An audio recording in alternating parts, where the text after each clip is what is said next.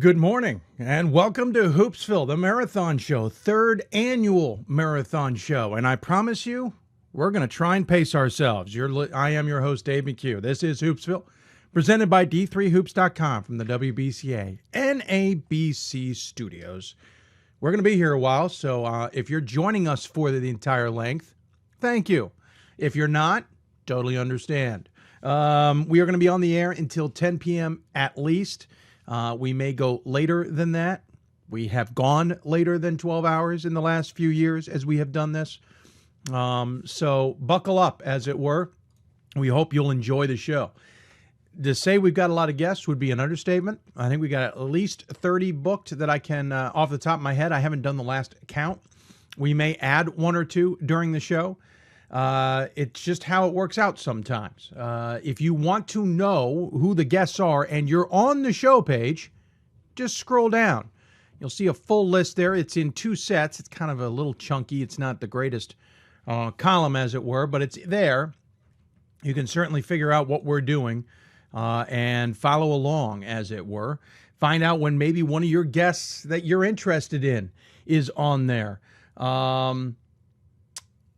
Or maybe it's somebody you don't know. Maybe it's somebody you're curious about. It's all there. You'll see it. It's men's and women's. We even have some non-true D3 fans or guests. We reached out to some of those who have been involved in Division III in some capacity or another. And so this is how you can find them, as it were. If get an insight, say, from a Ben Strong, former player of the year in Division III, still playing semi-pro or professional. I really should say he's playing professional basketball. That's all coming up. We'll talk to him about that, talk about playing in the D-League. He's now got a new contract with another league. We'll talk to him about that. So, a little chat with Ben Strong. We'll talk to ESPN's Kevin Connors. Might seem a little strange to you, but Kevin Connors is a D3 grad. He played basketball at Ithaca. You might have remembered when the Division III had the game on ESPN last year to kick off the season. It was Hampton-Sydney versus Coast Guard. Kevin Connors was the guy who was on the call for that game. Again, played basketball at Ithaca. So we're going to talk to him as well, and plenty of others. They are not the only ones that we will be chatting with either. So lots to cover, lots to talk about, and we hope you'll take advantage of it. Don't forget, you can always interact with us. You can join us on Twitter at D3Hoopsville or hashtag Hoopsville. You can join us on Facebook at facebook.com/Hoopsville. And you can join us, email us, just straight up email us, Hoopsville at D3Hoops.com. We have also just added Instagram. We were hoping to take advantage of it today. There's just only so much work I could get done. Plain and simple. We wanted to use it extensively. We've already used it once today. It's not fully updated, our site. We don't even have our image on it yet. We were hoping to use it for every single guest today and have a grand opening to it of Instagram. Not in the cards. So we may use it a few times today, but we'll start using it far more often down the road. Be able to send messages out, tell you when guests are on, be a little bit more specific with our images, et cetera, et cetera. So that's something to look for. But we are on Instagram, and that is D3Hoopsville, just like our Twitter account, D3Hoopsville. Of course, we would be remiss if we weren't talking about the big news in Division III, and that is that we're going to be looking for a new number one team. Whitworth lost to Whitman this week. We'll see how that all shakes out. It wasn't close. Whitman certainly looked like they played well. It was at Whitman's place. Whitworth had already beaten Whitman earlier this season, I believe. But Whitman with a big win, certainly to keep that interesting. Whitworth taking their first loss of the season. Top 25 voters are going to have some thinking to do. On top of the fact, you're going to have to, weigh and pro and con the fact that they lost in conference. I've been saying all year that most of the teams I have, I'm be surprised that they didn't lose in conference. I would argue that Whitworth might be the one team I probably expected to win the entire conference, to go undefeated. Yes, Whitman was about the only one I thought could trip them up. I'm going to have some, Whitman's number 2 on my list right now. I'm not sure what I will do with them. whatsoever, but we'll figure that out. So that's the big news. And last night, Augustana took on North Central. North Central, one of those really good teams with a lot of losses. Not bad losses. They're just all the top 25 teams. They have one win against a top 25 team, one win against a former top 25 team in Mount Union. And then they have, and by the way, the win, who was the win over? I can't remember who the win was over the top 25. I'll get to that in a minute. There's only so much I can retain up here, folks, before we get going with this 12 hours of marathon. But we'll look it up here.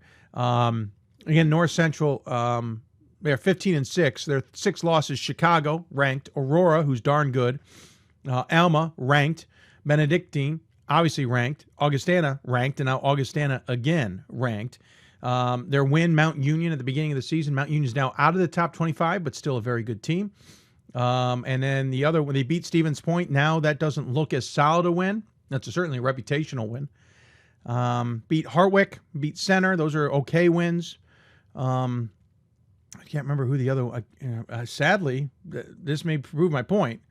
I don't know who the other win is against it. So that's that craziness about North Central. They are 13th in the top 25. I do not have them on my ballot. I know others who do not have them on their ballot. I'm curious what voters are going to say now. Okay, you've lost to Augustana twice.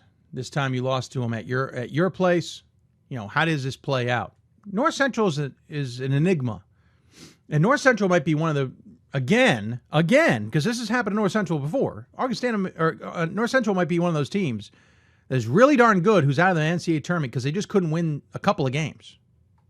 Great SOS, awesome schedule, some really tough losses, but might be stuck out of the NCAA tournament because of it. They have 6 losses. You got to figure if they're at large, they've got 7. It's a lot of losses. We'll see what happens to the Cardinals. We'll probably be reaching out to Todd Raridan at some point in time in the near future. He's not on today's show. We're not listing off today's guest, but we may do it by the hour.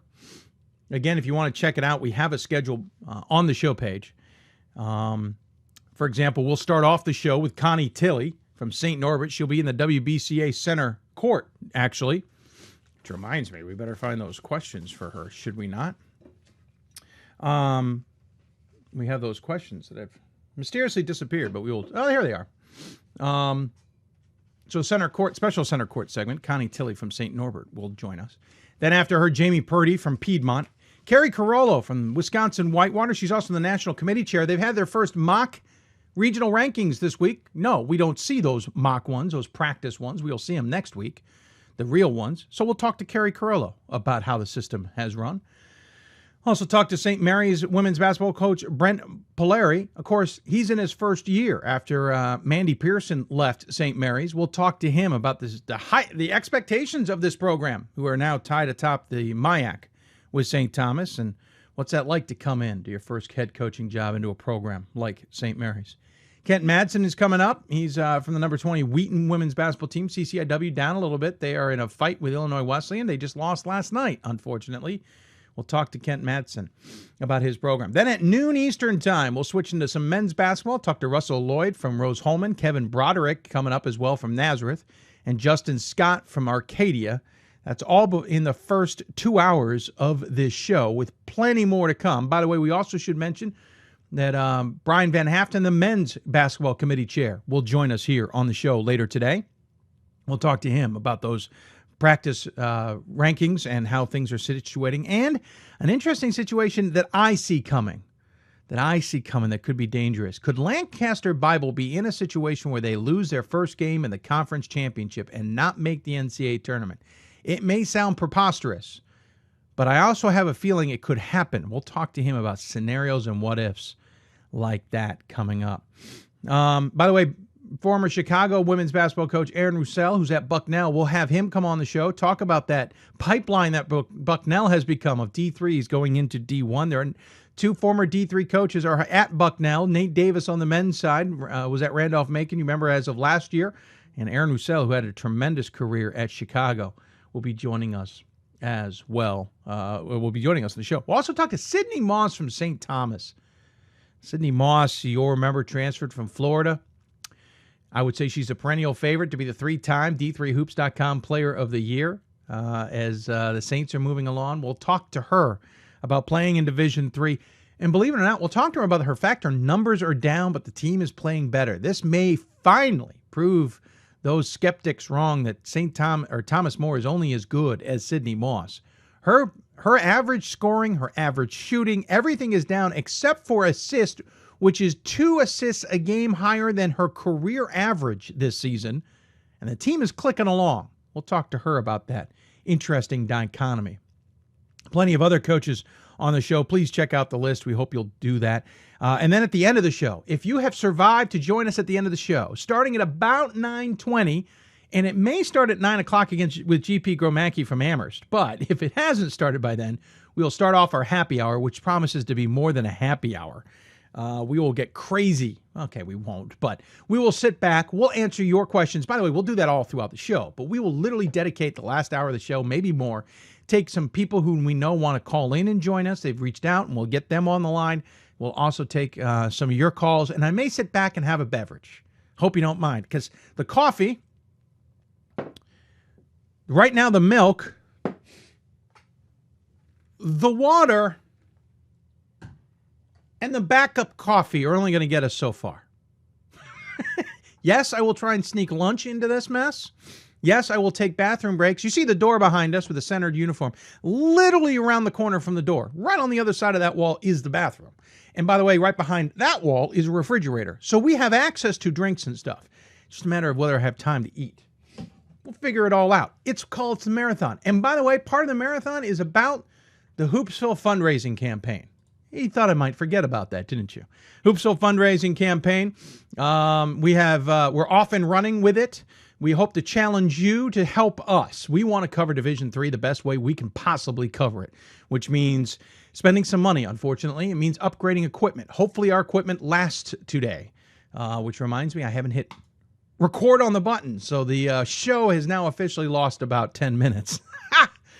It's recording elsewhere if I need to get it. Anyway, Hoopsville Marathon Show, fundraiser especially, we spend money to upgrade equipment, to travel. We bought a brand new computer, which is sitting here. This computer that we're broadcasting on is now 2 years old, et cetera, et cetera. It's all because of you who have helped us do this, plus the WBCA and the NABC with their support. Otherwise, it's all coming out of my pockets, and it has been coming out of my pockets for well over a decade on this show. As a result, we have a Hoopsville Marathon fundraising show, or really just a fundraising campaign. This is something that people have asked us to continue doing. We've been reluctant even this year, but we're doing it anyway. 7,500 is our goal. We do not need to hit that. We do not need to stay at that goal. We can surpass that goal. Now, the fundraiser runs through the end of February, through the end of the regular season. However, we'd love to have today be a big push, considering we're spending 12 hours on the air. Kind of like NPR, we will give you gifts if you select a perk and a certain amount of money. If you don't, completely understandable, but we'll have a chance to find you have a chance to just take money if you want and submit it, or you have a chance to claim a prize. We have one who's already claimed the starting lineup prize, which is recognize anybody contributing $30 or more on our website, along with publicly thanking you on a future show. We've also had someone claim our slam dunk, which is all of that, plus we'll send you a Hoopsville gift. Could be we're not sure if it's a t-shirt, long sleeve shirt, or something else at this point in time, and hopefully we'll send that to you by the end of March. There's also the game winner, which is all of that, plus we'll wear your school's shirt or your school of choice and interview a men or women's coach. We also have the Hoopsville MVP. All on our page. We've been tweeting it out. We'll tweet out more of it. It's on our Hoopsville pages as well. You should be able to find that.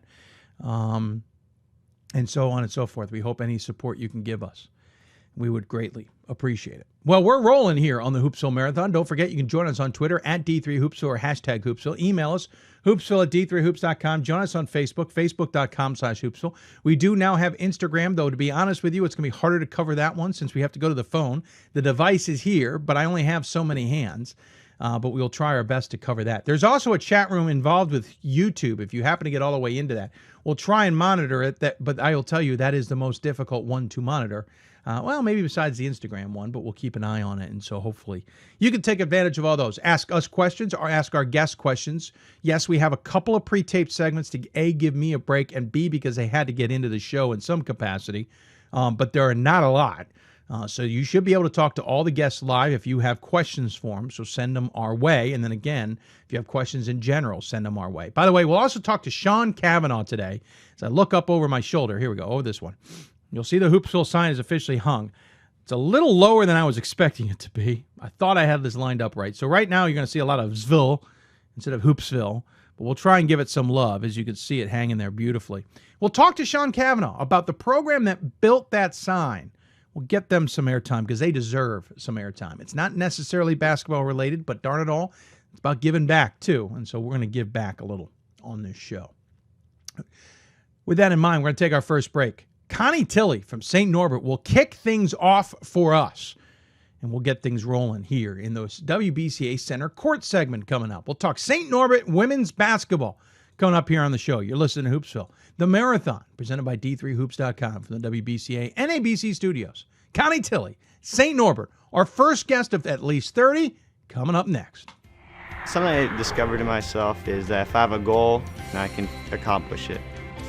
It's a well-rounded experience. At a Division III school, you primarily a student athlete, so the school is really shaped around you developing yourself as a complete individual. It helps a lot that you have a family with your team that can guide you.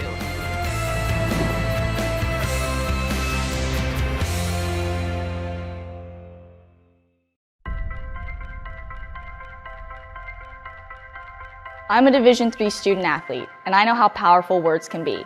The term gay doesn't mean stupid, lame, or less than. So I pledge to speak up if I hear the term gay used in a derogatory way or any other homophobic terms. If you can play in Division III. I'm a Division III student athlete, and my teammates unconditionally accepted me as part of their family. So now I pledge to do the same for others. If you can play in Division III. I'm a current Division III student athlete, and I remember how intimidating the first year of college can be.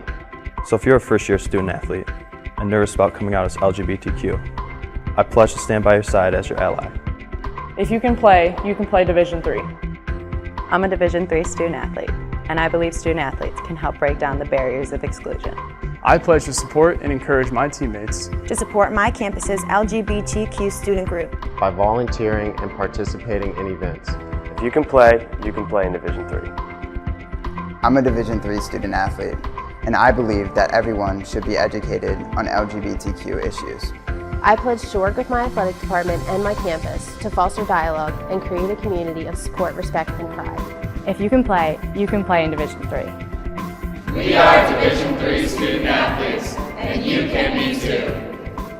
If you can play in Division III.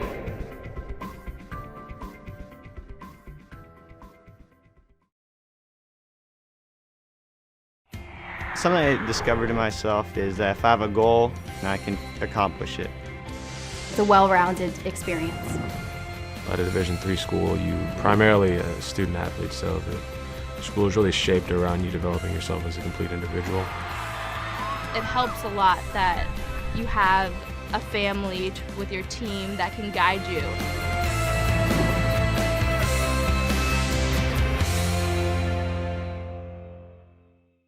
We've got more schools than Division I, more fans than Division II, and more upsets than March Madness. There's 800 programs with over 11,000 games leading to 2 national championships. And we've been covering it all for over a decade. From Eastern to Occidental, from Puget Sound to Piedmont, from Southwestern to the University of New England, and from Hope to Calvin. Nobody covers Division III basketball like we do. We're at D3Hoops.com at www.d3hoops.com. Welcome back to Hoopsville. This is Danielle Donahue, Executive Director of the WBCA, and we are a proud partner and very excited about all the future broadcasts. Here's Dave. Well, thank you very much. Welcome back to the Hoopsville Marathon Show, presented by D3Hoops.com from the WBCA NABC Studios. Hope you're enjoying what is already an early show, obviously. We're just getting things rolling here, so no pressure if you're just starting to figure out what we're doing. We're on the air for another 12 hours at least, and we hope you'll enjoy it. You've got questions for us, tweet us at D3Hoopsville or hashtag Hoopsville. Email us, hoopsville at d3hoops.com. Join us on Facebook, facebook.com/Hoopsville. We've mentioned we also have now a Instagram account. You can follow us there at D3Hoopsville as well. The bottom screen has not been updated. We will update that accordingly. We're going to start off with our first guest of the day, talk women's basketball in the central region. The team's certainly doing darn well, and is going to be a major player in what is an interesting central region this season. Is St. Norbert Green Knights, Connie Tilley's program. 15-4 overall, 14-0 in conference. They have their last loss goes back to January 2nd out of conference against Wisconsin Stevens Point. If you look at their losses, St. Thomas, Eau Claire, Oshkosh, and Stevens Point, not too shabby for the Green Knights. And so we go to the Hoopsville hotline, and joining us there is said head coach, Connie Tilley. Coach, welcome to Hoopsville. Good. Thanks for having me. Well, I appreciate you taking the time, first and foremost. Congratulations on the season. This is certainly a tremendous mark at this point. Yeah, we're happy, and we had some injuries earlier, so I think we're just starting to get healthy and looking forward to the rest of the conference play. Obviously, you guys being good is not necessarily a shock. Last year, 22-4, 17-1 in conference.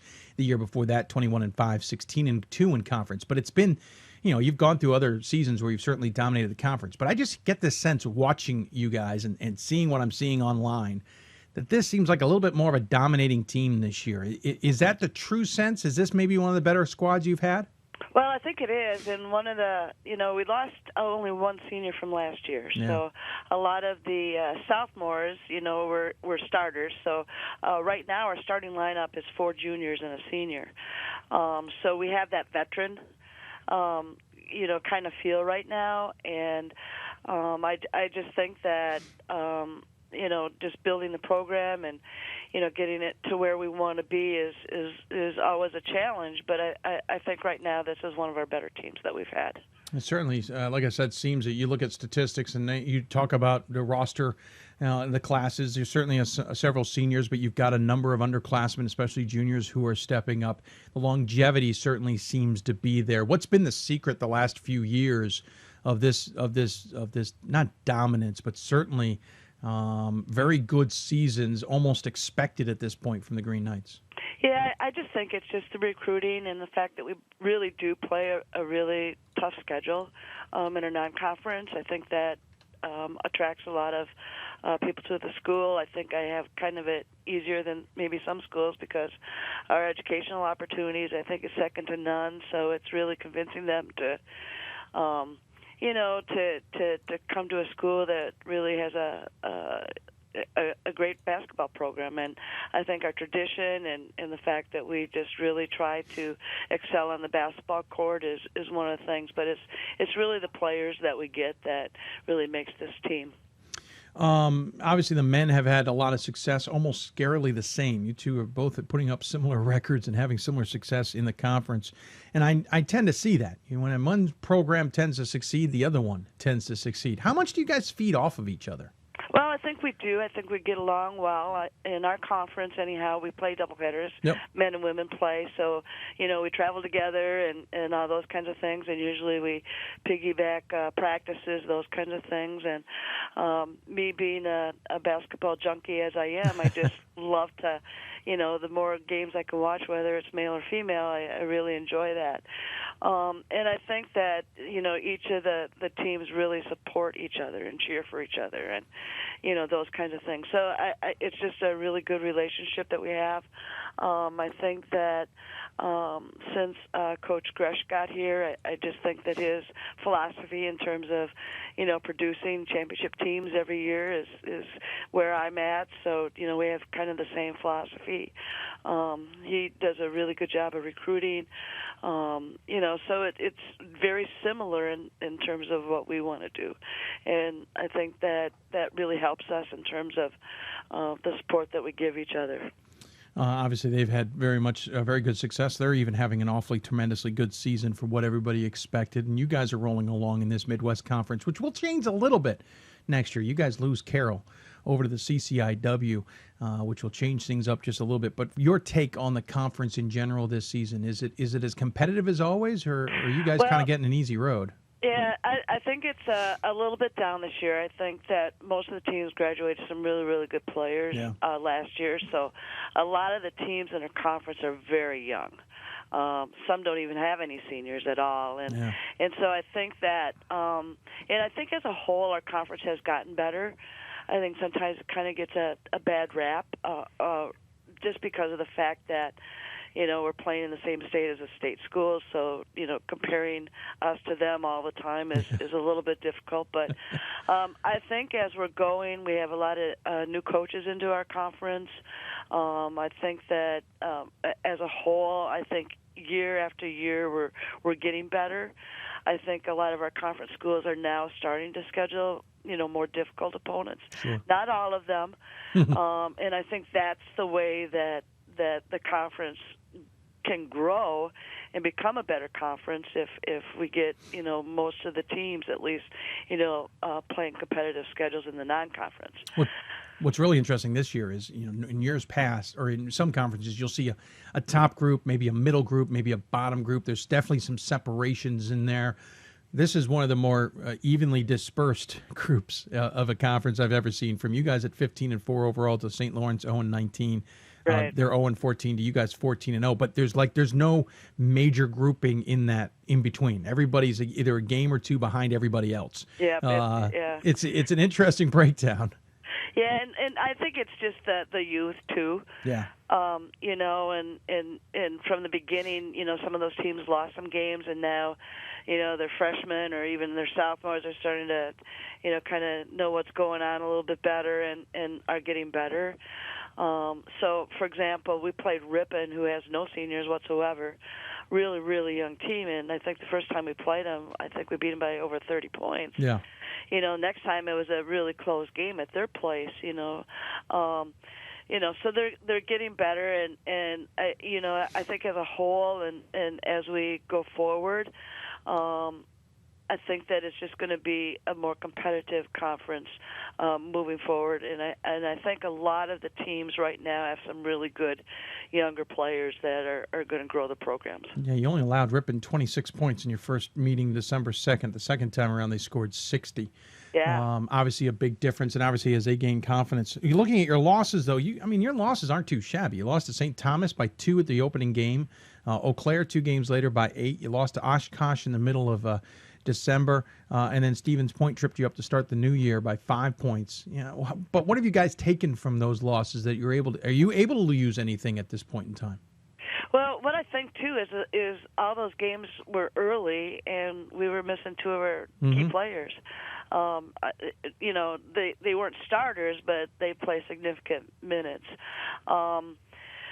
But the thing that we always try to do is, number one, is we try to play the best schools that we can. Sure. I mean, that we just do that because that's the way that we get better. And I think, and after those losses, I think we gained a lot of knowledge on how we can play together and how we can compete against the better schools. And I would just wish we would have won at least one of those. That would have helped us a lot. But playing 3 teams in the top 25 and losing by games that we could have, should have won maybe. And now I think that just prepares us for the conference. But the problem is that with a school in our conference, we have to win 1 or 2 of those games. I mean, that's just the way it is on the national scene. So I like kind of the fact that we're kind of under the radar a little bit. I like that rather than always having a bullseye on our back. Sure. And those kinds of things. So, overall, I just think that, we took the competitiveness that we need to play at all the time. And again, we're not going to reach that level of competition until maybe, our conference tournament and hopefully beyond. You talk about those, you kind of hinted there. You seem to feel like you're going to need to go win the AQ. You don't think you're going to be so good in the regional rankings? Well, one of the things that changes a little bit, I think, in our region is that the CCIW is a little bit down, and I think that could help us a little bit. Sure. with an at-large bid, but you could get maybe 3 state schools in. So you never know, and that is, I never ever think that we'll get an at-large bid. I just never think that, because our conference isn't that strong. So I just don't even think they'll look at us that way. So yeah, we have to win the AQ. That's how I look at it. I mean, things could change, and there's been maybe 2 times in the last 15 years that a school from the Midwest Conference got an at-large bid. Well, certainly having that mentality makes it better than trying to figure out if you're going to get in or not. Right, just win. Yeah. Let's talk about your team. You talk about the youth. You're led by 2 juniors, Reagan Carmichael, 11.5 points a game, 5.5 rebounds a game. And then Brianna Byrne, also a junior, 11.5 points a game as well, 3 rebounds a game. Both of them, by the way, I should mention Carmichael handing out about 76 assists in those 19 games. Not too shabby. Yeah. And then a senior in Stephanie, is it Wegman? Wegman. 10 points a game, 4 rebounds a game. Also hands out her fair amount of assists. Jill Kleiman, 7.5 points a game. She's also your second assist leader with 67 in those 19 games. Certainly, that seems like a pretty dangerous quad. And there's certainly plenty of others who are contributing. You are not afraid to go deep on the bench. No, we don't, and I just think that's key. I mean, we have to have that. I mean, our top 3 players aren't always going to have great games, and we have to have other people step in. And our senior Rachel Hagee has been playing really well in that role. Kira Van Hoovel is playing really well, but those Wegman and Brianna Byrne and Reagan Carmichael and Jill are really the heart and soul of this team.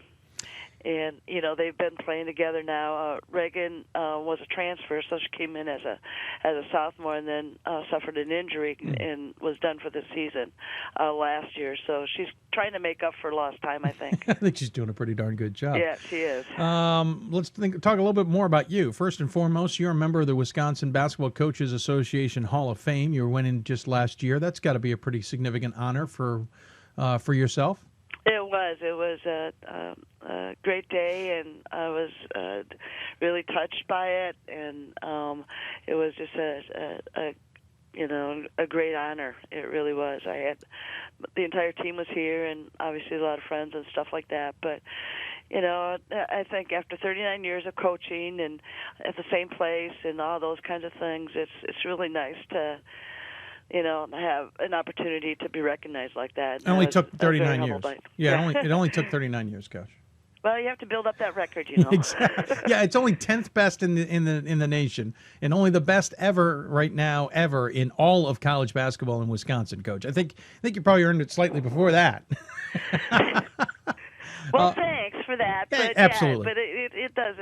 Longevity. It certainly helps. It really does take some time to. Yeah. And I'm so happy here at St. Norbert, and and it's just a wonderful opportunity, and just being recognized for, the kind of the blood, sweat, and tears that you put into college women's basketball. I just was very humbled by it. Well, it's also nice to know that if you ever start losing your memory, you can just step on the basketball court and remember your name. It's named after you, the Connie Tilley Court. And at the same time,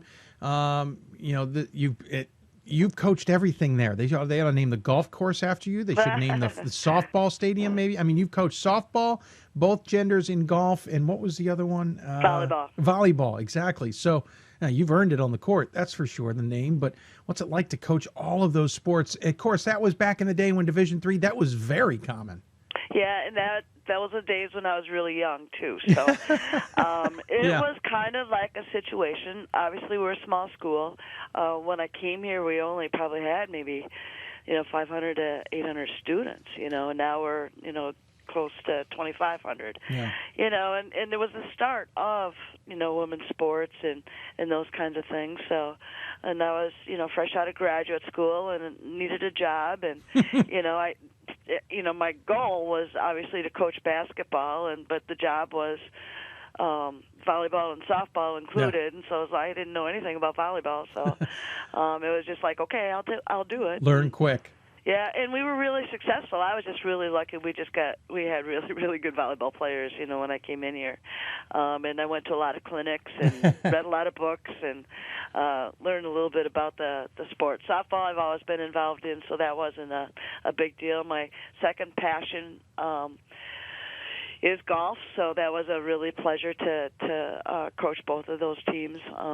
It was just kind of like a relief. I love being at the golf course, just the smell of it, and just sit back in the cart and relax and watch them play golf. I was going to say, that was great. Coach them or just play. I mean, either way, you're in good shape with the golf one.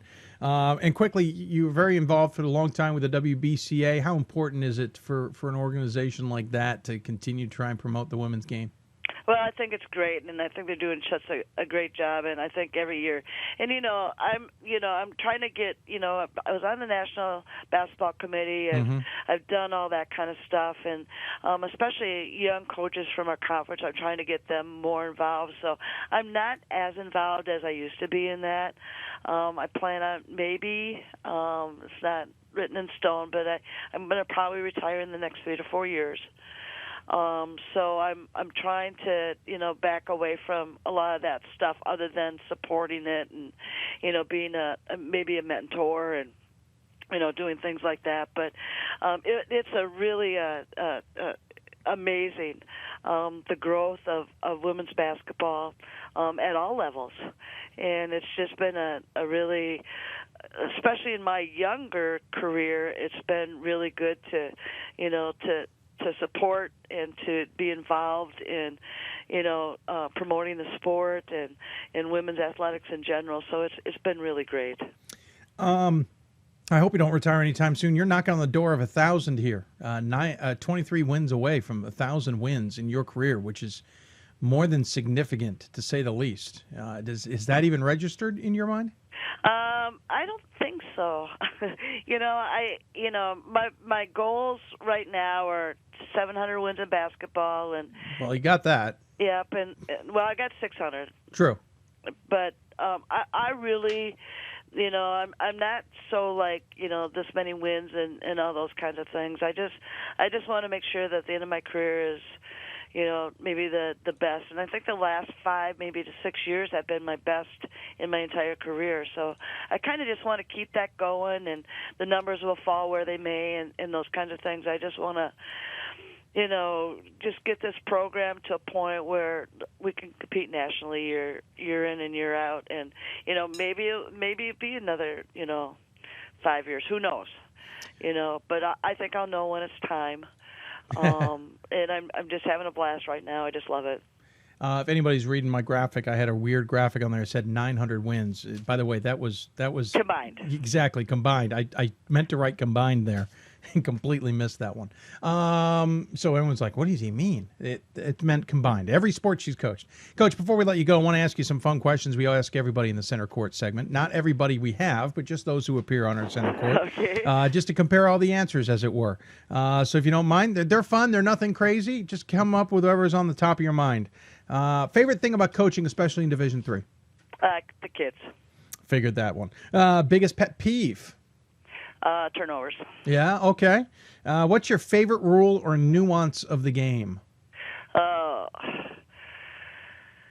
I don't know, but I'll tell you something. Mm-hmm. This is, might not have anything to do with that question, but I hate the 4 quarters. Really? Oh, my God. I just hate it.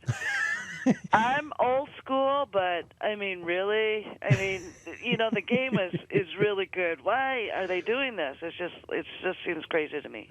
Interesting enough, the next question was, what rule do you want to add, remove, or change? I'm going to guess you're going to want to change back to halves. Yes, that would be great. I'm going to ask you, do you think you're ever going to see that? Probably not. Yeah. Well, everything comes from Division I, basically, and it filters down to Division III. So we don't really have our own rules that we can, dictate, and they kind of dictate what Division III does. True. So. But is there a nuance of the game that you enjoy? I don't know. It's just, it's really is the X's and O's. It's really the preparing the kids for the game, and it's just really it's something that I've loved since I've been like 5 years old. The game just intrigues me so much, and one of my goals were really to see if I could coach at the men's level, because I really wanted to do some things that where they can dunk it and stuff like that. Switch with Gary. Tell Gary one season you want to switch. That's right. I have some great sets for there you go. Those kind of things. But it's just the game itself that I love, and at all levels, I'm constantly taping games, and I'm learning stuff every single day. So it's just the game itself that just really keeps me going. Let's see. What's any pregame ritual or superstition? Usually a shower. Oh, good. And I usually grab the toothpaste thing and I sing. Oh. And do those kinds of crazy things. Okay. But no superstitions, those kind of things. We kind of do some things as a team before we get out on the court that's very private and personal, so I'm not going to mention it. But me personally, it's just like playing loud music and dancing around. Nobody would ever see me do that in a million years, but it just kind of gets me going. That's awesome. Any crazy travel experiences? Man, there's probably been a few.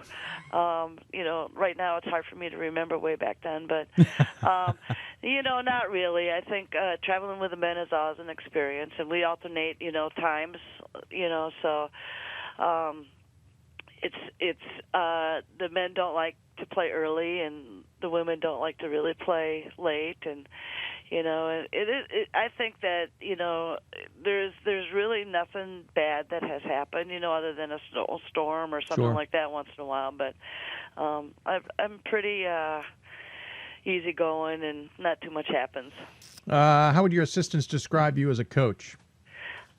Crazy. That sounds right for lots of head coaches. When you retire, because all good coaches do, and you've hinted you're going to do it in a few years, what do you hope people will remember you as a coach? I think the loyalty and the longevity that I've had at St. Norbert, and that I always am honest with the kids. I tell the truth. I work them as hard as I possibly can, and I think that hopefully they'll say that I brought the best out of each and every single one of my athletes, and they played at their highest level. Great. Well done, Coach. We're all done with the questions. So I appreciate you taking the time to join us here on the show. As always, though, we do give the coach the final word. Any final thoughts you want to share with those tuning in? No, but it's been great to talk to you, and thank you so much for giving me the opportunity to talk. Absolutely. Thank you for joining us on the show. We appreciate it. Okay, thank you much. Take care. Good luck. Bye-bye. Connie Tilley joining us from St. Norbert. Again, team is 15-4 overall, 14-0 in the Midwest Conference. They are on an 8-game winning streak, last losing on January 2nd to Stevens Point. Coming up, they take on Beloit this weekend at home. Their last four are Beloit at home this weekend, then they're on the road against Lake Forest, then at home against Knox, then on the road against Cornell. Of course, that Cornell game being the final one they will play as conference opponents. Going to take another break. When we come back, we'll keep this thing rolling along. We're going to jump over to Piedmont. We're going to go from Wisconsin to Georgia. Talk to Jamie Purdy about her team. They're playing pretty good basketball as well. You're listening to Hoopsville, presented by D3Hoops.com. From the NABC WBCA studios. More Hoopsville right after this. I used to never really talk. Ever. I was afraid if I said something wrong, everyone would laugh at me. But then I started to play golf with Special Olympics. It helped me to find my voice.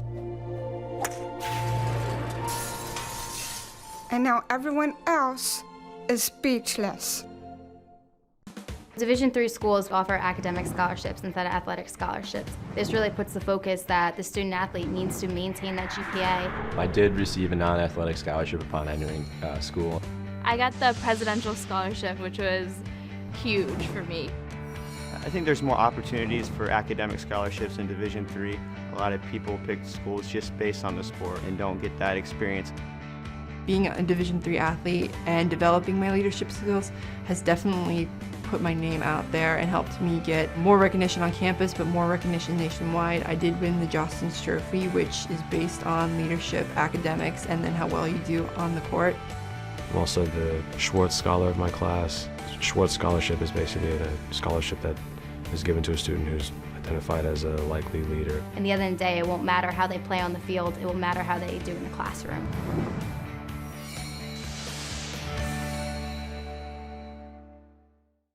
We've got more schools than Division I, more fans than Division II, and more upsets than March Madness. There's 800 programs with over 11,000 games leading to 2 national championships. And we've been covering it all for over a decade. From Eastern to Occidental, from Puget Sound to Piedmont, from Southwestern to the University of New England, and from Hope to Calvin. Nobody covers Division III basketball like we do. We're at d3hoops.com at www.d3hoops.com.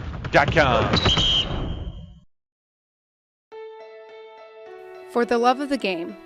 That's what it's all about, they say. But for those of us who are Division III student athletes, it's more than that. It's more about team and the schools and communities we represent. And for the many of us blessed with the strength to compete in sport at the college level, we understand that with what we were given comes a special obligation. Our obligation to help those who have their own special needs and whose love for the game is no less intense. That is why NCAA Division III teamed up with Special Olympics. Since August of 2011, we and others from Division III campus communities have volunteered more than 250,000 hours, time away from the classroom and practice field, reaching across the country to coach and mentor Special Olympics athletes. And to learn that in giving, we receive so much more in return. Help us keep that dream alive. Be part of it. Get involved. You can make a difference. I used to never really talk. Ever. Yeah, we'll cut that break off. Accidentally rolled that one over again. You're listening to Hoops Hope, presented by d3hoops.com from the WBCA NABC Studios. This is the Marathon Show. Thanks to our friend Pat Coleman, tweets out, Hoopsville Marathon Show going well so far, but Dave is only 45 minutes in. Thanks. Yeah, we're only 45 minutes into what is going to be at least a 12-hour marathon here, folks. Thanks to our friend Connor. It says, deep breaths, lots of water today. Darn right. I got lots of water, and I will refill it when we need to. I also have lots of coffee, which will primarily be the morning drink. I will switch at some point to decaf, if you can believe it, so I can sleep at night. Those who know me and know the sleep issues I have, we're working on, by the way, less than 5 hours sleep. We'll add in that to this marathon craziness. All right, folks? You want to follow us, tweet us at D3Hoopsville, hashtag Hoopsville. Email us, hoopsville at d3hoops.com. Join us on Facebook, facebook.com/Hoopsville. We're also now on Instagram. We will add that to the bottom of the screen eventually at some point. Wanted to use it extensively today, using cool things like Hootsuite and stuff to set up tweets. We ran out of time. This is a one-man band, folks. We only have so much we can do. Speaking of which, it's all part of the Hoopsville fundraising effort. We have a goal of 7,500. We are at 1,400. We hope to exceed that goal by the time that this campaign is over in the end of February. But wouldn't it be nice if we broke that number today?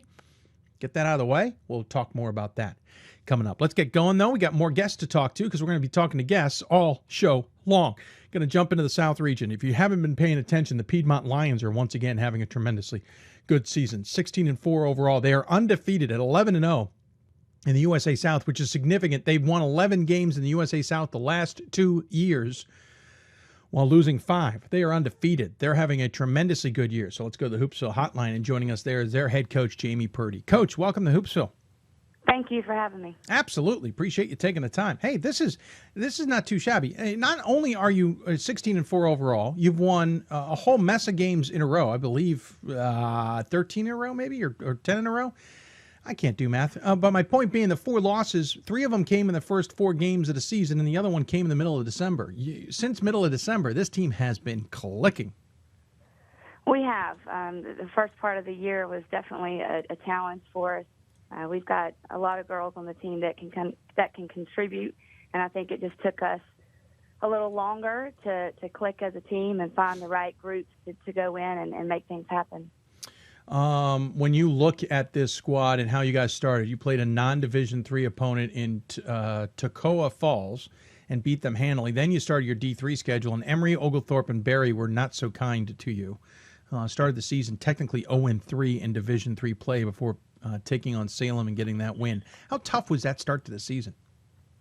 It was tough on us more mentally than anything. I think the players, started doubting themselves and doubting what we were doing, and we just kind of had to regroup. We went to Florida for a trip in December, and I think that was kind of a turning point for us. We were able to do some team bonding, not necessarily activities, to just get to the beach and just kind of get away from basketball for a little bit. And I think that helped and was really a turning point for us after that break. You certainly went on a roll there, won 3 in a row, then Johnson & Wales of Florida. By the way, if anyone's curious, there's a lot of Johnson & Wales campuses, just one of them in Division III. It's in Rhode Island. But the Florida version got you guys by 2 points. That was your last loss. Since then, you've played pretty well. You took a 10-day break, got back on the horse, and beat Center at home. A lot of these games recently have been at home, too, so the home cooking has certainly been beneficial. Has there been a different mentality? Is it just that kind of that confidence you talked about that took a hit at the beginning is now kind of back?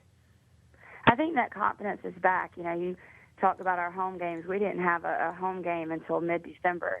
So that, starting off the season on the road certainly didn't help, and that was poor planning on my part. But it ended up working out in our favor, so hopefully we'll continue. Obviously, the conference is key because you want to position yourself as best as possible. Like I said at the beginning, you've already met the win total you've had in this conference the last 2 years when you were 11-5. You're now 11-0 with 5 to play. In some senses, you could say you're playing with house money, but at the same time, I know you want to kind of keep a hold of what has been usually Maryville in control of this conference. You've got a 2.5 game lead on them. I suspect you would love to keep that lead. And make sure everybody kind of comes through your gym, as it were, to win this conference. Ideally, that's our ultimate goal. Yes, sir. We've got to finish it out, though. We take one game at a time, and we had Maryville yesterday, and that was a big game for us. But yeah. We've got to finish the drill. Well, that was going to be my question. So what you got these? You're playing very well. The team is certainly in sync, playing well, and at the same time mentally good. But how do you keep them focused? How do you keep them focused on, hey, the task at hand is still Covenant coming up this weekend. It's still Methodist after that. It's still Greensboro, then Maryville, then LaGrange, without them thinking down the road further? I don't talk about any opponent except the one we have coming up next. It's kind of a joke with me and the guys on the radio after the game. They'll always ask, what do you have next? And I'll say, I don't know. I'll worry about that the next day. I got to finish this game first. So we're focused on Covenant right now, and that's all we're worried about. It's tough, though, when you have back-to-back games on a weekend, is it not, that you've got to somewhat focus on the other opponent when you clearly do not want to do that? Yeah, I mean, we do, but, we don't really focus a lot on the opponent. I don't know how other coaches do. I'm sure it kind of varies. But for us, our philosophy is to worry about what we do and make sure that we do it well. And so when we're looking at our opponents, we look at player tendencies. We look at, things that, teams like to do versus the press and things they like to do versus the man. But we never go through, play for play, what Maryville runs or what Greensboro runs as far as play calls and things like that. We just focus on the fundamentals and making sure that we do what we practice and what we're comfortable with. So I was going to say, so while you will scout the team, it's not about adjusting to them. It's about doing what you do well and just knowing the other team. Yes, sir. Interesting tack. Yeah, I mean, I was going to say, you talk to 100 coaches, you could argue you could get 100 different points of view on this. Obviously, you've been there a long time. The program's been through its ups and its downs. Certainly 21 seasons are not out of the equation. You've had a few of those over your career. But how tough is it to deal with the ups and the downs? Well, it's definitely frustrating. But, we've got a lot of good players, and hopefully this will, help continue to bring in good recruiting classes so that we can continue on that successful streak.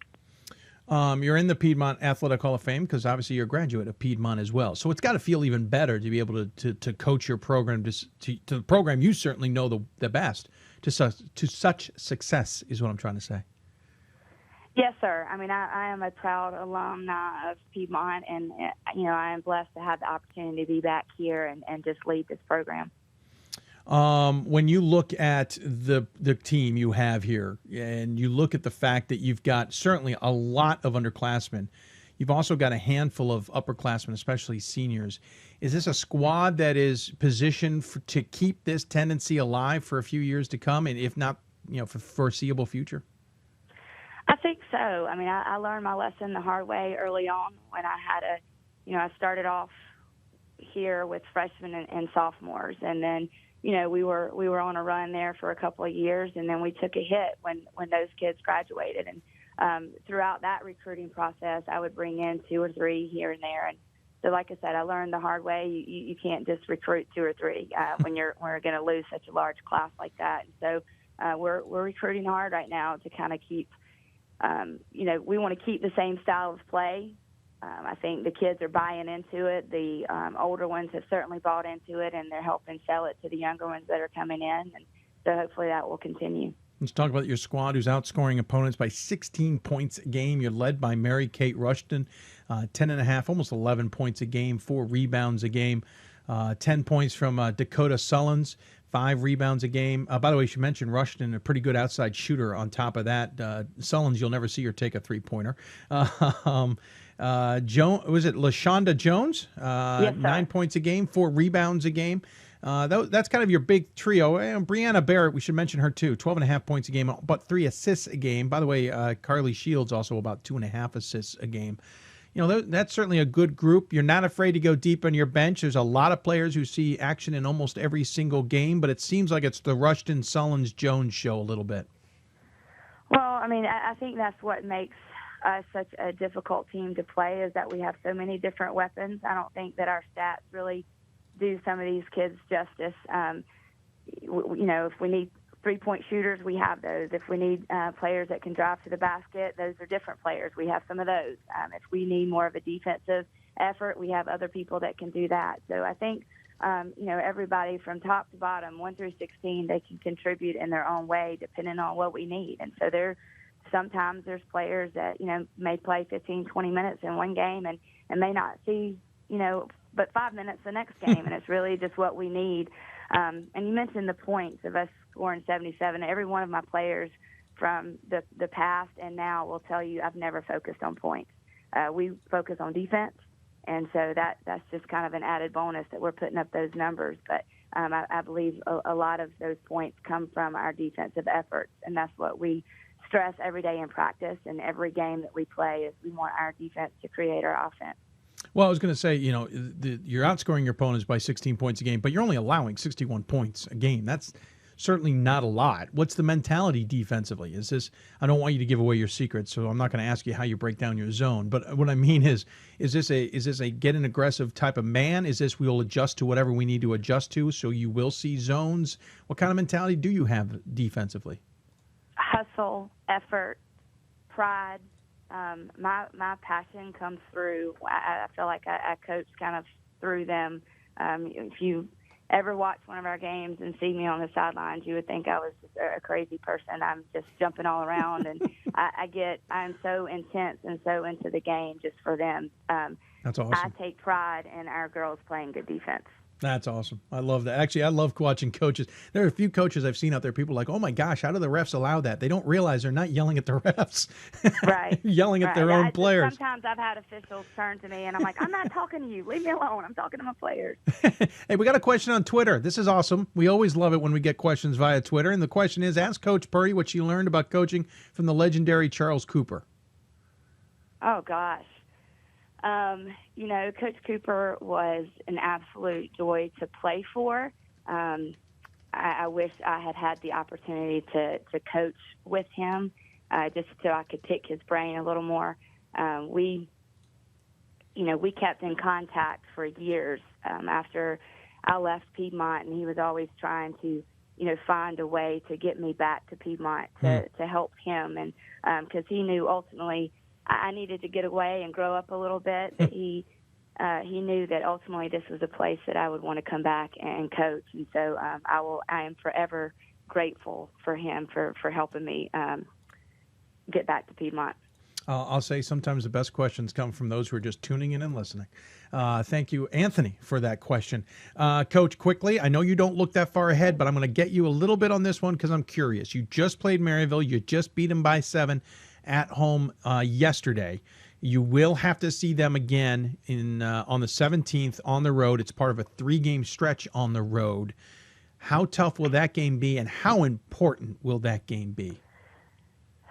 Every game in my mind is important. I tell you that stretch of road games or whatever is going to be really tough for us. We'll have to take that Monday off. The girls we'll need it. We'll all need it after the road trip, and then we'll have to like you said, turn around and get on the road back to Maryville. But I think these next 3 games, one at a time. We'll worry about Maryville when we get there, but Covenant, they've upset some people within the conference, and so we can't take them lightly. And then obviously going to Methodist and Greensboro over the weekend are going to be big games as well. So I hope I can keep stressing to my players that it's not about just Maryville and beating Maryville. We've got to finish this out strong and take the rest of the games.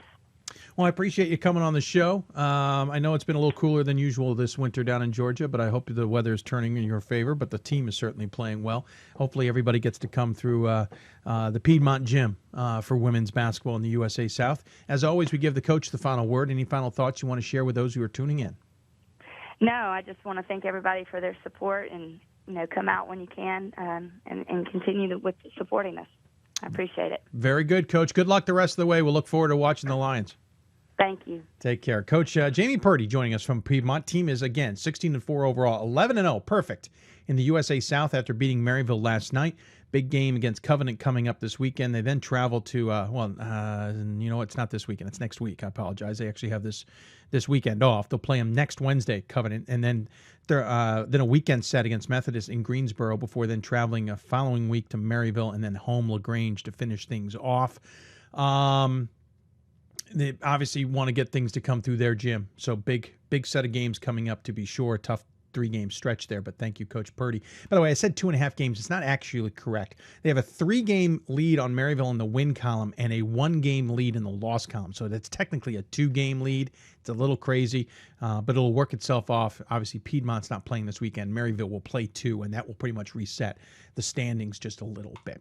Going to take another break. When we come back, where are we going? Good thing I have a list. Oh, we're going to talk to Carrie Carollo, Wisconsin Whitewater head coach and national committee chair. We'll focus a little bit more on the national committee. Just had their regional rankings for the first time than we will the team, but she's coming up. You're listening to Hoopsville, presented by D3Hoops.com from the NABC WBCA studios. We'll be back with more Hoopsville right after this. For the love of the game. That's what it's all about, they say. But for those of us who are Division III student athletes, it's more than that. It's more about team and the schools and communities we represent. And for the many of us blessed with the strength to compete in sport at the college level, we understand that with what we were given comes a special obligation. Our obligation to help those who have their own special needs and whose love for the game is no less intense. That is why NCAA Division III teamed up with Special Olympics. Since August of 2011, we and others from Division III campus communities have volunteered more than 250,000 hours, time away from the classroom and practice field, reaching across the country to coach and mentor Special Olympics athletes. And to learn that in giving, we receive so much more in return. Help us keep that dream alive. Be part of it. Get involved. You can make a difference. Division III allows you to give yourself to other things. Having that free time allows me to pursue the things that I want to pursue. Division III athletics affords students the opportunity to, engage in the other interests in their campus and in their lives outside of that sport. It allows you to just be able to do everything you want to do. I wouldn't change it for the world.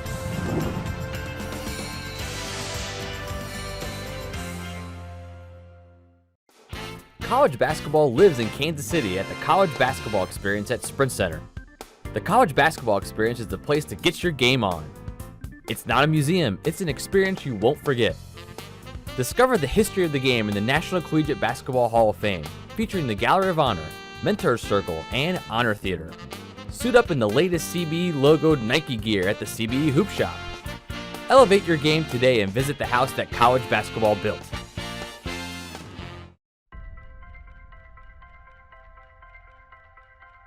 I'm a Division III student athlete, and I know how powerful words can be. The term gay doesn't mean stupid, lame, or less than. So I pledge to speak up if I hear the term gay used in a derogatory way or any other homophobic terms. If you can play in Division III. I'm a Division III student athlete, and my teammates unconditionally accepted me as part of their family. So now I pledge to do the same for others. If you can play in Division III. We've got more schools than Division I, more fans than Division II, and more upsets than March Madness. There's 800 programs with over 11,000 games leading to 2 national championships. And we've been covering it all for over a decade. From Eastern to Occidental, from Puget Sound to Piedmont, from Southwestern to the University of New England, and from Hope to Calvin. Nobody covers Division III basketball like we do. We're at d3hoops.com at www.d3hoops.com. And welcome back to Hoopsville Marathon. 12 hours of fun. We've completed an hour. We got a long way to go. You're coming out of the WBCA NABC Studios presented by d3hoops.com. If you got questions for us, Twitter at d3hoops or hashtag Hoopsville. You can even ask questions of our guests, as we just did with Jamie Purdy from Piedmont via that avenue. We'll certainly try and answer those questions when we can. And what else? Let's see. Email hoopsville at d3hoops.com as well, or on Facebook, facebook.com/hoopsville. We have a chat room on the YouTube page, which is usually pretty active for games. Not usually active for us. We do try and check it out when we get the chance. Just haven't had a chance. So if you ask a question, then we miss it, we apologize. Let's keep things rolling here. First regional rankings come out next week on the 10th. The committees have already had a practice set and have been meeting for a little bit of time. So we figured this is the perfect time to talk to the national committee chairs. You may remember we talked to them at the beginning of the season. We'll talk to them now. We always hopefully talk to them at the end of the season, or right, after selections have been made, to ask about how the process went. Perfect time now. They've gotten one under their belts. They got the real ones coming up next week. How are things going? By the way, they're also basketball coaches. So how are they doing with the basketball team as well? We're going to start with the women. Later, we'll have the men on the show, but we'll start with the women. We go to the Hoopsville hotline, and joining us there is Carrie Carollo from the number 15 Whitewater Warhawks. Coach, welcome to Hoopsville. Thanks for having me. Appreciate you taking the time. First and foremost, let's talk about your team as you are coming off a tough loss to Shirley Egner and her Pointers, 72-64 last night. Of course, it was at your place. I will say this. We've had the conversation with Oshkosh about this, but the WIAC is crazy this year. It is. It's a tough conference to be in this season, which is, a good and bad thing. Yeah, tough game. Stevens Point did a really nice job of, hitting shots late in the game that they needed to hit, and we did not execute very well down the stretch. We're still going through a little bit of growing pains, but, Stevens Point's a really solid team, and they are playing well right now, so they are going to be a force to reckon with here as we move forward into the later part of the season. Oshkosh leads. It's 8-1. River Falls, Stevens Point tied at 7-2, and then surprisingly, you guys are at 5-4. Outside of conference, you're 11-0. You have the same overall record as River Falls and Stevens Point. I made this comment to Oshkosh, and you will have a little bit better understanding of this considering regional rankings. But one could argue this conference could get 4 teams in the tournament this year. Yeah, we're hoping. I mean, if we continue to play well and not lose to teams that are sub 500, I think that we could have a chance of possibly making that happen. I think that all 4 of us, us, River Falls, Oshkosh, and Stevens Point have done a great job in the preseason with winning games that we should and winning some really tough games. All of us have very strong strength of schedule. Our resumes are all very strong. So it would be great. I mean, we haven't seen that for, a long time. Last year we only got 1 in, and I'd be happy with 3. So we're going to keep pushing for it, but obviously, we're always looking, from a committee standpoint to get the best 64 in, and if it happens to be 4 WIAC schools, that would be great. Of course, just as a joke, it's not technically the best 64 since, 41, 42 of them are automatically qualified. Right. But I'm saying that tongue-in-cheek, just a little tongue-in-cheek. Obviously, it's an interesting conference this year, and I said it to Brad there at Oshkosh previously. I'll ask it to you, too. One comment we made at the D3Hoops.com Classic was that Superior leaving the conference both improved the WIAC and improved the UMAC. The UMAC's obvious because Superior goes in there and it changes the landscape. But with the WIAC, it's a little more subtle. It changes the WIAC because, one, the behemoth leaves, and it becomes much more competitive now, especially at the top. Yeah, it does. It becomes more competitive, and it allows us to be able to play a couple more non-conference games to help, again, to build our resumes. So I think it does help. I mean, obviously, from a scheduling standpoint, it's extremely challenging, losing those 2 games. But, there's definitely some benefits as well, and it does create a much tougher conference. And winning games at home, as we all know, is extremely important. But, I think Superior's doing great. I think they've only lost 2 games on the season and at the top of their conference, so they're having a great year. And we kind of knew when they left the conference that they would do well, so we're happy for them. And, I think that Dawn's doing a great job at Superior. Now, interestingly enough, and this is no disrespect to the teams you're about to face, but you have an interesting finish to the season where you basically play the bottom half of the conference except for Oshkosh. You have 5 games remaining, the 4 bottom teams plus Oshkosh. At La Crosse, at home against Platteville, then on the road against Stout and Oshkosh before finishing at home against Eau Claire. For a team like yourself, in the position that you're in, this seems like the perfect finish to try and build some momentum heading into the conference tournament. Absolutely, and that's something that we're going to talk about with our team today. I think that we have played the toughest part of our schedule, our conference schedule. I mean, obviously going to Oshkosh and trying to squeak out a win there would be great, but we got to take care of business. I think, we got to beat the teams that we should quote-unquote beat, and we got to make sure that we're starting to play well, and I don't think that we have really hit our stride yet, so I'm waiting for that to happen. I hope with 5 games left in the conference season, I'm hoping that's going to happen sooner rather than later. But, we're still fairly young. I think people, don't realize that. But a majority of our scoring and whatnot, rebounding, comes from a lot of our younger players. So we are going to continue to push them to stay focused and be prepared for the rest of our conference season. Tough that you lost 3 of the 4 games at one point in January. Stevens Point, River Falls, won against La Crosse, and then lost to Oshkosh. You seem to have rebounded from that. Question we got via email was to ask you about Eau Claire's Erin O'Toole. We certainly know she's a good player. What's your point of view on her? Yeah, she is, she brings a lot for them. I mean, she can score around the rim, right, left. She can, step out, face up, hit some mid-range shots. She does a lot for them, and that's kind of always been Eau Claire's style of play, is having those big, strong posts. And, but I think what counters her and what makes her really strong is that they also have a great guard, and that's Teenie Lickfuss. And she's, she can score. She can hit mid-range. She can get to the rim. She's a great three-point shooter. So that combination for them is pretty threatening. So, and I believe O'Toole, she's got 3 more years of eligibility, so she's going to be pretty tough as she continues to grow at Eau Claire. Oh, by the way. Yeah, exactly. Let's speak about your team. Abby Reeves leaves the team at 10.2 points a game, a handful of rebounds, but really she's your outside threat. Nearly 40% from outside, 82% from the free throw line, 40% overall. 44 of her 71 shots have come from beyond the arc. Andrea's at Minor. I want to say, Minor, yeah. Thank you. 8.5 points a game, 4 rebounds a game. Brooke Truen. See, I'm just making stuff up on this marathon. 8.5 points a game, 6.5 rebounds a game, but she's also your top assist player, 46 out of 20. Over 2 assists a game. So she's certainly a key. Mayla Smith, 8.3 points a game, 3.3 rebounds. Those are kind of the big ones. Actually, I want to also mention Jaya Perkins, 7.5 points a game, 3.5 rebounds. Not a lot of double scoring figures, but you're deep in scoring. I mean, we're talking 5 players down to 7.5 points. You got a couple more at 6 points a game. You aren't a high scoring team. You're about 70 points a game, which is about average. But that when I'm reading that as a guy from the outside looking at that and then watching you on video, it seems like you have a lot of options.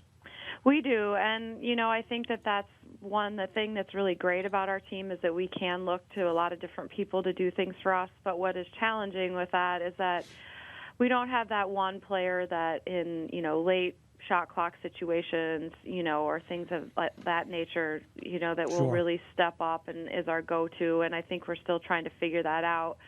So that becomes a challenge. When you have balanced scoring, pretty balanced rebounding, and those things are great, but, when you get into a conference and you're playing against really good teams, you got to have players that can step up and hit big shots, and, who are we going to go to? And that's a question that we didn't answer last night. So that's something that we got to answer here in the next couple of days and get that corrected. But, I'm really happy with my team. We play really hard. We have improved tremendously on the defensive end.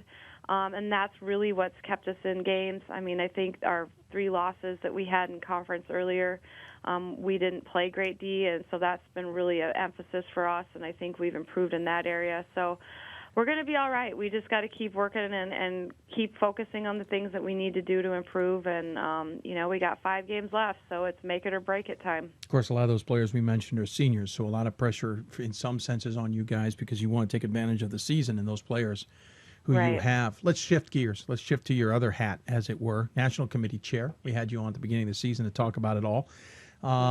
You've gotten the first mock rankings, as it were, out of the way, the ones you guys kind of do as a practice, and I get a sense sometimes it's even the second set. Some will go through a dummy one even before that. But at least you've been meeting for a while. The first real regional rankings come out next week. General question, then we'll get specific. How are things going? Things are good. I mean, our first national call was 3 hours and 15 minutes, so Can't get that back, Coach. No, it was a lengthy one, but it was good. It was very healthy. We have 4 new national committee members. Yeah. So that time was very well spent helping them through some of the, the questions that they had, and the tough challenges of comparing some teams and.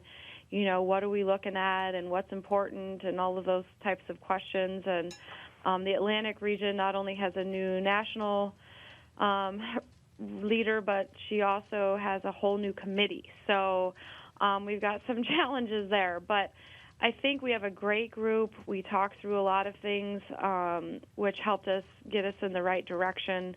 And the most important thing, I think, is that we're definitely all on the same page. So I think when you can make that happen across the country, nationally, which is always a challenge, then we're going to be in great shape. So let's go specifically. What do you think are the challenges that people are facing? You talk, obviously, about the newness of it. The Dave Martin leaving opens up a hole that wasn't expected. There's another departure, et cetera. You have 4 new chairs. Technically, one of the new chairs is actually your region because you become national chair. Well, not... I'm sorry. You're still the chair. I'm thinking about your regional committee gets another from the conference, so disregard that. But you are kind of teaching everybody. So obviously that's a challenge. But the overall sense, what is the challenge? What are you guys sitting there at the table trying to really struggle over? Yeah, I think every year it's kind of the same reoccurring issues. It's how do we factor in sub 500 losses? Where does that come into play? If you have teams that have really strong strength of schedule but have lost, 6 or 7 games, how does that come into play? It's always the same, the same issues. And, we deal with the issue of the West, how they don't have quite as many options or opportunities to play teams in region, so how do we look at that?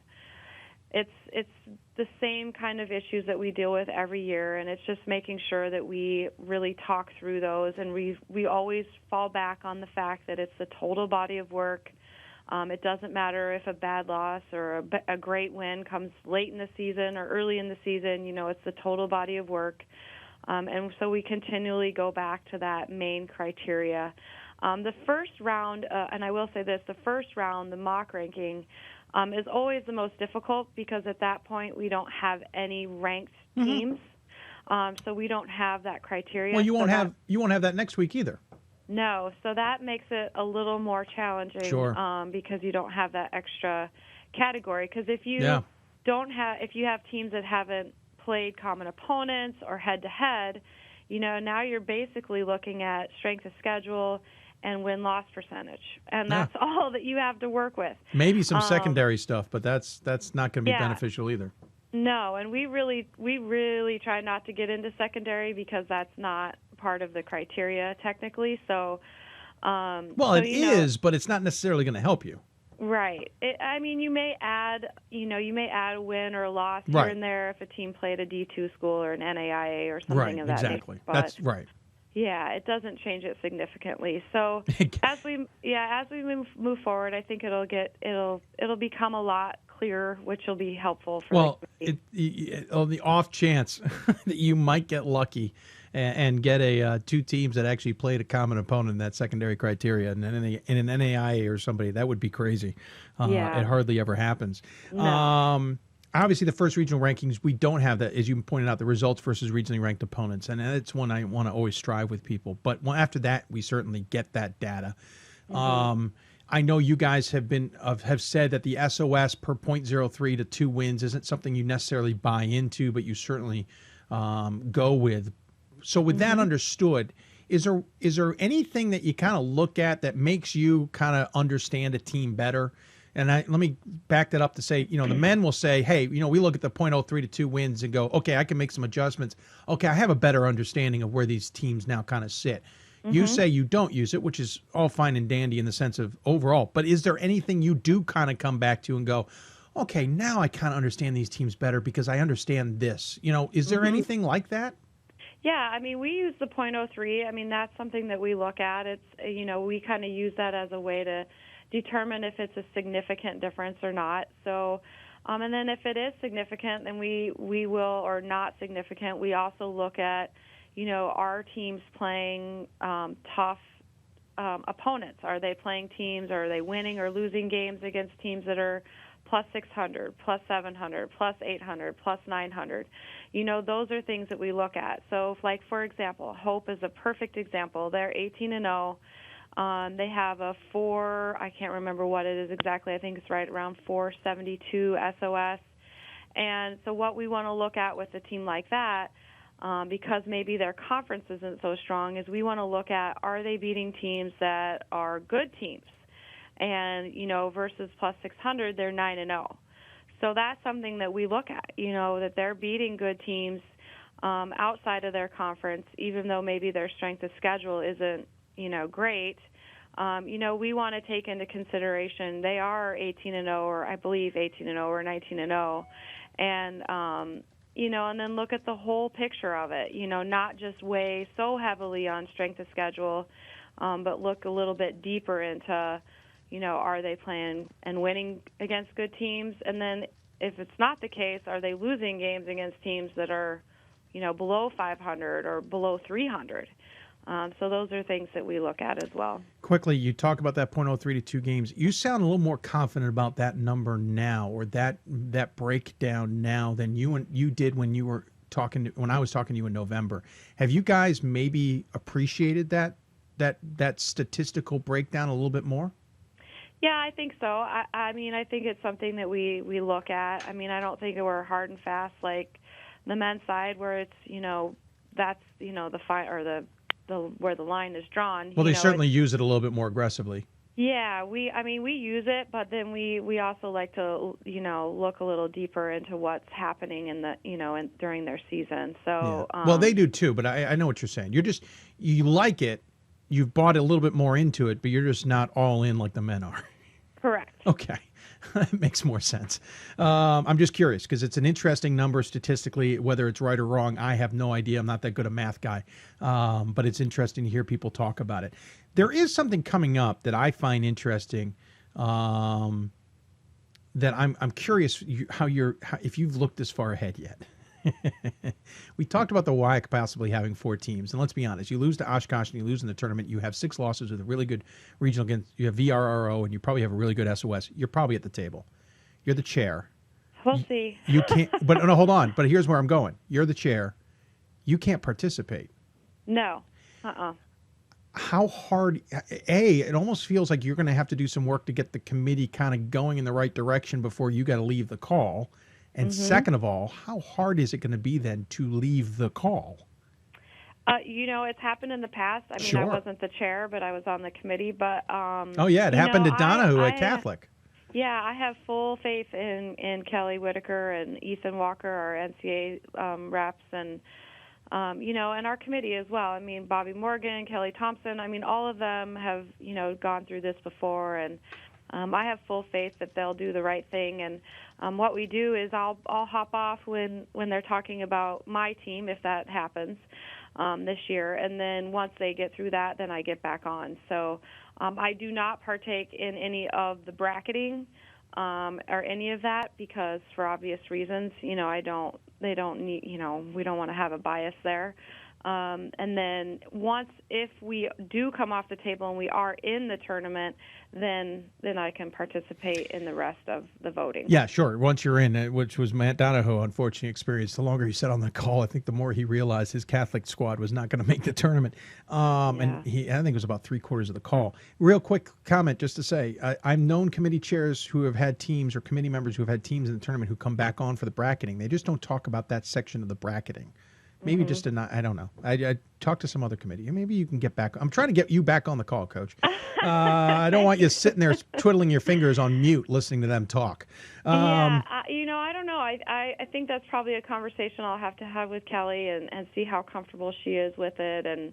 Or talk to some former chairs, see how they, because I think that's happened. I think chairs have come, or committee members have come back on, as long as they're not talking about their section where they are involved directly and they can help kind of guide the rest of it. It might help. But again, I'm just a media guy. Coach, I got to let you go. I'd love to talk to you forever about this. Obviously, we'll talk more about this as we get down the road. I'll probably chat with you off air as well sometime down the road, but I appreciate you coming on the show. As always, we give the final word to the coach and guest. Any final thoughts? Hold on a second. Quick question before we let you go. Who does run the call when you come off? Is it the liaisons or is it going to be somebody else? No, it would be another committee member, so it would probably go to Bobby Morgan. Okay, great. Yeah. Thanks. Yeah.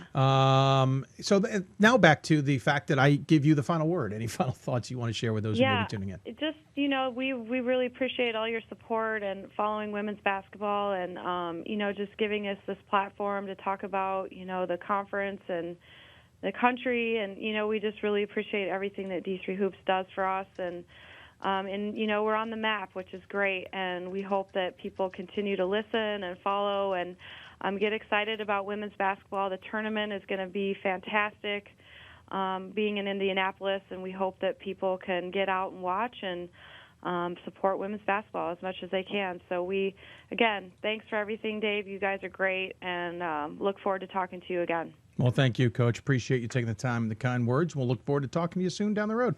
All right. Take care, Coach. Carrie Carollo. Bye-bye. Carrie Carollo joining us on the Hoopsville Hotline. Again, the team is sitting in 4th place in the WIAC, but this is a deep WIAC this season. Interesting point to think about if they are an at-large or they get the AQ. Wouldn't it be nice? Whitewater just gets the AQ. We get done with this. Don't have to worry about it. But if she's got to get off the call for all those selections and then is not part of the call for the tournament, Pat was pointing out to me, and that's a good point. That's a tough area. That central region tends to gap the Great Lakes, the West, even some of the South, kind of together on the bracket for travel reasons. And you take the chair off the call for all of that because her team may be involved. That's tough.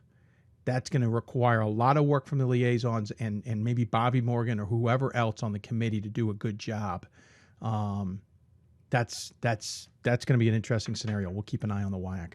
We're running a little bit behind. Shocking, right? But we can't do this on the marathon. We got to get back on pace. So we're going to take another break. When we come back, we'll talk more women's basketball. We will be switching to men's eventually. Just the way the guests kind of lined up today, we'll be talking women's basketball. We'll go west a little bit from Wisconsin into Minnesota. Talk St. Mary's women's basketball with the first-year head coach, Brent Polari. You're listening to Hoopsville, presented by D3Hoops.com from the NABC WBCA Studios. More Hoopsville after this. I'm a current Division III student athlete, and I remember how intimidating the first year of college can be. So if you're a first-year student athlete and nervous about coming out as LGBTQ, I pledge to stand by your side as your ally. If you can play Division III. We are Division III student athletes, and you can be too. If you can play in Division III. We've got more schools than Division I, more fans than Division II, and more upsets than March Madness. There's 800 programs with over 11,000 games leading to 2 national championships. And we've been covering it all for over a decade. From Eastern to Occidental, from Puget Sound to Piedmont, from Southwestern to the University of New England, and from Hope to Calvin. Nobody covers Division III basketball like we do. We're at D3Hoops.com at www.d3hoops.com. With every basket and every stop, the skill of elite student athletes will be on display. The sights, the sounds, the intensity of an NCAA championship. It all comes down to this moment, and the winner takes it all. Be there to share the experience with your family and friends. The 2016 NCAA Division III Men's Basketball Championship, March 18th and 19th at Salem Civic Center in Salem, Virginia. Visit ncaa.com/tickets to score your championship seats today. I used to never really talk. Ever. I was scared and shy. It was hard to look at people's faces. I was afraid if I said something wrong, everyone would laugh at me. But then I started to play golf with Special Olympics. I made friends and won lots of gold medals. But I learned more than just playing golf. Special Olympics helped me to find my voice.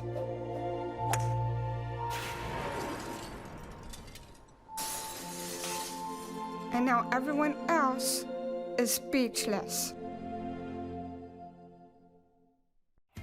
Something I discovered in myself is that if I have a goal, and I can accomplish it. It's a well-rounded experience. At a Division III school, you primarily a student athlete, so the school is really shaped around you developing yourself as a complete individual. It helps a lot that you have a family with your team that can guide you.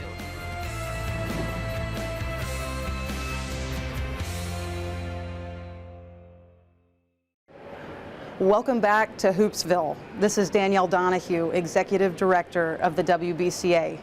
And we are a proud partner and very excited about all the future broadcasts. Here's Dave. And welcome back to Hoopsville, presented by D3Hoops.com from the WBCA NABC Studios. If you've got questions for us, tweet us at D3Hoopsville or hashtag Hoopsville. Email us, Hoopsville at D3Hoops.com. Join us on Facebook, Facebook.com/Hoopsville. Going to be running a little bit behind, so let's just keep things going. Women's basketball, talking Central regions just now. Now we're moving into the West region. Going to talk about the MIAC race, which it is a tie atop between St. Thomas and St. Mary's. St. Mary's certainly has had some good seasons, 22-5 a couple years ago, 24-4 a couple years back, and then 18-9 last year. But they're under a new head coach, and they're still strong as ever, so we figured we better check in and see how they are doing. So joining us on the Hoopsville hotline is first-year head coach Brent Polari. Coach, welcome to Hoopsville.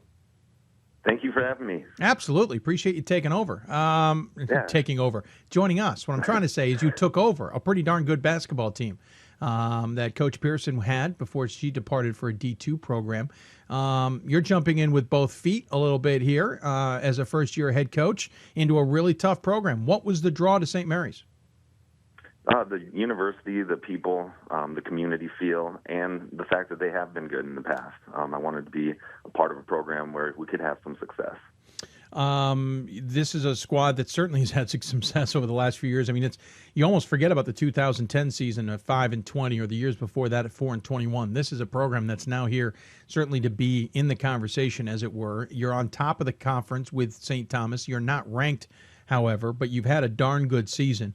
Your losses are to Stevens Point, St. Thomas, and Augsburg. Nothing to shake a stick at, to say the least. You guys are tied atop the conference. Of course, that loss to Augsburg coming at the end of January. How do you think the team's been doing this year?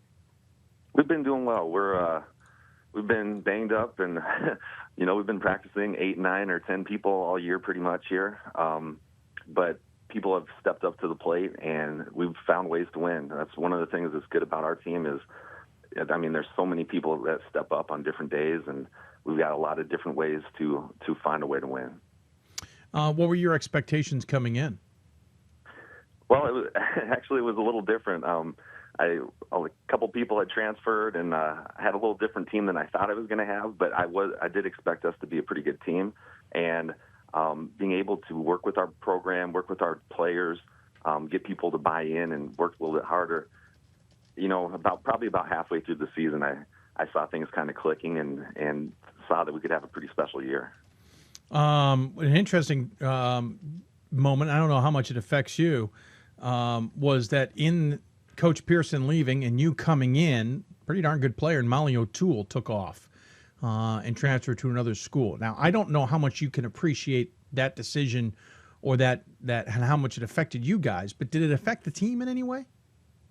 Yeah, I think it brought us together stronger. You know, our number 1, number 2 leading scorers had left the program. Yeah. A couple other people had some injuries and couldn't play, and so the vacuum of I didn't get hired until I think 10 days into school here. Yeah. So our seniors really had to kind of be leaders and bring the team together, and I think that helped bring our team closer. And that was something that has been very important, I think, in this season, is just the tightness of our team. And a lot of that came from the toughness of losing some people. I was going to say, 17-3 overall, 11-2. You come in 10 days into school, which is basically a month into the season, or a month before practices, a little over a month before practices start. You lose your top player, no O'Toole. You certainly, as you point out, lose others. There's a lot on the shoulders of the seniors. It's amazing you are 17-3. Let's be honest. Well, we've got special players, and what's happened is it's opened an opportunity for them to be who they are and to shine a little bit. So it's on them, and it's like a lot of competitive people and a lot of heart in their part. And again, I think going through some hardships like that has made us a tougher team. Let's talk about them individually. Obviously, you have 3 seniors on this squad. Now this year, let's see, I'm jumping around pages here, so forgive me. No problem. But interesting enough, I think you're led by a freshman, if I'm not mistaken here. Brandy Blattner, 16.6 rebounds a game. She's a freshman. So while you got some seniors, you've got an incredible young class who's got to stepping up to the plate. Yeah, Brandy's been doing really well for us. She, as of this week, got injured, so we don't know if we'll have her back or not. But she's been a huge part of this program so far, and this team coming in as a youngster. But yeah, the rest of our team too has stepped up. Like I said, we've got a lot of pieces to our puzzle. We just try to hope we keep the rest of them healthy and keep going. Well, then, Michaela Meredith, a senior, 14.5 points a game, 4.5 rebounds. Bridget Pethke, a senior, 8 points a game, 6 rebounds a game. And then Emma Schaefer, a junior, 8 points a game and 3.5 rebounds a game. So certainly they're key. By the way, Pethke also 6 assists a game, and Schaefer 3 assists a game. Obviously, they're key to running the offense. We should mention, by the way, Blattner was holding down a double-double, 16.5 and 10.5. How do you adjust, though? I mean, this is kind of interesting because not only did you lose O'Toole, now you've lost the freshman who technically replaced her. How does this team adjust right now this late in the season? People just have to step up.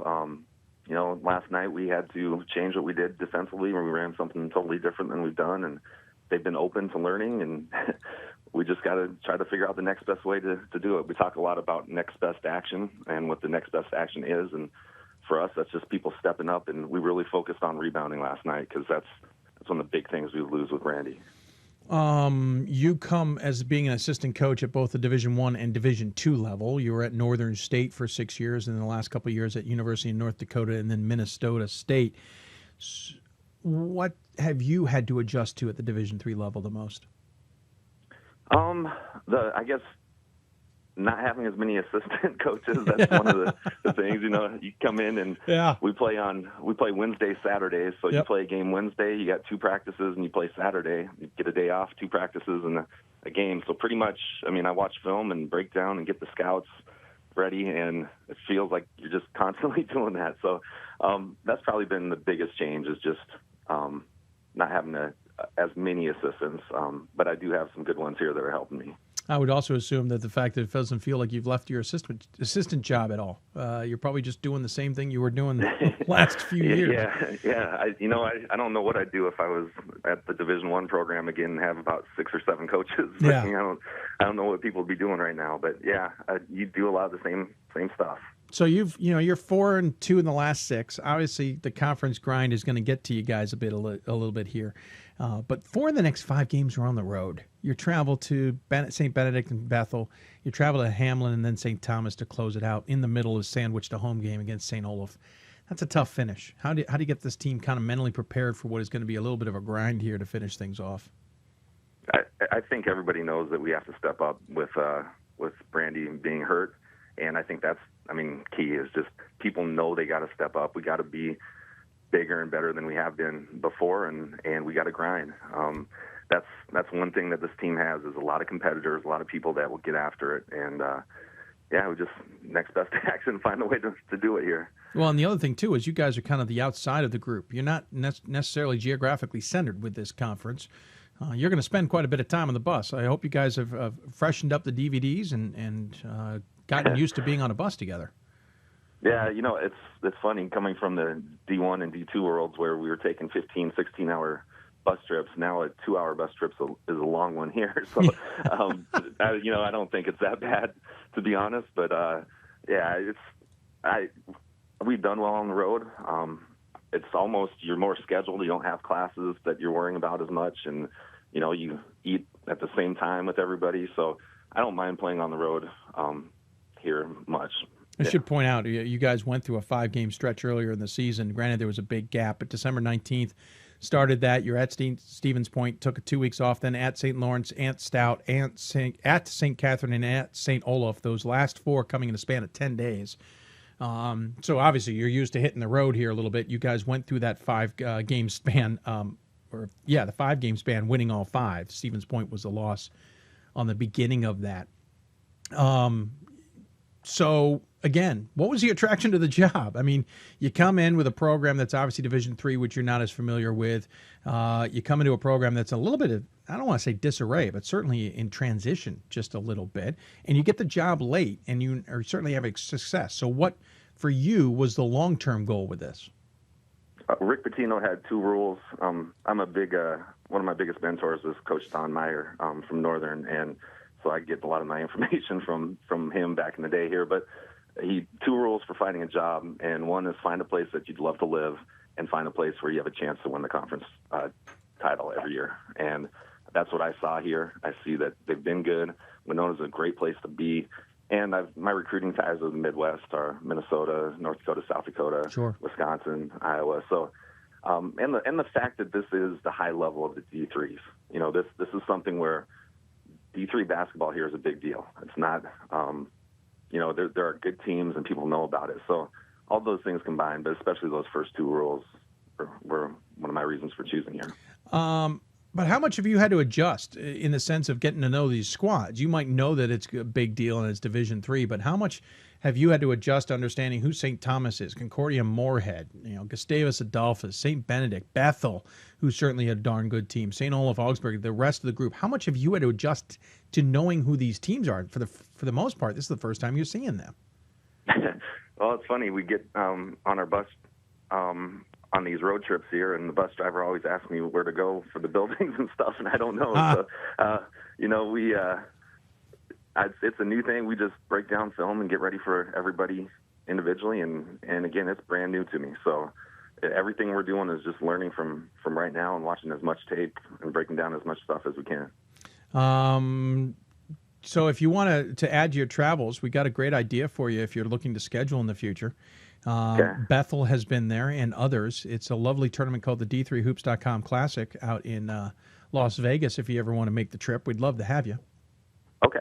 Yeah, that sounds good. Yeah, talk to us. We'll get you at least to Vegas so you can enjoy the weather out there. Granted, this year it was rather cold. Yeah, well, we'll take Vegas weather any day here. I was going to say, compared to what you guys normally deal with, right? Before I let you go, 5 games left, obviously 4 in the road as we talked about. What's the message to the team to try and stay in position, obviously with a huge game against St. Thomas to finish this, stay in position to hopefully have the tournament come through your place? We're possession by possession. We talk about, Greg Popovich talks a lot about pounding the rock, and you can pound on a rock 1,000 times, and maybe the 1,001st time is the time it breaks. And we want to keep doing the same thing that we're doing over and over and trying to do the right actions. So we're just trying to focus on each individual play as opposed to the big picture, I guess. Well, I appreciate you taking the time to join us on the show. Good luck the rest of the way, especially this 5-game stretch coming up. Obviously, big game against St. Thomas to close everything out before you very easily could be deciding who's going to be hosting the next set of games right there in the finale. Yeah. But congratulations on a terrific first year. As always, though, we give the coach the final word on this show. Any final thoughts you want to share those who may be tuning in? Oh, just go Cardinals. Perfect. That's the way that's perfectly done. If you want more information on the D3 Hoops Classic, reach out to me. I'll get you in touch with those who need it. Otherwise, good luck the rest of the way, and we'll talk to you soon. All right. Thank you very much. Absolutely. Coach Brent Polari joining us here on Hoopsville, first-year head coach at St. Mary's. Talk about a lot of things going on in the background with the Cardinals, losing players, losing coaches, hiring new coaches, getting people up and running, and they're still having a tremendously good season. And the final game of the year is going to be St. Thomas. Very likely conference number 1 on the line in that game, almost a first conference championship game of what could be 2. Excellent job there by the Cardinals. They're here for a while, I have a feeling. Got a good team there. Keep an eye on them. A little bit behind. We're going to keep things rolling. We got to take another break. When we come back, we will talk more women's basketball. We will talk, we'll go down into Illinois, actually, and talk Wheaton women's basketball. Kent Madsen joins us on the show. You're listening to Hoopsville, presented by D3Hoops.com from the NABC WBCA Studios. More Hoopsville after this. For the love of the game. That's what it's all about, they say. But for those of us who are Division III student athletes, it's more than that. It's more about team and the schools and communities we represent. And for the many of us blessed with the strength to compete in sport at the college level, we understand that with what we were given comes a special obligation. Our obligation to help those who have their own special needs and whose love for the game is no less intense.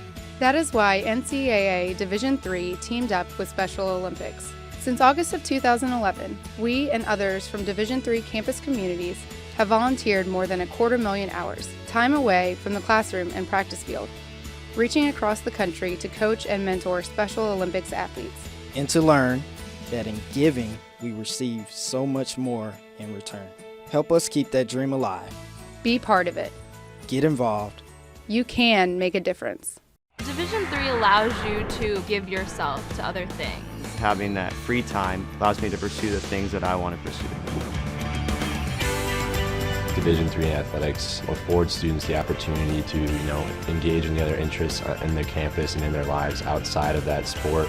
It allows you to just be able to do everything you want to do. I wouldn't change it for the world.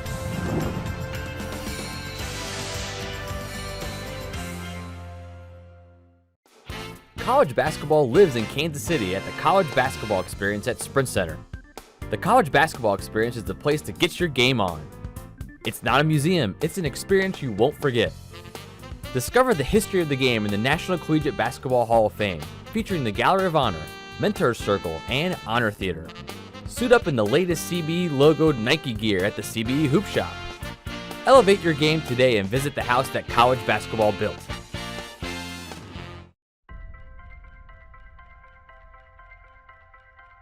I'm a Division III student athlete, and I know how powerful words can be.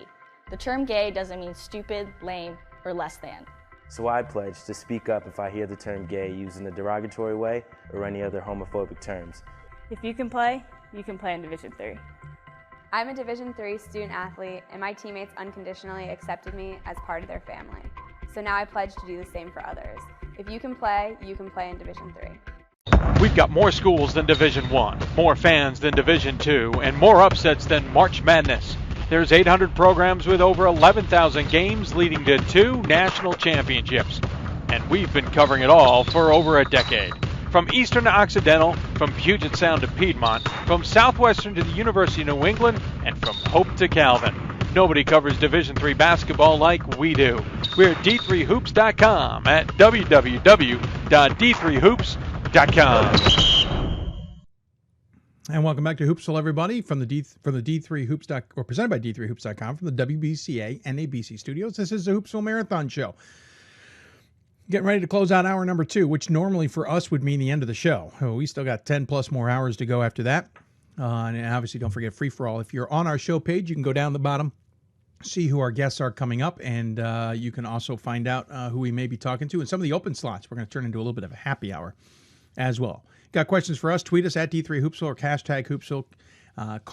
You can email us, hoopsville at D3Hoops.com. Join us on Facebook, Facebook.com/Hoopsville. We're trying to keep track of everything, especially if you have questions for us via Twitter. We've got multiple screens running, and hopefully we can get to your questions. Don't forget about the Hoopsville Marathon, or the fundraiser. We got a big kick today. Really appreciate it.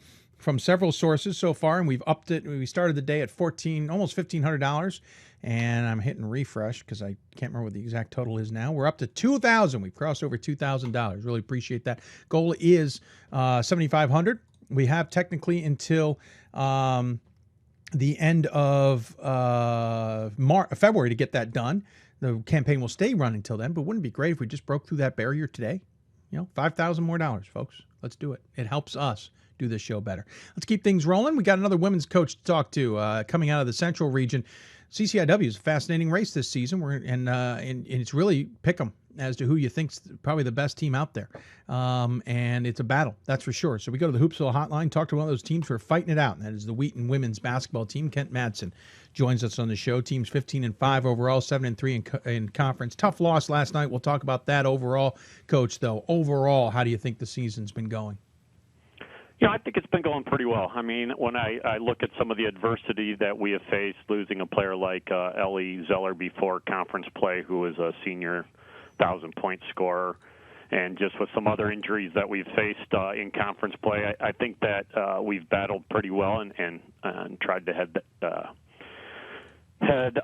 take that head on, that adversity, and do the best we possibly can. I think we've performed relatively well. We have a very strong conference, and if people look at the results every night, there's always upsets or just big wins by teams, and everybody seems to be beating up on one another. Yeah, it's interesting. You talk about the beating up on one another. North Park tripped you guys up last night. I'm sure that's a loss that's kind of sticking in your craw a little bit this morning. And obviously it's been a very interesting conference. At one point, Illinois Wesleyan was leading the way, and they didn't really have an overall record that would indicate a strong team. That's all well and good. The CCIW is tough. How much is a loss like last night tough, but how much is a loss like last night maybe the perfect thing to get you guys kind of woken back up the rest of the way here? Well, that's what you're hoping. You're hoping that it does wake you up. There's no doubt about that. Teams like North Park, I mean, they've been playing extremely well at home all year. So, kudos to them for doing it once again last night. In the same sense, I'm hoping that it does give us a little spark. We kind of have a lot in our own hands right now because we at least get to finish conference play with, I think, 3 home games out of our 4 remaining games. So hopefully we can take advantage of that as other teams have done in the league. Yeah, I was going to say, that is the nice thing. We were just talking to St. Mary's. They have 4 of their last 5 on the road. You have 4 of your last 5 at home, starting with Elmhurst this weekend, then Milliken, then on the road against Carthage, Illinois Tech, conference game, and then Augustana to finish things off. So you actually kind of have a nice little run here that you can maybe take advantage of to really build that momentum into the CCIW tournament. Yeah, that's what we're hoping for. We've played pretty well at home this year. So the kids love being at home. Obviously, It's always a lot easier for the student athlete when they're at home and don't have to deal with all the travel and the time away, and can get a lot of things done both on and off the court. So that's definitely something that we're looking forward to being home a little bit more, because we've actually played on the road a lot this entire season. Yeah. Well, yeah, if you look back, even out of conference, certainly a lot of road games. Yeah, and listen, you have 5 losses. One of them was to a really darn good Hope team at home back in November. You then lost back-to-back games against Wartburg and Augustana. Wartburg certainly better than advertised. Augustana a tough one certainly, and then Elmhurst a tough one. And then you look at the CCIW race, Coach, and again, Illinois Wesleyan's leading the way, 13-8, but 8-2 in conference. Elmhurst is right behind you. It just feels like a little of a weirder CCIW season than normal. Yeah, it definitely is. I think what's great about what I've seen in the CCIW the last 4 or 5 years is it just keeps getting stronger and stronger. There is so much more parity that it just makes it a grind for the conference season. I mean, you have to come and play well every single night, or else you can get beat. And so it's kind of neat to see which teams end up being the most consistent in their play, not only at home, but obviously on the road. By the way, we should mention the Wartburg loss came at a tournament where you guys were there. Also, I think it was you guys and 2 other top 10s plus Wartburg, and Wartburg came out of that winning. You beat St. Thomas. Can you take a win like St. Thomas and still use it now and kind of turn to the team and go, hey, remember when we beat them? They're a darn good team. Let's use that now. Yeah, exactly. That's exactly what you try to do. When you have games where you struggle, you always look back at some of those games that you played top opponents, highly ranked opponents, and say, hey, look what we did against this team. And, we try to use it for motivation because, I think, like I said, that was the tournament where we kind of faced our first adversity of losing a top player. We kind of had to shift things around in the starting lineup, and then it obviously changes roles for people coming off the bench. And, you kind of constantly have to adapt to the changes that take place throughout a season. And, again, I think overall we've done a pretty good job with that. And obviously we've had some nights that we have struggled. Obviously, Ellie Zeller was is third on the team in scoring if she was still playing, but she's only played in 9 games. Obviously, the leading player here is Katie McDaniels, I should say, 15.5 points a game, 3 rebounds a game, 5 assists a game, which is certainly spectacular, and nearly 2 steals a game on top of that. Hannah Considine, 10.5 points a game, 6 rebounds a game, and then Kelly Lawson, 8.2 points a game, 5 rebounds a game. McDaniels and Considine obviously putting a little bit more on their shoulders, certainly playing well. I mean, McDaniels' numbers are pretty darn spectacular, including the fact that she's a danger from outside if she gets rolling. Whereas Considine's obviously that inside player you have that you can play that kind of that 1-2 game just a little bit. But I know there's more than that with this squad. Yeah, I think what's probably even more impressive is, everybody knows that Katie McDaniels is a strong player, and her numbers are even stronger in conference play. And that's when everybody knows you. So I think that's what's been really impressive about what she's done this year. And then, Hannah Considine, she was a first-team all-conference player last year, and she's been pretty steady again this year for us. And then we've had to have people step up like Kelly Lawson, who came in for Ellie. And then Chantel Meacham has always been kind of a threat for us from outside. So it's nice to have her. And then, we kind of have some younger players then that have shared the load between our fifth starter and just, top players coming off the bench. So, that's the one thing is, with some of the injuries that we face, the nice thing is it's given opportunities to some of our younger players, and we've got to see where they're at and what they need to improve on, but what their strengths are even more so. You're willing to go deep on the bench. 10 players have played 16 or more games for this squad, and obviously it would be just as deep if Ellie was playing. You trust that bench. You trust that depth, clearly. Yeah, we have to. We still have some players that are playing really huge minutes, and sometimes I'd like to see those come down. But, we have to play more. We're a type team that sometimes some players are a little bit more hot than others. So, I'm the type of coach that, if we have players coming off the bench that are doing a good job, I'm gonna stick with them as they continue to do well. How important is it positioning yourself not only, obviously, because the CCIW is what the CCIW is, but position yourself for a potentially at-large, if not hosting opportunity in the NCAA tournament? The WIAC is certainly competitive. You guys obviously have a competitive conference. You've played some really good teams. We mentioned St. Thomas and Wartburg and Hope. How important is it to finish strong in the conference, and if you have to be up for an at-large or you're up for a hosting bid, that you at least finish the season strong to give your resume the best chance possible? Oh, it's huge. You have to finish strong because in our region, if you just go from conference to conference, right now alone, Wisconsin could have 4 teams ranked in the opening regional thing with how well they've done. You got Oshkosh that's leading the way in Stevens Point and River Falls, and then you have Whitewater. So those are 4 teams right there. On top of that, you have Wash U University, who's been playing extremely well and will be a top-ranked team in the region, no doubt about that.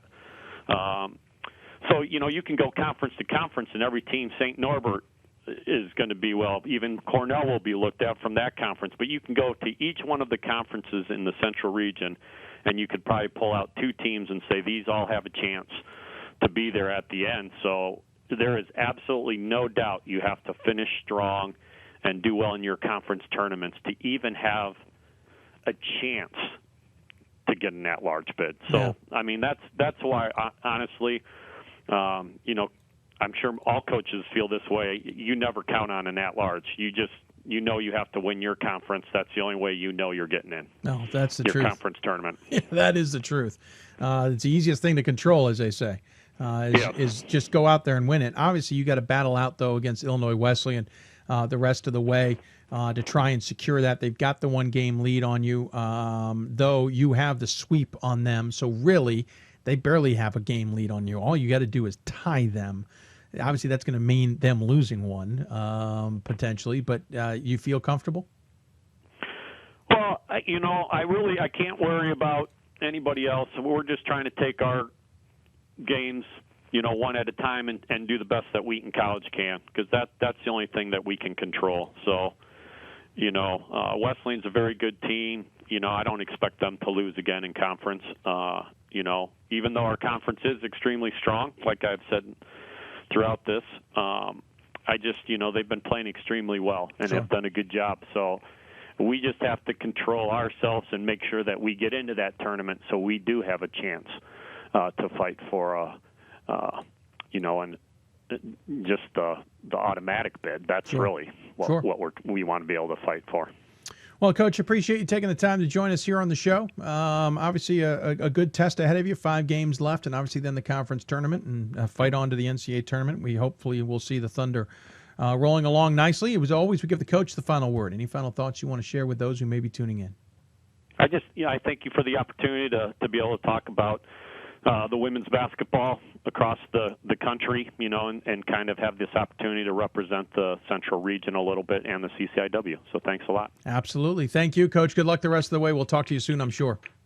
Okay. Thank you. Ken Madsen joining us here on Hoopsville. Again, the team is 15-5 overall, 7-3 in the CCIW after a tough loss last night on the road against North Park. They are home 4 of the next 5. Elmhurst and Milliken coming up at home, then on the road against Carthage, then Illinois Tech in non-conference play, and Augustana in conference play finish up their run here. So 4 more big conference games for them. That's it, 2 hours down of the Hoopsville Marathon, 10, maybe a little more than 10 hours left to go, and we've been talking nothing but women's basketball. That will change. We switch to men's basketball coming up next. We're going to head... Where are we heading? We're heading to Tennessee, I believe, or Kentucky, somewhere like that. Rose Holman's coming on the show. We want to talk some basketball with Rose Holman, RHIT. Looking forward to that and plenty more. You can look at our schedule on our show page. If you're watching us on our show page, it is there. Got nothing but a block of men's basketball coming up here for a bit. You're listening to Hoopsville, the Hoopsville Marathon, presented by D3Hoops.com from the WBCA NABC Studios. Don't forget about our Hoopsville fundraising efforts. We'll try and tweet out a few more mentions of that, but we're clicking along nicely now. Over 25% of our goal reached. Be great to hit the goal today, and then everything we raise from here to the end of February is just extra money to help us travel and help us replace equipment. And we had to buy a nice big laptop this year that we weren't expecting to buy. Any day we're going to probably have to buy more equipment. But that's all what the fundraiser goes toward, and we hope you'll consider helping us out. Going to take another break, as we mentioned. When we come back, we'll talk men's basketball. You're listening to Hoopsville, presented by D3Hoops.com from the WBCA NABC Studio. Where is my break? There it is. More Hoopsville right after this. I used to never really talk. Ever. I was afraid if I said something wrong, everyone would laugh at me. But then I started to play golf with Special Olympics. It helped me to find my voice. And now everyone else is speechless. Division III schools offer academic scholarships instead of athletic scholarships. This really puts the focus that the student athlete needs to maintain that GPA. I did receive a non-athletic scholarship upon entering school. I got the presidential scholarship, which was huge for me. I think there's more opportunities for academic scholarships in Division III. A lot of people pick schools just based on the sport and don't get that experience. Being a Division III athlete and developing my leadership skills has definitely put my name out there and helped me get more recognition on campus, but more recognition nationwide. I did win the Jostens Trophy, which is based on leadership, academics, and then how well you do on the court. I'm also the Schwartz Scholar of my class. Schwartz Scholarship is basically a scholarship that is given to a student who's identified as a likely leader. In the end of the day, it won't matter how they play on the field. It will matter how they do in the classroom.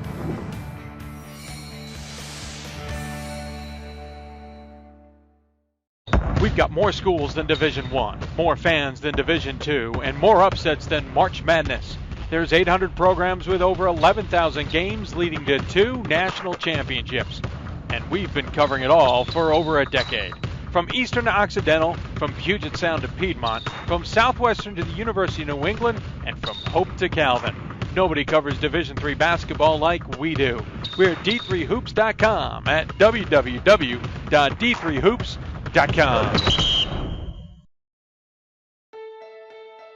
For the love of the game. That's what it's all about, they say. But for those of us who are Division III student athletes, it's more than that. It's more about team and the schools and communities we represent. And for the many of us blessed with the strength to compete in sport at the college level, we understand that with what we were given comes a special obligation. Our obligation to help those who have their own special needs and whose love for the game is no less intense. That is why NCAA Division III teamed up with Special Olympics. Since August of 2011, we and others from Division III campus communities have volunteered more than 250,000 hours, time away from the classroom and practice field, reaching across the country to coach and mentor Special Olympics athletes. And to learn that in giving, we receive so much more in return. Help us keep that dream alive. Be part of it. Get involved. You can make a difference. And welcome back to Hoopsville, everybody. Hope you're enjoying the show. It's presented by D3Hoops.com from the WBCA NABC Studios. If you've got questions for us, tweet us at D3Hoopsville or hashtag Hoopsville. Email us, hoopsville at D3Hoops.com. Join us on Facebook, Facebook.com/Hoopsville. It's kind of appropriate. Back home and just tweeted out 2 hours down, 12 to go. Dave McHugh's down in coffee. He is down in coffee, folks. I have to at this point. I'm getting on to my next thing here, and later on we'll go up and maybe brew another pot. I got to be careful though. Can't have too much coffee before things get a little out of hand. But we got my coffee and take a little swip. Nectar of the gods at this point in time. I promise you, if anyone's noticed, we have a couple great bottles here in the background. One of them's empty, one of them's full. One of them is the one I'm pointing at is it's a beer bourbon. It's from Holland, Michigan, right across the street from Hope College. Delicious stuff. It's empty, and there's a story behind that we won't go into now, maybe later. There is a full bottle of white wine. Won't touch that today. But I promise you, that other bottle there, we have a full one. It may make an appearance at the end of the show during the happy hour. Just saying. I'm going to deserve it at that point in time. If you got questions for us, we said, tweet us at D3Hoopsville, hashtag Hoopsville, email us hoopsville at D3Hoops.com. Join us on Facebook, Facebook.com/Hoopsville. Talk 2 hours of women's basketball, just because that's how the schedule played itself out with who was available. Now we're switching into men's basketball. We're going to talk about 2 hours worth of men's basketball. Again, just how the schedule played out. We also have a number of other great guests coming on the show. We're going to hear from Kevin Connors from ESPN, former Ithaca men's basketball player. We're going to hear from the guy who created that sign over my head. Sean Kavanagh is going to come on the show talk. We're going to talk to Ben Strong, former All-American and D3Hoops.com player of the year, and several others. We'll even hear from the great Lenny Wright coming up. We'll hear from James Wagner coming up later in the show. By the way, later in the show to me is everything the rest of the day. It is a long way off for you going, oh my Lord, he's got 10 more hours. To me, it's going to feel like 2 hours, I suspect. We talked enough. Let's get back into some men's basketball. If you're not watching the HCAC race, you should be, because it's kind of interesting this season. Not to mention the fact it's maybe the one that's kind of undersung on the men's side. By the way, I mentioned somewhere in Kentucky or Tennessee. Well, that's because that's where some of the HCAC teams are. The one we're talking to is actually in Indiana. Being a Chicago guy, you tend to forget about Indiana. Sorry. I know Rusty's going to hate that, but I had to get a shot in somehow. Joining us on the Hoopsville hotline from Rose-Hulman, it's Rusty Lloyd. Coach, welcome to Hoopsville, sir. Hi, Dave. How we doing? Just so you know, people in Indiana forget about Chicago all the time. Oh, you can't, though. You got to drive through it. You can't forget about that city. I know otherwise. Hey, thanks for coming on. By the way, Chicago grad, talking about forgetting about Chicago. That's kind of funny. I know. I spent a lot of time in Chicago, a lot of great friends there. It's my home away from home. And people in Indiana, south of the Gary area, they don't even know Chicago exists. Yep, exactly. Yeah, I know that feeling well. What was I going to say? Well, you're on the south side, though, so us north siders, we're going to let you slide on this one. I appreciate that. Anytime. Hey, listen. First and foremost, 12-8 season, 9-4 on the conference slot, which has got you tied for second and game behind Mount St. Joseph's. Not too shabby. It's a crazy year in the Heartland this year. I mean, we're one game out of first, but we're also 2 games out of not making the conference tournament. True. So, I don't think All right, pessimist. I don't think we have any great teams this year in the league, but I think we've got a whole bunch of really competitive teams that can beat anybody in our league, can beat anybody on a given night, and that's what's made it such an exciting conference season thus far. Only because to talk HCAC, I got to take a shot at my buddy Brian Lane. When you look at Brian's schedule, he says 8-12 overall and 7-6 in conference. It tells you a lot. Because what the heck is going on with Brian's team? But you got 2 guys at 10-10, Hanover at 8-5 in conference, 7-6 in Manchester in conference, and it's the rest of you. Mount St. Joseph's leading the way, and let's be honest, a lot of us thought Mount St. Joseph would be leading the way. But did you think you'd be kind of toe-and-toe with them here? Well, we were voted second in the conference coming into the season in the preseason poll. Doesn't mean you believed it. And I think we had a lot of seniors. We have 5 seniors that play a significant role for us. So I thought we could have a good year. To be honest with you, we started off fairly well, very competitive down at Illinois Wesleyan's tournament against Wesleyan, and just hit a skid there where we just weren't playing very well, but we've won 5 in a row now, so we got things kind of going back in the right direction. We actually go to Mount this weekend for a huge game that has obviously a lot of significance in the conference, and we're looking to keep that winning streak going. It's interesting. You kind of had a kind of up and down season. You talked about the beginning. There was a nice start. Then you kind of ran into a bit of a challenge. Illinois Wesleyan got you. Wabash got you. Mount St. Joseph nailed you 3 out of 4 with a win against DePaul in the middle. Then you won a couple. Then you lost a couple. You went through a stretch where you lost 5 of 7. You're certainly the train could come derailed right there. 5 out of 7 games lost. Just mail the season in. But then you beat Earlham. You beat Transylvania, both on the road. Beat Hanover, Bluffton at home, and you just got the win over Franklin on the road. It's 5 in a row. Completely changed the season, I'm sure. Absolutely. I mean, before the 5-game winning streak, we were a really average team, and we were playing very average basketball. We could beat people, but we could also get beat by anybody. Sure. And since we started this 5-game streak, I think our team has just developed a lot more confidence, that feeling of when coming down the stretch, we're going to find a way to win, and I think we've done a good job of that over that stretch. Obviously, big stretch ahead. You got 5 games to go, 3 of them on the road. You'll start on the road against Mount St. Joseph in what is obviously, by what we have talked about, a major game. And then Earlham at home, then back on the road against Manchester and Anderson, and then home to finish the season against Defiance. But obviously, a lot hinges on the next game. And luckily, because coaches only talk about the next game with me anyway, we can talk about this one. Mount St. Joseph coming up here on Saturday. You beat them earlier in the season. I mean, they beat you earlier in the season, but when we talk earlier in the season, we're talking December 5th. It's 2 different worlds now. They beat you by 17. Do you even look back at that tape at this point? I obviously look back at it. I mean, they run a very sophisticated offense. They run the Princeton stuff, so you're obviously taking a look at that film. But the interesting thing is you mentioned the 17-point loss. That was actually in overtime, which you don't lose many games by 17 points in overtime. I forgot about that. But, they went 16 for 16 from the foul line in overtime. Give them credit. Is that what you're saying, or are you going after the refs? No. We were fouling. Okay. They scored the first couple possessions of overtime. We went to fouling some guys that were shooting in the high 50s, low 60s, and they give them credit. They just stepped up and made free throws for about the last 2.5 minutes.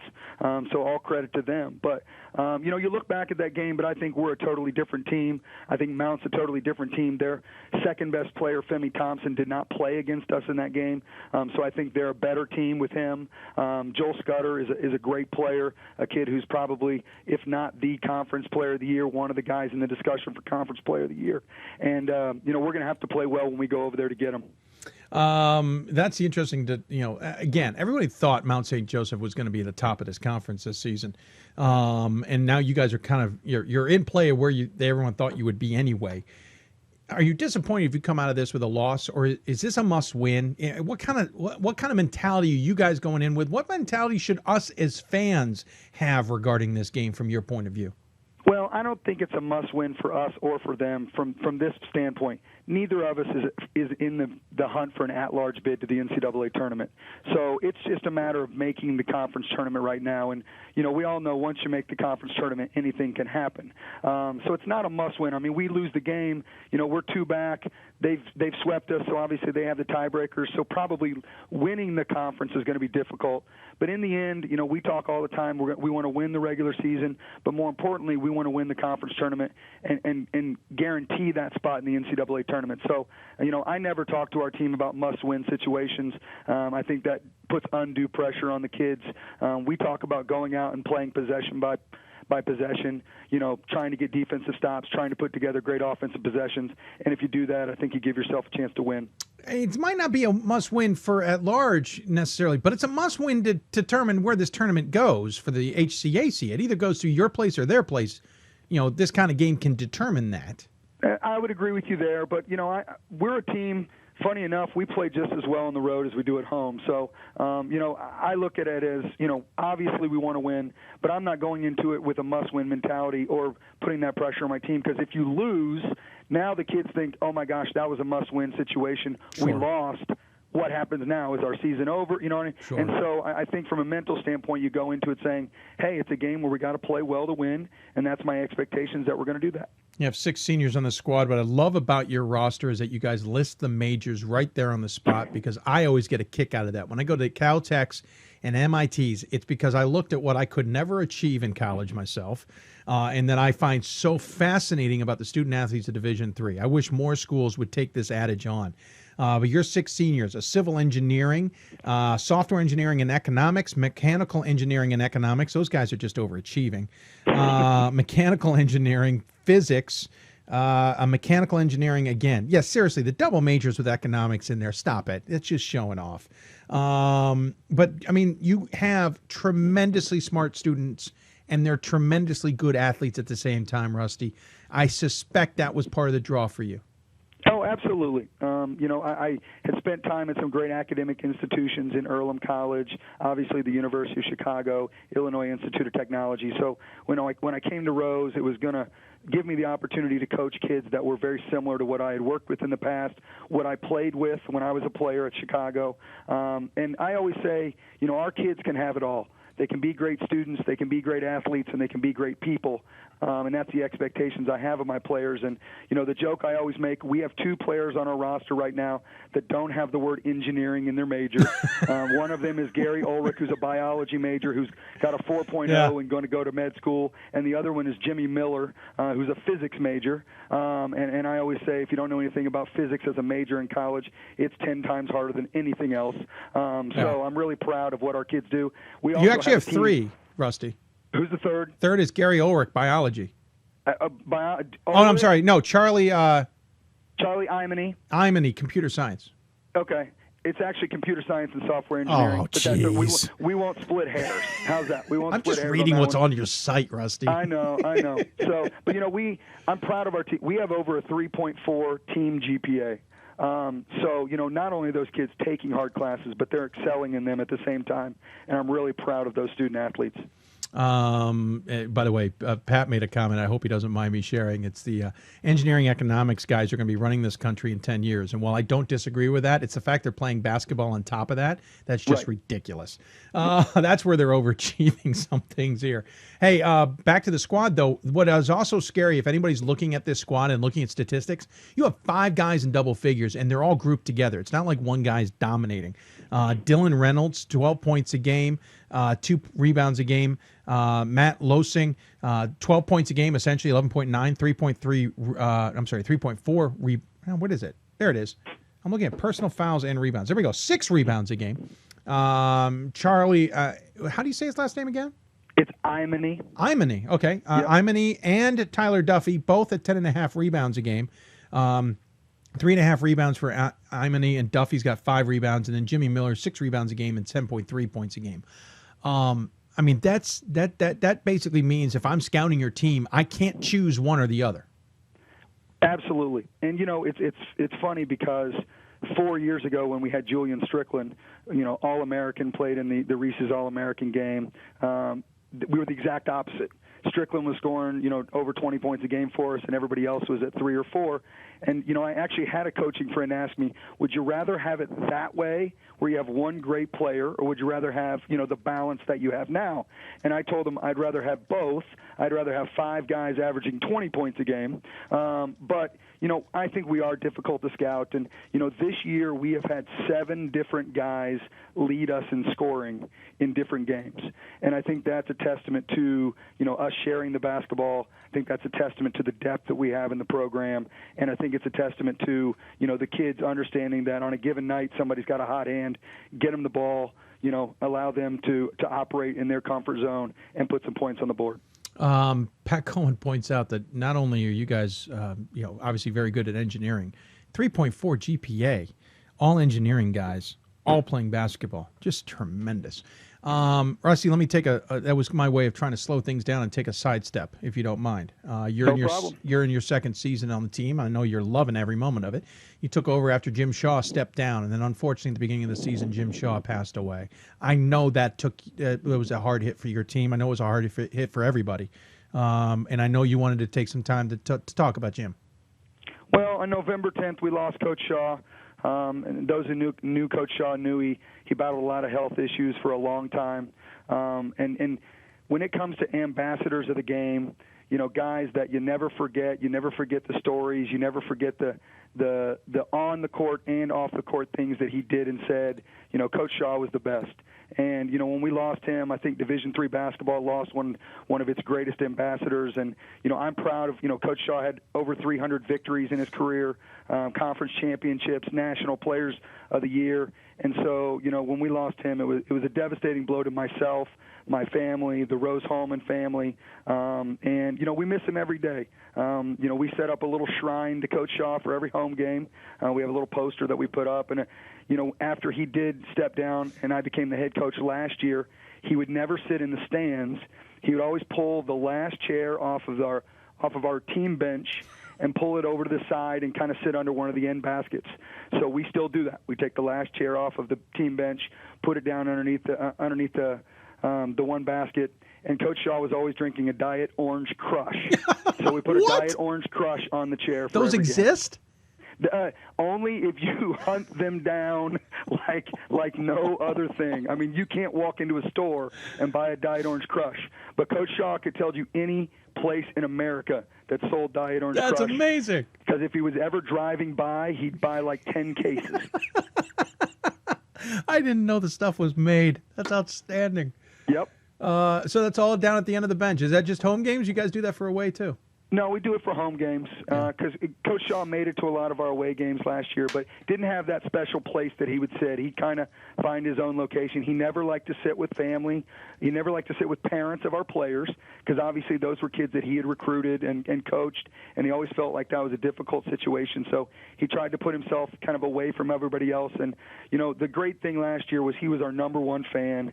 He was my biggest mentor in terms of, it's great when the game's over and you can walk over to a guy that basically coached every guy that was on the floor and say, what do we do well? What do we do poorly? We ran basically the same system, the motion offense and man-to-man defense that Coach Shaw ran for 20 years. And so, he was never shy to tell me what I was screwing up. And I always appreciated that from Coach Shaw. He certainly was a bigger than life guy, and I mean that literally, because he would I always loved when I saw him in Salem. That's usually when I saw him. I got the chance to say hi to him and talk with him. For as big as life guy as he was also a quiet guy, unless you got him rolling a little bit. You could get him to be boisterous and have fun, but for the most part, he was a quiet guy who just kind of enjoyed being there, if that made any sense. Is that the same sense you guys had as him being a coach? I mean, coaching could be a different genre. Sure. Those who played for Coach Shaw would not agree with you. See, that's my point. He was pretty loud. He was pretty up in guys' faces. I mean, the one thing he prided himself on was getting his team to play hard. But if you put him in more of a social atmosphere, he was a guy that loved to sit back and kind of read the situation, kind of just take in information. But like you said, man, if you got him going, forget about it. I mean, you could sit for hours upon hours and listen to him tell stories. Yep. And the thing I always did last year when he was, not coaching anymore, if my phone rang in my office in the middle of the day, I had to make sure I had a 45-minute block available to talk to him, because if he called, he had some stuff to tell me. So I'd always, and if I didn't have 45 minutes, I'd, text him, talk to you later, Coach. Again, really miss Coach Shaw, and I know the D3 community misses him as well. Yeah. Oh, absolutely agree with you. It's going to be a little weird going to Salem. To be completely honest, I think that's when it's going to hit me.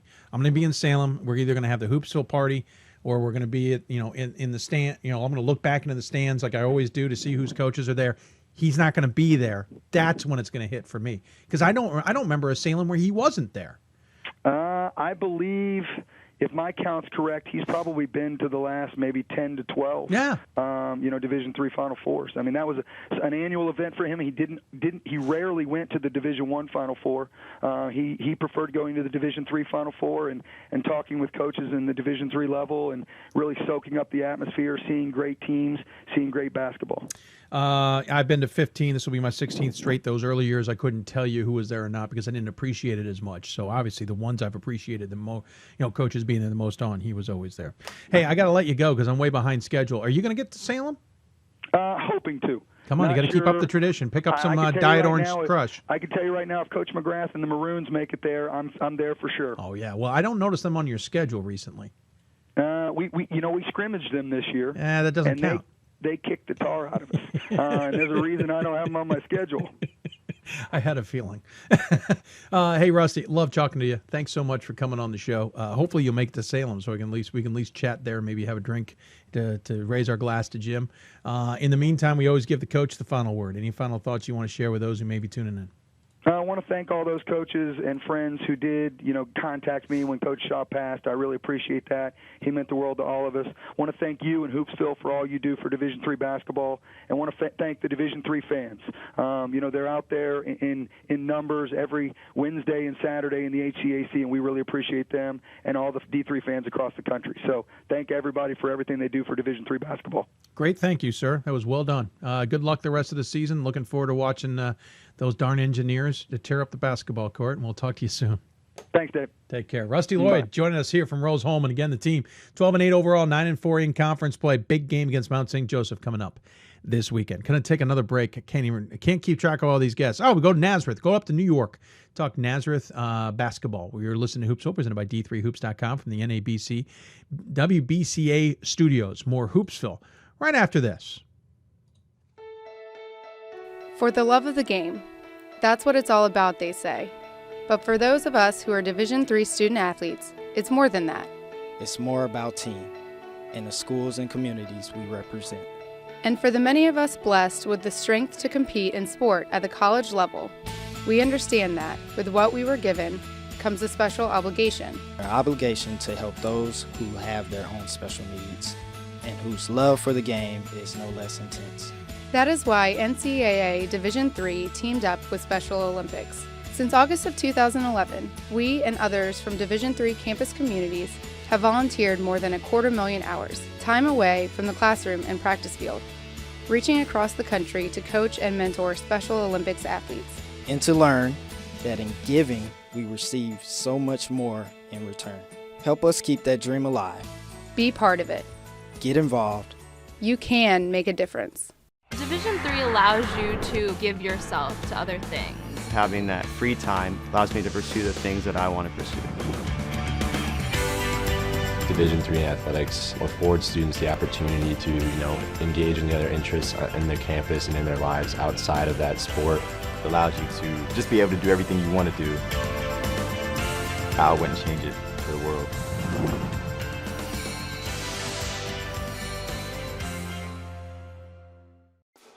College basketball lives in Kansas City at the College Basketball Experience at Sprint Center. The College Basketball Experience is the place to get your game on. It's not a museum, it's an experience you won't forget. Discover the history of the game in the National Collegiate Basketball Hall of Fame, featuring the Gallery of Honor, Mentor's Circle, and Honor Theater. Suit up in the latest CBE logoed Nike gear at the CBE Hoop Shop. Elevate your game today and visit the house that college basketball built.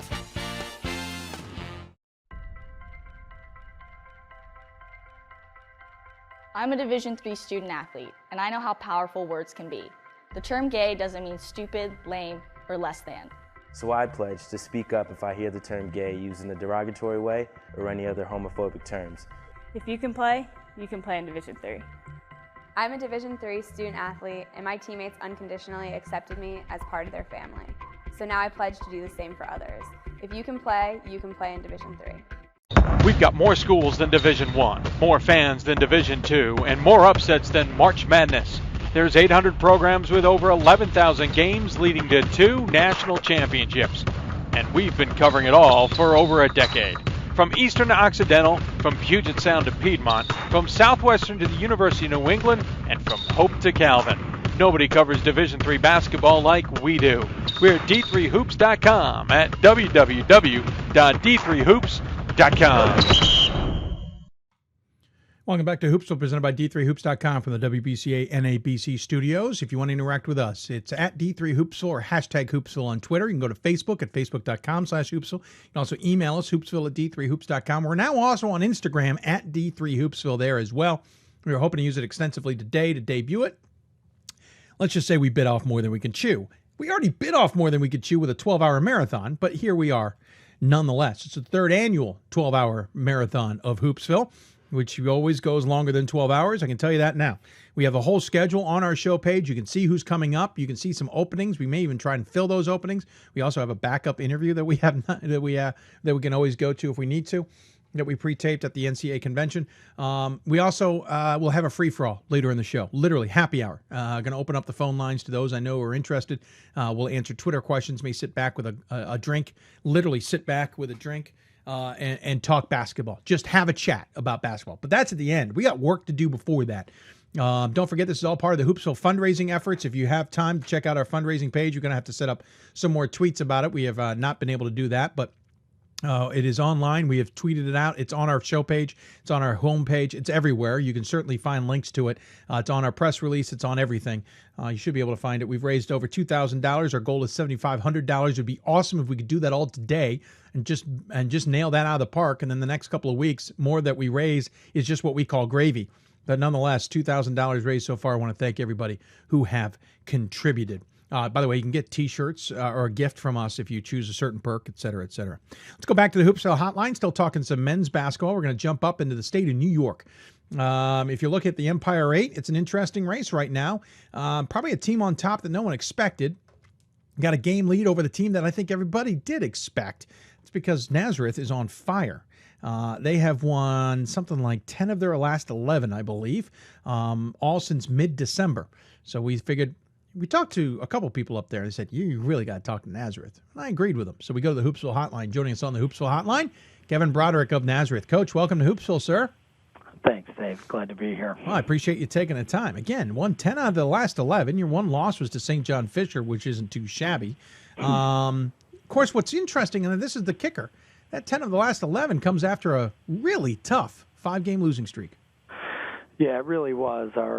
We lost 3 in a row to all good teams with real on the last possession of the game, and we lost 5 in a row, and at the Keystone game on December 18th was really big for us because it got us off that losing streak, and we had to tough out a road win, and it's been a lot better since then. And we weren't playing poorly with the 5-game losing streak. We just weren't winning enough of the close ones, and we've started to now. You're definitely starting to now, but you've also gotten some games where you just dominated. You beat Keystone by 4, and that was obviously the close one. But then we got back to the other side of the break. You beat Ithaca by 35. You beat Alfred by 2. Then you beat Elmira by nearly 40. Beat is it Haelten? I never say it right. Haelten, thank you. I don't know why I can't get that one in my head, but Haelten. You beat them by 14. Lost to St. John Fisher by 7. Then beat Hartwick by 9. Beat Stevens by 10. Beat Utica by 29. Beat Haelten again. Oh, that wasn't close either. 27. And beat Ithaca by 20. It's almost like you guys are putting the foot down now, which is probably a really good sign. Yeah. Defensively, we've played much, much better the second half of the year, and we've really worked hard on really limiting. We have a lot of teams in our league who are terrific from the three-point line, and we've gotten better at defending the three. And a key factor here is that Maurice Mills, who was an all-league player last year, he got hurt the second game of the year. The Keystone game was his first game back, and he's a shot blocker, and he's been a real defensive presence for us around the rim. And getting back, he's averaging 13 points a game. He's getting back to where he was, but he had a broken foot. He just sat for 7 games, and obviously it's not a coincidence. We're playing a lot better since he's been back. Yeah, it's kind of amazing how those things work out, don't they? Yeah, it is. It really is. It's amazing how that truly actually works out that way. You look at this squad, and statistically, obviously much improved, and obviously the stats we're looking at here are right on the season, so they're a little bit deceiving. Right. But Mitch Ford, 24 points a game, 12 rebounds a game. He'll even hurt you from outside if you don't watch out. He's 9 for 27, but shoots 55% from the floor. Then you got Tyler Stenglin. Is it Stenglin? Yep. Stengline, yeah. Stengline, 14 points a game, 5 rebounds a game. He's handed out 75 assists in 20 games. He also shoots from outside and shoots pretty well from the floor. And then Maurice Mills, 13 games, 12.5 points, 8 rebounds. That's clearly you can bring that back to the table.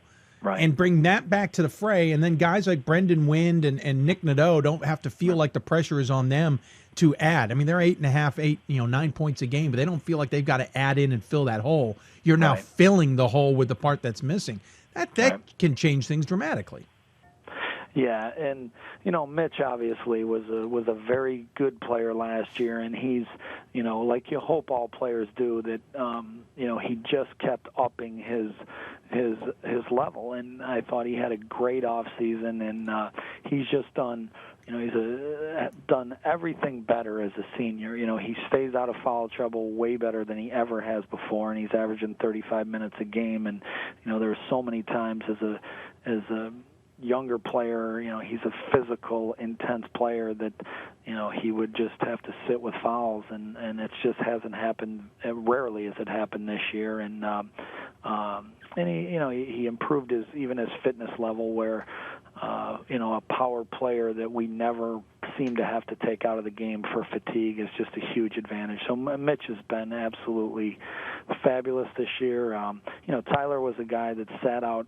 He had an injury in high school that cost him 2 years, including his first year last year, or he didn't play a game last year, and so he sat out 2 years, and he's really played his first college game and this year, and it's just been tremendous as a first-year player, and again, when Maurice has played terrific when he's been healthy. So it's really nice that our seniors, Mitch, Maurice, and Nick are really playing well. And Josh Gillard, we've been a very solid defensive team. Josh Gillard's one of the best defenders I've ever had. So we're getting a lot of production from our older guys.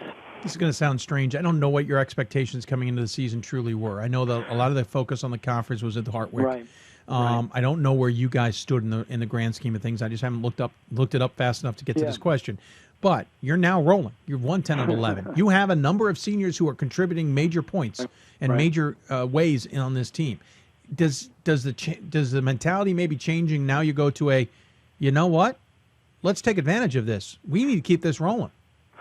Yeah, our goal is always every year to win our league and to win the conference tournament and play in the NCAA tournament. And last year we just had a bad year, period. And 2 years ago, when Mitch and Maurice were sophomores, we tied winning the league and lost in the championship game. And it's always the expectation that never changes. And we knew we were very capable of a huge bounce back year, and we knew that the Hartwick, Fisher, Alfred, all down. It's a very competitive, good league, and you have to be ready every night. But we really felt strongly we could have a bounce back year, and as we fought through that 5-game losing streak, maybe we didn't feel like it was going to happen then. But I liked how we were playing right from the start. Right from the start, we were playing pretty good, and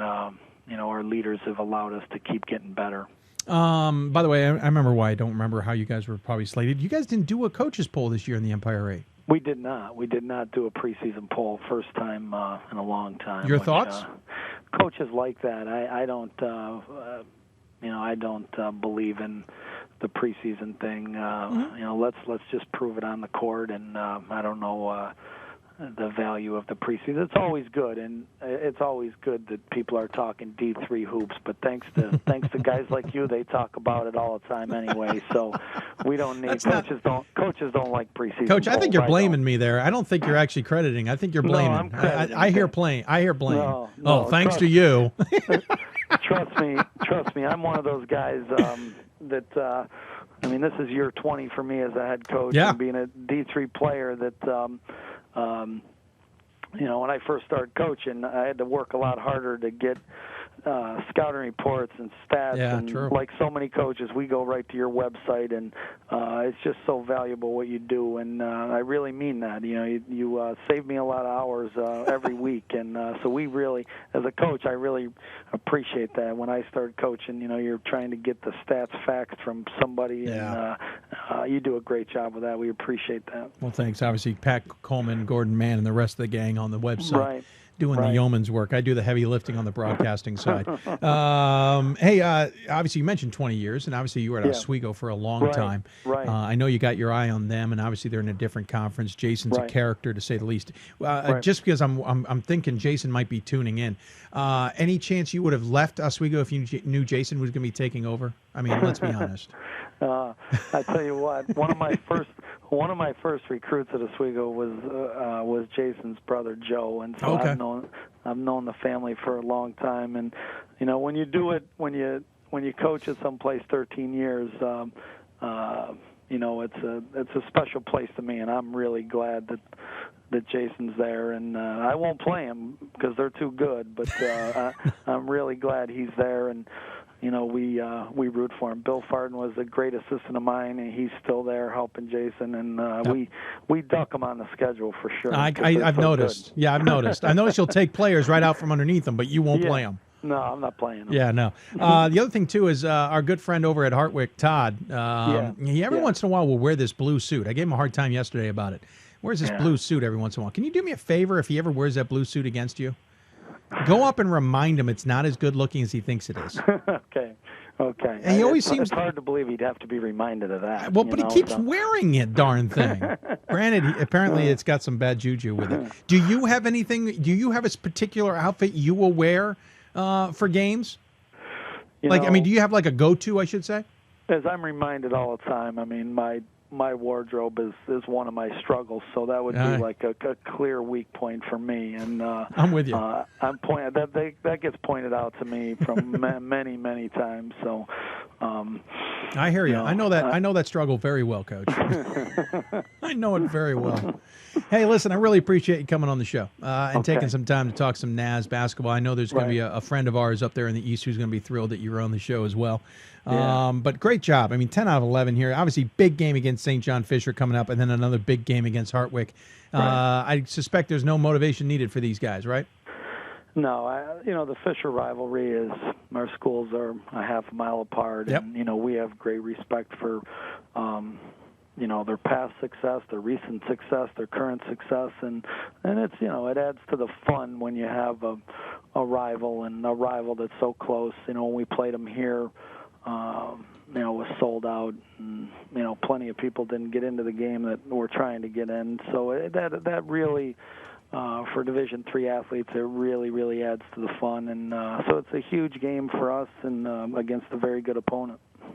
And the great thing is you get through those two games, your reward is 4 games at home. Yeah, we've actually played a little better on the road than at home this year, so we're trying to change that. Trying to play as well on both, but it is we'd certainly, if given the choice, rather finish at home, which we'll have 4 tough league games after this 2-game road trip at home. Yep. Well, Coach, I'm looking forward to seeing how you guys finish out. 6 big games, obviously, to go, and I appreciate you taking the time to join us. Okay. As always, you give the coach the final word. Any final thoughts you want to share with those tuning in? Again, Dave, we as a coach, I really appreciate what you do for D3 Hoops, and you and your whole staff. Our players are constantly on there, and it's a great product. Division III basketball is a great thing, and I think you really do a great job of helping the rest of the country realize that. And every year, it's what you guys do is even better, and we all appreciate that. Well, thanks, Coach. I appreciate those kind words, and I know the guys at D3 Hoops will appreciate them as well. Good luck the rest of the way. Looking forward to seeing how the Empire 8 shakes out, and I'm sure we'll be talking about your NAS down the road. Okay, thanks. Take care, Coach. Okay, man. Coach Kevin Broderick joining here on the Hoopsville Hotline. Tough team. 10 of the last 11 games. It's literally a tale of two different seasons. They started the season 3-0, then lost 5 straight, and then have been rolling since. Big set of games. St. John Fisher and Hartwick coming up. Empire 8 far from solved. They've got a game lead on Hartwick and a 2-game lead on St. John Fisher. A lot can change literally in the next week. We'll see how this all shakes out. By the way, speaking of wardrobe, interesting story. If anybody knows me, I've been the public address announcer at Goucher for 21 seasons. This is my 21st season. Mainly men's basketball. I also do women's basketball and some of those sports when they've asked me to. I've been doing it since my freshman year at the college. Pretty much the reason I got into Division III to be basketball, to be completely honest, is because of my announcing at Goucher. I have worn a shirt and tie for almost every single game there. Preseason games, I won't do it, but shirt and tie. Got handed a polo this year, and by the assistant coach on the men's team said, hey, you look good in a shirt and tie, but you look better in a polo. Okay, nice polo. Very nice of them to give me one. Didn't have to do that. Took it home. I think I wore it to the NCAA convention or something because it's very comfy. Came back, first game back, wore a shirt and tie. Assistant coach walks up to me and goes, Dave, listen, love you in a shirt and tie, but you look better in a polo. So maybe they want me in a different outfit. So I wore a polo, and they beat Juniata in the game. Coach looked at me and goes, I think it's the shirt. I think I'm wearing polos the rest of my time at Goucher. How about that? 21 years, we're changing outfits. I don't mind wearing polos. You've seen me in polos. I'm good with that. Trust me, my wife's going to be thrilled that I don't have to match shirts and ties and pants and shoes and socks anymore, being red-green colorblind that I am. So funny little story there with Coach Broderick. We're going to take another break. When we come back, where are we headed? I know it's more men's basketball. I got my little cheat sheet here. We'll go Arcadia. And guess what? We're going to break out the Skype machine. Talking men's basketball with Arcadia. You're listening to Hoopsville, presented by D3Hoops.com from the NABC WBCA Studios. More Hoopsville right after this.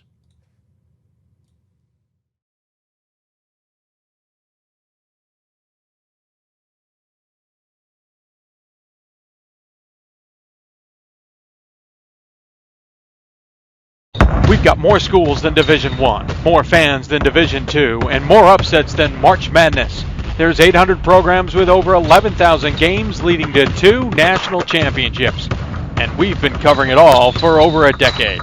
From Eastern to Occidental, from Puget Sound to Piedmont, from Southwestern to the University of New England, and from Hope to Calvin. Nobody covers Division III basketball like we do.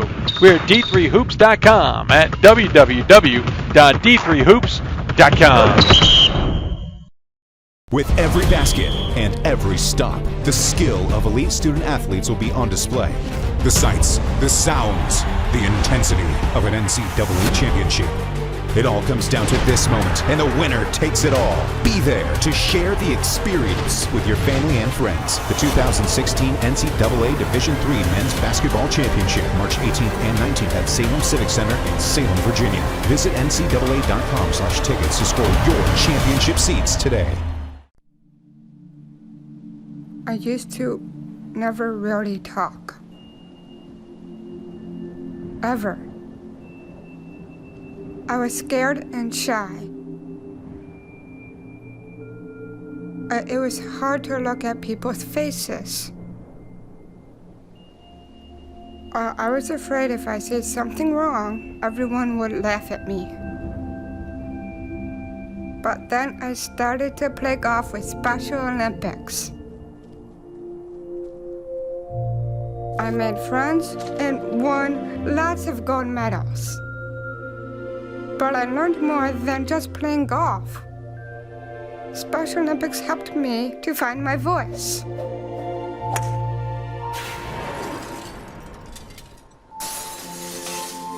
And now everyone else is speechless.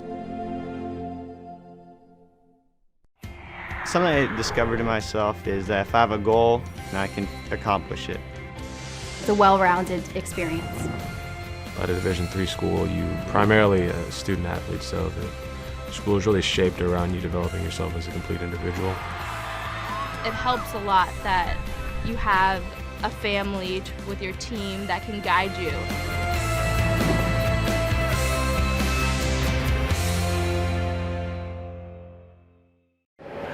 Welcome back to Hoopsville. This is Danielle Donahue, Executive Director of the WBCA, and we are a proud partner and very excited about all the future broadcasts. Here's Dave. And welcome back to Hoopsville, everybody. Hope you're enjoying the show. It is the marathon. We are on the air for 12 hours. We're about to wrap up hour number 3. It doesn't feel like hour number 3. That's a good sign. It's going to feel like hour number 10, I promise you, when we get there. If you want to interact with us, you can do so on Twitter at D3Hoopsville or hashtag Hoopsville. Email us, hoopsville@d3hoops.com. Join us on Facebook, facebook.com/Hoopsville. And Instagram even too, though Instagram not up and running like we hope to have it this year or this show, but we'll have it up and running for the future. Quick note I wanted to mention, Sunday show will be on earlier because it's Super Bowl Sunday. We're not crazy enough to try and go up against the Super Bowl. They got a few things that are going to trump us, and I wouldn't mind watching the game either. So we'll be on the air about 1 o'clock, I believe. We'll double check the scheduling and follow us on Twitter to find out when we'll be on the air specifically. Already working on guests for that, if you can believe it, as well. Don't forget about the Hoopsville fundraising efforts as well. Appreciate it. Any support you can give us. We'll talk more about that later in the show. Let's talk Mid-Atlantic basketball. How about that, especially on the men's side of things? The MAC Commonwealth has been an interesting conference, to say the least, this season.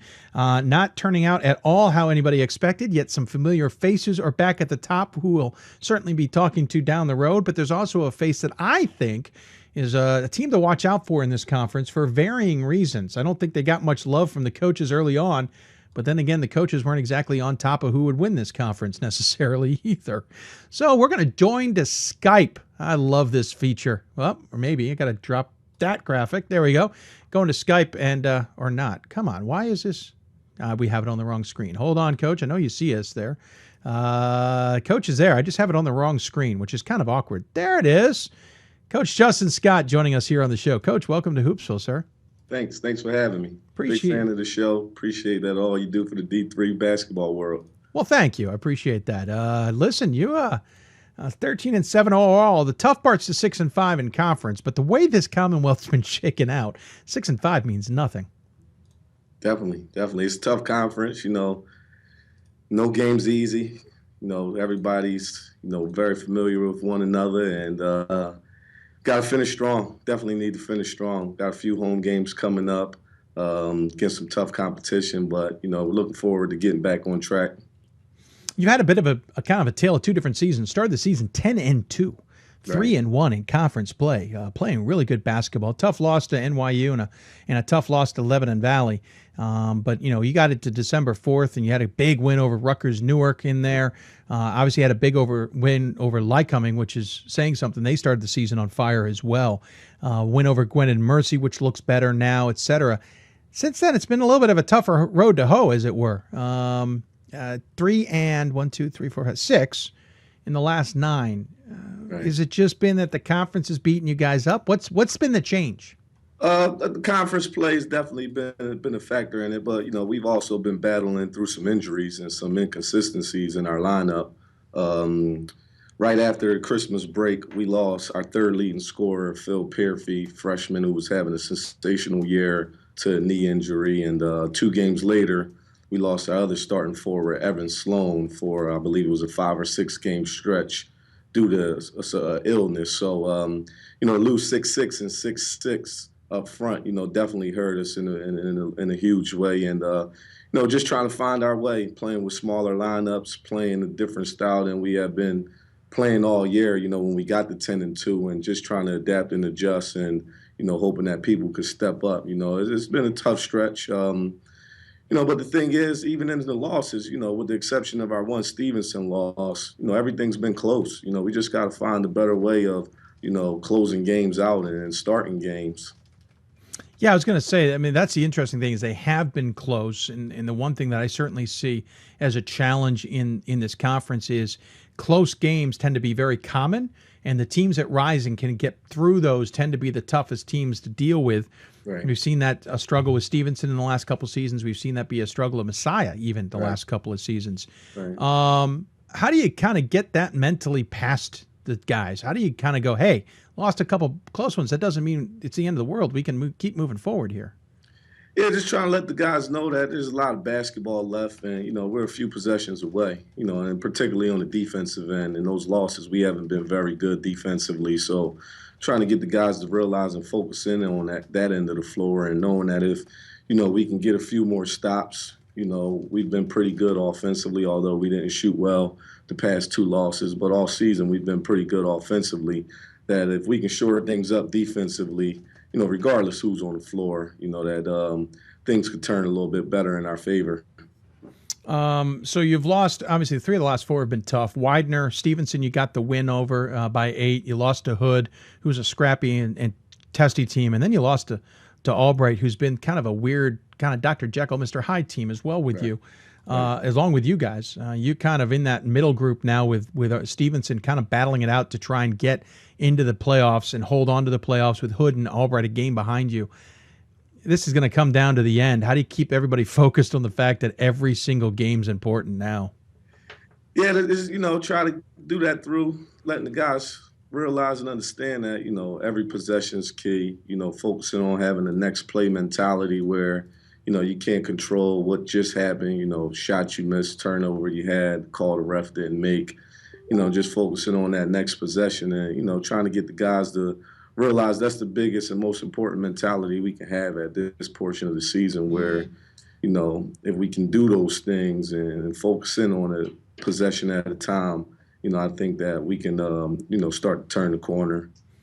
The games coming up, you got Lycoming at home and Alvernia at home, 2 obviously huge games because Lycoming's at second in the conference. Let's see, they are a 7 game ahead of you. Yeah. Right. I was trying to do some math because Lebanon Valley's got a different number in there. Then Alvernia, who's come once again out of nowhere, has woken up in the second half of the season. And this time, the only difference is they're leading the conference. Normally, they're 4th or 5th by the time we get to the conference tournament.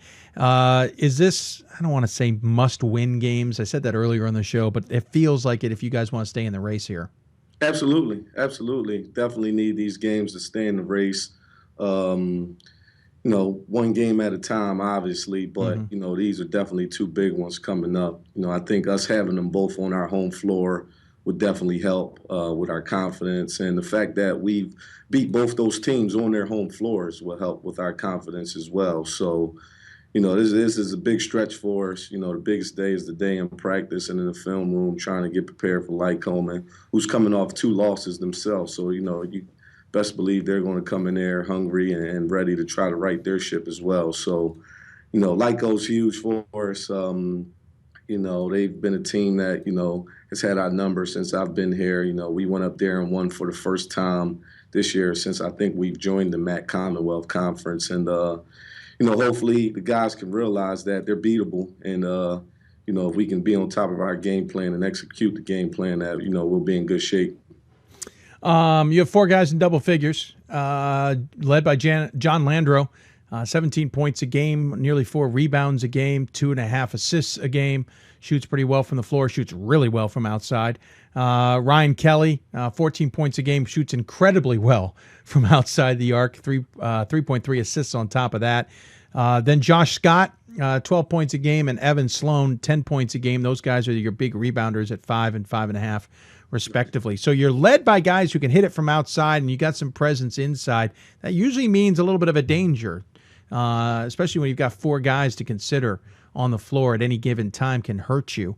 Has that been a benefit, or has it also been a little bit of a challenge to get everybody to kind of feed into the system? No, it's definitely been a benefit. Definitely been a benefit. We haven't had any challenges with guys buying into, feeding into the system. Our biggest challenge, honestly, has been on the defensive end. Offensively, I don't think we've had many issues this year. We have multiple guys that can score the ball. We have a very unselfish team that, takes pride in making the right pass and seeing their teammates be successful. So those really aren't my concerns on the offensive end.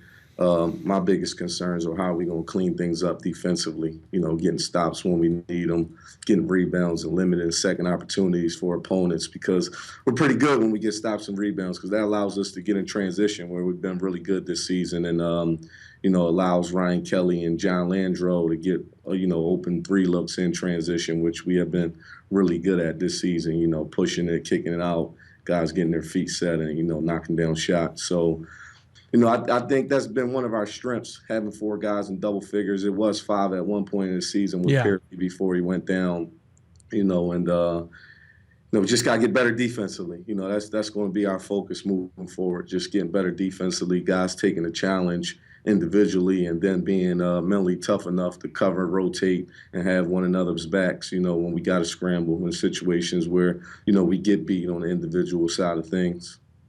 You're obviously a young team. You got 2 seniors. Obviously, one of them is Lando, so you'll lose his contributions, but everybody else comes back. Right. This is a squad that was picked to finish last in the conference by the fellow coaches. Is that a little bit of a a little side? Do you guys feel, has they been riding you guys for the rest of the season that you were picked to finish last? Yeah, that's one of the things I continue to try to hammer home to the guys. There wasn't many expectations for you guys, and we've done a good job thus far, exceeding the expectations that were set by the coaches in our league. But, we still haven't accomplished anything yet. Our goal is to make our conference playoffs, and, if we continue on the path that we've been going on the last 5 games or so, they may be right. We may be on the outside looking in. So guys got to continue to stay hungry, continue to stay humble, and, focus on, getting better daily, every day in practice, every drill in practice, every repetition and every drill. We got to continue to have that hunger that we had, when we were 10-2, regardless of who's on the floor or who's missing. So, it's very exciting, though, what the future holds. If we can keep these guys healthy, these young guys, and keep them together, I definitely think the future is very bright for our program, and it's an exciting time around here.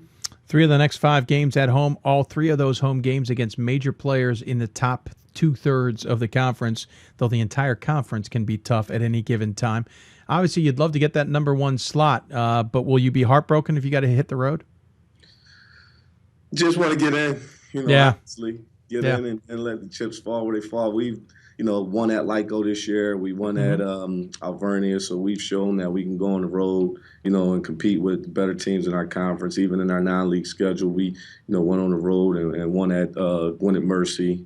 We took NYU, who's having a tremendous year, to the wire, and Landreau had a wide open 3 that would have won the game under 5 seconds. So, we feel like we can go anywhere and play in any gym and compete, but it's always good to, play in front of your home fans, not have to travel, to go through your normal routines that you go through, when you're home. So, that would definitely be great to, get one of the top seeds where we can host a playoff game. I think it'd be good for our institution, good for our department, and, just good for the spirit of the school. But, we're just trying to get in, and how does that happen? It happens by, taking it one day at a time, one game at a time. And, like I continue to say, we got to continue to say we need to continue to get better on the defensive end, and know that's where the ball games are going to be won. Yeah, that's certainly the case. A lot of teams win defensively and do well when they allow less than 70 points a game, is what I've found. You guys are getting close, but at about 73. Coach, thanks so much for taking the time to join us. I really appreciate it. As always, I give the coach the final word. Any final thoughts you want to share with those who may be tuning in? Again, Dave, I just thank you for having me. Thank you for all the work that you've done in the D3 basketball community. And, I wish the show the best of the luck, going forward. Thank you. Do me one favor, though. Keep Daryl Kanicki in line for me, could you? I'm just saying. You can get out of control sometimes. Absolutely. Absolutely. I'm saying this because I suspect Daryl's listening in. Nah, Daryl's down in the office pounding some work away. He's a couple doors down. All right. Well, darn. But still fun. Hey, Coach, thanks so much. Good luck the rest of you. We'll talk to you soon. Thanks, Dave. Justin Scott joining us here on Skype. Love the technology. Fun to see the coaches interact with us. Team is 13-7 overall, 6-5 in conference play. Big set of 5 games coming up, as we talked about. Looking forward to seeing how the MAC Commonwealth shakes itself out. Who do we got coming up next? This is the hard part about this show, is keeping track of everybody. Coming up next, we'll go to Alma. Talk about a team no one's talking about, but we've been talking about them on this show since the beginning of the season. We'll now talk to them on this show. You're listening to Hoopsville, presented by D3Hoops.com from the WBCA NABC Studios. More Hoopsville right after this. Division III schools offer academic scholarships instead of athletic scholarships. This really puts the focus that the student athlete needs to maintain that GPA. I did receive a non-athletic scholarship upon entering school. I got the presidential scholarship, which was huge for me. I think there's more opportunities for academic scholarships in Division III. A lot of people pick schools just based on the sport and don't get that experience. Being a Division III athlete and developing my leadership skills has definitely put my name out there and helped me get more recognition on campus, but more recognition nationwide. I did win the Jostens Trophy, which is based on leadership, academics, and then how well you do on the court. I'm also the Schwartz Scholar of my class. Schwartz Scholarship is basically a scholarship that is given to a student who's identified as a likely leader. And the end of the day, it won't matter how they play on the field, it will matter how they do in the classroom.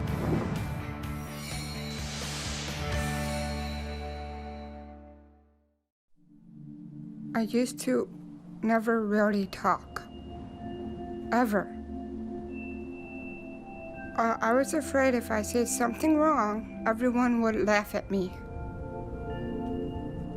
But then I started to play golf with Special Olympics. It helped me to find my voice. And now everyone else is speechless. We've got more schools than Division I, more fans than Division II, and more upsets than March Madness. There's 800 programs with over 11,000 games leading to 2 national championships. And we've been covering it all for over a decade. From Eastern to Occidental, from Puget Sound to Piedmont, from Southwestern to the University of New England, and from Hope to Calvin. Nobody covers Division III basketball like we do. We're at D3Hoops.com at www.d3hoops.com. For the love of the game. That's what it's all about, they say. But for those of us who are Division III student athletes, it's more than that. It's more about team and the schools and communities we represent. And for the many of us blessed with the strength to compete in sport at the college level, we understand that with what we were given comes a special obligation. Our obligation to help those who have their own special needs and whose love for the game is no less intense. That is why NCAA Division III teamed up with Special Olympics. Since August of 2011, we and others from Division III campus communities have volunteered more than 250,000 hours, time away from the classroom and practice field, reaching across the country to coach and mentor Special Olympics athletes. And to learn that in giving, we receive so much more in return. Help us keep that dream alive. Be part of it. Get involved. You can make a difference. Division III schools. Welcome back to the Hoopsville Marathon Show, presented by D3Hoops.com from the WBCA and NABC Studios. We are on the air for 12 hours. We have now taken care of 3 of those 12. We still got a long way to go. Pacing ourselves as we go through things. If you got questions for us, tweet us at D3Hoopsville or hashtag Hoopsville. Email us, hoopsville at D3Hoops.com. Join us on Facebook, Facebook.com/Hoopsville. Going to keep talking men's basketball here momentarily, but I wanted to give you a heads up. Going to talk Great Lakes region in general coming up with our good friend from Mount Union, Lenny Reich. Also then switch into women's basketball, talk to Clarkson and York and Denison. That's all coming up in the next hour plus. Then back to some men's basketball. Talk to Wisconsin Lutheran. Continue women's basketball with Wisconsin Lutheran. I apologize. We'll keep talking there. And then back to men's basketball, then back to women's. It's just crazy. It's just how it's going to work here on the show. If you want to follow along, you can go to our show page and see what we're doing, when we're doing it, and all that, including the free-for-all that'll be coming up later in the show. Again, Twitter at D3Hoopsville, hashtag Hoopsville, email us hoopsville at D3Hoops.com. Join us on Facebook, Facebook.com/Hoopsville. Now join us on Instagram at D3Hoopsville there as well, et cetera, et cetera. At the beginning of the season, we talked to Hope on this show, and Greg Mitchell was on the show, and I said, who do you think we need to be watching in this conference if it's not yourselves? He didn't hesitate. Alma. Watch out for Alma. Calvin certainly has had a tough season, but they're in play. Trine has had an interesting start to the season, but a rough recent part. The team leading the conference, Alma. The team that's good in this conference right now, Alma. Greg Mitchell was right. We've been talking about Alma ever since then on the show. We have been quick to bring them up when talking MIA and when talking about Great Lakes region. Well, we figured if we're going to talk about them, we might as well bring them on the Hoopsville show, and the marathon seemed like the perfect time. So join us on the Hoopsville hotline. Sam Hargraves from number 12, Alma. Coach, welcome to Hoopsville. Thank you, Dave.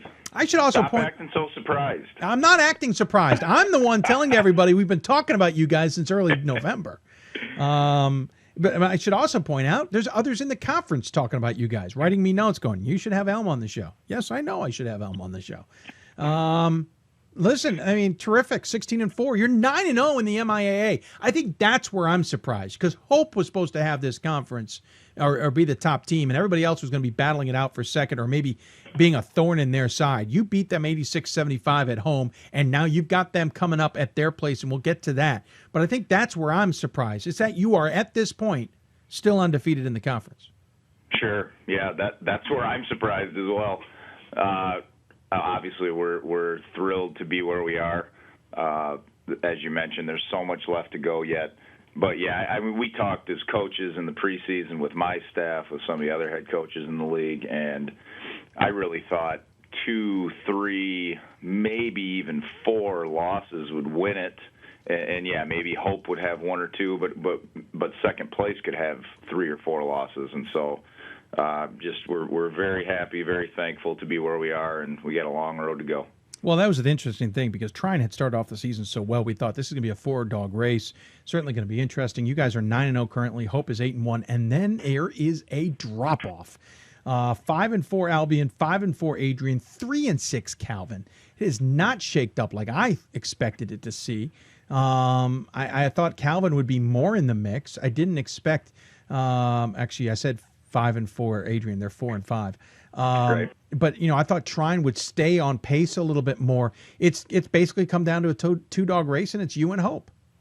Yeah, and you look closer though, it could so easily be different, right? It's just a basket here, a basket there. I mean, we have 2 of our toughest games all year against a team with 1 win, and everybody says that they're the best. Kalamazoo College is the best 1-win team I think I've ever seen, and that says a lot. They battle everybody. They gave Hope a game at Hope, and so I think it's a compliment for our league, how good it is this year, how balanced it is. Trine loses the first game at Calvin in a game they could have easily won. We win in overtime at Trine in a game that they easily could have won. Hope's had, oh my gosh, I mean, they squeaked it out at Albion, and just on we go. I'm sure I'm probably forgetting. Well, I think Adrian, who just battled us last night, beats Olivet in overtime. And it's just like most conferences. Every night you have a chance to lose. Maybe the good thing is every night you have a chance to win, so I guess that's the more optimistic approach. But it's just very balanced from top to bottom. Even though maybe the standings don't look like it, I think it's a lot closer than those numbers show. It certainly feels that way on some given nights, but it's also an interesting drop-off. And in that sense, it's giving you some cushion. The last thing you want to do is take your losses. But I'm just saying, you've got some play here. What's interesting is you have this big game against Hope coming up on Saturday, and it is at their place. Essentially, it's got the top of the conference in play because if they win, obviously we're in a tie. We're going to tiebreakers and stuff. You win, you build basically a 2.5 game lead because you're going to have 2 games plus a tiebreaker on them going the rest of the season. Does that make this a must-win for you guys, or is this just another game you want to play well in? Are you just trying to make me more nervous? Sure, let's go with that. No, there's no doubt. It is. And you've talked to so many coaches. You've been doing this for so long. We're not going to talk like that with our guys at all. It's going to be we're trying to be better than we were today in practice and so on and so forth. And it sounds like coach speak, but it's really the truth. We're just going to go in there and try to play as good as we can play. And if that leads to a victory, great. Like you say, it's really nice that we're 9-0 right now because no matter what happens, win or loss, we have some cushion. And so looking forward, that's obviously a great thing to have. it's a lot better than being 0-9. No, that's the truth. I've gotten used to coach speak basically being because your players are listening more than anything else. I've learned. And you don't want them to be encouraged in any way, shape, or form. I hope ours are in class. Yeah, well, true. Good call. But this is DVRable, so they can go back and listen. But listen, when you talk about the season, I mean, the start of the season was not great, and you lost 3 out of 4, which made Greg Mitchell's comment, I think, for some a little bit perplexing. But you lost to Ohio Northern, you lost to Ohio Wesleyan. Not that that's a bad loss in any way, shape, or form.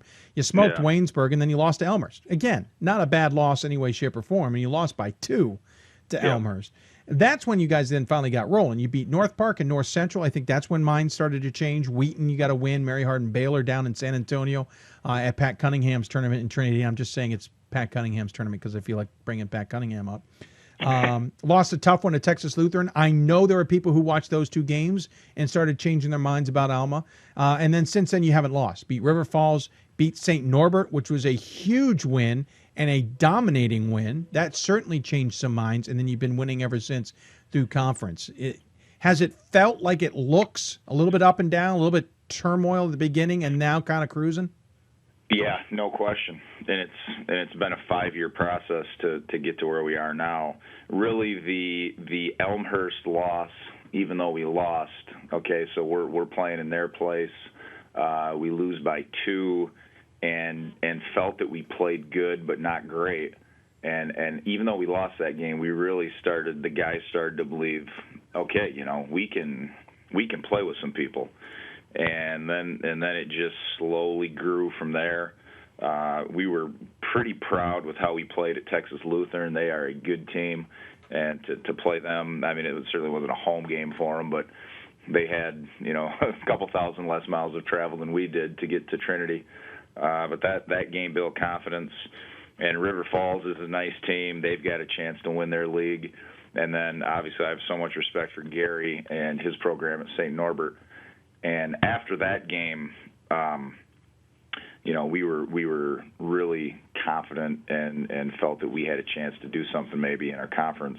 And then, of course, we built so much conference that Kalamazoo took us to overtime. So I guess it didn't mean anything, but it also means that Kalamazoo's pretty good.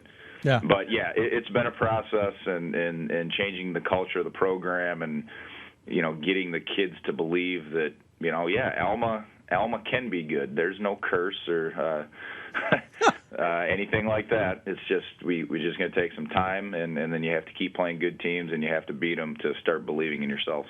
We should point out, after Hope, you play home against Calvin, home against Trine, then on the road against Albion, and on the road against Olivet. So it's not like this last 5 is going to be anywhere, or even after Hope, the last 4 are going to be easy in any way, shape, or form. And you said it earlier, Kalamazoo is the best one-win team in the country. Sure. And let's talk about your team briefly, if you don't mind. I figured you would.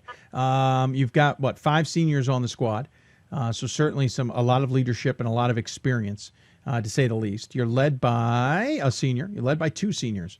I hope I say his name correctly. Scott Nikodemski? Nikodemski. Yep. 14.5 points a game for Nick, 3 rebounds a game, 5+ assists a game, assist to turnover ratio of almost 2-1, and plus another 2 steals a game. DJ Beckman, the other senior, 13.3 points a game, 4.2 rebounds a game. By the way, back to Scott, shoots 69% from the floor. What in the world? And 60% from beyond the arc. And then Trevor Gurnat, the junior, 10.5 points a game, 1.3 rebounds. 5.4 rebounds a game. And then you got 2 more guys in double figures. So we'll keep talking about them. Sophomore Jason Beckman and sophomore Doug Bradfield, both 10+ points a game. Obviously, Scott brings a ton to the table. Points, rebounds, shooting, assists, steals, etc. But then he's got 4 other guys there in double figures that are going to make things dangerous. Yeah, you summed it up nicely. And we're going to be really sad to see Scott go, obviously. I mean, he does so much. And of all of his stats, and I know the shooting and everything is amazing, and especially since he's our point guard, to have that type of a field goal percentage. That's ridiculous. Yeah, he takes good ones. You know, and it's hard for people to believe, but we are constantly on him about let's have that field goal percentage a little bit lower, and let's have you do more. You know, he's almost too careful at times. But he's incredibly efficient.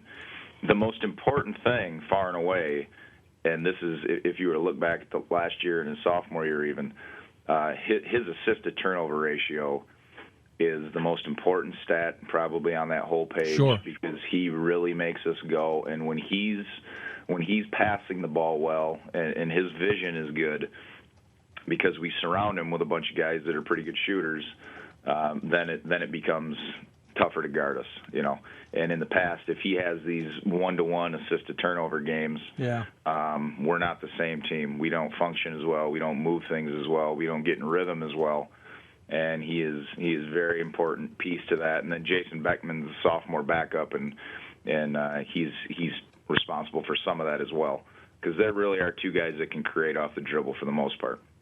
Yeah, I mean, it's a shocking number. If you look at those stats and you see that shooting number, you think he's a big guy who's getting the shots inside, and then figure out how in the world he's giving out assists and steals at the same time. It's amazing that he is a guard. And I hear that a lot about the assist-to-turnover ratio. So, you know, it makes sense to hear it from a coach on top of that. You know, Dave, the other thing, and interestingly enough, he probably is our best back-to-the-basket post scorer.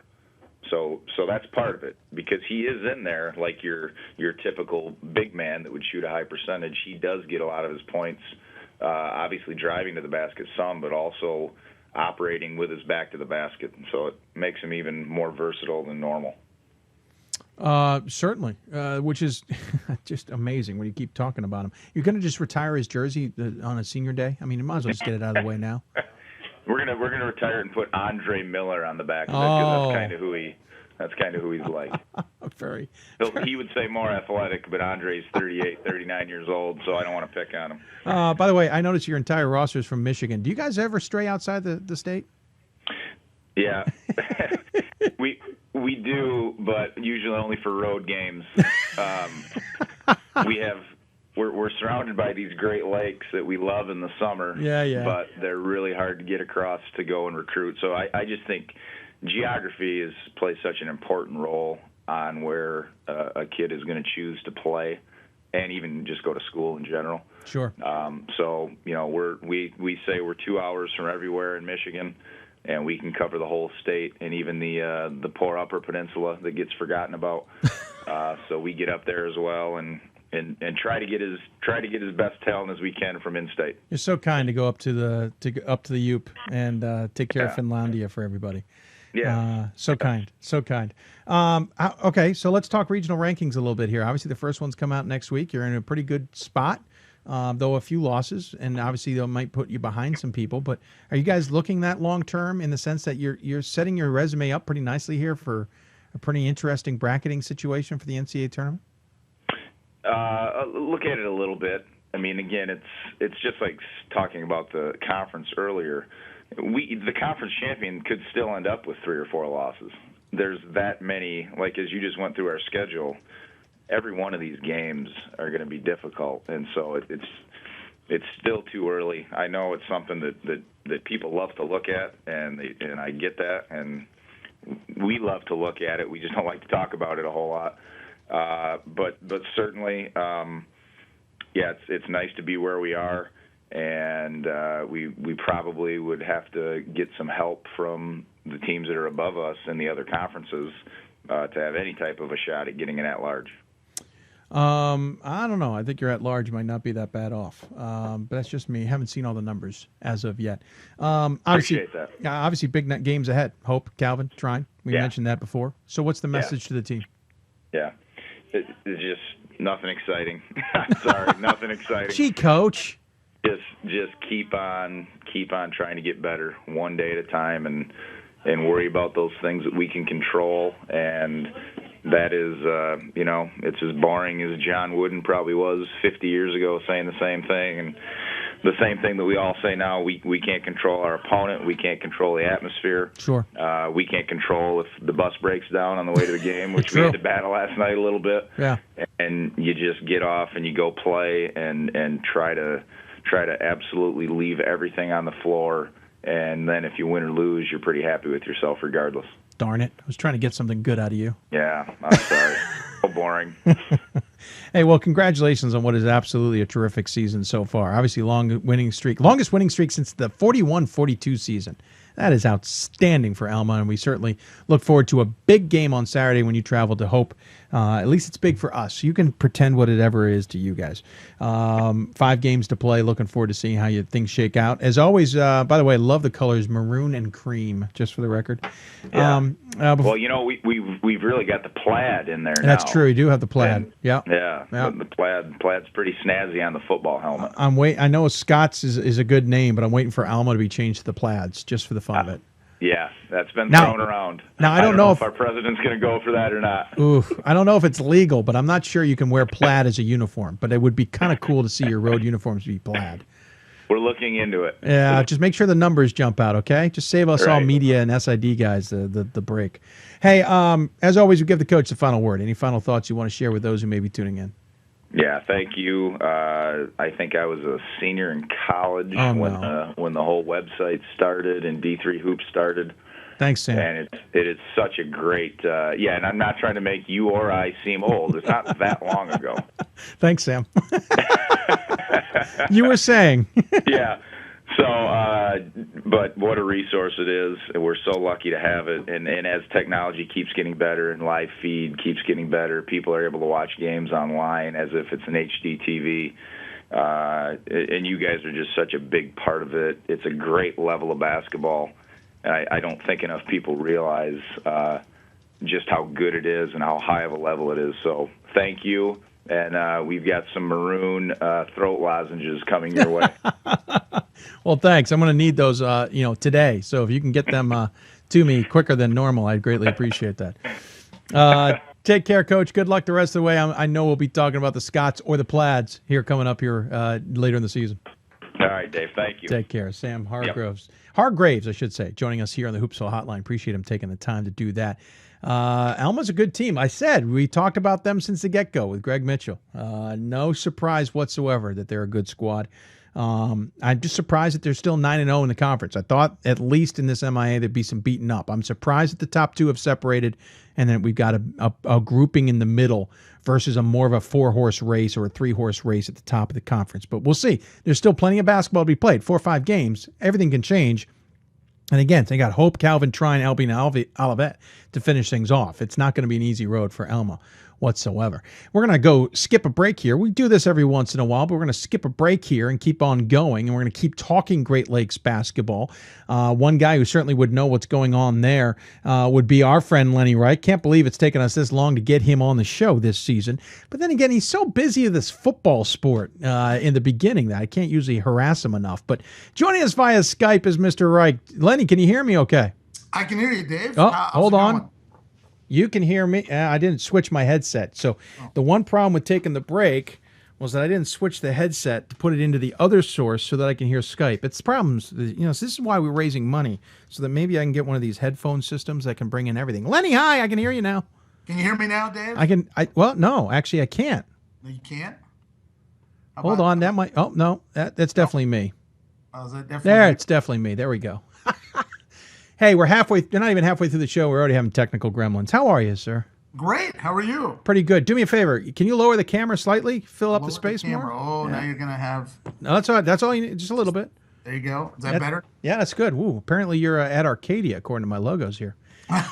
We'll fix that. We'll fix that while you talk. Hey, listen, let's start with Alma and the MIAA, if you don't mind. No, I think the MIAA, I mean, yeah, like you said, I mean, obviously now...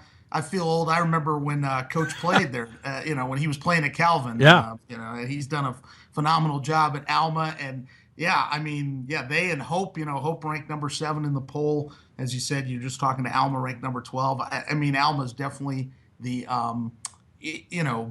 great story. I mean, 16-4 and 9-0 in the conference. But, as I know when you just talked to Coach, their next 2 games at Hope, and home against Calvin. I mean, they're going to have their hands full with those 2 games, and if they can, figure out a way to get through those 2 games, obviously they'll be in great shape. But Hope, they've got 3 of their last 5 on the road. Yeah. They're 18-2 and 8-1 in the conference.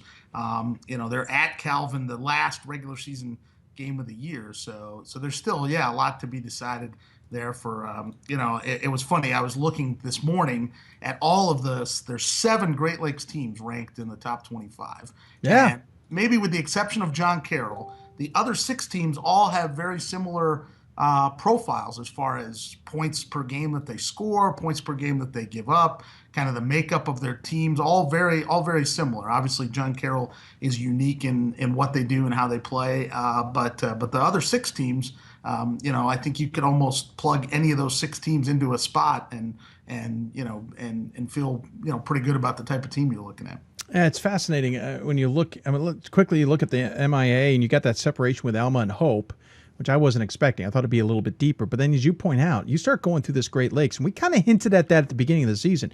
You're going to have an unbelievable race in the NCAC. The OAC was shaping out to be a fascinating race with John Carroll, Marietta, and Mount Union playing in the mix. The MIA has kind of gone on its head a little bit. Calvin's down, but Hope stepped up. Alma's stepped up. Trine has made it interesting. And then you get into the HCAC, which is just, I don't think anybody's fully appreciated, maybe. Mount St. Joseph's probably going to come out of there. And then you got some others that are just going to play spoiler a little bit here. You don't know much about Penn State Barron. You'll learn more about them on the show. And you don't know much about St. Vincent coming out of the PAC. It's a jam-packed Great Lakes this season. Yeah, it's really, I mean, like you said, you just mentioned a group of teams outside of that top 7 that are in that area, and yeah, I mean, it's going to be wild not only to see how these conferences kind of shake themselves out, like you said, a real intriguing race in the HCAC. I heard when you had the Rose coach on earlier, and those things. Same with the PAC and what might happen during their tournament has always had some kind of goofy things going on during the PAC tournament. And yeah, the OAC obviously has 2 teams that are really out in front of everybody, but yeah, a group of teams around them that can all make things happen. So it'll be interesting. I'll be curious next week, as I'm sure everybody will, to see how that first regional ranking, kind of how everybody gets put together. And I think that'll tell us a lot about what might happen going forward. You're right. I think we're going to be talking about the Great Lakes region more about who's not on the rankings or where everybody's positioned. I'm not on the committee to try. I don't know how I would try and separate all these teams. And try and move all these teams around. Obviously, like I said, I would think that barring something happening this weekend, that John Carroll would probably be the number 1 team in the region.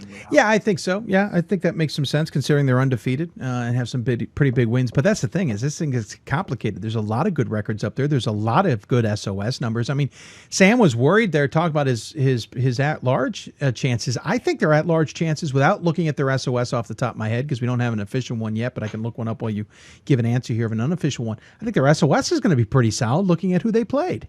Yeah, well, and that's kind of, what I said off the top is, even when you look at these other 6 teams, other than John Carroll, like we said, we kind of agree John Carroll will be probably the number 1 ranked team in the region. And you take those other 6 ranked teams and some of those other teams you talked about, and they're all kind of bunched together. They all have some good wins. They all have, a loss here and there. But it's going to be really hard to separate those other teams, Hope, Marietta, Ohio Wesleyan, Alma, Barron, Mount Union. Then, like you said, St. Vincent, Worcester, the other teams, in the HCAC in that mix as well, Rose-Hulman, Transylvania, where all those teams are going to go. And, it's going to be, and I've heard some of the other coaches already talk about it today. I mean, you've got to try your darndest to win that automatic bid out of your conference and take those situations out of the committee's hands, because there's going to be some really good teams that just there isn't going to be a space for them. Oh, by the way, Pat points off air to me a message. The other thing about the Great Lakes is it's not like it's a lot of teams get ranked.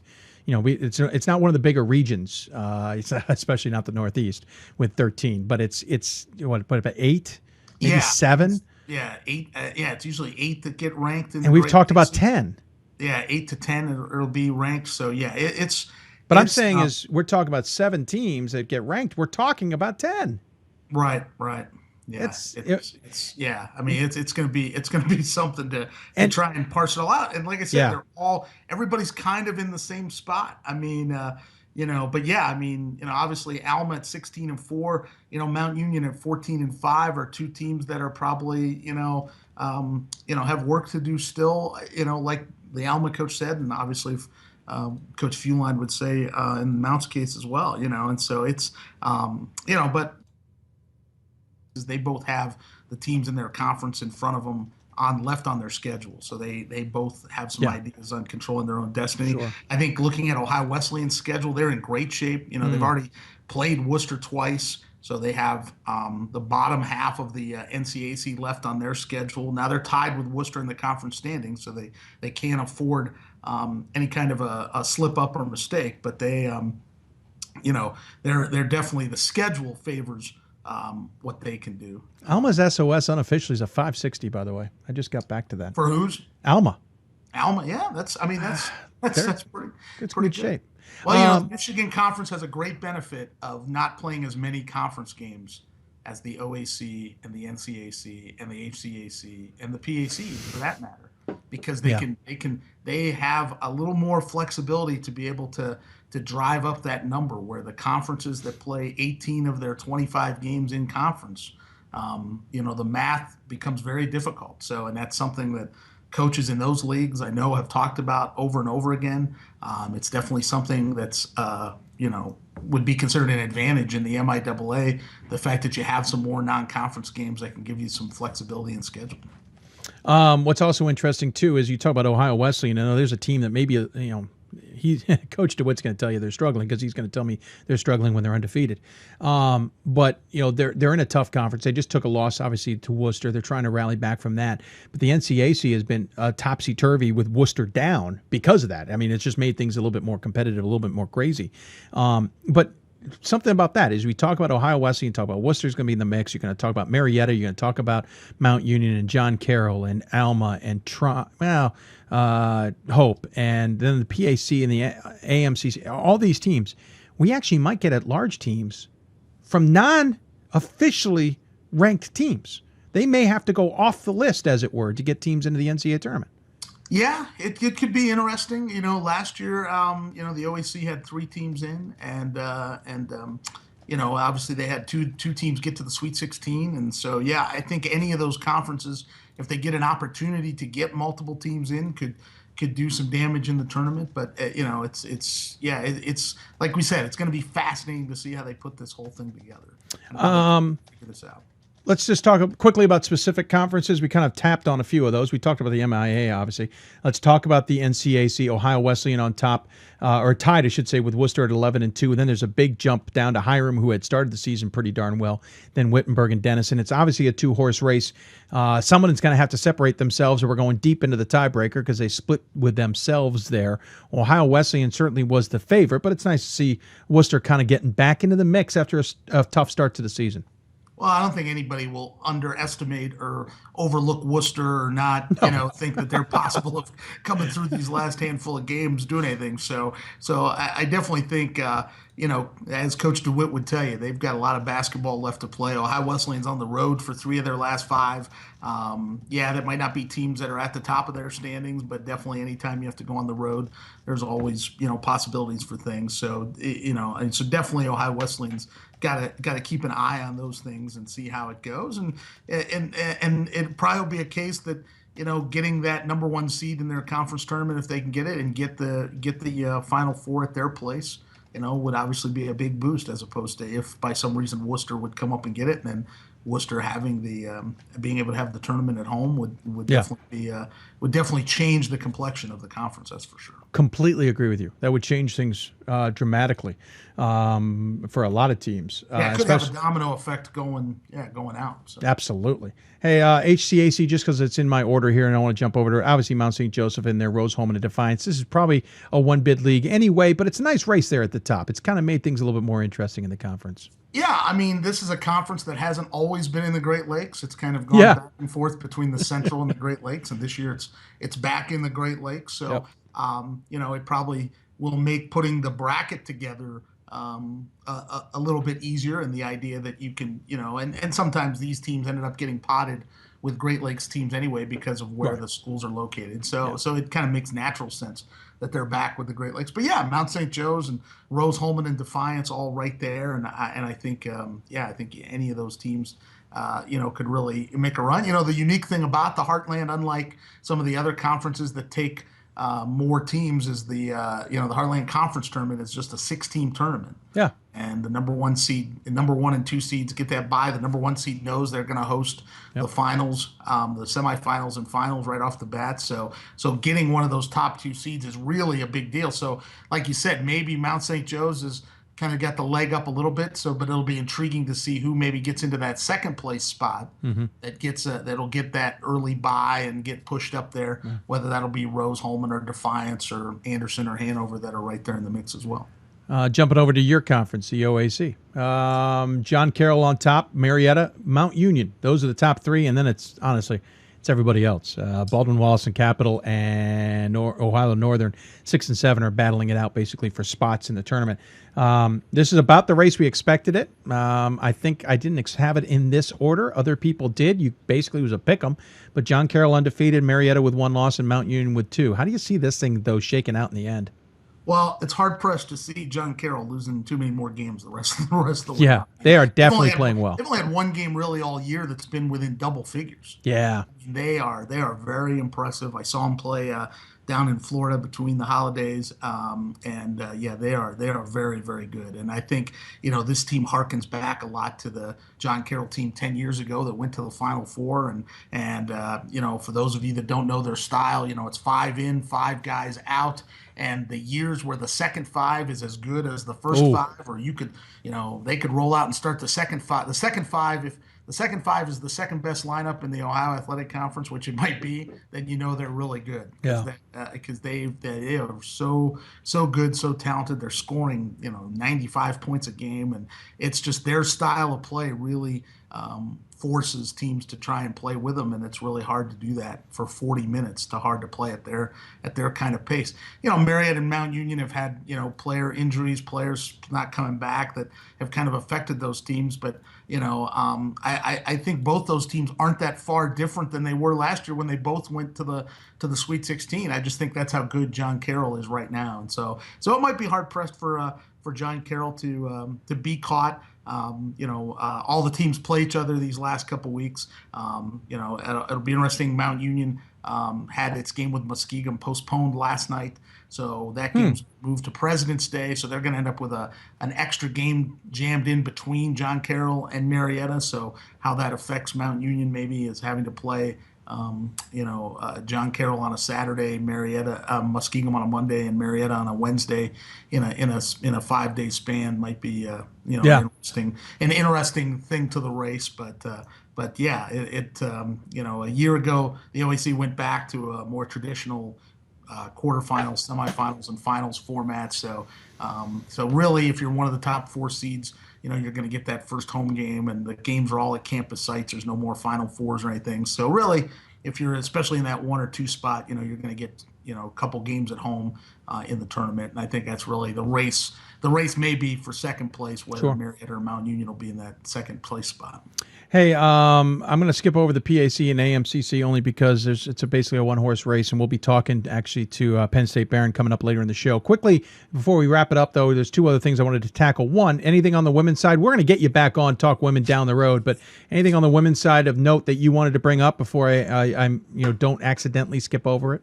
Well, and I know you're going to talk to Sydney later today. Yeah. I mean, Thomas More is, it's such an unbelievable story, and Sydney's a great story, and I'm glad you're getting a chance to talk to her because I think just what they have done is remarkable. The 52 straight wins and 40. I mean, the amazing thing this year is the 40-point margin of victory. Oh, it's sick. For the season. I mean, it's just incredible what they're doing, and it's really kind of them and everybody else. But there's some great, obviously it's some of the usual suspects. Hope and Calvin, Ohio Northern, Capital. But I think, and I know you've talked to them too, I think the story of Bluffton and what their women's program has done is tremendous. I mean, 19-1 and record-setting territory, a lot like Alma on the men's side, a team that's not necessarily, I don't want to say come out of nowhere, but a team that's really put themselves in position to be noticed this year at a time where yeah, I mean, I think in the Great Lakes, obviously everything's going to go through Thomas More, whether you're going to go there one weekend or 2 weekends. And obviously the Great Lakes on the women's side, a lot to talk about as well, is that the Great Lakes region is going to be the host for the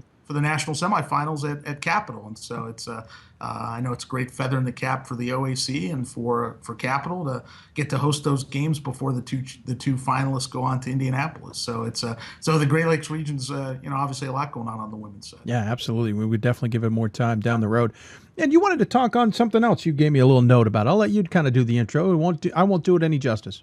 Well, yeah, I think, this is the second year that the United States Basketball Writers Association has picked a National Player of the Week. And if you haven't had a chance to go to the usbwa.org website and look at the National Players of the Week that this committee of 8 people, and I'm one of the committee members for, Jeff Bernstein at NYU is the chair of it, does a tremendous job as our chair. And I think, it's been a great opportunity. There's 8 voters. Each 2 of us represent we split the country north, south, east, and west. I actually cover the West with Kristen Martin from Eton College in Massachusetts, and so we cover the western part of the United States and collect up the players of the weeks. And her and I pick the best male and female from the West, and along with our other committee members in the North and the South and the East, and we all get on the phone on a Tuesday morning and we pick a National Player of the Week. And so nothing against the D3 Hoops Team of the Week. Whatever. It's a great job, but I think it's another opportunity to get a player recognized, and we draw from our conference SIDs and their National Players of the Week. And so we feel, it's our conference players of the week. So yeah, it's been really neat. It's been really neat to be a part of. And like I said, Jeff Bernstein and I'll mess up getting through all the committee. Justin Parker at Trinity, Chris Mitchell at WashU, Mark Atkins at Manchester, Stacy Gordon at Brockport, Amy Canfield at Mount Holyoke, John Evans at Baruch. And Jeff Bernstein at NYU, those people, and I'm going blank on one of our members, so I'll get yelled at myself. So I'll get yelled at on the call next week. But it's a neat group. It's been a real fun thing to do. And so, like I said, I can only encourage anybody to go on the United States Basketball Writers Association website and check out those Players of the Week. So we've been able to, like I said, honor some great players, ones that you guys have talked about today and talk about all season long. Well, I appreciate. Hey, listen, giving a credit to Division III players in general is always a good thing. So, basketball writers are certainly a good one. You named off a who's who list, by the way, of media people and sports information directors in this realm. So, very very nicely done. I'm just worried the Godfather running the whole ship. That's my only concern. It makes for an interesting conference call. At NYU, but it's interesting now that he doesn't have a gym. That's true. He doesn't even have an office, does he? He doesn't even have an office. Does he just call from a cab somewhere? He's got to worry about this view that I have behind me. I was going to say, hey, outstanding view back there, sir. Well, this is my office, so you're in the sports information office. So it's beautiful, but not enough snow. That's fine. That's fine by me. Yeah, Mount Union Stadium in the background. It's a great place to be. And it's we're excited around here. I haven't had much time to talk basketball because I've been busy. Word has it you have a decent football team. Rallies. I hear you guys might. The Pro Football Hall of Fame. I heard you might be able to maybe be on the national scene next year or something. I heard you finally. I hope so. Come along. Yeah. A lot of recruits on campus today. We're trying to make sure we can be there. Well, National Signing Day was yesterday, wasn't it? It was. Hey, Lenny, as always, I appreciate you coming on the show, sir. As always, to give the final word to the guest, as you know. So any final thoughts you want to share with those tuning in? Well, I think, Dave, I've been around this thing from the very beginning, and I remember the first time you called me, a long time ago, when I had hair, and said that we'd like to do these things and promote college basketball, and I thought it was great. And I think this marathon today, any of us that are D3 junkies like myself and other people, this chance to be a part of this and hopefully raise money to keep this thing going, I think's a great effort. And I know you did a lot of talk about this last week, but I'll get my pin on. Nice. Damon Goodwin and what he does or what he's gone through. And Damon's a great friend of mine, and I'm glad to see that know that he's getting better, and we're all looking forward to having Coach Goodwin back on the court soon. Agreed. I completely agree, and I'm glad the fundraiser was so successful as well. Hey, Lenny, thanks so much, my friend. Take care of yourself. Thanks, We'll be talking to you soon. Yeah, I mean, is there things at happy hour we have to watch out for with Wags? I mean, where's Rusty? Why isn't Rusty? I'm going to reach out to Rusty, see if he'll join us for happy hour. Rusty, Bob, me, Bob Coleman, me. We could two. have like a happy hour reunion of 2000 Hoopsville. So. I should. What I should do is see if I can somehow do a conference thing with Skype, get you all in at the same time. That would just be a crazy happy hour right there. That would be a crazy happy hour by then. So. Yeah. Well, Wags is going to be on later. Maybe I'll reach out to Rusty, see if he can grill up some Bartley's burgers and send them my way. I think Wags and Rusty for sure. There you go. Same time. That could be fun, and we'll get Greg Royce to watch in the whole thing at the same time. Hey, we're just glad he's come to the dark side and joined Division 3. So. Absolutely agree with you. Hey, Lenny, thanks so much. Take care of yourself, my friend. Thanks, buddy. Good luck. Thank you. Lenny Reich joining us here on the Hoopsville Marathon. Appreciate him taking the time. A little bit behind because I love talking to Rusty, but we're going to get back on schedule. When we come back, we're going to switch back to some women's basketball. Going to talk to Clarkson women basketball playing pretty darn well, and another idea of what's going on in the East region. You're listening to Hoopsville, presented by D3Hoops.com from the WBCA NABC Studios. More Hoopsville Marathon after this. For the love of the game. That's what it's all about, they say. But for those of us who are Division III student athletes, it's more than that. It's more about team and the schools and communities we represent. And for the many of us blessed with the strength to compete in sport at the college level, we understand that, with what we were given, comes a special obligation. Our obligation to help those who have their own special needs and whose love for the game is no less intense. That is why NCAA Division III teamed up with Special Olympics. Since August of 2011, we and others from Division III campus communities have volunteered more than 250,000 hours, time away from the classroom and practice field, reaching across the country to coach and mentor Special Olympics athletes. And to learn that in giving, we receive so much more in return. Help us keep that dream alive. Be part of it. Get involved. You can make a difference. Division III allows you to give yourself to other things. Having that free time allows me to pursue the things that I want to pursue. Division III athletics affords students the opportunity to, engage in the other interests in their campus and in their lives outside of that sport. It allows you to just be able to do everything you want to do. I wouldn't change it for the world.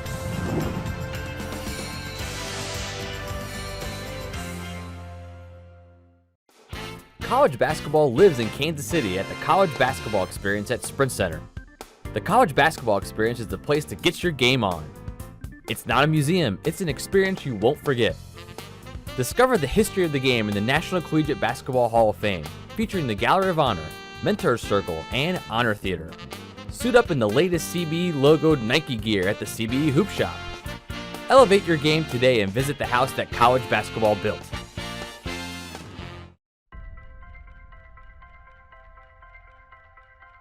I'm a Division III student athlete, and I know how powerful words can be. The term gay doesn't mean stupid, lame, or less than. So I pledge to speak up if I hear the term gay used in a derogatory way or any other homophobic terms. If you can play in Division III. I'm a Division III student athlete, and my teammates unconditionally accepted me as part of their family. So now I pledge to do the same for others. If you can play in Division III. We've got more schools than Division I, more fans than Division II, and more upsets than March Madness. There's 800 programs with over 11,000 games leading to 2 national championships. And we've been covering it all for over a decade. From Eastern to Occidental, from Puget Sound to Piedmont, from Southwestern to the University of New England, and from Hope to Calvin. Nobody covers Division III basketball like we do. We're at D3Hoops.com at www.d3hoops.com. And welcome back to Hoopsville, everybody. Hope you're enjoying the show. If you got any questions for us, tweet us at D3Hoops or hashtag Hoopsville. Email us hoopsville at D3Hoops.com. Join us on Facebook, Facebook.com/Hoopsville. It's all part of the Hoopsville Marathon Show. We're about to wrap up hour 4 and still have 8 hours. How many hours left? I don't know. I've lost track. Technically 8. We'll be going more than 8. That happy hour, I think, is going to be literally crazy. But that's the fun part. We get to literally talk. We've had coaches just randomly call in on us. I know we're going to have other people. We'll make it worth your while. We'll let you know how you can do it, et cetera, et cetera. I'm going to keep right on going because we are a little bit behind schedule, which on a marathon show is a really bad thing to have. I know where I've got some breaks built in, but they're not for a while, so we need to get going. We're going to keep moving. We're going to go back to women's basketball and talk to Clarkson. Their basketball program's on a roll. 15-4 overall, 8-2 in conference action. Certainly playing some good basketball, leading the Liberty League, and maybe taking some names along the way. They're actually in a three-way tie, I should point out, with Rochester Tech, RIT, and Union. So let's go to the Hoopsville hotline. Joining us there is head coach Maureen Webster. Coach, welcome to Hoopsville. Thank you for having me. Let's point out the fact that you had some immediate success. Took over the program last season, got Clarkson to its first ever Liberty League tournament, and now you're on top of the conference. Talk about setting the bar high and meeting it. Yeah, I mean, I think Coach Hampton did a fantastic job recruiting the group that I have currently. I think he set me up for kind of the success that we've had these past couple of years, and my hope is that we can continue down the streak that we're going right now and get ourselves to another playoff type situation, hopefully this year with a home game. That's certainly key. We'll talk a little bit about that down the road as well. But what's really interesting is, you lost early in the season to Bowdoin in a tight game. And, of course, Bowdoin's a pretty good team. You played them at Plattsburgh. And then you lost 3 in a row. And this was the crazy stretch because there was about a month in between. You lost to Williams on December 5th. Then you didn't play till January 2nd and lost to the Banana Slugs out there in California at UC Santa Cruz. And then lost to RPI the next day. First off, thanks for at least giving me a reason to talk about the Banana Slugs. But second of all, that 3-game stretch was just a little bit strange for you guys. Yeah, I mean, it was something that we haven't really faced in quite some time. So the biggest thing for us was getting those wins in Liberty League. So when we came off our first 2 league games at 0-2, we kind of sat down, reevaluated what we needed to start doing a little bit better. And then from there on out, we've been on this kind of a winning streak right now that we're really enjoying, and we hope that we can continue it out. Yeah, I'm just curious, will you ever take that month off again? No, I hate breaks. We don't like to take days off. So anytime I can have them near me is how I like it. So hopefully that doesn't happen again to us. So then after that, though, obviously you got back to town and rolled. Man, you had 5 home games straight? Yep. Wow, I'm 4 hours in. I'm already flipping my words around here. 5 straight home games. Bard, Valley Forge, St. Joseph, Maine, Rochester Tech, and William Peace, and easily took care of all of them. And now you're in control of this conference in a sense. You are in an interesting tie with RIT and Union. However, you've got the tie breaks on them. RPI beat you. So yes, they did. You have a big game with RPI coming up to try and even the score. Yep. And then you got another random game against UC Santa Cruz. I know they're in conference here. Which is not in. Are they in conference? Well, it's Union College that we're playing on that day. So RPI Union this weekend. Well, that's weird. I'm gonna hold on a second. Okay. I'm going to your schedule because the one I'm looking at says UC Santa Cruz. Let me try that one again. Yeah, Union. Okay. This makes 10 times more sense now.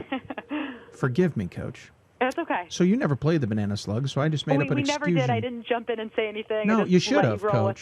Come on. I'm only barely 4 hours into this, Coach. This is a bad sign for hour number 12. I know. I'm sorry. Okay, so let's reset. You played Union, not Santa Cruz. Yes. That's the yes. strangest Union thing I've ever RPI, seen in my life. The first weekend, we went 0-2. Yep. Hold on. I gotta check something out. Okay. No, UC Santa Cruz is not appearing in the Liberty League schedule, or a standing. So that's a good sign. Yeah. We don't need another team jumping in. Seriously, it made no sense to me why you had played UC Santa Cruz at their place and then RPI the next day. Right. It made no sense. It made no sense at all. So you've lost the Union and RPI games. You now need to make those games up. Correct. You've got those are 2 them. losses in the league. So essentially, you've got must-wins here if you want to keep that home game. Yeah, absolutely. We have Redemption Weekend coming up, so we're nice. pretty excited to play against them, and hopefully we walk away 2-0.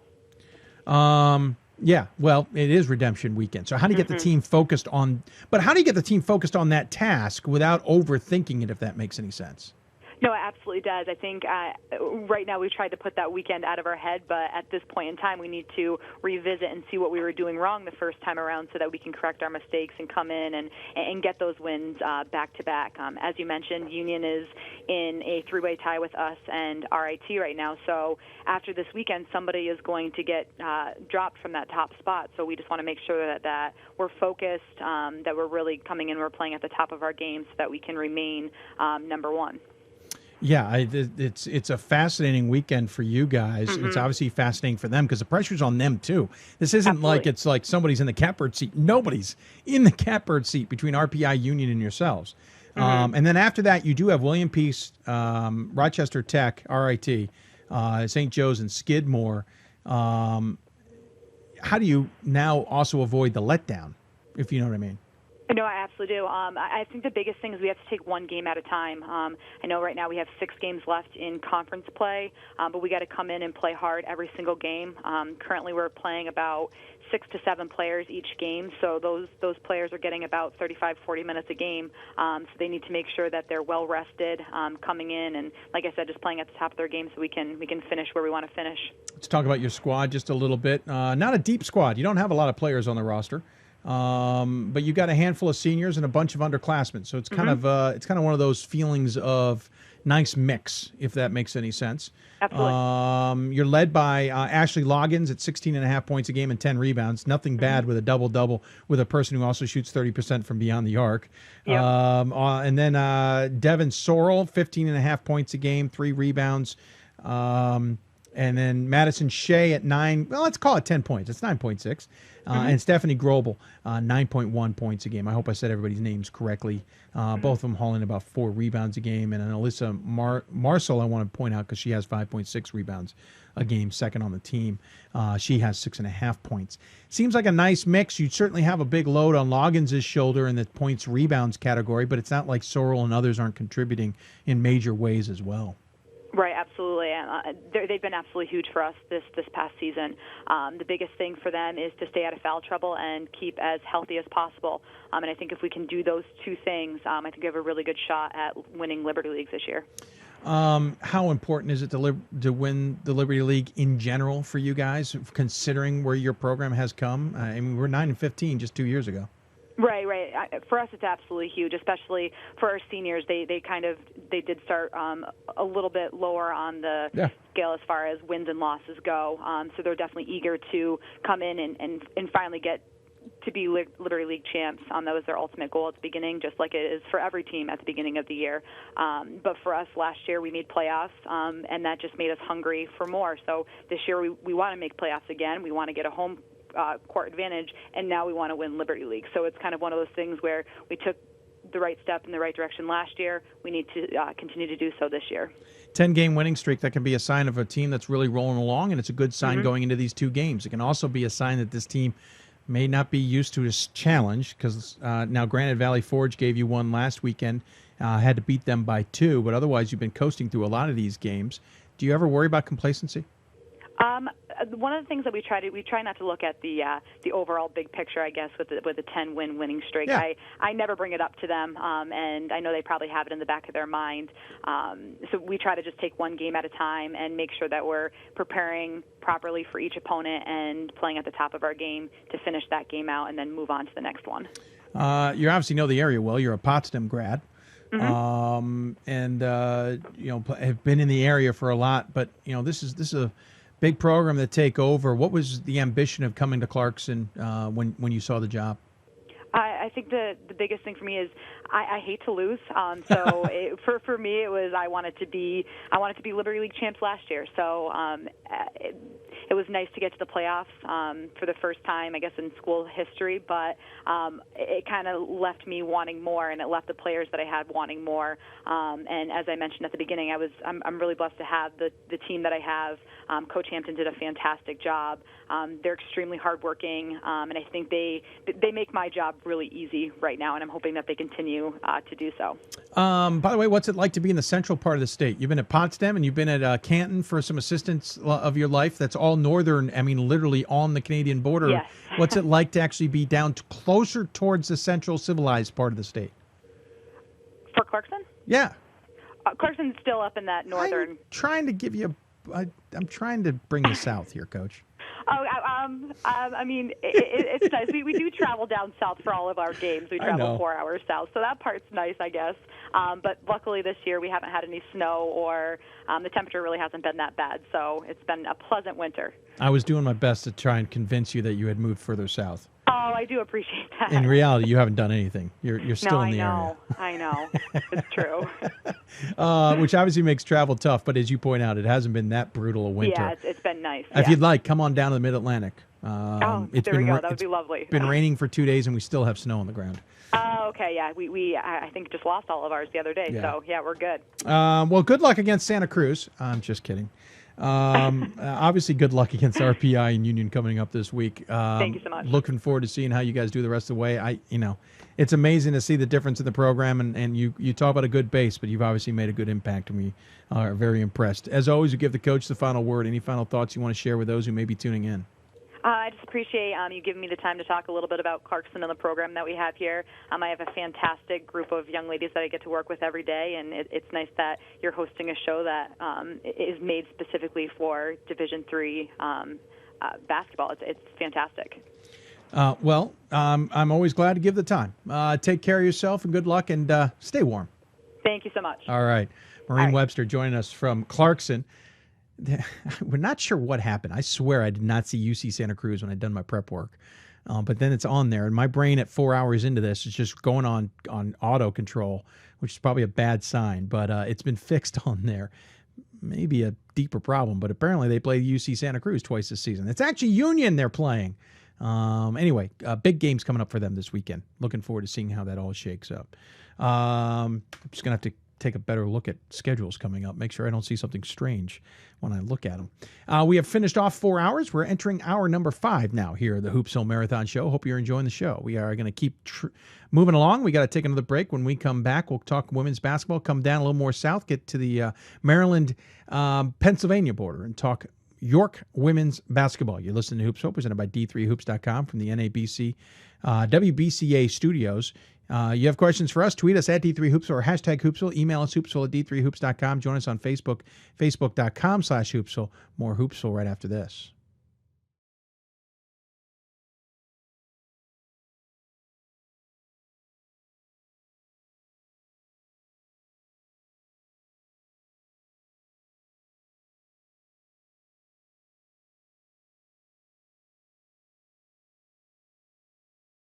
We've got more schools than Division I, more fans than Division II, and more upsets than March Madness.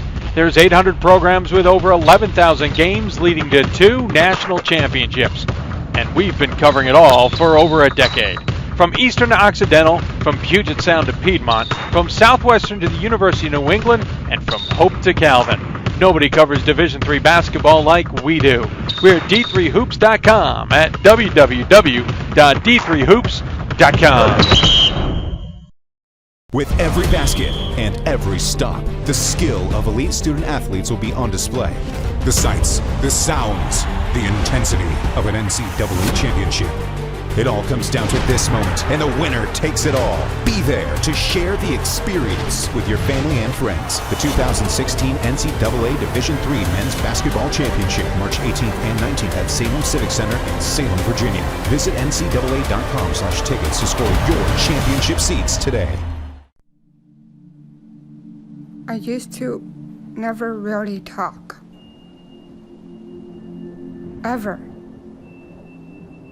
I was scared and shy.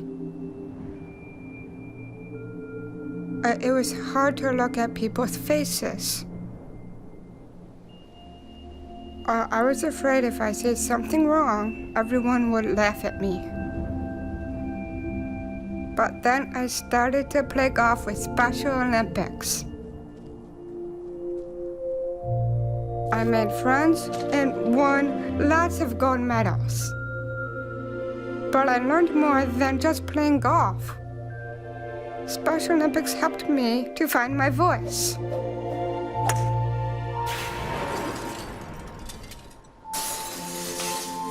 And now everyone else is speechless.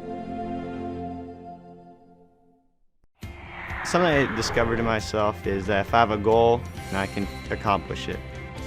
It's a well-rounded experience. At a Division III school, you primarily a student athlete, so the school is really shaped around you developing yourself as a complete individual. It helps a lot that you have a family with your team that can guide you.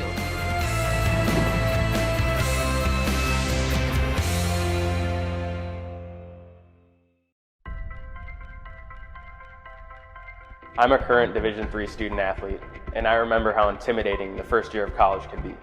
So if you're a first-year student athlete and nervous about coming out as LGBTQ, I pledge to stand by your side as your ally. If you can play Division III. We are Division III student athletes, and you can be too. If you can play in Division III. Welcome back to Hoopsville. This is Danielle Donahue, Executive Director of the WBCA, and we are a proud partner and very excited about all the future broadcasts. Here's Dave. We've got more schools than Division I. Almost ran the commercial again. Welcome back to Hoopsville, everybody. Hope you're enjoying the show. If you got any questions for us, tweet us at D3Hoopsville, hashtag Hoopsville. Email us, hoopsville@d3hoops.com. Join us on Facebook, facebook.com/Hoopsville. You can even join us on Instagram at D3Hoopsville. Just started that one up and running, and we were going to use it more today, and we haven't. Quick update on the fundraiser. Slowly but surely growing as we move forward. We have now raised, let's see, about $2,100 according to the last check. Appreciate all those who have supported us. If you want to, we'll talk more about that down the road, but we appreciate any support that you may give us. I'm going to keep talking women's basketball action. We're going to slide from the northern part of New York to the southern part of Pennsylvania, right on the Maryland border, to a team who has resurged right back into the mix of things after a season that certainly wasn't their prototypical basketball season. York women's basketball, if you want to talk about a team that is built on success and always winning and having a winning record, this is the one you should model it after. And Betsy Whitman has been the reason behind it. Joining us on the Hoopsville hotline is said coach Betsy Whitman. Coach, welcome to Hoopsville. Thanks so much for having me. I appreciate you taking the time. Sure. We joked on air. You should have just driven down the road and joined me in studio. It would have been a lot easier. Yeah, not too far away. Yeah, I don't know about easier. This is pretty darn easy. But yeah, you're about 30 minutes at the most. Thanks for coming on the show as always. I remember running into you beginning of last season. I saw you at McDaniel. Team was struggling just a little bit, and you kind of said, yeah, we expected that this season. It's not ideal, certainly, but it isn't horrible. Did you expect to bounce back as quickly as you have? Well, I was hoping we would. You Sure. know, after losing that winningest class, in school history 2 years ago, we really, obviously you want to keep that going every year, but you're going to have years where you just don't have the experience. We certainly had the talent last year. We just didn't have a whole lot of experience. Sam Roos was really the only player that saw significant court time, and we had talent that was on the bench. They just didn't get in the game as much. That year we had so much success.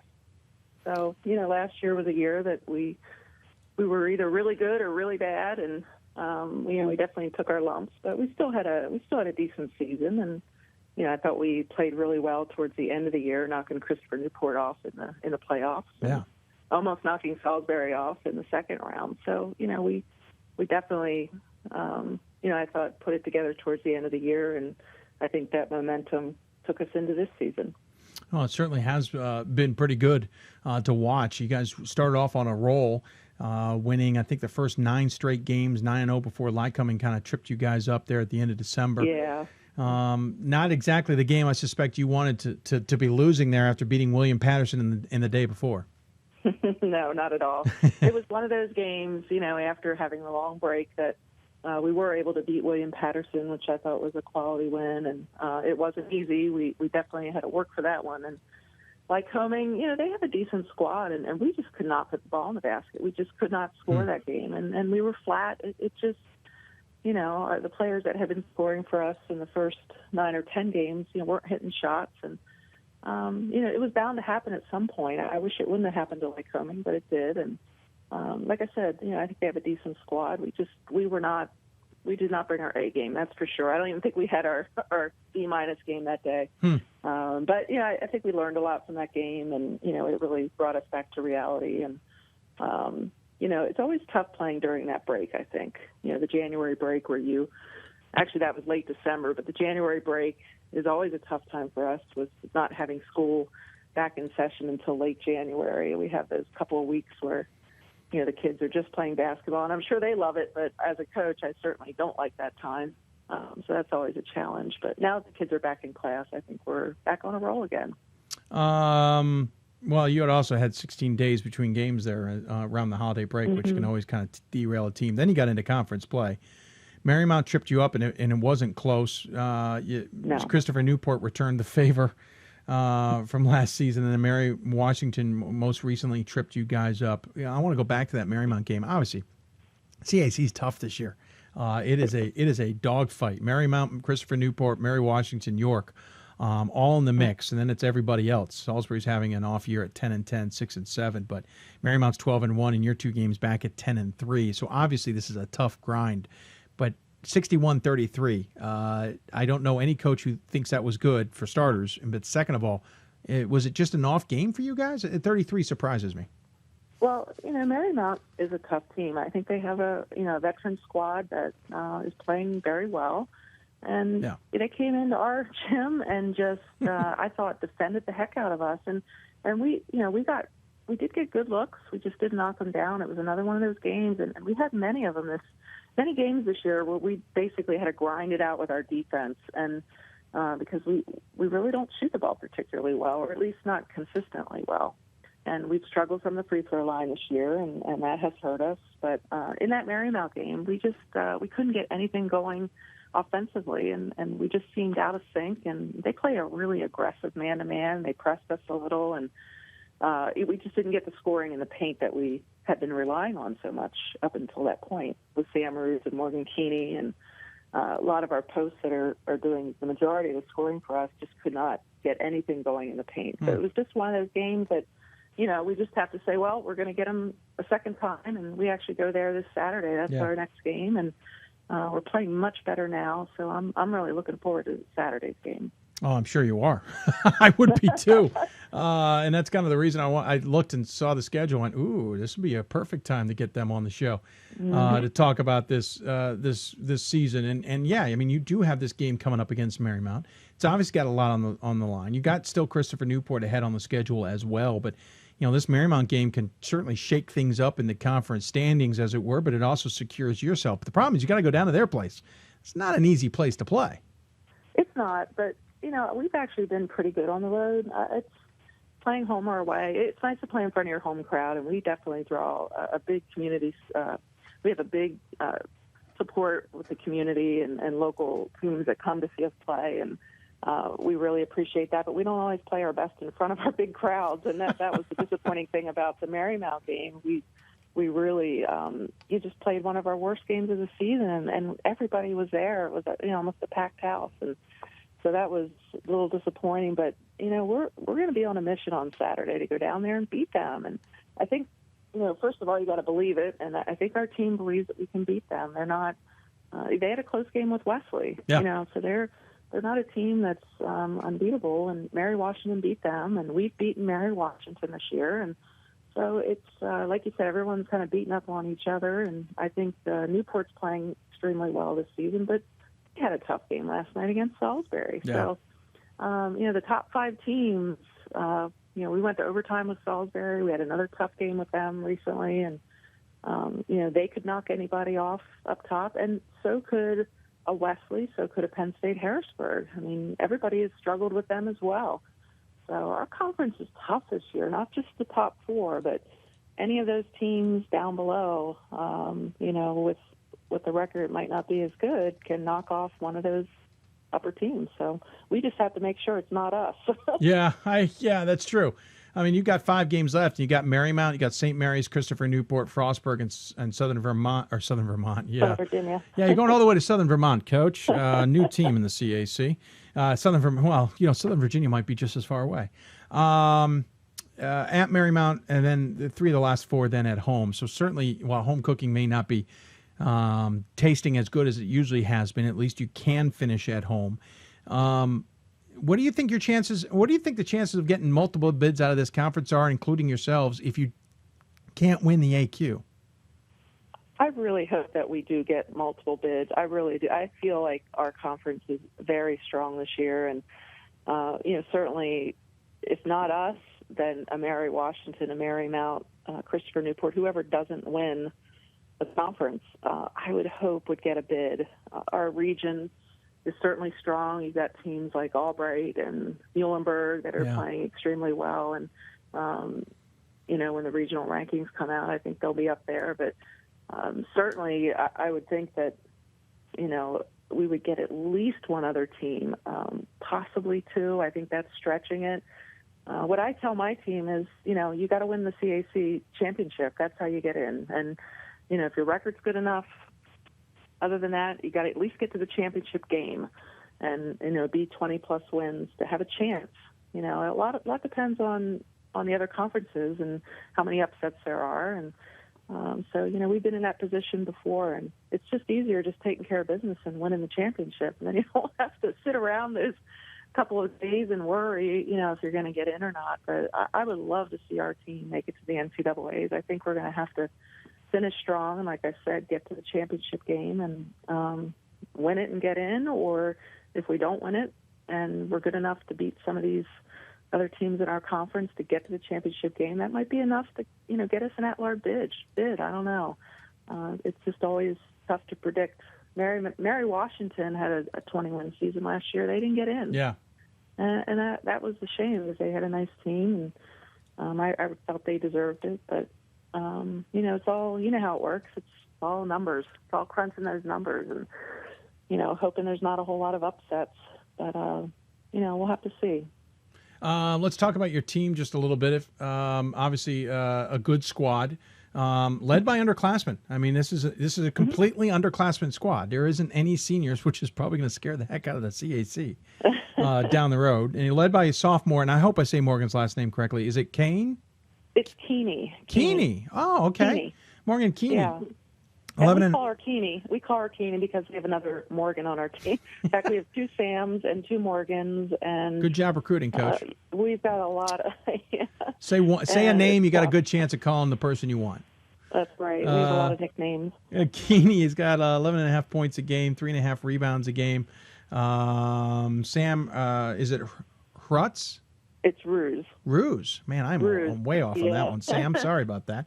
The H is silent. Well, of course, she's 11.5 points and 9.2 rebounds a game. She's basically a double-double for you. Double-double. Katie Wagner, I can say that one. Sophomore, 9.7 points a game. That's kind of the trio for you. Everybody else certainly contributes as well. By the way, Ruse also 2.1 assists.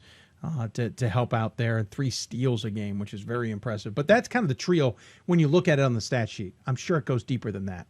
It does. And Sam Ruse is actually one of our best defenders. She's leading the conference in block shots. And, she's a 6'1", really versatile player. She actually prefers to be out in the perimeter. We keep pushing her inside. She actually, last night, played really well at Wesley, and it was great to see her finally get back in the groove again. The last 5 or 6 games, she has been struggling offensively, or has been getting in foul trouble. The Mary Wash game, we had to sit her. She had 2 quick fouls, and that really hurt us defensively. We had to play a freshman in her place who doesn't have a lot of experience, and so that definitely hurt us when we were down at Mary Washington. But she, she's had a great season, and she's only a junior, and I think, she's going to finish out the year strong and hopefully have a fantastic senior year. Katie Wagner's a local player who is just so tough, and we've moved her to the point because our point guard's injured right now. So we shifted her from an off guard to the point, and she played fantastic at Mary Washington. So she's a local player from Susquehannock, and just a really tough kid who just can go to the basket strong. She reminds you a little bit of a Kelly Ward, maybe not as refined, a little like physically stronger, but can do things like Kelly. And so we're really excited to have her play a little bit at the point just to see what she can do for us down the road. Fascinating. But, she's a special kid, and she's so humble, just like Kelly was, and just, doesn't like the spotlight. He thinks she shoots too much and all of that. So just a nice kid, nice family. And, Morgan Keeney, local kid also out of Redline. really good high school program in this area and had a tough high school coach. And she's stepped up this year, and she had a big game against Salisbury, had 29 points at Salisbury in our overtime win down there about a month ago. And, she's been really solid. But Sarah Shearer's another local player, West York, who has been playing really well for us. She's back in our lineup. And, we've been lucky to get some good local kids that come from great high school programs. And that's the truth. We try to, the last couple of years, I've really tried hard to keep some of the best York Adams players, York Adams County players, to stay home. And I know our men's team is getting a lot of local players next year that are coming to Matt Hunter's program. So I know he's excited about that, and certainly helps with the home crowd, and gets the parents and the grandparents and the siblings and former high school teammates to come out to watch the games and support. Well, that's the amazing thing I always find is there's so much good talent in the area. You always seem to find it where other schools don't seem to know where it is. Which again, I remember running into you last year going, "What's going on?" You're like, "It just happened. We lost a bunch of players and just didn't have that class we normally have." It's nice to see you kind of back on that horse, as it were. Yet again. And by the way, I also want to give a shout out to the men's team, who's obviously having a breakout season after a couple of tough seasons. I'm sure it's fun. Basketball's got a bit of the buzz on campus again. Absolutely. They got off to a really good start, and the conference is tough on the men's side, as always. And, Matt Hunter, I think, is doing a tremendous job. He works extremely hard. Very passionate about his team, and it's a really good group of guys. And he's got some really big kids on his team, and they're young too. He's got a young team as well, and I think their future looks very bright as well. And we certainly, just like when Jeff Gamber was coaching, we support each other 100%. And it's nice when you have that good relationship with the men's side as well. If Scott's smart, your SID, he's going to start penciling off March's weekends just now in the next two seasons, because if not this season, the next two is certainly going to be promising for both programs. Coach, appreciate. I sure hope so. Yeah, well, I got to get up there now. I got to get back up to Wolf Gymnasium. Absolutely. I appreciate you coming on the show and taking the time to do so. As always, we give the coach the final word. Any final thoughts you want to share with those who may be tuning in? Boy, I don't know. Just get out there and support your teams. And there's a lot of great basketball being played this year. And, if people haven't seen the women's game, it's changed a lot. And a lot of new rules this year. And it's made it, I think, pretty exciting to watch women's basketball. And to me, it always has been exciting. But, get out there and support both the women's and the men's teams. Yep, well said. By the way, if you're bored, come on down. Okay. You can pop into the studio whenever you want. We're going to have a happy hour here later. You're welcome to drop in. Tell Scott the same. All right, I will do that. All right, Coach. Thank you so much. Take care. I hope you're well, and we'll talk to you soon. All right, thanks, Dave. Take care. Betsy Whitman joining us here on the Hoopsville Hotline. I got a tweet, but it hasn't popped up yet. It came through on my phone. Hold on a second. Yes. Nothing like March basketball. Scott, you are right. Congratulations to the York women's team. Again, they are 16-4 overall, 10-3 in conference, in a very tough CAC conference, folks. Trust me. It is. If you want to see some competitive basketball, go check it out. Quickly, before we take a break, I want to jump. Well, you know what? I'll do it in the next block. It's more appropriate. We're going to take another break. When we come back, go back to the Great Lakes, talk women's basketball with Denison. The Big Red playing some really good basketball as well. We are in the middle of the Hoopsville Marathon, 4.5 hours in, folks. We're doing this till 10 o'clock Eastern time at least. We are. This every time, right about this point, I start realizing just how crazy this is. We're going to take a break. When we come back, more Hoopsville. You're listening to Hoopsville, presented by D3Hoops.com from the WBCA NABC Studios. Questions for us, tweet us at D3Hoops or hashtag Hoopsville. Email us, hoopsville at D3Hoops.com. Join us on Facebook. Facebook.com/Hoopsville. More Hoopsville with Denison basketball next. Division III schools offer academic scholarships instead of athletic scholarships. This really puts the focus that the student athlete needs to maintain that GPA. I did receive a non-athletic scholarship upon entering school. I got the presidential scholarship, which was huge for me. I think there's more opportunities for academic scholarships in Division III. A lot of people pick schools just based on the sport and don't get that experience. being a Division III athlete and developing my leadership skills has definitely put my name out there and helped me get more recognition on campus, but more recognition nationwide. I did win the Jostens Trophy, which is based on leadership, academics, and then how well you do on the court. I'm also the Schwartz Scholar of my class. Schwartz Scholarship is basically a scholarship that is given to a student who's identified as a likely leader. And the end of the day, it won't matter how they play on the field, it will matter how they do in the classroom.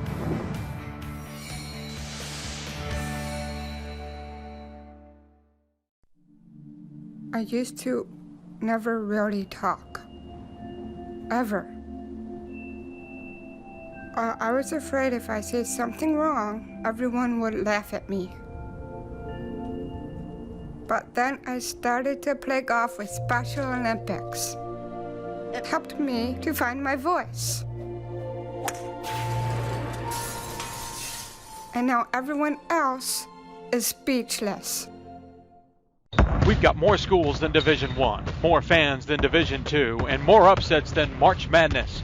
There's 800 programs with over 11,000 games leading to 2 national championships. And we've been covering it all for over a decade. From Eastern to Occidental, from Puget Sound to Piedmont, from Southwestern to the University of New England, and from Hope to Calvin. Nobody covers Division III basketball like we do. We're at d3hoops.com at www.d3hoops.com.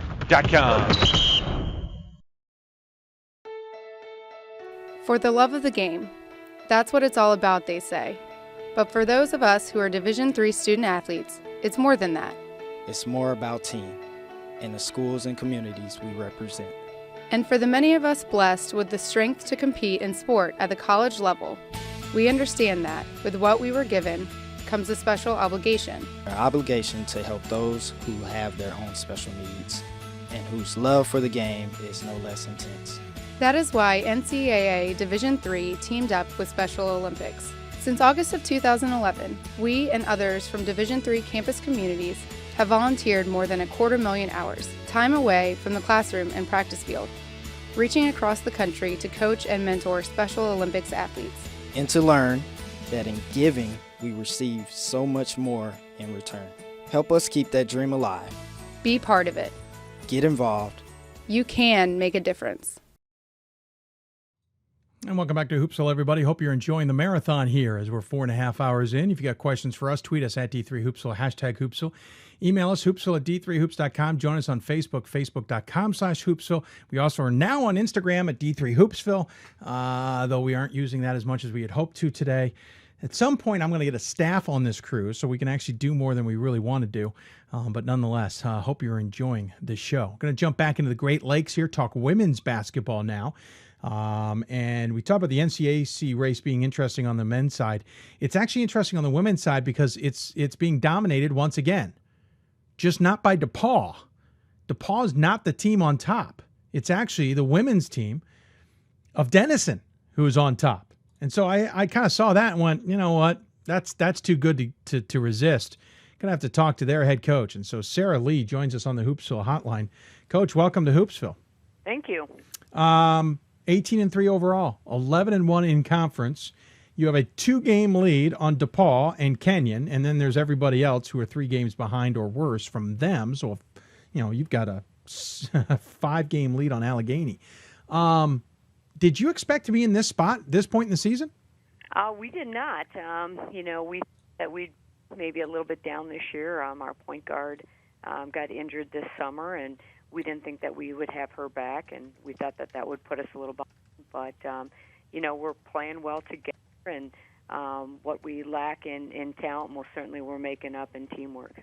Well, we'll talk about talent in a bit and whether you're lacking any whatsoever. But you look at the season, you're 18-3 overall. I think a little surprising, not in the top 25.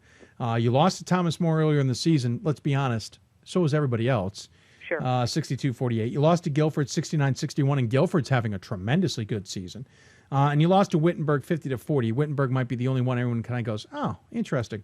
Otherwise, outside of that, you've won every single game against some really good, talented teams, and then at the same time won the games you're supposed to win, as it were. A fair representation?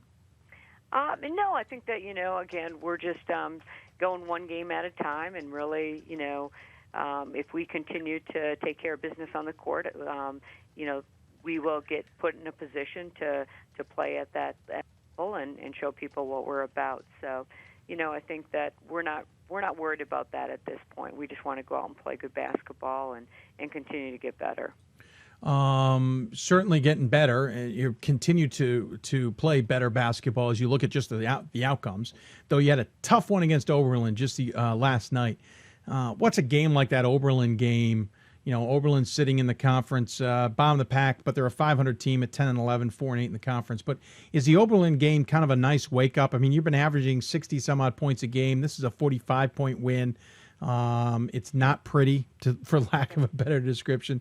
Very low scoring fourth quarter. Is this kind of a game that can maybe be perfect for the wake up call, as it were?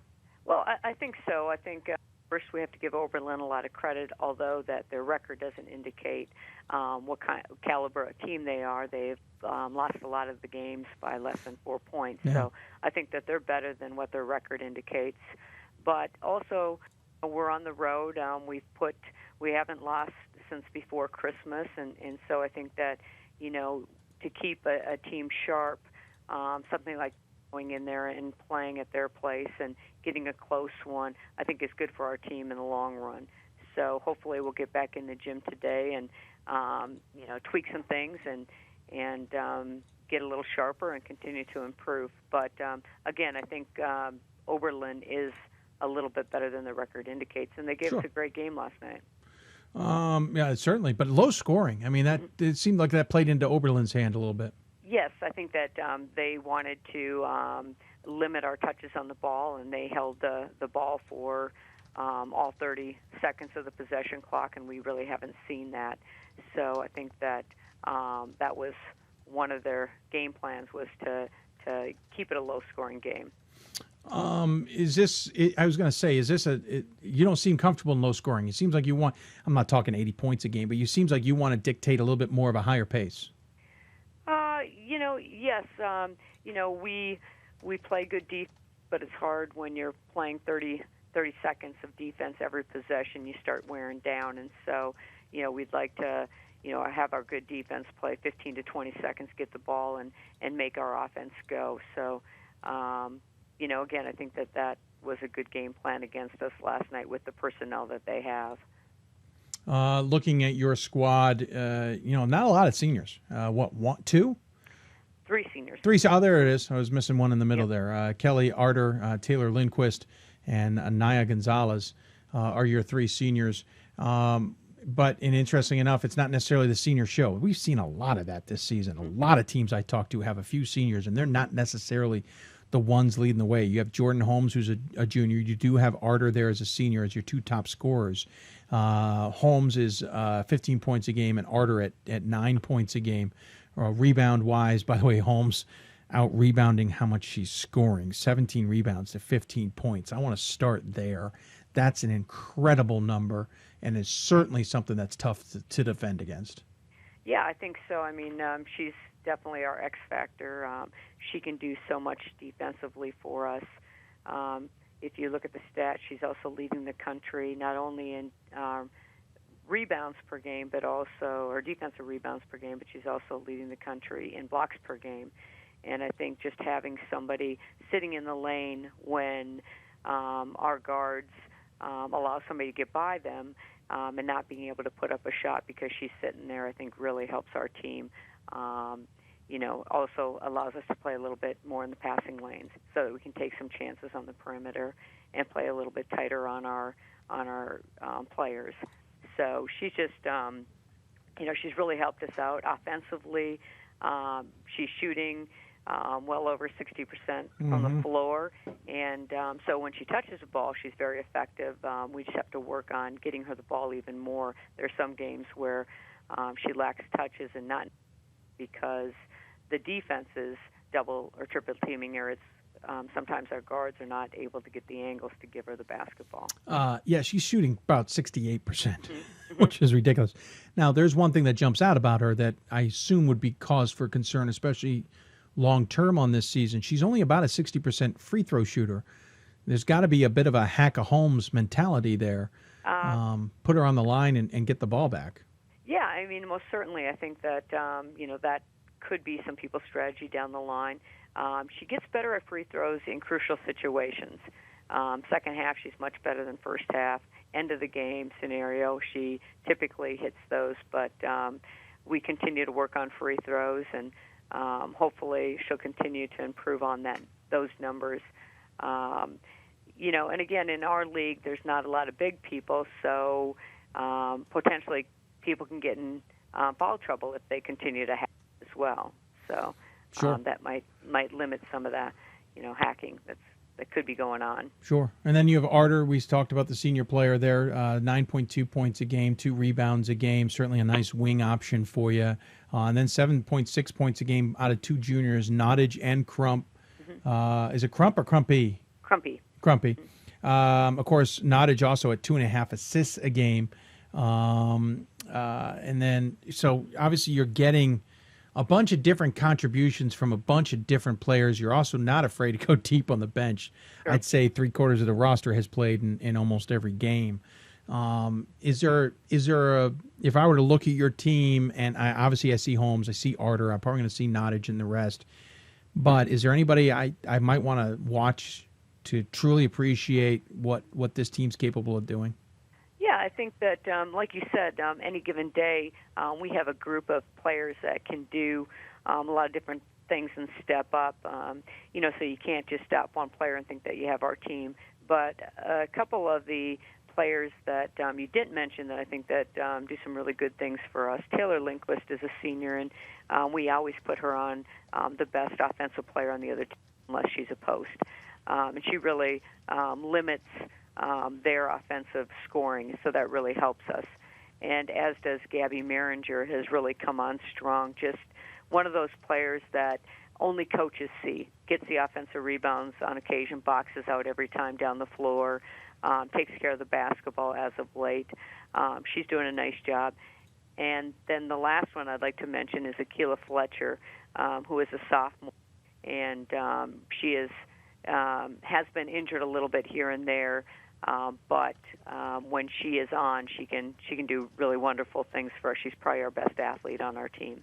Wow, very cool. Mm-hmm. That's why I ask those kinds of questions. I want to really figure out what's going on. Right. And obviously you got a big schedule ahead of you. Worcester at home, on the road against Kenyon, on the road against Hiram, then back on the road against Allegheny, mainly because you want to keep this 2.5 game lead you've got. Or 2 games, really. I mean, by the time this evens off a little bit. On DePaul, you want to make sure the games come through your gymnasium more than anywhere else. So do you have a message to the squad with the 4 remaining games? Well, I think that this team really works best on going 1 game at a time. We haven't talked about where we are in the league. I obviously know that, with social media, they get on and they look, and they may talk themselves, but really keep that pressure off of them and just say, let's take it 1 game at a time. We're going to try to improve every game and try to get better, and that's our focus. And it seems to have been working thus far, so we hope it continues to work. Yeah, working pretty nicely. Right. Working very, very nicely. It's not often that, since DePaul entered the conference, that we're talking about somebody else, dominating and being on top and in control of the conference. It's nice to talk about the Big Red. Sure. Yes.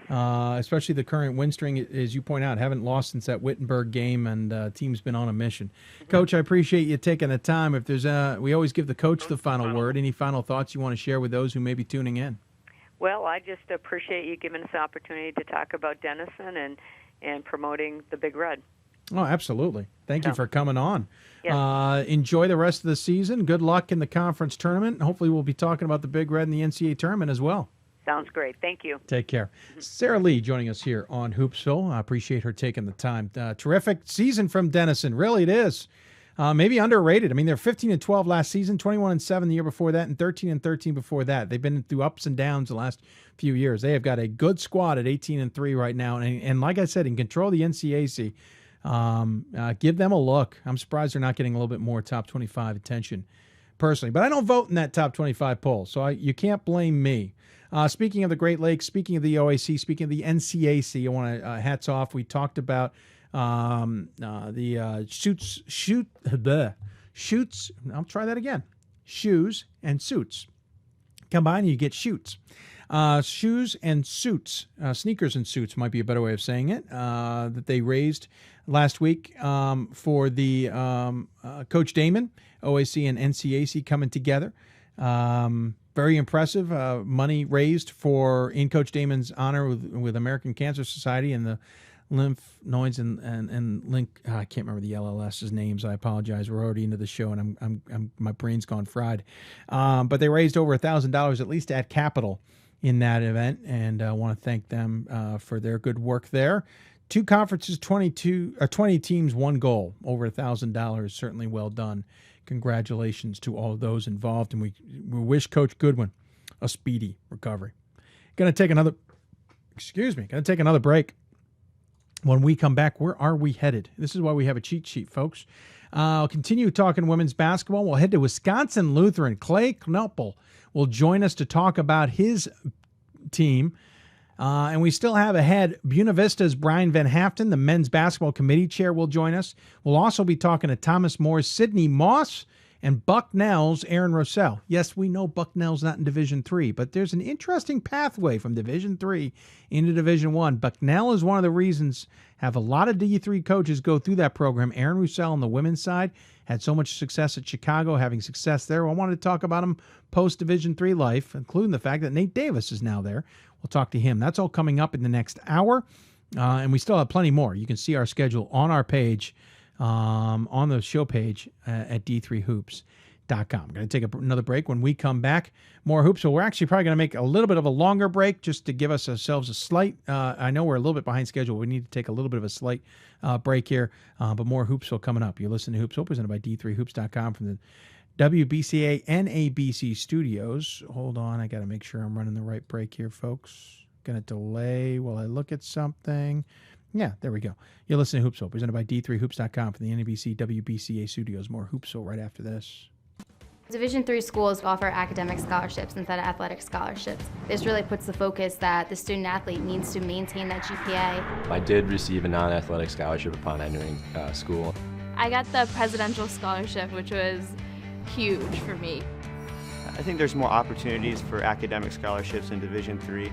A lot of people pick schools just based on the sport and don't get that experience. Being a Division III athlete and developing my leadership skills has definitely put my name out there and helped me get more recognition on campus, but more recognition nationwide. I did win the Jostens Trophy, which is based on leadership, academics, and then how well you do on the court.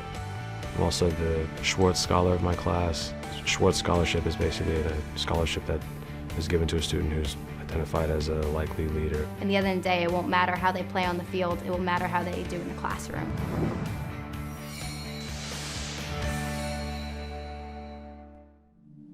I used to never really talk, ever. I was afraid if I said something wrong, everyone would laugh at me. But then I started to play golf with Special Olympics. It helped me to find my voice.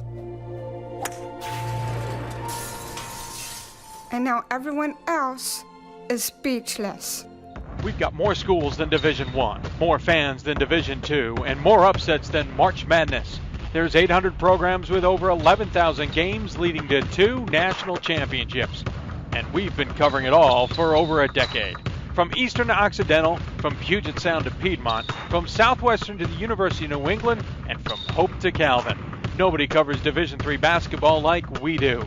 We're at d3hoops.com at www.d3hoops.com. For the love of the game. That's what it's all about, they say. But for those of us who are Division III student athletes, it's more than that. It's more about team and the schools and communities we represent. And for the many of us blessed with the strength to compete in sport at the college level, we understand that with what we were given comes a special obligation. Our obligation to help those who have their own special needs and whose love for the game is no less intense. That is why NCAA Division III teamed up with Special Olympics. Since August of 2011, we and others from Division III campus communities have volunteered more than 250,000 hours, time away from the classroom and practice field. reaching across the country to coach and mentor Special Olympics athletes. And to learn that in giving, we receive so much more in return. Help us keep that dream alive. Be part of it. Get involved. You can make a difference.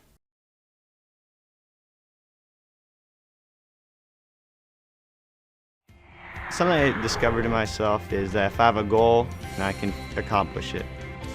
It's a well-rounded experience.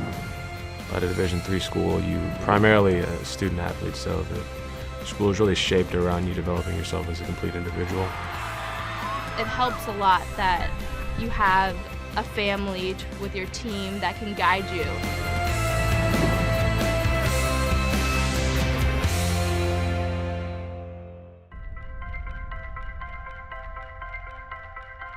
I'm a Division III student athlete, and I know how powerful words can be. The term gay doesn't mean stupid, lame, or less than.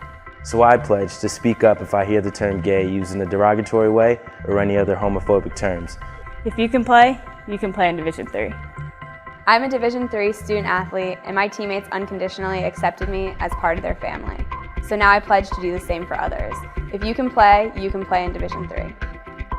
I'm a current Division III student athlete, and I remember how intimidating the first year of college can be. So if you're a first-year student athlete and nervous about coming out as LGBTQ, I pledge to stand by your side as your ally. If you can play Division III. I'm a Division III student athlete, and I believe student athletes can help break down the barriers of exclusion. I pledge to support and encourage my teammates to support my campus's LGBTQ student group by volunteering and participating in events. If you can play in Division III. I'm a Division III student athlete, and I believe that everyone should be educated on LGBTQ issues.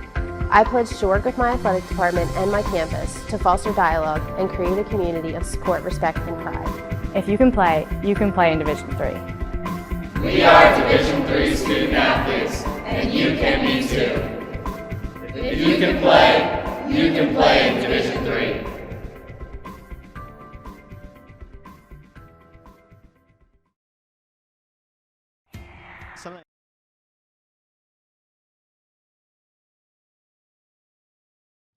Welcome back to Hoopsville, everybody. Hope you're enjoying the show. Taking a chance to stand up, if you don't mind. Legs are bothering me in the chair. We have this kind of new setup with our studio where standing's about the same height as sitting, though, as you could tell, not totally, as we've had to adjust the camera angle. We'll readjust it back. But we got 12 hours, and I can stand, so I'm taking advantage of it. Got questions for us? Tweet us at D3Hoopsville or hashtag Hoopsville. Email us, hoopsville@d3hoops.com. Join us on Facebook, facebook.com/Hoopsville. Going to keep talking women's basketball. We talk a lot of women's basketball in the first half of this show. Mainly that's just how the schedule worked itself out, but also because there's some great stories going on in women's basketball. Moving over into the central regions, into the NACC. If you're not watching the craziness that's going on in the Northern Athletics Collegiate Conference, then you're missing out on some fun. Currently in the NACC, it is a jogger. That didn't make any sense. A log jam at the top. There are 5 teams within 2 games at the top. Concordia, Wisconsin is tied with Wisconsin Lutheran at 13-2. Then you've got Milwaukee Engineering at 12-3, and Benedictine and Aurora tied at 11-4. It's crazy. It's out of control. Well, it's not out of control, but it's certainly fun. So we figured we got to pick out one of them, right? Well, one of the programs I don't think we've ever talked to on the women's side of things, at least, came to mind. And so we decided we'd talk to Wisconsin Lutheran, and Clay Knippel will join us here on the Hoopsville Hotline. Coach, welcome to Hoopsville, sir. Hey, thanks, Dave. Appreciate you having me on. Oh, absolutely. Appreciate you taking the time. Hey, listen, you guys are having a tremendously good season. Not that that should be a surprise. The NACC obviously gets a little bit undersung and not appreciated. You've had 5 straight 20-win seasons. You're cruising along to maybe get a 6th straight at 15-5 overall, 13-2. But I don't remember the NACC being this tight a race at the top. Yeah, it's been it's been a couple teams usually at the top. Yeah. There's a few more. I think our league is getting a lot better teams in our league, and it's a little more of a challenge. We're really young this year, so it puts a little bit more of a challenge in us to get our guys ready to play, and winning the league for the last 5 years in a row kind of puts you in that position of get your young guys ready because everybody's ready for you. Yeah, well, that's the truth. Everyone's gunning for you. And what's interesting is your losses have come in spurts. Lost the first game of the season in Northern Illinois. No surprise there. Then you got rolling along. Then you lost to Simpson and Rhodes while on the road down at WashU. Was that at WashU? Yeah, we were down at WashU. Yep. And then then the next two you lost were Concordia, Wisconsin, and Aurora in conference. That's certainly what helped make the conference a little bit more interesting. I know you don't love 2-game losing streaks. Nobody does, but at least it gets it out of the way. But what's happened in those two stretches where you've had those 2-game losing streaks? Well, we really, when we went down to WashU, we were feeling pretty good because we had beaten Calvin early in the year. Yeah, that was a great win, and that was a really good win for us. And actually, my daughter, who plays for me, it was playing really well at the beginning of the year, and sprained her ankle when we got down by WashU. So that really put a wrench in what we were doing a little bit. We had to move some of the younger guys around, and not to make an excuse, Simpson and Rhodes played us well, and those guys are tough programs. They know what they're doing, and when we went there, but that hurt us a little bit after the Rockford game and heading down there. So those 2 games, we lost one of our 3-point shooters and was averaging 12 points a game, and we were just trying to find our way. So that hurt us in there, and then we got to, we played Benedictine, who was 9-0 in our league, at their place and beat them. We felt pretty good about that victory, I think, and as a young team, we were trying to continue to get them ready every single game, and I think we kind of, lost our way a little bit where we felt like, our guys at least felt like they were, hey, we're better than we really are, and, hit another two game lump, and and then just we're trying to build it back up, and again, everybody's gunning for you. So I think in our league, every game that we go out is a tough game for us. Yeah, sure. It's been interesting this year. This NACC. We'll talk about your team in a minute, but Concordia, Wisconsin, is tied with you. Milwaukee Engineering's a game back. Benedictine and Aurora, 2 games back of that. And obviously, there's always a couple teams at the top talking about. But last year, Wisconsin, you guys had a 2-game lead on Benedictine and then a 3-game lead on Milwaukee Engineering and Concordia. It wasn't much deeper than that. If you go back a year before that, I think it was even a little bit more spread. You guys had a 19-1 record, and then kind of everybody else. You say it's the conference improving the things, and that's certainly good in conference. Are you also seeing it out of conference? Yeah, I mean, I think our league out of conference is starting to play better against teams out of our league. I mean, I really, you can see that in some of the teams they're playing. I'm a big guy that loves to play the better teams. I want to play the better teams, and I think that's kind of the coaches in our league are starting to do that. Concordia, Wisconsin has played some really good teams. MSOE played Chicago and WashU early in the year. I think that's helping our league. It's helping our teams understand, the teams in our league that's who we got to compete against nationally to get more recognition and then also help our league along. So I think our teams are getting better at that. Aurora played Wheaton early in the year. Yeah. So I think the scheduling's getting better in our league, and we're trying to get better teams and play against the better teams. You talk about that big game against Calvin. I almost want to say you had whiplash that weekend because you played Finlandia in the first game and then Calvin in the second game. You dispatched to Finlandia by 20, 68-40, and then you dispatched Calvin by 6, though, 86-80. Talk about 2 completely different games. It was. I mean, it definitely was. And in the open, I probably shouldn't say this, but in the open court, I think with Calvin, with their size, we have some 6-foot players that can handle the ball pretty well, and they pressed us and ran and jumped us, and we got up and down the floor on those guys and had some success. Our freshman post player just got up and down on him in the middle of the floor, and they had a hard time. She ended up, I think, with like 26 or something like that. And, in that game, it was, after the first day, you kind of throw it in. We love having that tournament. I think last year we had DePaul, and we had George Fox in our tournament opening the weekend. And when we have those teams in there, I try to schedule it like it's an NCAA tournament early in the year, just kind of give that feel to it. And we've gotten some really good teams in there. And that kind of makes that second game with Calvin, it's just you got to go out and play. There's no, you don't really know the team that well. You kind of know them, but you got half a day to get ready for them. So it was a fun weekend. Well, and a big win. I mean, that's a huge win for you guys. For a program trying to prove themselves. It's ginormous. And one you could certainly use moving forward, but is that still a game you can kind of tune into now? Yeah, I think so. I think so. I think, again, in our league, we're going to have some challenges down the stretch here. I mean, we can use it. I think we've kind of moved our post kid around, our freshman post player around a little bit. That game kind of helped us, hey, we got to move her outside a little bit more, and that's kind of what we've done. We've moved her to the perimeter a little bit more, not always on the block.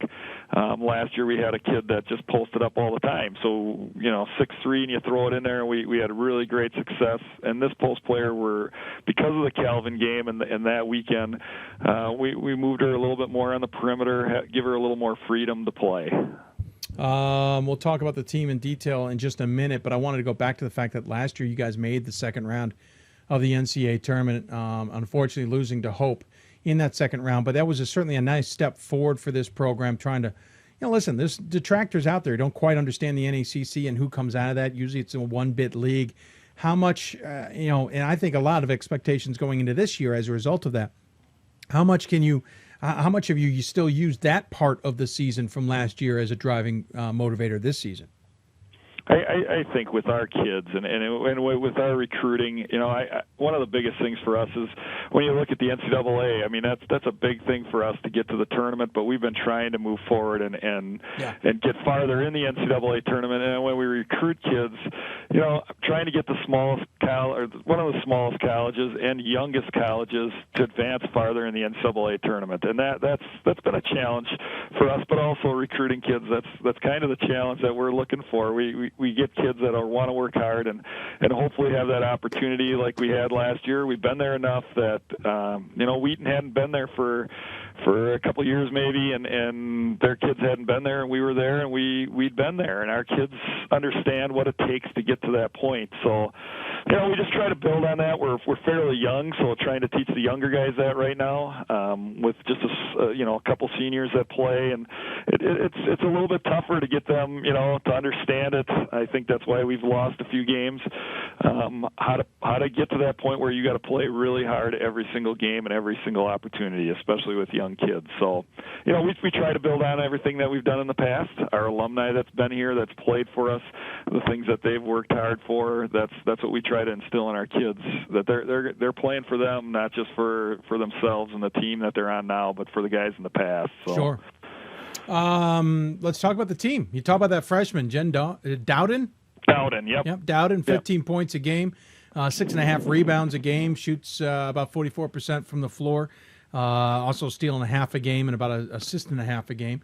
Caitlin, she looks familiar, this last name, Knipple, sophomore. I think you might know her, 11.5 points a game, 4 rebounds a game, 2 assists a game. And then you've got a senior in Taylor Barr, 10 points a game as well. Katie Walsh, a freshman, at 8 points a game. Carissa Pedersen, a senior, at 8 points a game as well. That's a nice kind of grouping there. Not only do you have upperclassmen who understand and experience what's going on in Pedersen and Barr, but you got underclassmen in Dowden, Knipple, and Walsh who are still and now learning the ways of this program and can kind of move this forward and continue it along. Yeah, it's been an interesting year. This year has been for us. I mean, we've gone through a lot of different things where with injuries, we had a kid leave at semester, and it kind of put us in this position. It was our point guard that we had, so then we had to rotate guys around. So it's just been kind of one of those things where, other guys had to step up and make things happen. And I think our senior leadership, Taylor Barr, it's been 3 years. She's been injured. She had her kneecap pop out 4 times in her life. So we're she's getting better now. She's never made it through a year, and I will knock on wood on that. But she's had a great game last night for us, and is I think going to get there where she'll be a factor down the stretch for us here. Real talented kid, but conditioning-wise, that kind of stuff, just with all the injuries she had. And then, we have another good freshman. I mean, our Jen Dowden's kid that we got that's really special. I mean, she'll have the opportunity to, she works on it for the next 3 years, be a real special player. And then, my daughter puts in a lot of time. I had my older daughter was here years ago, about 2 years ago, and never played for 4 years. She didn't get on the court. So my youngest one was like, I am not sitting on the bench. So she puts in, in the summertime, about 4 hours a day on just basketball to get better, and she'll be a good player in the next couple of years. If she wouldn't have got hurt, I think she would have, in the Calvin game, she had 25 against Finlandia. She had 25, and she would have been in a good position to have a good year. But being hurt kind of set her back quite a bit. I think KJ is an outstanding 3-point shooter. Last year she was second in the country. Carissa, and as a senior, she just gets in the gym every day and works on her shot, 300 threes a day. So, that helps our younger guys. We got all our younger freshmen that are coming in, and they get in the gym and shoot because they see those guys in there shooting, and that just helps our tradition and helps us win by those guys getting in the gym on their own. And I've known a lot of coaches who've coached their siblings. That didn't make any sense. Coached their offspring. I'm just kind of curious. I never get a chance to ask. What is it like to coach? You obviously had one ahead of you, so this daughter has kind of got a road already paved in some senses, though she's playing, so it changes the landscape a little bit.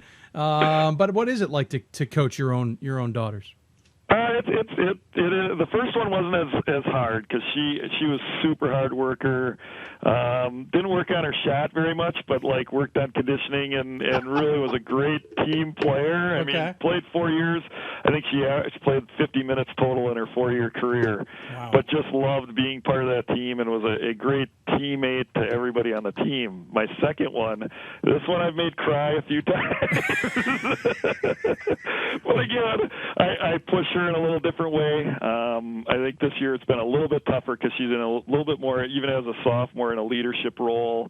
It's a little bit harder to get on her. I don't get in guys' faces. I get in my daughter's face a little bit just to get her going a little bit. But I also want the team to realize that she's not out there because it's my daughter, and they really hang with her. They like her on the team, and that's what I want. I want her teammates to and the people that watch her just to know that this kid doesn't get any special treatment because she's my daughter, and they know it. They know that she works really hard on her game, and It's tough sometimes. It's tough going home. You know how that is.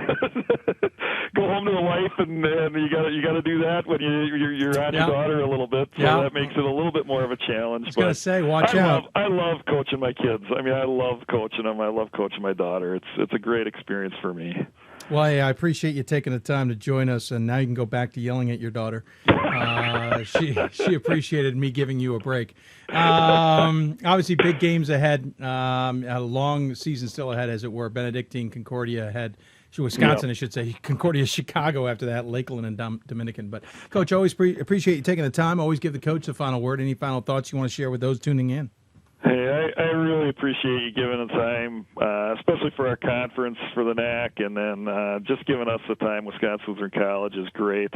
I appreciate you getting us on here, and love D3 hoops and love doing this stuff. So you know how it is with D3 hoops. It's a lot of work with the kids, but it's a lot of enjoyment, and we get a lot of enjoyment out of it. And you giving us this time is great. So thank you very much for doing it. No problem. Well, thank you for coming on. I appreciate you taking the time to do it. It makes our job a lot easier as well. Good luck the rest of the way, especially with your daughter. Remember, you got 2 more years of her. Just pace yourself. I'm just saying, just pace yourself. And she'll be great. She'll get in the gym, so that won't be a problem. That's true. Look forward to chatting with you down the road, Coach. Good luck. Thanks, Dave. Appreciate it. Yep. Have a good one. You too. Clay Knipple joining us here on Hoopsville. Team is 15-5 overall, 13-2. Big games, obviously, coming up. Benedictine, Concordia, Wisconsin, Concordia, Chicago, Lakeland, Dominican. Obviously, games that they can win to keep in control of the conference. But Concordia, Wisconsin, obviously, that game is for the conference lead, and that one is coming up next week. Going to take another break. When we come back, we'll switch back to men's basketball, talk to the chair of men's basketball. We'll talk to Brian Van Haften from Buena Vista. And talk to him about how those first regional rankings went as well. And I'll get back in the chair after stretching my legs here just a little bit. Microphone isn't positioned right and doesn't want to sit where I want it to sit for me to stand, but we'll be back standing a few times. Plenty more ahead. check the schedule. We're only tipping into hour number 3. We're not even halfway through this show yet. Yeah, we got a lot to go. You're listening to Hoopsville, presented by D3Hoops.com from the WBCA NABC Studios. More Hoopsville. When we come back, let's see. Yeah, after this. Division III schools offer academic scholarships instead of athletic scholarships. This really puts the focus that the student athlete needs to maintain that GPA. I did receive a non-athletic scholarship upon entering school. I got the presidential scholarship, which was huge for me. I think there's more opportunities for academic scholarships in Division III. A lot of people pick schools just based on the sport and don't get that experience. Being a Division III athlete and developing my leadership skills has definitely put my name out there and helped me get more recognition on campus, but more recognition nationwide. I did win the Jostens Trophy, which is based on leadership, academics, and then how well you do on the court. I'm also the Schwartz Scholar of my class. Schwartz Scholarship is basically a scholarship that is given to a student who's identified as a likely leader. And the end of the day, it won't matter how they play on the field, it will matter how they do in the classroom.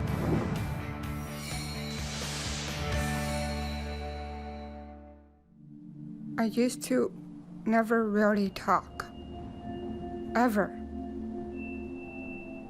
I was afraid if I said something wrong, everyone would laugh at me. But then I started to play golf with Special Olympics. It helped me to find my voice. And now everyone else is speechless. We've got more schools than Division I, more fans than Division II, and more upsets than March Madness. There's 800 programs with over 11,000 games leading to 2 national championships. And we've been covering it all for over a decade. From Eastern to Occidental, from Puget Sound to Piedmont, from Southwestern to the University of New England, and from Hope to Calvin. Nobody covers Division III basketball like we do. We're at D3Hoops.com at www.d3hoops.com. For the love of the game. That's what it's all about, they say. But for those of us who are Division III student athletes, it's more than that. It's more about team and the schools and communities we represent.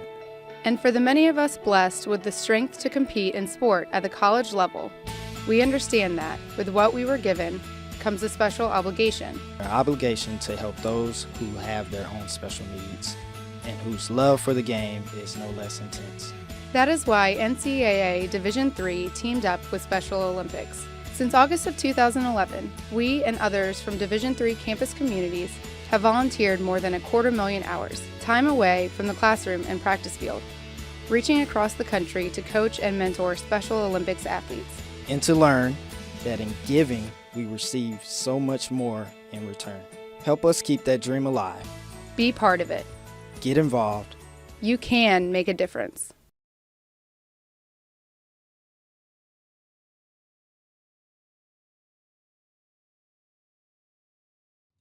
And welcome back to Hoopsville, everybody. Hope you're enjoying the marathon here as we are into hour number 6, I think, or hours. I don't know what hour we're in. You're around 6.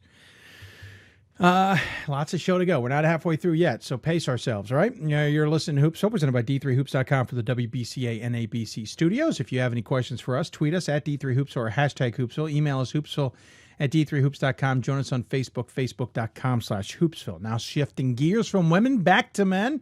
Going to talk selection stuff and regional ranking stuff, only because we're going to have the committee chair on the show. The first regional rankings, as we mentioned with Carrie on the show earlier, come out next week. Though the committees have gotten together and already done their mock rankings, as it were, their practice ones to get ready for next week. And so it's always a good time to kind of gauge how things are going with the committee chairs. We talk to them at the beginning of the season. We like to talk to them right about now just to kind of gauge how everybody's settled in, and then talk to them at the end, obviously, after all the work has been completed. So joining us on the Hoopsville hotline is the head coach of Buena Vista and the men's basketball committee chair, Brian Van Haften, joins us. Coach, welcome to Hoopsville. Thank you very much, Dave. It's great to be on here with you, and great to hear your voice again. Well, thank you. I appreciate it. First and foremost, let's talk about the team. Just it would be remiss of us not to do that. I know you would love to probably not talk about what has been a very up and down season There's moments where I'm looking, I'm like, oh, here come the Beaver, and then I'm like, ooh, well, maybe not, and then they're back, and it's been a bit of a test for you guys this season. It has. It's been a test. Well, we got a great group of guys. That I love them to death. They've given us everything that we've asked for from them. We're just a little bit young, a little inexperienced, and we've just at times we've lost a little bit of confidence throughout the season with what we've done out there. Maybe even sometimes we haven't coached as well as we'd like to coach and play as well as we want to. But we got a great group of guys, and we still got a lot of time left here in this month to put it together because it is a close-knit group. They really care about each other, and I'm excited about the end of the season. Yeah, obviously, you look at the last bit of stretch, and it's I'm sure you would rather not. So I'll try and be gentle, but since the turn of the year, it's been a little bit rough. But you do have a bunch of games coming up, which can make a change. You can shake up the regional, shake up the conference standings. You can maybe even get into the race. Luther at home coming up this weekend, then on the road against Central, then at home against Loris, then on the road against Simpson and Co. What's the message to the team here with the final 5 clearly in front of you, with obviously still a lot on the line? Yeah. Last night against Dubuque, I thought we played a really nice second half. I thought we competed really well. And if we'll just go out and play like we did in that second half, 40 minutes, we're going to have a chance in each game that we play. This isn't easy. If everyone thought it was easy, everyone would do it. And, sometimes things just don't go the way you want them to. Defensively, we haven't always played great, although we have improved lately, and sometimes the numbers don't show that. And, so the bottom line is we just got to compete just a little bit better, compete just a little bit harder. And, like I said, I'm looking forward to seeing what we can do here the rest of the way. Like I said, I think that we've got some talent out there, but we also can't afford to go out there and just not play well either. I mean, Sure. If we do that, we're going to get beat. I've had a few teams in the past who they haven't played great games and, still got to win by, 6 or 7 points. And this isn't one of those teams. So, we got to play pretty well to get wins. And, that's what we're going to try to do here the rest of the way. The conference is interesting. Dubuque's on top. Loris is in the mix. Wartburg and Simpson aren't that far back. Of course, next year, Nebraska Wesleyan makes this thing a whole nother can of worms. And they're playing good basketball outside of this conference right now. Probably a conference, pretty sure a conference that's only going to get an AQ. You're obviously coming from a committee point of view. You probably know that as well. So there's a lot on the line for these last 4, 5, 6 games for everybody plus conference tournament. Oh, for sure. I think the best team in the league is Dubuque. I think there's some games that, however, they do have to play some tough road games here, and I think they're the best team. But I think I say that because they have the best player, clearly the best player. But I think Loris will have something to say about that. I think Wartburg has an excellent guard court. Like you said, Simpson, Central, and I think Central's got a nice balanced team. All those teams are going to have a chance to challenge Dubuque as we get to the conference tournament. I want to talk about your team real quick. Just give them the shout out for the hard work that they've put in this season. Led by Nick Clark, the senior, nearly 20 points a game, 19.9. He's also got 3.3 rebounds, hands out 6 assists a game on top of all that. Kennedy, is it Dre? Dre, the junior, played in 17 games so far this season, almost 15 points a game, 7 rebounds a game certainly is key. Sean Morgan, the junior as well, 12 points a game, a senior, and Bobby Ivy, 8.5 points a game, along with Thomas Weiskup, the sophomore. So you got a nice, and by the way, another senior I want to point out, Sam Lips, off the bench, 7.5 points a game. So you got a nice mix of seniors and underclassmen there, and I'm sure you're hoping that all gels for the future. Yeah, Nick Clark has had a heck of a year. He's one of the better players in our conference this year. He's got a chance to break the single assist record for a season this season yet. He's he is the leader on our team without a doubt, and he's had a really nice year. And him and Kennedy Dre were really the only two guys that really saw significant minutes last year. And all the rest of these guys are new and learning on the go. And that's probably one of the main reasons why we haven't played quite as well, just because we're learning as we go along. I was really happy that we played in the non-conference schedule. I thought we competed really well. And when you get to conference race, everybody kind of figures out what some of your holes are, and they've done a good job with that. For some of the other teams have done that a good job against us, but like I said, I think we got a great group.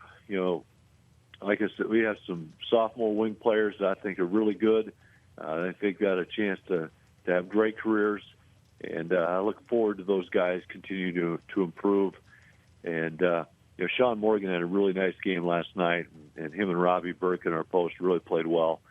And hopefully we can keep depending on those guys too to keep us going. Let's slide into some more of the other job that you've got, the one that's not paid for. That's committee chair. You're in your 4th season. We talked to you at the beginning of the season and certainly enjoyed chatting with you then. It's kind of getting a sense of what was going on, how you guys are kind of preparing moving forward. The men's committee's been pretty stable over the years. Certainly committee chairs change, but no major turnover like the women have 4 new people to adjust to this season. Obviously, the first regional rankings come out next week. We'll get our first chance to truly see where everybody's kind of stacked up, as it were. But how did the first ones go? How did the committees do? Did you guys, well, we'll get to all the other details. But how do you think it went the first time around this past week in kind of your practice session?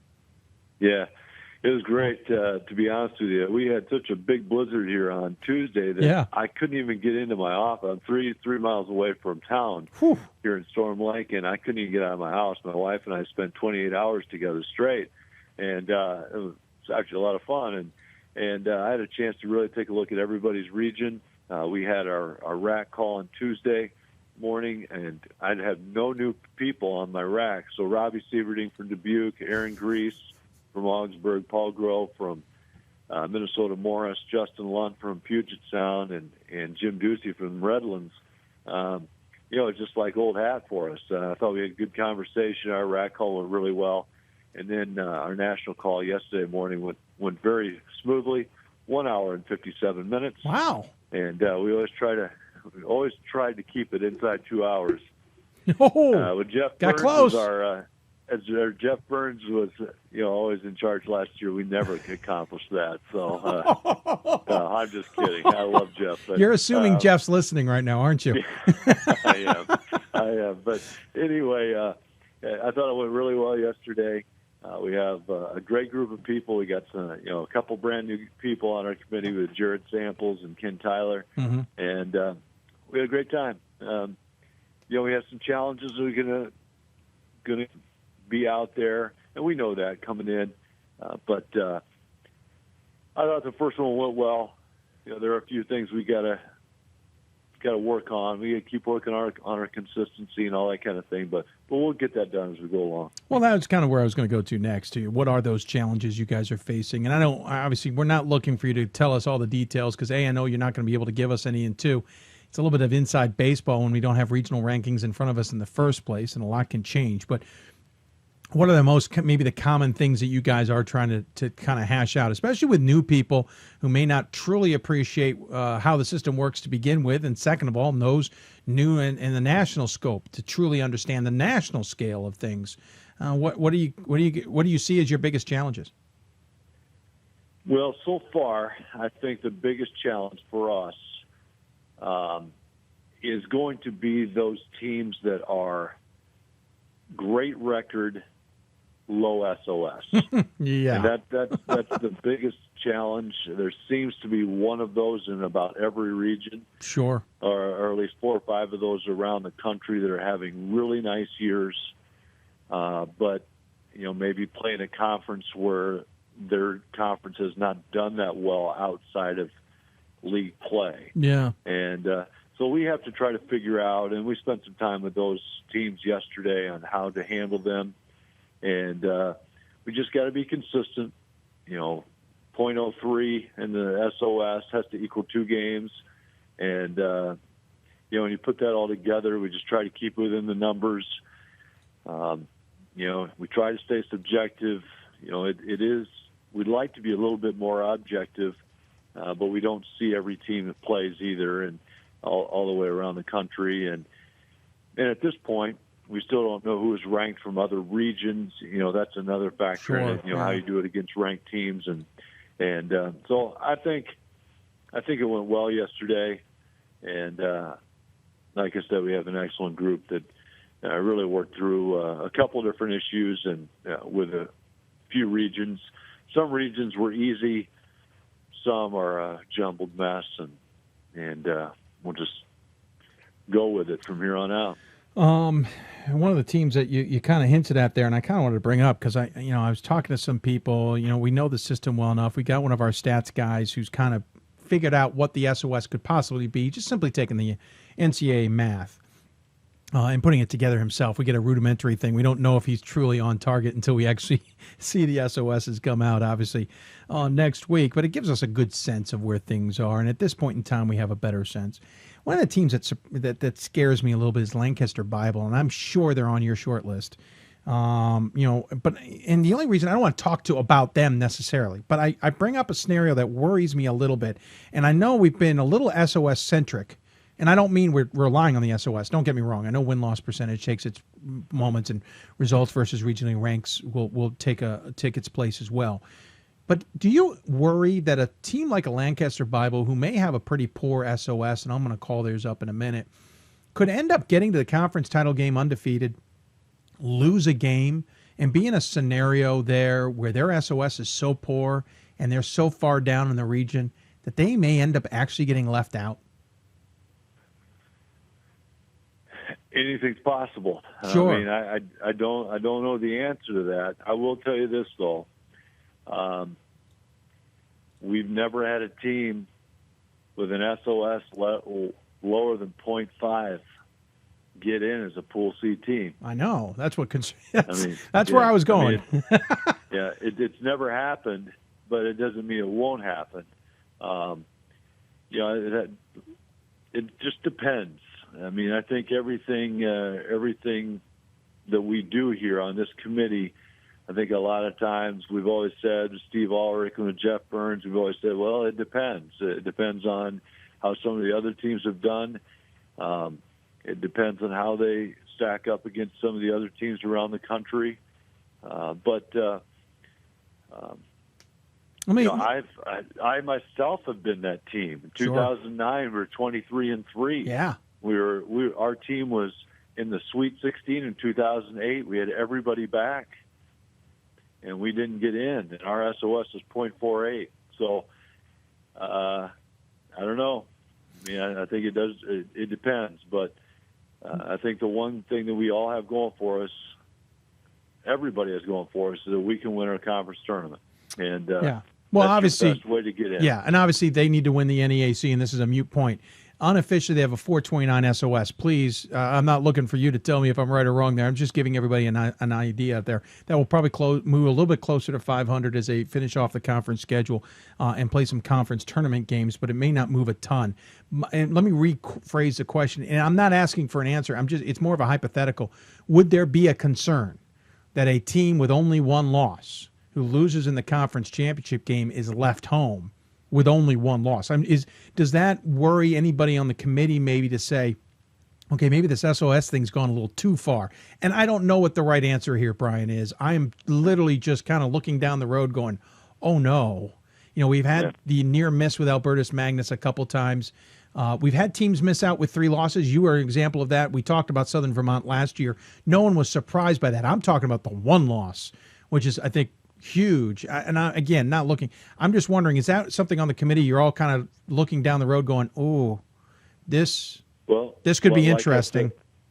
Like I said to you, I think that was one of the things we probably spent as much time on as anything yesterday, and just discussing how they fit in. But it's not just win-loss percentage. It's not just SOS. Yep. It's how you do against teams that are over 500, how you do against teams that are. Well, and they got a couple big wins like Franklin and Marshall that may help them. Yep. Yeah. So I don't. Again, I don't. So, yeah. Like I said, it depends on each team's resume as we go along. Yeah. And but from a committee standpoint, we'll take anything on. But man, it'd be great if they would just go ahead and just win the it. Conference tournament. Yeah. I was going to say, please just go win. Get it out of our hands. We don't want to deal with this if we can't help it. I don't blame you at all with that mentality. Though at the same time, I'm sure it's on your minds clearly. Anything else that you guys are dealing with? I mean, obviously, as things evolve, I mean, everybody kind of takes a re-looks at everything in general. Obviously, you won't have results versus regionally ranked opponents coming up here the first time. You're going to have that the next week and anything. But is there anything else that you're just kind of running into a little bit? We usually hear about the SOS versus win-loss battle. Is it a tough battle this year? Is it leaning towards one way or the other? You talked about consistency. Well, I think, we've got to find that consistency a little bit, but I don't think we're SOS strong. I really don't. I think our committee is not that way, and I don't think we're one-loss percentage strong. I think that we try to take every team for what it is. Last year when we had to pick 19 Pool C teams, we had a pretty easy time the first 14. And when we got to the last 5, there's crickets, because you're trying to figure out, how to match up one team from the Northeast against one team from the West Coast. And so that's the hard part, that we'll get to. But I think we'll be fine. We don't want SOS to be king. It ends up being that way sometimes. But at the same time, one-loss percentage is important too. Sure. And this will always be my concern, and it's always my concern.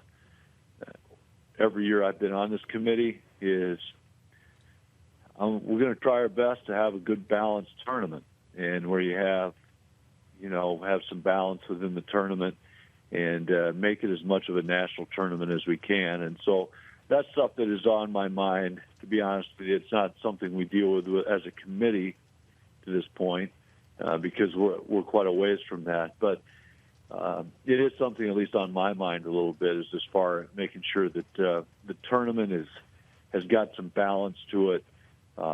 We don't have a one bracket that's way better than the other. I mean, it's hard to really have it completely balanced, but we want to try to keep it as balanced as we can. Hey, I appreciate you taking all the time. I mean, obviously, we could talk to committee members for an hour. It's fascinating stuff and getting more of an insight. But I don't want to take more of your time because you got a team to coach too. And we apparently have other guests. Nothing against you, but I got Sydney Moss ready to come on the show. I'd take care of him. Yeah, sure. Appreciate you taking the time as always, though. Any final words, though? We always give the guest the final word. Any final thoughts you want to share with those who are tuning in? Just good luck to everybody here in the month of February. It's always a great month. There's some upsets out there. There's some teams who really step forward, and just want to really wish everybody a lot of luck. Very good. Well, Coach, thanks for taking the time. I really appreciate it. Good luck the rest of the way. We'll talk soon, I know. Okay, thanks. Brian Van Haelten joining us here on the Hoopsville Hotline. Appreciate him taking the time to do so. Fascinating stuff. Yeah, you heard it from Carrie. You heard it from Brian. What they're battling with, the win-loss percentage, is the SOS. Obviously, we could go much further in depth. We're not going to spend an hour on the Hoopsville Marathon with that. But, getting a sense of what's important to both sides and trying to figure out what's going on. I hinted at it there with Brian. The one concern I have is Lancaster Bible, only because I don't see a way they're losing the rest of the season. Doesn't mean it's not going to happen. But let's say they get all the way to the conference title game and trip. We saw Southern Vermont do it. We have seen other teams do it. They trip up in the conference title game. Now they're in at-large bid. Lancaster Bible, one loss with an SOS, let's say about 440. It's lower than that right now. I'm giving that it comes up, a 4.44, 4.50. We do not see teams with SOSs that low make the tournament, plain and simple. But with one loss. One loss. I fear we run into a scenario where a one-loss team can't get in. Now, they are going to have other criteria that are going to benefit them. For example, their win against Franklin and Marshall is a huge – that number is going to be big. But, it's something to think about. It's something to look at as we look at regional rankings when they come out next week for the first time and then weeks after that. Remember, regional rankings come out next week without results versus regionally ranked opponents. That's a key bit of data, and it will not be used in the first week. So that will change what happens between week 1 and week 2 also. Going to take a break. When we come back, Sydney Moss joins us. You're listening to Hoopsville, presented by D3Hoops.com from the WBCA NABC Studios. If you have questions for us, tweet us at D3Hoopsville and hashtag Hoopsville. Email us Hoopsville at D3Hoops.com. Join us on Facebook at Facebook.com/Hoopsville. More Hoopsville after this. We've got more schools than Division I, more fans than Division II, and more upsets than March Madness. There's 800 programs with over 11,000 games leading to 2 national championships. And we've been covering it all for over a decade. From Eastern to Occidental, from Puget Sound to Piedmont, from Southwestern to the University of New England, and from Hope to Calvin. Nobody covers Division III basketball like we do. We're at D3Hoops.com at www.D3Hoops.com. With every basket and every stop, the skill of elite student athletes will be on display. The sights, the sounds, the intensity of an NCAA championship. It all comes down to this moment, and the winner takes it all. Be there to share the experience with your family and friends. The 2016 NCAA Division III Men's Basketball Championship, March 18th and 19th at Salem Civic Center in Salem, Virginia. Visit ncaa.com/tickets to score your championship seats today. I used to never really talk. Ever. I was scared and shy. It was hard to look at people's faces. I was afraid if I said something wrong, everyone would laugh at me. But then I started to play golf with Special Olympics. I made friends and won lots of gold medals. But I learned more than just playing golf. Special Olympics helped me to find my voice.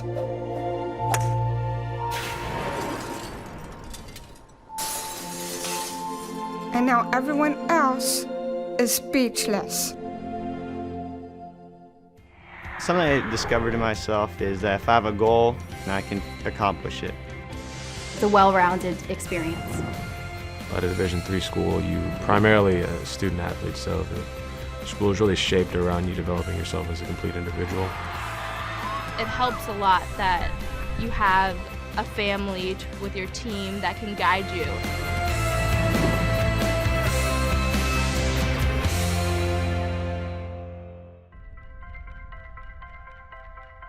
I'm a current Division III student athlete, and I remember how intimidating the first year of college can be.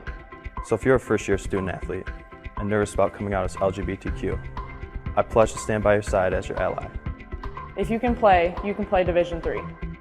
We are Division III student athletes, and you can be too.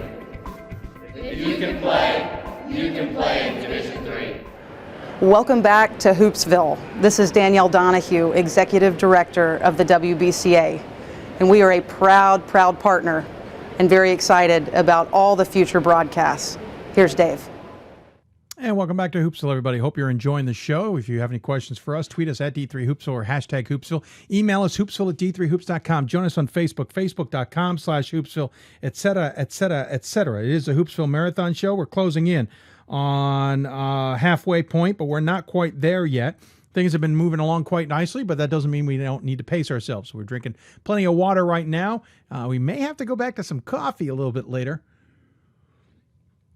I have some lunch next to me that I haven't even bitten into yet, but we will try and do so coming up here shortly. Again, don't forget the Hoopsville fundraiser is part of all of this. We'll talk more about that down the road, but we've been tweeting out about that as well. Any contributions that you can give us are great. Goal is $7,500. We're at about $2,100, I want to say. If we hit the goal tonight, that would be outstanding. Now, the campaign goes all the way to the end of February. We can raise as much as we want past that goal, but wouldn't it be cool just to get it out of the way tonight? Anything you can do to help, or you can get gifts. If you hit certain perk numbers, you can even dictate who we have on the show. Let's keep things rolling along, though. Big waves a couple years ago when this news came out, when the a member of the Florida women's basketball team who was on the all-SEC, all-freshman team said, you know what, I've had enough of Division I, and I want to go to Thomas More. I'm going to play at Thomas More, and that's what I'm going to do. I'm going to have some fun doing it.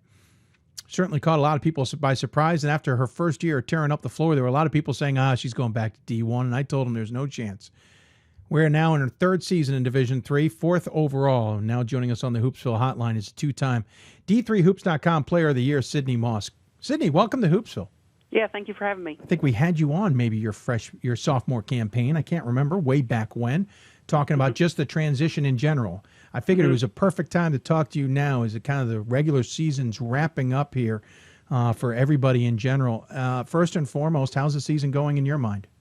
I think it's going very well. I think after we won last year, everybody kind of pushed a little bit harder during the off season. We were in the gym shooting with each other. If one of us was up here by themselves, we'd text somebody else and say, hey, you want to come up here and shoot or run or lift or something like that. So I think, it's going very well. I think we're putting in the hard work like we did last year. And we'll talk about a lot of things here in the sense of the decision and all that. But the one thing that was probably a little hard for you is you had to sit out a few games at the beginning of the season. Not going to go into the who's, what's, and whys, but how hard is it to sit there and watch your team have to perform without you? Yeah, it was very hard. Putting in all the hard work that you put in as a basketball player and then having to sit games and watch your teammates, play without you. It was very tough. I tried to watch online or actually go to the games and sit on the bench, but I guess that was a little bit of my cheerleading coming out in me. So it's hard to resist getting as close to the floor as you can without being allowed to get on the floor. Yeah. The team responded, though. I mean, the beginning of the season, I don't remember how many games were out specifically, but they rolled through their opponents. I think it kind of proved that what a lot of us have been saying was this is a good team even if Sydney's not on it. That's got to feel good for you to know that this team can still succeed even if you can't give them your all. Yeah, it felt great, seeing them going out there and, giving it their all and coming out with the win. It's not all just about me. I have some great teammates and, with some great skills, and they proved it. Oh, they certainly did. I'm trying to, as we're chatting here, to call up the play that Thomas More tweeted out the other day. That you a little showing off a little bit, Sydney. A little bit too unfair, and I say that jokingly. Give me a moment; I'll get to it in a minute. But you guys seem to be all on the same page, and that's what is amazing. I'll be blunt. When somebody like of your talent it comes to Division III, a lot of people can just kind of rely on you and just say, oh, this is the Sydney Moss show.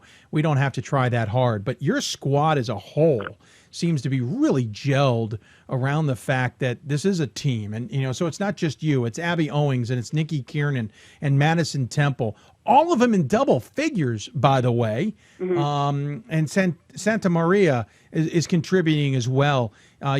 We'll get to more specifics on the stats, but that's what I think makes your team so scary is you can't just stop you and stop the team. Yeah. No, I think we know what it takes to win, obviously, from last year, but I think we're just gelling and clicking, better than we did last year, winning it. Yeah. And I think that's, the scary part. And I still don't think we're to, where we need to be or where we can be. So. How fun is it? How fun is it to practice? How fun are the games? Yeah, it's really fun. Practice is intense. I think we want to punch each other sometimes, but I think that's part of trying to be, trying to be great. No, we push each other in practice, and then the games just kind of flow a little bit easier. So, we give ourselves pretty tough competition in practice. I'm showing the play here while we speak, and it basically came off of a little bit of an unsettled situation on defense. I'm describing to anybody who's listening to the podcast, the pass to you was too far ahead, and you flipped it back over your head to a teammate who was coming down on a 3-on-1 break. Obviously, a lot of that is just kind of natural. It's in, you play the game enough, you can pull off a lot of that. But what was going through your head when you saw that ball a little bit too far ahead of you? I mean, Sam came up with a good steal, passed it to, I think, Abby, and Abby passed it up to Olivia Huber. And, me and Olivia have a little thing going on because we're really close to each other. I think we're like 0.2 away from assist to turnover ratio. So we always, if we're on a fast break, we'll just pass it. I mean, we pass it. We'll pass it 20 times back and forth to each other if that's what it takes to get the assist. So she passed it. She passed it a little bit too far to me, and I looked out of the corner of my eye as I was catching. I saw Abby behind me, and I just flipped it. I felt like she was there, so I flipped it back to her, and she caught it and laid it in. And as we were running back down the floor, Liv was like, "You owe me," because that was supposed to be her assist and me laid in, but I passed it one more and got the assist. Yeah. So me and Olivia, we joke like that all the time, and we'll be in practice like, hey, if we ever get a fast break, throw it off the backboard, like just being goofy. So I felt like we needed that right there to get the fans into it and have a little fun out there. Olivia, by the way, 6.2 assist to turnover ratio. You're at 5.6. Is that what it is? Yeah. That's what it is right now. Yep. But your assists are 6.8 on the season to her 3.1.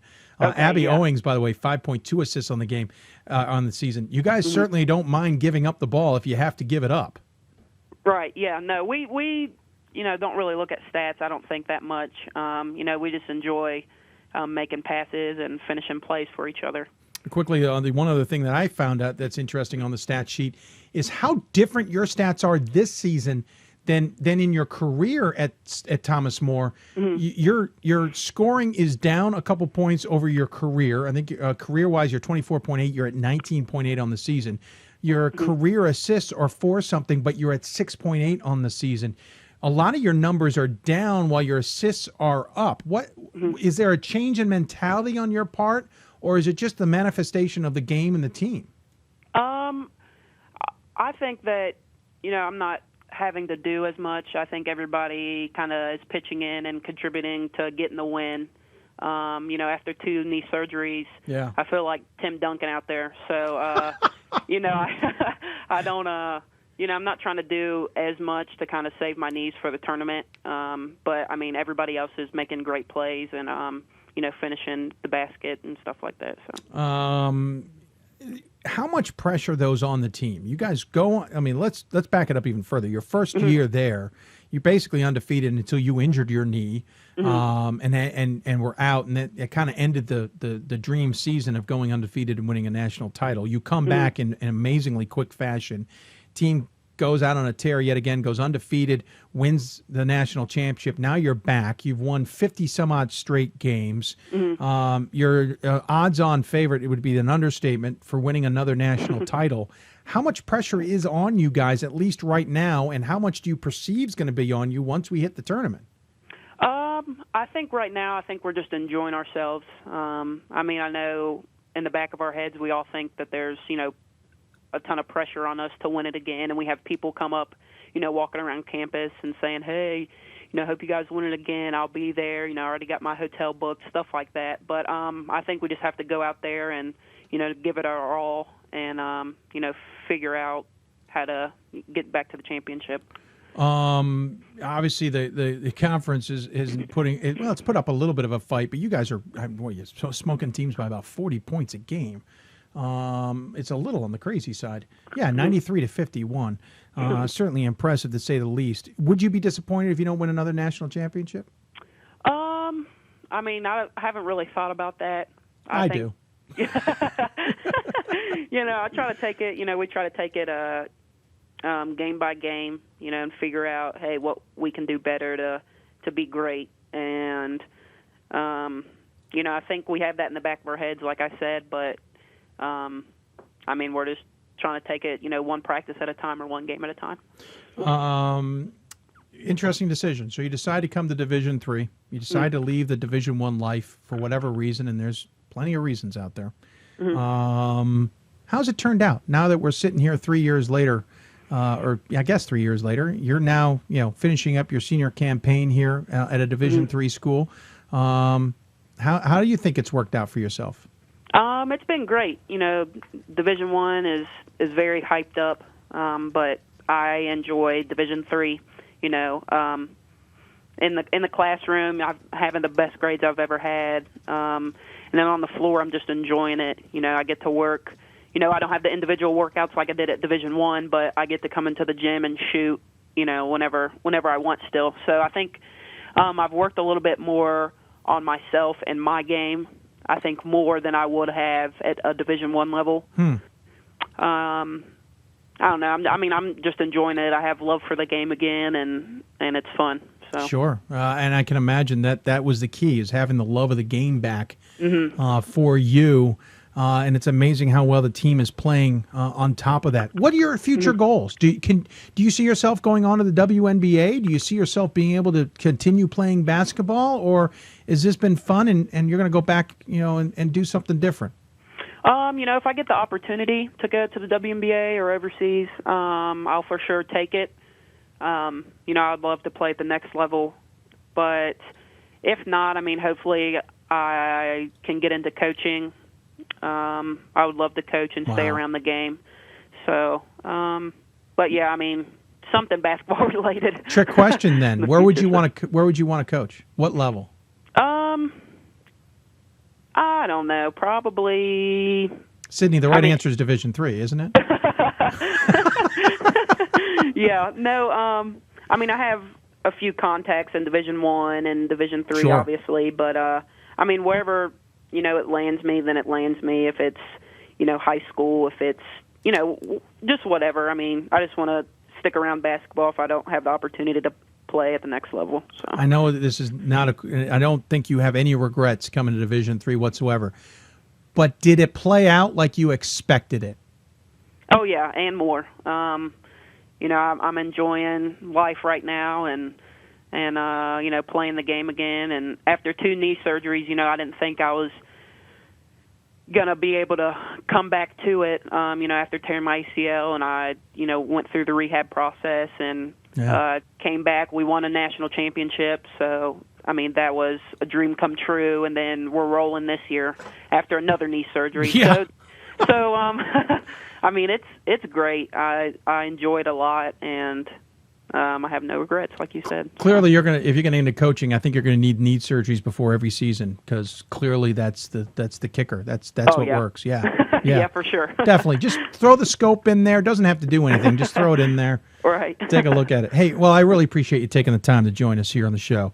Obviously, the team is playing extremely well, and that's the most impressive part. And looking forward to seeing you on the way. But quick question before I let you go, though. How cool would it be to be playing for a national championship on the floor of the D1 championship this year?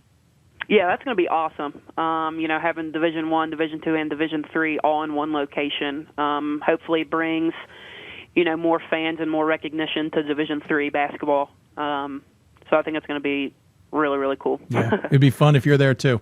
But obviously, got to work to get done. So we'll let you get back to that work. Thank you for joining me on the show. As always, I give the guest the final word. Any final thoughts you want to share with those who may be tuning in? Yeah, thank you for having me, and thanks to you and your staff for covering Division III women's basketball and giving us the recognition that we deserve. Absolutely. Thank you for taking the time to join us as well. Good luck at practice at least, and good luck the rest of the season as well. Thank you. Take care. Sydney Moss joining us here on the Hoopsville Hotline. Appreciate her taking the time to do that. Incredible talent. A lot of people, again, thought she was just kind of using this to get out of Florida. In reality, she wanted to just go back and play some basketball and enjoy the game and get closer to home as well. Good to see her having fun. And listen, that Thomas More team is going to be dangerous after she leaves. I promise you, they're going to be dangerous after she leaves. Congratulations to her and the team. Going to skip right through a break here. We're going to keep on going. This is kind of our fun segment. We're going to keep talking women's basketball. We're going to take, though, a D1 route here. So we just talked to a player who decided, what, D1 wasn't for her. She came to Division III, has been playing tremendously well. Now we're going to go to a trader. I only say that because I can see him, and I wanted to see a smirk out of his face. He was in Division III, did really well, decided, what? I want to go Division I. So he moves from Chicago to Bucknell. That's a whole nother conversation. But joining us via Skype, and I certainly appreciate him taking the time. I'm going to have to do something here quickly, or I'm not going to be able to hear a word he says. There we go. Joining us via Skype is from Bucknell, Aaron Rousell. Coach, welcome to Hoopsville, sir. Thank you. Honored to be a part of what you're calling the fun segment. I don't know how often I get to do that, so yeah, I look forward to this. See, we're not worried about your season as much as anything else. So, yeah. Well, obviously, you have me on the show. I think every time I was on the show years ago, we picked up a couple losses after the fact. So. Well, good luck in the Patriot League, sir. I'll keep an eye on whether that happens this time. Listen, first and foremost, I want to let everybody know it's kind of fun. Every once in a while, I would tweet what I'm up to, and then you kind of fire back going, hey, what's up? And I was driving up to Rochester for the Wendy's Classic. You're like, stop by. I'm like, ooh. Maybe I should. Couldn't figure out how to do it. It would have been fun to see. You drive right through the campus to get to my way to get to Rochester. But first and foremost, seems like you're having fun down there. We are. Yeah, this has been a really good move for us. I mean, obviously, you're going back, I guess, 3.5 years ago. Loved where we were. Loved the University of Chicago for so many reasons. And I caught the end of Sydney talking there about making the move for kind of family reasons and to kind of recapture fun. I mean, I was having fun, but this has been a good move for me and my family. That's what drove this years ago. Obviously living in the city of Chicago was great. But when you start having kids, we were looking at making different moves anyway, outside of the, back to the suburb, out to the suburbs. And, this just kind of felt like a right thing at the right time years ago. And this really has worked out very well for us. It's funny. You sound like my parents when we moved out of Chicago. Hold on a second. I forgot to fix something in my shot here. I'm going to have to go back and fix that so we can see your face. I'm getting older, Dave. Older. I hear you. And I put up the wrong screen. There we go. Well, it's interesting. You talk about those changes and stuff, and obviously sometimes they have something more to do than the game itself, and more than where you are. But you did move on to Division I. You're in your third or fourth season now at Bucknell? This is year 4. Yeah. And immediate impacts. What we saw you do at Chicago, you're doing at Bucknell. It's obviously going well for you. Yeah, it has, and obviously that centers around having a group of players that buys in, and I think that's something that we were fortunate enough to have right away. That first year, we had a pretty good group at the University of Chicago. The last years, really the whole time, but those last 2 years at Chicago that was a special team, and unfortunately didn't end. Had in some ways a great ending, but didn't quite get to the level that we really wanted it to. So that was tough. And then coming here, they had struggled up until that, but had a great group that really did buy in, and that was the first part of it. And I think since then, been fortunate enough to gather some pretty good recruits, and we've been playing some young players, and like you said, we've been fortunate enough to have some success up until this point. When you look back at what you did at Chicago and what you experienced in Division III, is there anything you can take from that and bring it into Division I, or is it just two completely different beasts? It's very, very similar. I think so many things that happened for us at Chicago, kind of talking about the timing of the rise, so to speak, and kind of year one looked very similar here to year one at Chicago. So I think there's so many things. I feel very, very blessed to have that job and that experience. I got hired at 25 at the University of Chicago. Yeah. A little bit different path than a lot of people. I didn't get to have those years being groomed as an assistant. So you're kind of thrown into the fire, and that's a little bit of what happened here. But, I think people often talk about, the differences between Division III and Division I, and I probably have a hard time articulating that, because in some ways there's not a huge difference. I think sometimes there's more of a difference among Division I, and even, to be honest with you, among Division III. It's just so hard to compare Division I to Division III. There's just so many different levels of each of those. But I think where we are right here in the Patriot League, the type of kids that we recruit, type of kids I get to coach, very, very similar to what we were at Chicago. And, this is a step up. I'd be lying if I said it wasn't a step up in talent. But at the same point, we were pretty good those last couple of years at Chicago. And this isn't as far of a cry jumping from where we were to even where we are right now. What's interesting is, Bucknell feels like a Division III school in some cases. And it just means in the makeup of the campus and kind of mentality, the Patriot League could easily be a Division III league like a NESCAC or a UAA, or something along those lines. Obviously, the scholarships, that's a different beast. But even for a long time, the Patriot League had no scholarships, especially in its bigger sports like football. So there is a little bit more of a direct line there. And Bucknell has ended up being a pathway for a lot of Division III coaches moving on up. Is it because they're so similar? I think talking to our athletic director after the fact, I think that was part of it. You and I have talked a little bit about the I don't say pipeline and struggling for a word for it, but obviously Coach Flannery was a Division III guy here that had a lot of success with the men's team and beat Kansas and had a couple NCAA tournament wins. He was a Division III guy and kind of came up through the ranks there. Dave Paulson, after him, who's now moved up another level in the A-10 at George Mason, but he was at Williams and had tremendous success. Nathan Davis had tremendous success at Randolph-Macon. So you look at the last 4 basketball hires and even some of our other sports, to get coaches from the Division III level, because I think, not every AD would do that, but I think our athletic director realizes that there's a lot of great experience that comes from coaching, and there's really good level of play in basketball, but I think a lot of other sports too. And this, like I said, that UAA was a tremendous grooming opportunity for me, to go against coaches like Nancy Fay. I mean, there's not a whole lot of other coaches talk about Division III or Division I. It doesn't matter. There's not a whole lot of better coaches than what she is. Jim Scheibel at Rochester, and really go down the line, of everybody that we had the experience to go against. That was tough, and I think that has prepared me for going against some really good teams and really good programs here at this level as well. When you look at, you mentioned Nate Davis. He's not on the show because he just became a trader. I need a few years before I get them on. No, if you see Nate, tell him I said hi. I will do that. But yeah, I mean, you do have this transition a little bit from, and you mentioned the Paulsons and the other coaches out there. What's also interesting is from us on the Division III level, we watch a little trepidatiously. Whew. Are they going to succeed? Is this move a smart move? Listen, you move from a Chicago team, which it seems like a slam dunk to stay, and you move to a Bucknell program. I mean, a lot of us at Division III are going to go, oh, please succeed, please succeed, please succeed, because we don't want that. Said the same thing. Yeah, well, that's true too. I mean, besides the pay increase probably, but for me, and I say that tongue in cheek, but for a person like me, I'm sitting there going, please represent the division and show that there are good. And Paulson's done that, obviously. Mike Lonergan obviously has done that through a different avenue. And obviously, you're succeeding, and that's nice to see. Nate Davis is going to take a while. He left a program that became a empty cupboard and went into a program that was an empty cupboard. But do you feel like that mentality is out there too? That you, or do you guys not care? And I don't. You're not going to offend me if you say that, because we think of it differently down here. No, and obviously you have worries about the success. In a great spot, and we had a lot of success at Chicago, but for as much success as we had, I didn't feel like that was a complete. I didn't feel complete about where we were at either. So there's definitely. I will be honest, and I've even told our ADs and people here, there's a lot of me that wanted to find reasons to stay at Chicago. Even when the job got offered, there was a lot of reasons to stay.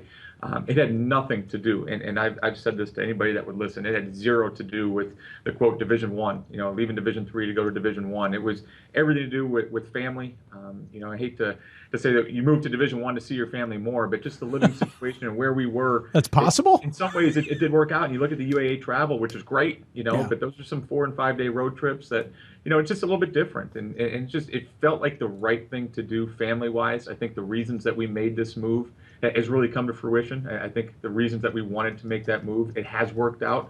I still follow Division III a lot, and probably more than maybe I should.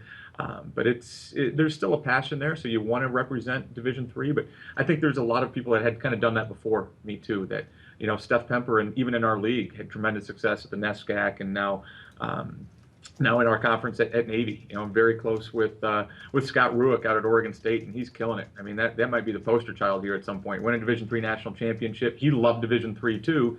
He had a chance to go back to his alma mater, and that was never a Division I. Hey, I've got to go big time. It worked out for his family. It happened to be Division I. It wasn't because of Division I. It happened to be Division I, and that had that was very similar to our train of thinking there too 4 years ago. Yeah, that's a fair point, and thanks for bringing up. It's going to be very good here. In fact, I think they are very good already. So we might be selling him a little bit short. Did Nathan just walk into the room? What's with this? No, but they're very, very good. No, I agree. Coach Paulson left some good presents for him. No, he certainly did. Behind, and they're going to be. I had to put pressure on them. They're going to be in NCAA tournament, but I don't think over these next few years, I don't think Coach Flannery is going to be the only person to ever win an NCAA tournament game. No pressure. I'd say that if he were in the room, he'd probably kill me if I said Yeah, that. oh, he would definitely. Trust me, I know Nate well enough to know that too. But we had Sydney on. She went D1 to D3 to find the passion again. However, question. You'll probably duck by a mile. If Sydney Moss was on your team, would she be starting? You know, I got a chance to watch Sydney a couple years ago, and just from random connections, kind of knew of her a little bit. So I remember watching NCAA tournament games. In fact, I think I watched the game that she ended up getting hurt in a few years ago, and she's a pretty special player. I haven't seen her enough, but she would have a lot of success. I mean, she was a big time player at Florida there as a freshman. So to think that she wouldn't be starting for dang near every Division I team out there, I think is pretty crazy to think.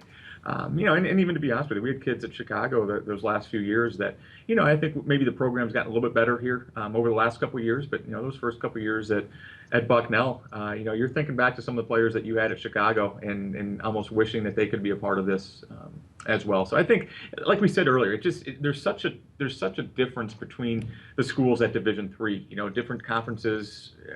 There's a difference there. Same thing at Division I. You start talking about some schools in Division I would compare. Division III would compare pretty favorably, you know, on the basketball court as some Division I schools. I think people are naive to think that that's not the case. What could be interesting is she's on the floor at the Final Four. She could be technically one of the best players on the floor of all 3 games. Absolutely. Again, I don't think anybody at this level is naive enough to think, at least those that are in the know. You know, I feel like I spend a lot of time trying to tell people Division III is not a knock. You know, there's some great basketball, and we had some student athletes at Chicago that chose that route, that had opportunities at maybe some higher levels, and it wasn't always the academic fit. But you know, we were able to steal a few of those, and that's what you try to do at this level. You know, obviously being in the Patriot League, you're trying to find student athletes that could play at a higher level, whether that's an A10 or the Big East, but want the academic route, and that's, you know, that's how you have success. We've been able to find a few of those here. We're able to find some of those at Chicago, and you know, you get those sort of players, and you try not to just mess it up as a coach. You almost have to stay out of the way. You're scholarship, right? We are scholarship. Yeah, I couldn't remember. Thanks. Mike, so here's the next question for that is how much did you have to debunk the D3? Especially in your early years, probably coaches looked at him and went, oh my God, they hired a D3 guy. This is I don't care how good he was.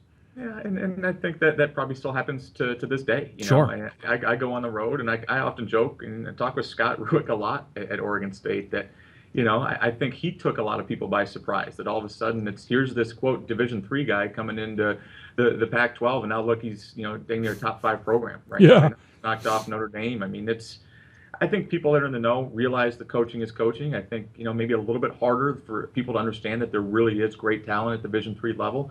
But I think those that are in the know, and those that are not, they'll I don't learn know what you can do to help them. But, you know, I still know that I'm known as a Division III guy, and I take that as a compliment. I don't spend a whole lot of time debunking that or trying to put myself on a pedestal and say, hey, you don't understand how good we really were, or you don't understand how good of basketball that was. You try to a certain extent, but I to the point I take that as a compliment. You know, I still feel very entrenched in Division III roots. I still, you know, have no problem, and in fact, almost enjoy being called a Division III guy. You don't ever call me that anymore. You call me the traitor, but otherwise, I got other people outside of this. I gotta have fun with you. That's good. Yeah, we do. How would Nancy Fay, everything equal? Obviously, there's different dynamics in scholarships and recruiting and all that. And that's a different dynamic. But in general, how would a coach like Nancy Fay or anybody else who has really been the dean of Division III coaching, how do you think they would have done or would do if they had made the transition like yourself? Better than me. You know, I think she's a tremendous coach. You know, she's as good as it gets. Like I said earlier, I don't care about the level. I feel like I spent a lot of time, and this is probably unfair, but I spent a lot of time saying, yeah, Division III, Division I, but still the best coach I've ever coached against is Nancy Fay. You know, you going to start going against people like Muffet McGraw this year. I mean, I probably shouldn't say those sort of things anymore. But Nancy Fay doesn't have to take a backseat to anybody, you know, and she's not the only one. You know, still, you know, close. I saw you had GP on, or we'll have her. Later, yeah. He's staying in Division III by choice. He'd have all sorts of success making that move. Brian Morehouse at Hope, talked to him quite a bit. And those are people that just kind of jump off top of my head right now. But there's plenty of people that could do this. Coaching is coaching. Basketball is basketball. There's been enough people that have had success doing this to think it's crazy to think that there's only a select few that could make this jump. What would be the biggest thing, though, to learn? What was the biggest learning curve for you? I'd still say, to be honest with you, and this is something Scott Ruick told me when I got the job, is basketball is basketball. All of a sudden, you have a staff. which is great. You can do all sorts of different things. That's true. You can kind of take things off your plate, but when you're used to doing a lot of that stuff, it is hard to delegate. And I would say managing a staff is incredibly hard, and something I still struggle with to this day. Not that they're trying to be a control freak, but part of this is you want people to see that you're willing. Maybe it's the Division III roots, that you're willing to do anything. We talk with our current players right now that nothing is beneath us. The last thing that will ever be said in this program is that's not my job. And call that Division III mindset if you will, but I just think it's been hard trying to manage a staff when you're used to having we're fortunate enough to have a staff at Division III. Not everybody is, but we were fortunate enough to have a staff, but it was one full-time assistant, and obviously that's a lot different here with 3 full-time assistants, director of operations, student managers. It's a lot harder. I hate to say that CEO model, but there are times that is what it is. What was I going to say? Oh, we just had the St. Mary's, Minnesota coach who's been an assistant at D1, D2 talk about the fact he's getting used to not having a staff. He was an assistant for a long time. He was doing stuff, and now he's still doing that stuff. Right. And, I think there's something to be said for that. I think that, I hate to say that I miss those days because there's certain things I don't miss about that. But I feel very blessed to come up through that, and I don't know that everybody, sometimes you see younger assistants on the road that, fortunate or unfortunate, whichever way you want to look at it, that are kind of thrown into Division I, and they just think that's how this world is supposed to go. Sure. And that's, you don't want things to be beneath you. You don't want to say that's not my job. That's not how staffs are supposed to work, and how players and student athletes are supposed to think. Again, whether it's just because it's Bucknell, whether it's because it's an academic school, it's not something we've really worried about here. But at the same time, I've got a staff here that has Division III roots. 2 of my assistants right now were volunteer assistants with me at the University of Chicago. And I think that's a cool thing. To be able to work with people at that level and to quote come up a level. But I don't even know how much it is coming up a level. I think it's just coaching is coaching, and to a certain extent, basketball is basketball. Do you talk D3 with the rest of the guys like Ruick and anybody else? Nate, do you talk D3 or do you just talk about hey, we're now D1, or do you talk about your D3 past? Talk about Division III a lot, and I think sometimes that's, obviously it's easy because, one of the assistants I've had with me, Coach Mike Lane, was with me for 2 years at Chicago, and then was a Division III head coach. We are constantly on the bus. You're looking at Division III scoreboard and talking about, oh, this team's kind of come out of nowhere. Man, when we were there, that team was really, really good. Yeah. So I still feel like we have a pretty good pulse on it. I think even talking to Scott, talk about the old days, but talk about, what's happening in the current landscape of Division III. And I still follow the UAA very closely. Just the nature of our travel and what technology has been able to do. I feel like I watch a lot of Division III basketball. You're on the bus, on a Friday night going for your Saturday game, and Friday night UAA games are oftentimes up on the laptop, on the bus. So I still talk about it a lot. I talk with Carissa Sane at Chicago a lot. In fact, her assistant is somebody that played for me here for 2 years at Bucknell. And so now Shelby Romine, who is a fantastic player for us, is back at Chicago. She's actually in my old office and has my old phone number. So every once in a while I'll call the old phone number, make sure that she's in the office working hard. But I think there's just there is a lot of crossing the line, so to speak, between Division III, Division I.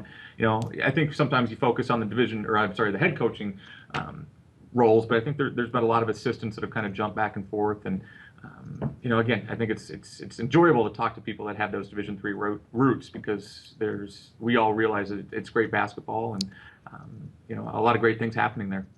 By the way, Pat Coleman says hello. So does his daughter Elizabeth. We're going to make the Chicago thing happen. I'm just, hopefully she's struggling here. Okay. She might need a little plug from a former head coach. I'm just saying. I'd be happy to do that. And we got Coach McGrath. Coach McGrath is entrenched in the University of Chicago. I know you had him on there last week, but I was kind of hoping it would end up that way. I remember when Pat was in town, I think it was one of the NCAA tournament games, maybe it was a Wash U game, and then the NCAA tournament game, but brought his daughter with, and I'd like to think if things work out at Chicago that maybe we had those 2011, 2012 teams had a little bit of say in making Chicago be as attractive to the Coleman family as it is. Well, it's her number 1 pick. We're waiting to see if she gets that acceptance letter. I hope it works out, and obviously anything we can do, you can tell Pat, and be happy to help him out. He's listening in while walking around the Mall of America right now. So, hey, I really got to let you go because I'm way past. I could talk to you forever. This is fun. Quick question: do you schedule any D3s for preseason?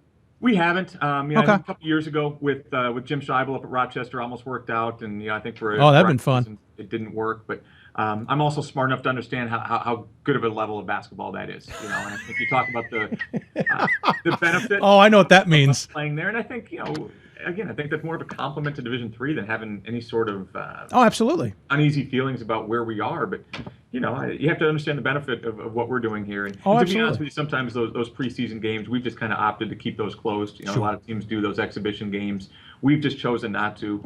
We feel like we have a pretty good relationship with a lot of really, really good Division I schools out here in the East that we do play in that preseason. I'm a big proponent, was at Chicago too, of playing as good a schedule as you can play. We went out there and played Notre Dame this year, but at Chicago, I'm very proud of the fact that we had some undefeated runs there, but that was against some pretty big time opponents too, and that's what helped the rise of our program Sure. at Chicago, and definitely is doing so here too. Well, congratulations, 15-6 overall, 9-1 in the Patriot. I noticed you're coming to Baltimore to play Loyola on the February 17th. I don't know if I'm free, but if I am, I might just show on up. All right, we're gonna have to make this work, whether it's our place or your. I know. We've been talking about it for years, haven't we? We have. You're going to have to pass the house to do it, just for the record. You got to literally pass my house to get down there. You got bus parking at your place? I got a Wegmans a mile from the house. That might get us. See what I'm saying? That might get the whole team there. That's what I'm saying. I got a Wegmans a mile from the house. Big one. Real big one. Yeah, all you. All in your hands now. Hey, thanks so much for joining me. As you know, we always give the final word to the guest. Any final thoughts you want to share with those tuning in? Thank you for what you're doing. And obviously, I said this earlier. Being called a Division III guy to me is a huge compliment, and I don't shy away from that. That's something I'm very proud of.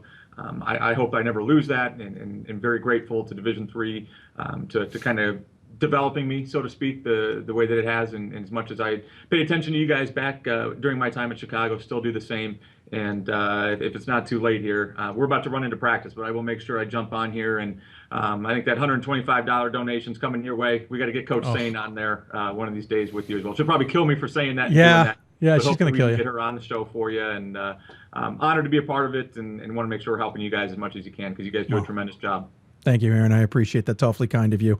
Even if it's just in words, it means a lot to me.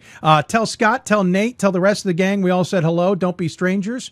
And we'll look forward to talking to you and watching you down the road, all right? I appreciate it, buddy. Hey, Thank you. I'll see you in Indianapolis. How's that sound? Awesome. Yes. Worst case. We'll make sure if we can't find each other when we're 3 hours away, we'll travel across the country and find each other. Exactly. All right, take care, buddy. All right. See ya. Thanks. Aaron Rousell joining us here on Hoopsville. Great to see him. Great job by Bucknell there. Obviously, it's a D3 connection. Nate and Aaron running the things there at basketball. Way behind schedule. So now we got to get back on schedule. We're going to take a break. When we come back, more Hoopsville. You're listening to Hoopsville, presented by D3Hoops.com and the Marathon. We'll be back with more Hoopsville after this. I did receive a non-athletic scholarship upon entering school. I got the presidential scholarship, which was huge for me. I think there's more opportunities for academic scholarships in Division III. I did receive academic scholarships. Just being involved on campus, being a leader, all those things combined kind of get me recognized. It's a great experience for me.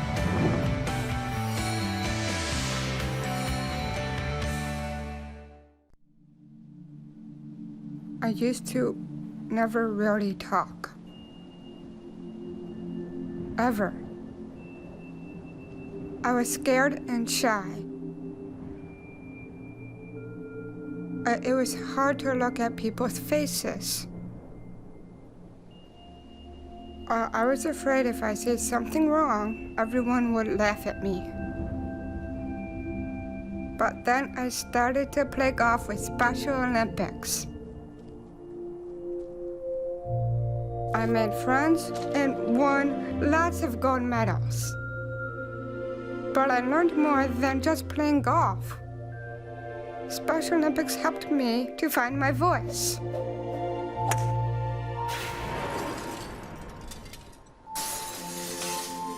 And now everyone else is speechless. College basketball lives in Kansas City at the College Basketball Experience at Sprint Center. The College Basketball Experience is the place to get your game on. It's not a museum, it's an experience you won't forget. Discover the history of the game in the National Collegiate Basketball Hall of Fame, featuring the Gallery of Honor, Mentors Circle, and Honor Theater. Suit up in the latest CBE logoed Nike gear at the CBE Hoop Shop. Elevate your game today and visit the house that college basketball built. With every basket and every stop, the skill of elite student athletes will be on display. The sights, the sounds, the intensity of an NCAA championship. It all comes down to this moment, and the winner takes it all. Be there to share the experience with your family and friends. The 2016 NCAA Division III Men's Basketball Championship, March 18th and 19th at Salem Civic Center in Salem, Virginia. Visit ncaa.com/tickets to score your championship seats today. I'm a current Division III student athlete, and I remember how intimidating the first year of college can be. So if you're a first-year student athlete and nervous about coming out as LGBTQ, I pledge to stand by your side as your ally. If you can play Division III. We are Division III student athletes, and you can be too. If you can play in Division III. We've got more schools than Division I, more fans than Division II, and more upsets than March Madness. There's 800 programs with over 11,000 games leading to 2 national championships. And we've been covering it all for over a decade. From Eastern to Occidental, from Puget Sound to Piedmont, from Southwestern to the University of New England, and from Hope to Calvin. Nobody covers Division III basketball like we do. We're at d3hoops.com at www.d3hoops.com. And welcome back to Hoopsville, everybody. Broadcasting on our marathon show. We are over halfway, which means we're only halfway. Anyway, we got about 6 hours left of this thing. Now, if you got any questions for us, tweet us at D3Hoopsville or hashtag Hoopsville. Email us, hoopsville at d3hoops.com. Join us on Facebook, facebook.com/Hoopsville. We're now on Instagram, though we're not using it a lot today as planned. Oh, well, that's D3Hoopsville as well. We got a chat room on YouTube. Oops, I just remembered we had a chat room on YouTube, which meant I haven't been monitoring it. I see some people have been in there, and great. We're going to, well, thanks anyway. Yeah, appreciate you taking the time. If you have any questions, we told you how to do it. We're still rolling along. The Hoopsville fundraisers out there. Please take your time to do that. We're a little bit behind schedule, so some of these things in the next hour are going to get a little condensed, but we'll try and keep things rolling along nonetheless. Now joining us again via Skype, which is certainly nice. Apparently you're Bucknell. Oh no, I just clicked on the wrong thing. There we go. When you have Skype and it's the same thing twice, it gets confusing. Staten Island women's basketball. Have you been watching what's going on over there? The Cuniac is certainly fun to watch. Timothy Shanahan is joining us on the Skype, as it were. Sir, welcome to Hoopsville, and thanks for joining me. Thank you very much. I thought my mother was talking to me from heaven for a second. Well, that's what it says on the website, so I have you down as Timothy. Well, thanks for taking the time to join us. I really appreciate it. Thanks for having me. I really appreciate it, Dave. Hey, you're having a pretty good darn season. I don't have it up in front of me because I'm rushing around a little bit, but we'll have it here in a moment. But from your point of view, how's the season progressing? It's moving along. Like everything else, you wish you were doing a little better. As you said, that the Cuniac, the conference is really balanced out. Whereas Baruch has been perennial. Since I've been in the conference for 9 years. 5 years as an assistant, 4 years as a head coach. I mean, it was just phenomenal run they were on, and they graduated a bunch of kids, and not only did they just graduate kids, I mean, they were studs. It wasn't you just concentrate on 1 or 2 of their girls. There was like 3, 4, and 5. Now, things are kind of leveled off where, Brooklyn, Alex Lang always brings in a good team. Eric Harrison at Lehman is right there. I played CCMY the other night. Jimmy and Jelly has done a phenomenal job up there. We lost by 2 up there. We did everything we could to lose the game, and we did. But it's a credit to them. It's a credit to them. And, we're all lumped up at the top. Baruch is right there. Kellyanne Barrett is doing a phenomenal job since taking over for Mockley. And, I think a game and a half separates the top 4 or 5, which is pretty interesting. But on the men's side also, they have the same thing going on. So it's a pretty interesting year that way. Listen, that's the funny thing is you look on both sides, men and women, it's gotten a little bit more competitive than I'm used to seeing. And we talked about that on the men's side earlier this season with Brooklyn and even Lehman. And I think that's what caught me off guard. I went over and looked at the women's side of things, and I finally have it in front of me now. You're 13-7, 9-3 in the conference. Lehman's leading the way at 9-2. Brooklyn's 10-3 in conference. Everybody's got 13 or more wins. Yeah. You can't go out. You can't go. Sorry, we're all knocking each other off. That's what I was going to say. You can't go out there and expect that you're going to be able to get a couple cake wins here. No, and let me tell you, even at the other end of the conference, and no disrespect to anybody there, everybody's improved. Yeah. Everybody has improved as far as player-wise, team-wise. And, I try to tell my girls, and I know other coaches probably tell them the same thing. Look, when you go out there, you're marked. Yeah. There's a price on your head. And these teams are up every game for you. And you can't afford or have that luxury. And not that you should ever, but to take, it's this, it's that one. No, I mean, every game we've been in this year, seldom have we had, we've had, the one or two blowouts, but they took work to get to that. And, that's where things have changed. And it's pretty interesting. And as you said, Dave, there's no cakewalks. You don't walk in and go, okay, let's look past. I've never looked past as an athlete, and which my girls still can't understand that I was actually an athlete. I understand the feeling. As a coach, I literally play game to game, and I don't look past. And it's just the way I was brought up to be, as as an athlete and as a coach. You can't. Those days are gone. Those days are gone. Yeah, no, I know what you're saying. Even if you look at a Medgar Evers who's only got one win on the season, I think that one win is in conference, and it is. And the bottom's not, statistically tough, and the CUNYAC's going to get knocked on that a bit. The top has certainly gotten better, and sometimes that's more important than anything. And you guys have been through an interesting season. I mean, you look back at the beginning, you beat St. Joseph's of Long Island to start the season, then hit a skid. Drew, Kane, and Eastern all knocked you off in 3 games in 4 days. Right, yes. And then you got back on the winning stretch, and then you lost 3 of 5. William Patterson, Brooklyn, and Lehman got you. And then since then, you've been kind of rolling along. Granted, CCNY nipped you on the butt last night.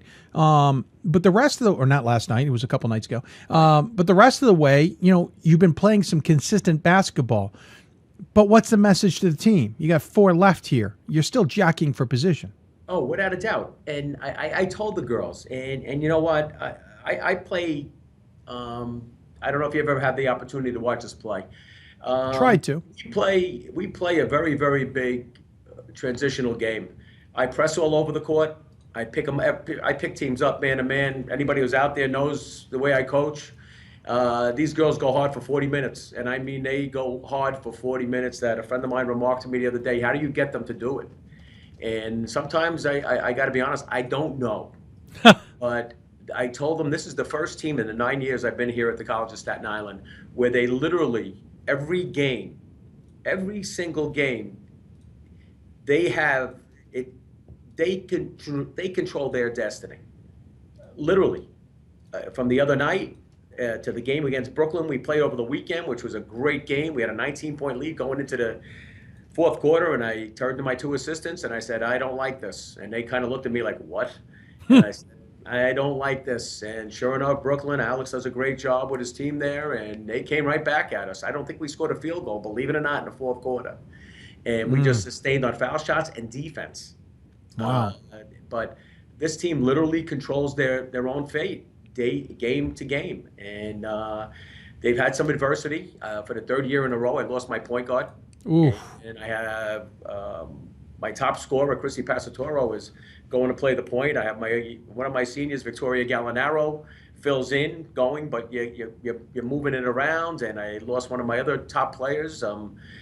Left mid-year to go, her family moved to South Carolina, and she came back to me after visiting them and said, Coach, I'm going home. And I kind of thought it was at the end of the year, and she said, no, I'm going home now. Wow. So I lost about 8 or 10 points and about 6 or 8 rebounds a game. Jeez. But then again, there's worse things in life. Yeah. And, all teams right now, we all look like mash units. Who's beat up? We're all going through it. And it's been an interesting year. But a fun year.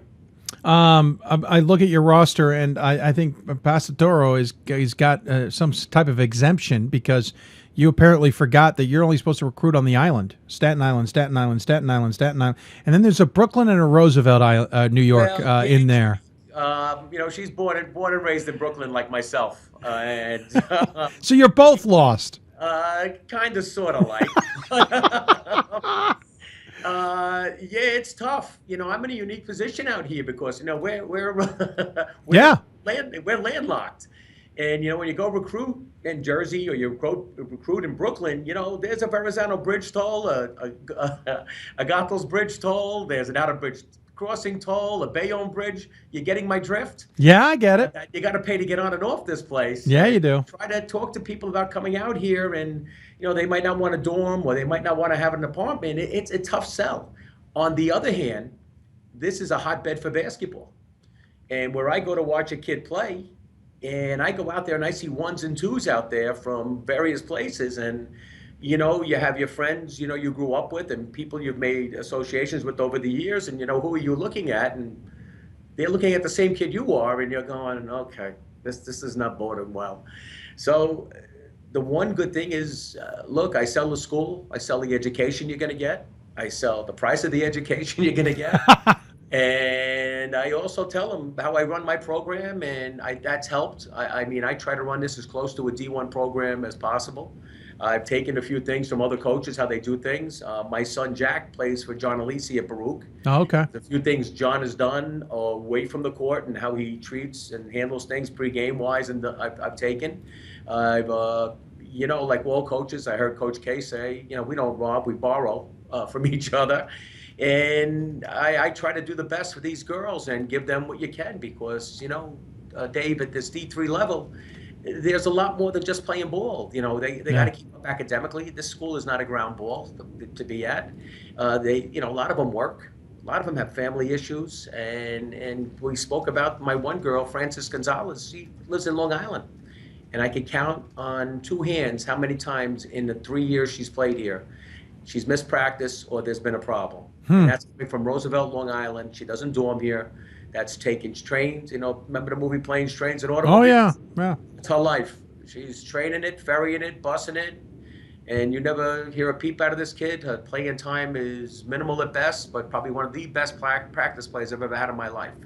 It's a wonderful kid. And on top of that, my three seniors, which I'm most proud of, Francis and Victoria Gallinaro and Jamie Piffalo, who's playing with a broken nose she sustained the other day against Brooklyn College, are all graduating, and they're graduating on time in June. So that's what I'm most proud of. I hear that a lot from coaches, and it certainly, I know, means a lot to them to see their players succeeding off the court as well. By the way, one person pointed out that you mentioned the Bayonne Bridge. Of course, it has to be open. True. No construction, which basically means not open. It's opened, once a year. Lately it seems like like in the movie Easy Money with Rodney Day. Yes. The diner was open 23 and a half hours a day, and he went there at the half hour was closed. That's like that's the thing with the Bayonne Bridge. You never know. I don't want to even get into it. That's why I live in Baltimore. I don't want to go up to New York for any particular reason. I love big cities. I grew up in Chicago. Hey, obviously a bunch of games left, Coach. A lot on the line. I know you guys would love to be playing in the NCAA tournament. What do you need to do to get it accomplished? Besides the obvious answer, win the AQ. I mean, what are you going to do to win the AQ? We just got to play our game. It's as simple as that. As I said before, and not to beat a dead horse. We have to play our game. I always tell the girls, I don't worry what the other team's going to do. They have to worry what we're going to do. I'll figure it out, and I'll give them enough things that they'll know what to do if any situation arises. And they're prepared for anything. Literally, they're prepared for anything. We just got to play our game, and it's just us. We're our own worst enemy, and we're our own best friend. And you live by the sword and die by the sword. As I say, we're in a transition game. I do not hold them back from shooting threes. I'm trying now at this time of the year, make them think a little bit better on these fast breaks when we come down and hoist the ball up with 26 still on the 30 and a few things that way. And I just kind of, they know when they hear my voice, they know not to turn their back. They know I learned from my high school coach who had a deadly stare that it's still the back of my neck burns from some of the looks I would get. I knew not to turn around, and they know to turn coach off. not turn me off, but not to look my way. Yes. They know the stare is just there. It's like Medusa. You don't want to look at Medusa. You already know what's going to happen. Oh, exactly. But I've seen the improvement in so many ways. I tell them all the time in practice. I see them turning the corner defensively. I see certain things that I like, and they're a good group of young women to coach. They all like each other, which is the most important, and that helps tremendously within team chemistry. And coaching women is giving me such a unique perspective into coaching. Basketball. It's like basketball 101 in a lot of ways. It really is. The way you approach it, the way you have to do things, the teaching, and just the way they comprehend things. But it's a fun way to coach basketball. It really is. Well, Coach, I appreciate you coming on the show and chatting about your team. Obviously, looking forward to seeing what you guys can do the rest of the way, and see if you can pull it off, as it were. Hey, don't count us out. No, don't count us out. Not doing that. Trust me. Not doing it by a long shot. But I appreciate you coming on and talking. As always. Thank you so much, and I really appreciate all you do for D3. Like I said before, a big fan of yours. And it's great what you do, and it's nice to get the recognition, and thank you so much for what you do. Well, thank you. I appreciate it. I upgraded your graphics from Timothy to Tim, just so you know. We always give the guest the final word. Any final thoughts you want to share with those tuning in? You know what? It's a privilege to be able to coach at the college level. I consider myself a very, very lucky man, and hey, a lot of people would love to change places with me, and I'm fortunate to be at the school I'm at, and the people I work for here, and the girls I coach. And like I said, thank you again for having me. Oh, absolutely. Thank you for coming on. We'll look forward to watching how the Dolphins do the rest of the season, and we'll talk soon, I'm sure. I like that, Dave. Thanks again. Absolutely. Take care. Tim Shanahan from CSI. Not that one. College of Staten Island. Good season ahead. They got 4 games left. York and New York, Medgar Evers, Baruch, and Lehman, all ahead on a 13-7 record, battling to get into the CUNYAC, or position themselves in the CUNYAC playoffs and hopefully make the NCAA tournament. Going to take a break. When we come back, we're going to jump into men's basketball action, talk to Trinity men's basketball. Quick break on this one because we're going to save ourselves some time. Enjoy. Pat Cunningham. I talked to him when I was in San Antonio a couple weeks ago. More Hoopsville right after this. For the love of the game.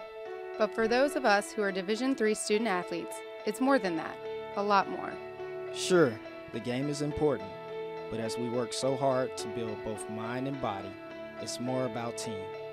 That is why NCAA Division III teamed up with Special Olympics, and in giving the gift of sport to those for whom it seemed an impossible dream, we are working to make this a better world.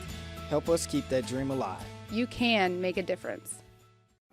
Welcome back to the Hoopsville Marathon. No, we're not in studio. We're in San Antonio, and no, it's not live. But I am joined by Pat Cunningham, good friend of the show and D3 Hoops. He's the head coach for Trinity, Texas, men's side.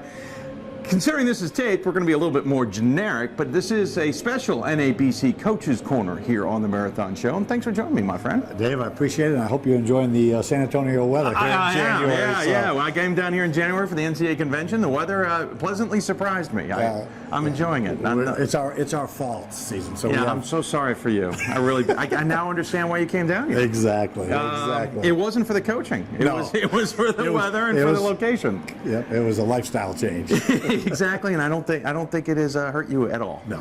Obviously, you got a chance to see you play here. We won't talk about that because we're going to be a little bit removed from that. But in general, obviously, you're still quite the busy man in the world of college basketball. Just kind of give everybody a sense of what you do when you're not coaching on the basketball court. But, besides our coaching our team and that, which is a big part of it right now, is I was fortunate enough to be put on the NABC board of directors last year.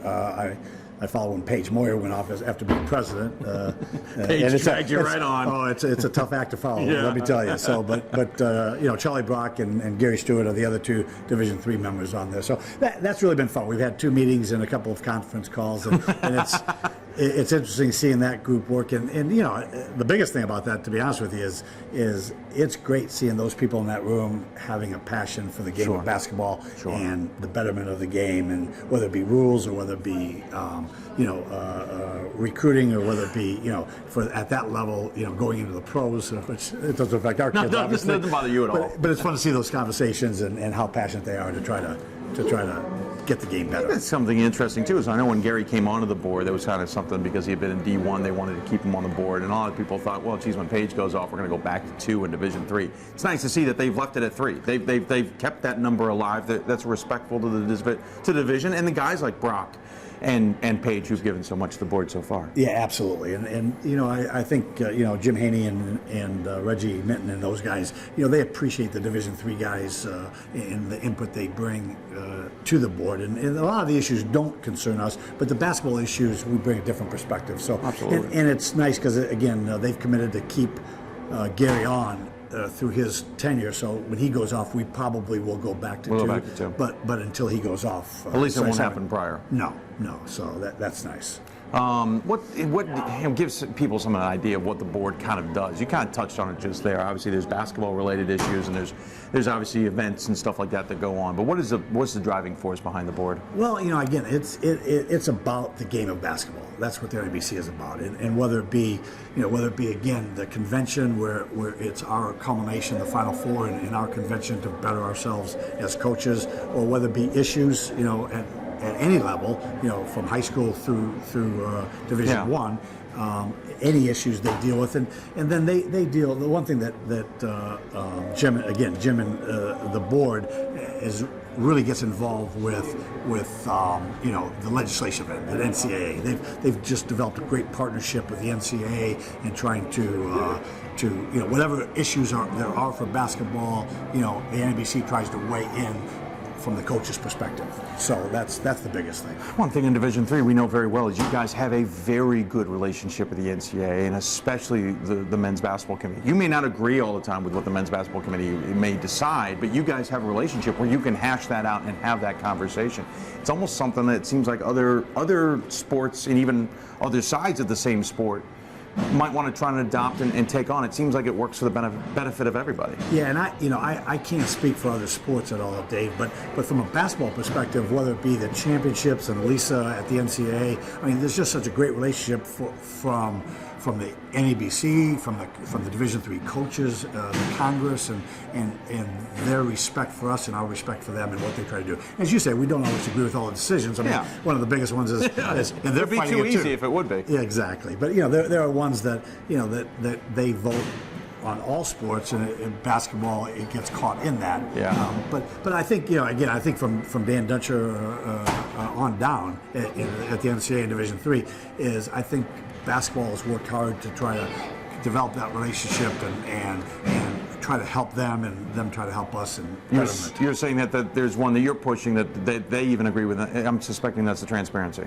Well, yeah, exactly. The regional rankings. Basketball, the basketball end of it, we're all in agreement that why not do it, and that for whatever reasons don't want to or don't think we should, and so it's all the same. And that's the tough part is that they keep it all the same, and so if it's all the same, majority rules. Your majority rules, unfortunately. Yeah. What else are you involved in? Besides that board, they've got you on a few other things at the NABC. Well, the biggest thing is that there's a group of us that help with the All-Star game in Salem, and that's just gone. We've been so pleased. The NABC has just really stepped up. I don't know how many years it's been now, 7 or 8, I think. I don't know. I've lost track. Yeah, I have too. But it's we're getting old. Let's not talk about that. Yeah. But I'm in a group that helps with that, and there's a number of us. For Charlie Brock, and I'll forget all of them, but Bill Raleigh and Paige Boyer, and and guys who don't even know they're involved are involved. Exactly. But that it's just been such a great event, and we've just had so many great kids come through Salem and play that game and appreciate being a part of that and being chosen, and it's always such a fun event, and those guys are that will do. I'm involved in that again, so in a small way, and then the other thing is I've been doing the Outstanding Service Award, which is an NABC award, again sponsored by them for coaches. It's basically an award about service, about outside the lines as people have done it. So, we usually, I've been doing it now, I think, almost 10 years. So I'm segueing my way out of it this year. Oh, you're segueing into qualifying for it, I think is what it is. Exactly, yeah. So I don't know about that. I know, obviously we don't know this year's award, but that you guys tend to give to those who may not be still in the coaching ranks. It tends to be almost a tip of the hat after they've retired type. I started that way. Phil Ness, who started the award, it didn't start that way, and then as we moved along, we really tried to get those guys, the back guys who had gotten out of the game and give them a chance to bring them back into the game with this award. And now I think we're starting to saturate that pool. So again, we're still looking at both. Sure. Makes sense. And if you have somebody who's really outstanding, who's a current coach, I know we did Rochester.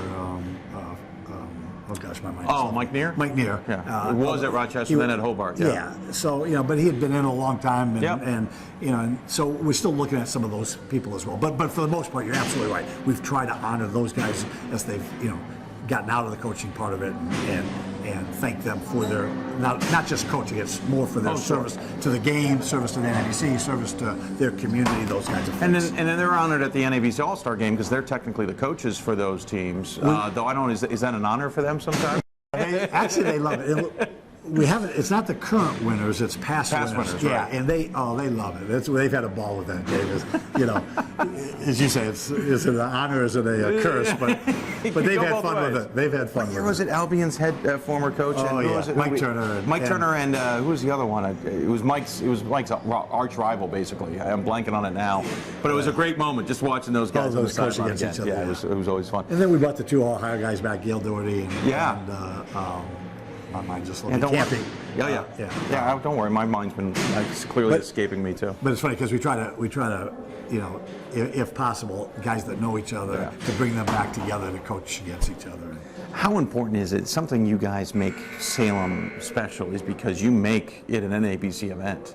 That's not what a lot of coaches associations will do. I know I've talked with the WBCA and saying this is something you ought to look into. You guys make that an event for the NABC before you go to the Final Four where your convention takes place. Yeah, it's and it doesn't take the place of the convention. No. We're not trying to do that. But the one thing we're trying to do is just trying to put some emphasis on Division III. And the All-Star Game has really, the NABC has stepped up financially and supporting that event for Division III, and then we've tried to, as the NABC board members, starting backways, is trying to encourage people, coaches, to come to, and by bringing coaches back to coach the All-Star Game, to getting coaches involved with the All-Star Game, that's one thing that's really helped is that the coaches of the All-Stars have come back, and then they've got a chance to see.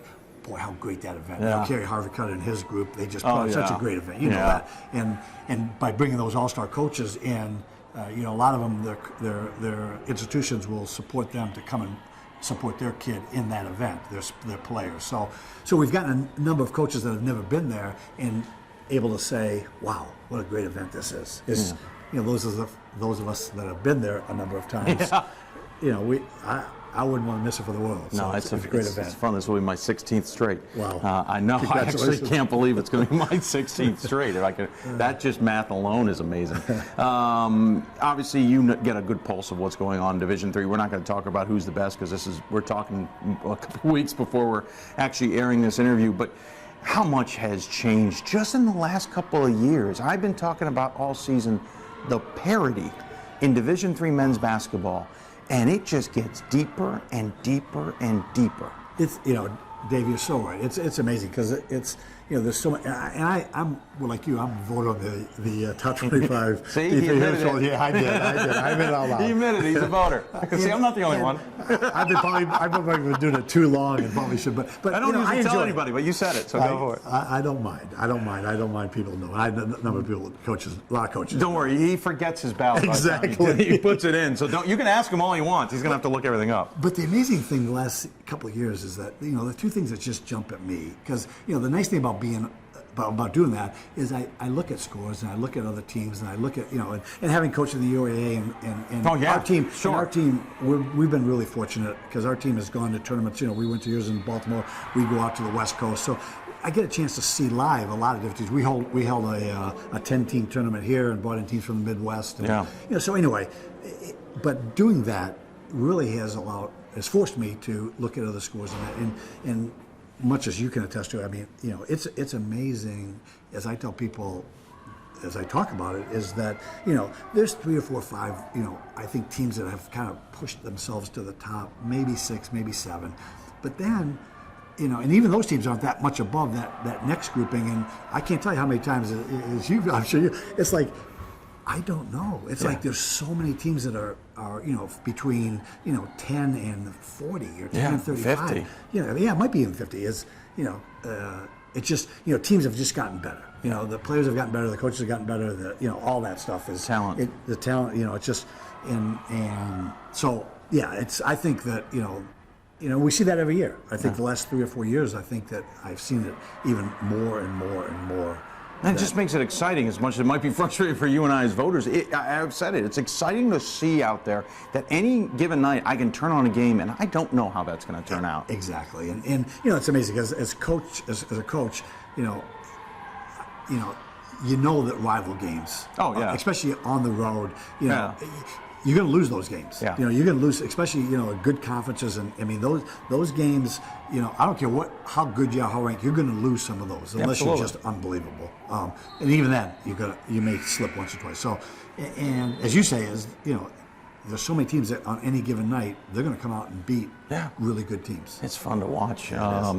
Obviously, we're talking, you know, but this is airing a few weeks afterward, but I'm sure my tendency has stayed there. I think I've replaced anywhere from 3 to 5 teams in my top 25 every single week, and that is unheard of. It used to be maybe 1 or 2, but I mean consistently replacing them, and it's because, okay, somebody in my top 25 didn't do as well as I expected, and it's not that they don't deserve to be there, but this other team probably deserves to be there too, so I'm going to swap them out because you're trying to fit the pieces a little bit. And I'm the same way. It would be interesting to stat it if I went back and looked at the past, but I feel that way absolutely, is that there's been more movement in the last 3 or 4 weeks of this poll, I think, than any other year I've been involved in. Well, and what makes it great is how exciting will the NCAA tournament, and I mean, that's going to be a free-for-all for lack of a better description, because yes, we're going to have tough matchups.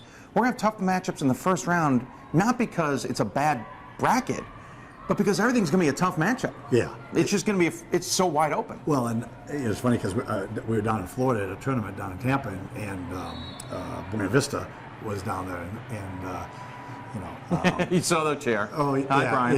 Yeah. And Brian, I was like, we were talking just casual. I said, Brian, I don't envy you because in your committee. And you've been on the committee. Oh, yeah. Technically twice. Yeah. Yeah, kind of, yeah. But you know, again, the process of choosing teams is going to be, I mean, where we are right now. Now, we got a month left, so absolutely. Some of it some of this might shake itself out. Yeah, but I'm like, there's a lot more teams I think that are on that bubble. And that they're going to have to consider. Yeah, the years I was on it, David, was amazing because I thought, you know, it usually came down to, there was usually, you know, 1 or 2 or maybe 3 teams that were like for that last spot that were like, there was a tough decision. Sure. But it was only 2 or 3, and it usually worked its way out. And then, boy, I think the last couple of years they've had 4, 5, or 6. Absolutely. You know, that are. They're right down neck and neck. I mean, you're picking out hairs. Yeah, and it's just, you know. I mean, honestly, Pat and I did it last year. We got 19 out of 19 right, and to be honest with you, I was pretty surprised because you're nitpicking at that point, going, I think that's the team they're going to pick, and it ends up being all of them, which is, that's a surprise. I mean, because it is that difficult. It shouldn't have looked that easy. It looked easier than it really was. Well, people got to watch Hoopsville. Of course, we don't see our first regional rankings until February 10th, which is even more interesting because of the weird bracket we have this year. Or I should say calendar. Yeah. I don't want to take more of your time, but I really appreciate you coming on the show. Plus, the fact I think I've probably had enough of a break back in the studio. I've probably had enough time to go get a piece of pizza or something and get back in there and work. And part of the NABC Coaches Corner is we always have some fun asking some questions. Of course, I didn't bring them with me on this trip, but I'm going to try and remember off the top of my head. So you mind if I have a little fun with you with some questions? All right. I'm not a fun guy, but go ahead. Well, that's not true. Some of them are a little bit more in depth, and some of them are just off the cuff. But the first one is, what's your favorite thing about coaching, especially in Division III? Well, you know,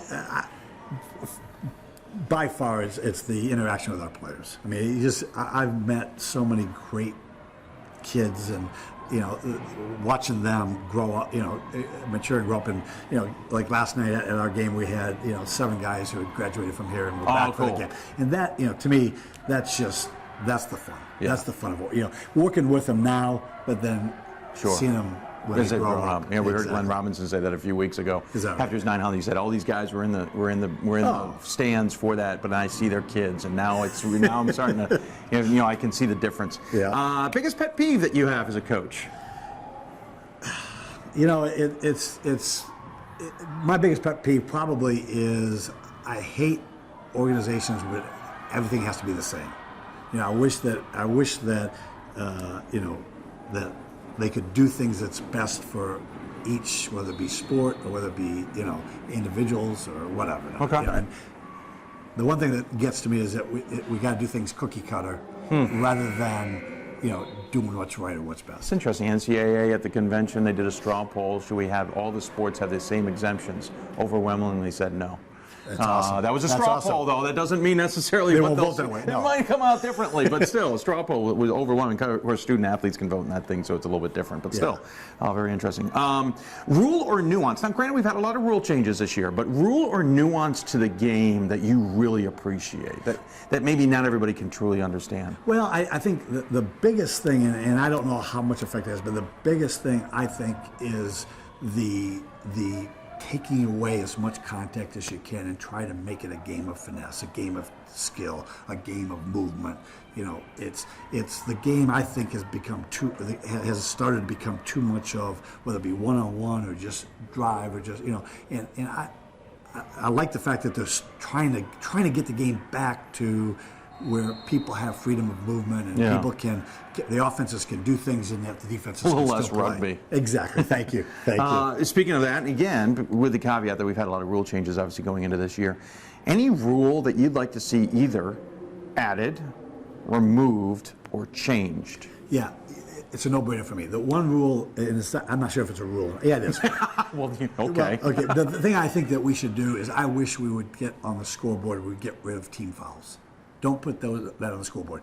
There's nothing worse than looking up there and seeing 6-1 or 8-2. Well, I'm keeping it in the book so that they understand. The book knows, and the book is responsible to let the officials know. The officials don't need to be looking up at the scoreboard. They don't need to know those things. And there's just so much pressure put, and I think it affects officials. I mean, officials look up there and see 7-1 or 6-1, and the game they may be making good calls, and that may be the way it should be. Sure. Oh, absolutely.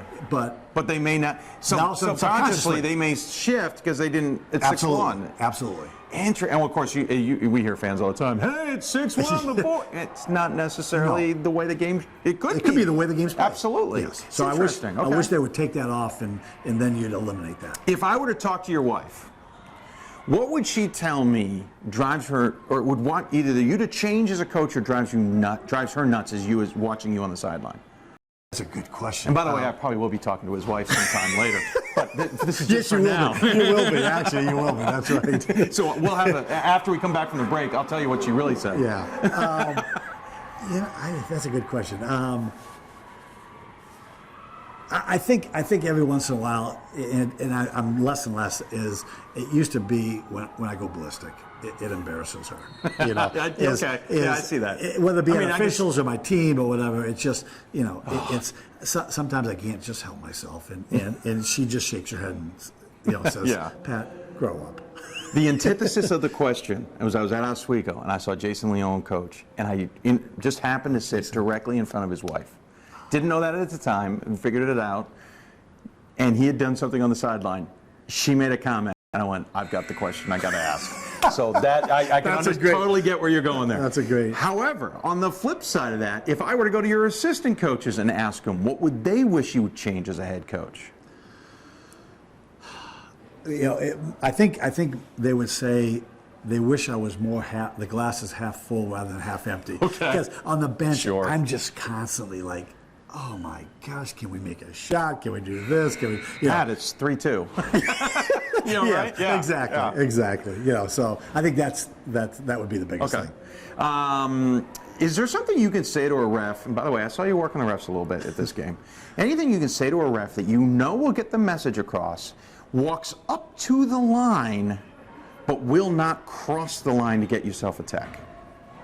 So do you know? Well, the nuance, I can't. Or is it with every different ref's different? I know that's situations are all different, but I think, the biggest thing for me is the one thing I think that I try to do with officials more so than anything is, don't call something you don't see. Because if I watch a tape afterwards and they call a travel that's not a travel, if they call the ball out of bounds, not out of bounds, if they, whatever it is, if they call contact, that's not there. And some of it is, but it's like, I say to them constantly, says, hey, if you don't see it, you can't call it. I heard you say that, actually. Yeah, because sometimes they react late to something. They didn't see the play, but they see something happen, whether it be a guy fall down or whether it be, whatever. And that, to me, and I don't think it borders on what you're alluding to. No, really, but it's something that you can still send a message to them. Yes. But you're not crossing any line with them. Yeah. No, it's kind of where I was going with that. Yeah. Absolutely. Because again, to me, nothing bothers me more than taking the ball out of a team's hands for no reason. It sends a message without being... Exactly, yeah. Okay. I think that's all of them except for the one that I always leave for last, which is pretty impressive considering they're off the top of my head off of That's pretty, a piece of paper that's just scribbled out. The last one is, when you retire, and everyone is going to eventually retire from the game of basketball, what do you hope they'll remember you having been as a coach? If that makes any sense. What do you hope the lasting memory as you as a coach will be? I think what I strive to is I hope that I'm remembered that my teams played the game with class and competed hard and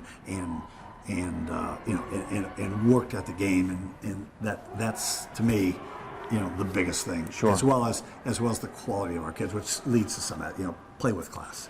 That's perfect. Play the game. Well, I appreciate you taking the time, as always. And you do know this. I leave the last word to the coach. Any final words you want to say to those who may be tuning in? Yeah, no, I just again, I hate to toot your horn, especially as you're coming over later. But you really hate it. I do, but no, I just I appreciate and I usually look at an archive. I'm not usually Thursdays able to see it live. It's all right. But it's great for the game, and I just appreciate all the things that you've done with that and at Salem and for the game. It's great you're out here in San Antonio, although just to help promote the game and what you're doing. Thank you. And so hopefully you can keep doing it for as long as I can keep coaching. Hopefully longer. Well, that's shorter than I thought you were going to say.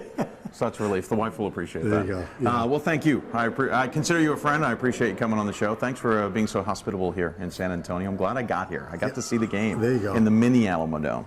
We won't say what the results were. No, you don't have to look those up yourself. Exactly. I have had enough of a break, so we're going to go back after this commercial break to the rest of the Hoopsville Marathon. You are watching Hoopsville, presented by D3Hoops.com. We go back to the WBCA NABC Studios right after this. I used to never really talk. Ever. I was afraid if I said something wrong, everyone would laugh at me. But then I started to play golf with Special Olympics. It helped me to find my voice. And now everyone else is speechless. For the love of the game.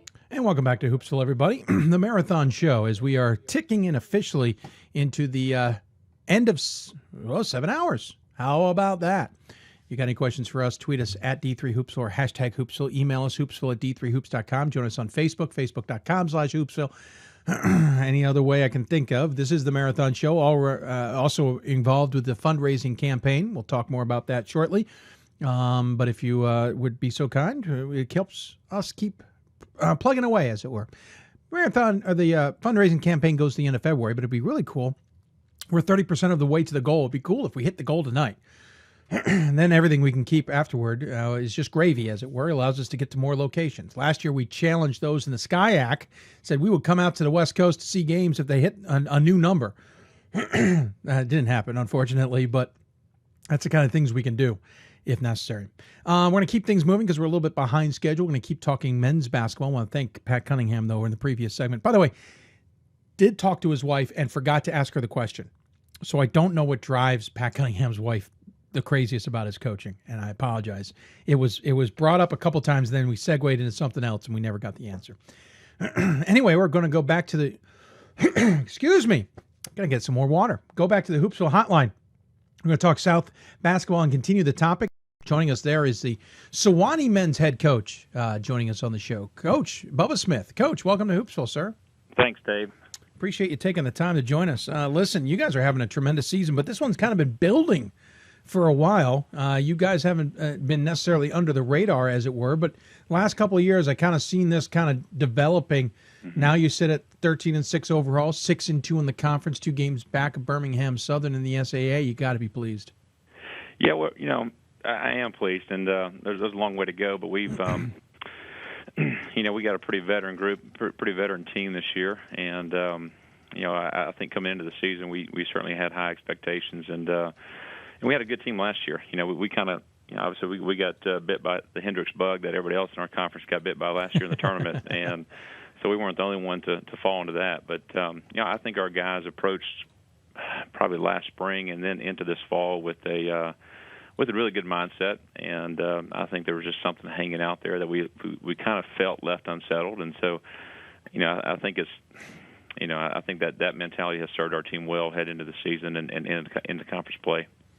It certainly has played well. I mean, obviously the only kind of snag in conference action was that Birmingham Southern weekend where you took on Millsaps first, and they got you guys on the road by 1, and then Birmingham Southern got you guys on the road by 1.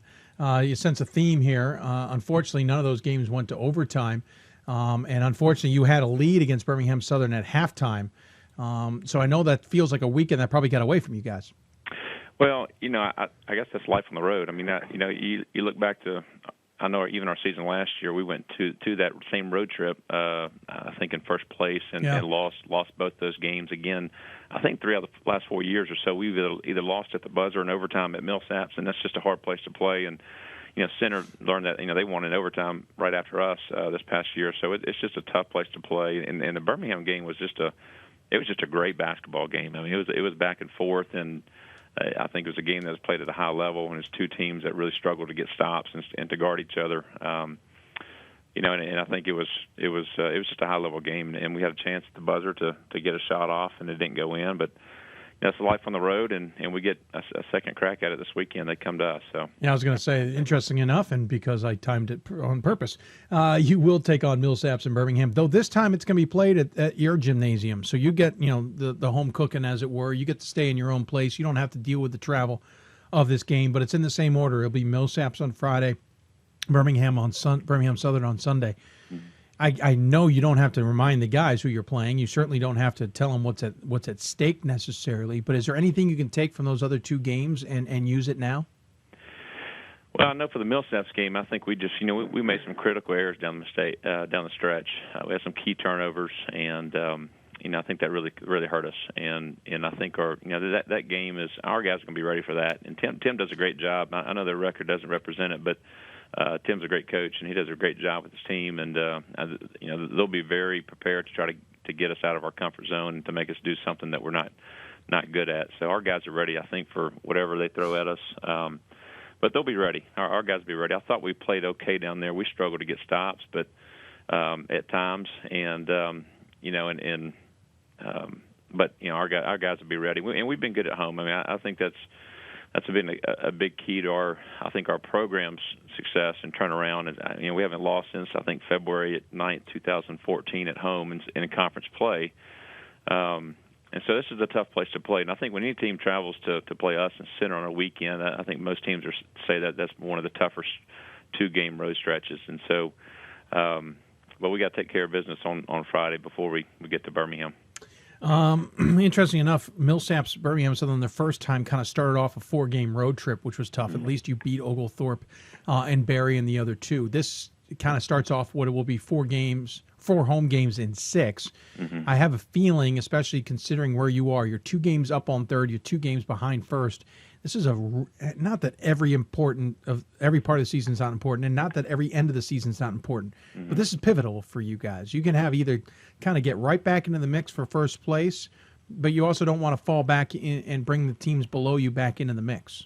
Right, yeah, no question. I mean, I think Birmingham's in the driver's seat. There's no question, and they got 4 out of their last 6 at home as well. But like I said, we just got to worry about Friday, and I don't think our guys are definitely going to overlook that game. And it's if we take care of business this weekend and we continue to home court serve at home, then we got to go on the road the following weekend, and you hope that, and again, maybe Birmingham, someone sneaks up on them, but they're definitely in the driver's seat. They're playing really well. They're winning on the road. They won last weekend at Rhodes and at Hendricks, and they're playing. They're playing at a high level. So, but it's going to be interesting down the stretch here to see what happens in the conference. This program again has been building. I mean, back in 2011 it was 9-16. 2010 it was 4-21. It was then 13-13, then 17-9, then back to 13-13, then 16-10. Now you're 13-6. Mm-hmm. Is this a sign of the future for the School of the South? Is this a sign that you guys have figured out whether it be the recruiting or the right mix of what you're looking for to make this program work? Maybe you're getting extra assistance from the athletics department. I don't know. I'm spitballing in the sense right. of have we found the right mix? Well, that's going to keep Sewanee now at the top of the SAA and in the conversation. Well, I think our program has definitely turned the corner as far as being competitive and be competing at a high level. And I think we've proven that with what we're doing at winning home games, and we're not letting teams come in here and beat us anymore. That used to be a team. We used to be the game that people would mark on their schedule when they'd come to us in center, and that's the one that they knew they could get. I think we've changed that, but also I think we've changed the expectations within our program. And the 17-win year, that was the year that was our first graduating class to become seniors. We graduated a big class that year. We went back to 500, and then again we have been working our way back up. And then again, this is another year where we have some really good senior play and senior leadership. I don't know if necessarily we figured anything out, because I think Sewanee has a lot of challenges with the type of school we are and academically, and absolutely, and the kids that we're recruiting. But I do know that. I mean, obviously, recruiting is a huge part of what we're doing. Our talent level has really improved. I think a lot of that is the fact that I've been very, very fortunate to have my assistant coach, Bradley Pearson, who's played for me. He was a senior my first year here, and this is our fifth year together. And I think having consistency in the staff is really important, because there's a lot of turnover at this level in assistant coaches. And when you get a good one who knows Sewanee, who played here, who went to school here, and can communicate that to recruits, and he's relentless at it. He does a great job of recruiting. That's a huge part of, I think, of our success. And then as we have success, I think the young men that are showing interest in Sewanee, that player has gotten better. And so, I think we've done a pretty good job in the state of Tennessee. I know when I first got here, it seems like we had a lot of kids not from Tennessee, and we try to focus our recruiting to in-state and then kind of work our way out, and that continues to be a priority for us. But at the same time, we got a lot of representation. I think we got kids from 9 different states this year on our team. So Sewanee can reach out and I think attract people from a lot of different places. But recruiting has definitely been, I think, the key to our success. Well, all different kinds of places. Obviously, Alabama, Georgia, South Carolina, Tennessee, they're kind of slam dunks. And North Carolina, South Carolina, those are obvious being where you are. But you also have students from Texas, San Antonio, Texas. You've got Littleton, Colorado, Bethesda, Maryland. The one that pops out of me, New Canaan, Connecticut, because you went to my alma mater. I had a classmate who went from Salisbury School to Sewanee. I know there's that connection between those two schools as well. Right. So you do have a broad range there. But at the same time, kind of give everybody a sense of what are those challenges with Sewanee, the School of the South. What is it about that school that makes it so unique and so different? Well, I think the school is unique. I mean, you use the word unique. I think that is getting. I think prospective student athletes to come to Sewanee and to enjoy what they see is the easy part. I mean, we're 13,000 acres on top of the Cumberland Plateau. Even though it's it may be off the beaten path a little bit and it's away from a big city, it's the view up here, the landscape, the buildings, and just the campus itself is absolutely stunning. And there's just very, very few people and families when they come here that don't fall in love with this place. And the challenge moves beyond that to financial aid, what kids qualify for. And again, I think in our conference, we just sometimes some of our challenges is being able to get the student who's a really, really good student who's going to have a lot of different options and how much academic money can Sewanee provide. We're just competing for such a high-level student, especially within our conference, that sometimes they get more money other places, and so Sure. that's probably our biggest challenge. But we try to find niches around that, and we've been able to do that last few years. But it's a great sell. I mean, there's not many families that come up here that don't fall in love with this place, and we're very fortunate to be here. Talking with Bubba Smith, head coach of Sewanee. Of course, he came from Hampton, Sydney, where he had some success as well, and has decided he loved the campus at Sewanee just as much. Let's talk about your team here. You're led by basically underclassmen. You do have a senior up there, but this is a young squad. Jordan Williams leading the way, 14.5 points a game, 2 rebounds, 2 assists a game. You also have Cody Jones, a freshman, 12 points a game, 3 rebounds a game. Then you have a senior in Keyshawn Carter, 11 points a game and 6 rebounds a game. And then a junior, Brody Stone, who's got you 9.3 points a game, and Clay Bourne, a junior, 8.2 points a game. And then we get down to another senior in Seth Brown at 8.1. So you talk about that building towards the future. Yeah, you got a couple seniors who'll lose. You'll lose some points, but you're clearly got the talent coming back too. We do. I mean, Keyshawn, you guys did a story on Keyshawn, I guess a few weeks ago, and he's kind of been the mainstay, I think, for our team as a senior with consistent leadership. And a lot of people, if you're close to our program and been following, we've lost Jordan Williams, our leading scorer, for the rest of the year, and so he's been without us for the last, 5 games. And so our teams they've had to adjust to that and figure out, how do you play without a guy who, and again, I think he was a very elite scorer, could really score in bunches. So our team has had to handle that adversity the right way, and they have. But I think what our team has shown over the last few weeks here is just that we can be very balanced. I think we can beat you in multiple ways. Keyshawn, Brody Stone, and Seth Brown, our 3 post players, have all been very efficient and can score around the basket. And Cody Jones has really stepped in. I mean, he's a freshman for us. I think he's third in the conference in scoring, and he's having a great run in conference play, and if he can continue to do that, and we continue to get good production from, I think, our guys off our bench, a guy like Jacob McCullough has stepped up and is playing really well for us. Clay Bourne is probably one of the toughest kids we have on our team, and he's kind of the engine behind, I think, what we're doing, and he has had a really, really good junior season. So I think there's a lot of things that go into our consistency, but I think we're a very balanced team, and in years past, I think, even last year, teams could really, really focus on Jordan. And I think if they could do a good job on him, at times we've struggled to score. And I think we've proven so far this year that we can be a little bit more balanced and play great team basketball. Obviously, a lot ahead still. 6 games key before we even get into conference play. But, interesting enough, last game you guys played all 5 scores, double figures in an 80-65 win over Barry. You'd love to have more bench play, but it's nice when the starters are playing that well as well. Coach, really appreciate you taking the time to talk about Sewanee. It's definitely one of those schools I've known for a long time, but never truly appreciated and been dying for a really good excuse to get you on. I can get any excuse I want, but I wanted to talk about the team succeeding in the conference, and I appreciate you coming on. Honestly, before I let you go, you think you can catch Birmingham Southern? Can you make this interesting and maybe get this thing to come through your place instead of through BSC? Well, I do think Birmingham's biggest challenge is this weekend. I mean, they got to go to Center tomorrow night, and Center doesn't lose at home either. So I mean, they're hard to beat up there. Yeah. If they go up there and Center wins, we'll see what that does to their confidence and how well they are, playing coming into Sunday. If we can continue to win at home and take care of, I mean, this thing could be tied up come Sunday afternoon, and then.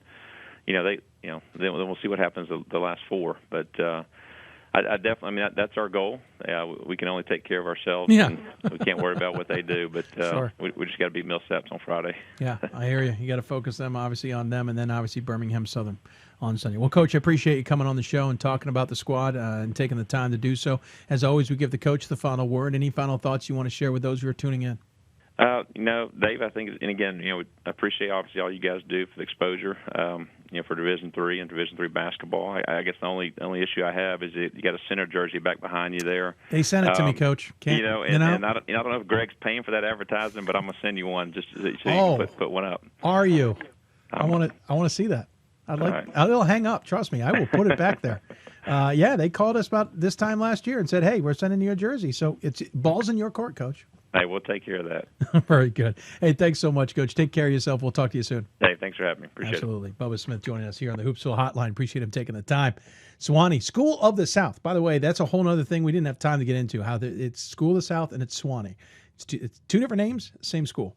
They are really playing really good basketball. It's nice to see them competitive in the SAA, 13-6 overall, 6-2 in the conference. This is a pivotal weekend. He pointed it out. But not only for them, but also for Birmingham Southern and others. So keep an eye on them. Going to take another break. When we come back, we're going to go back to some fun. We're going to talk to Ben Strong, a former D3Hoops.com player of the year.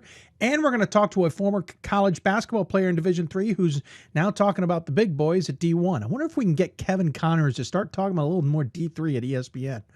We'll try, because he's coming up on the show. You listen to Hoopsville, presented by D3Hoops.com.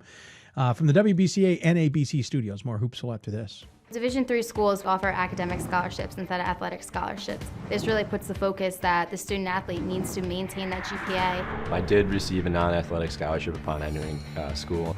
I got the presidential scholarship, which was huge for me. I think there's more opportunities for academic scholarships in Division III. A lot of people pick schools just based on the sport and don't get that experience. Being a Division III athlete and developing my leadership skills has definitely put my name out there and helped me get more recognition on campus, but more recognition nationwide. I did win the Jostens Trophy, which is based on leadership, academics, and then how well you do on the court. I'm also the Schwartz Scholar of my class. Schwartz Scholarship is basically a scholarship that is given to a student who's identified as a likely leader. And the end of the day, it won't matter how they play on the field, it will matter how they do in the classroom.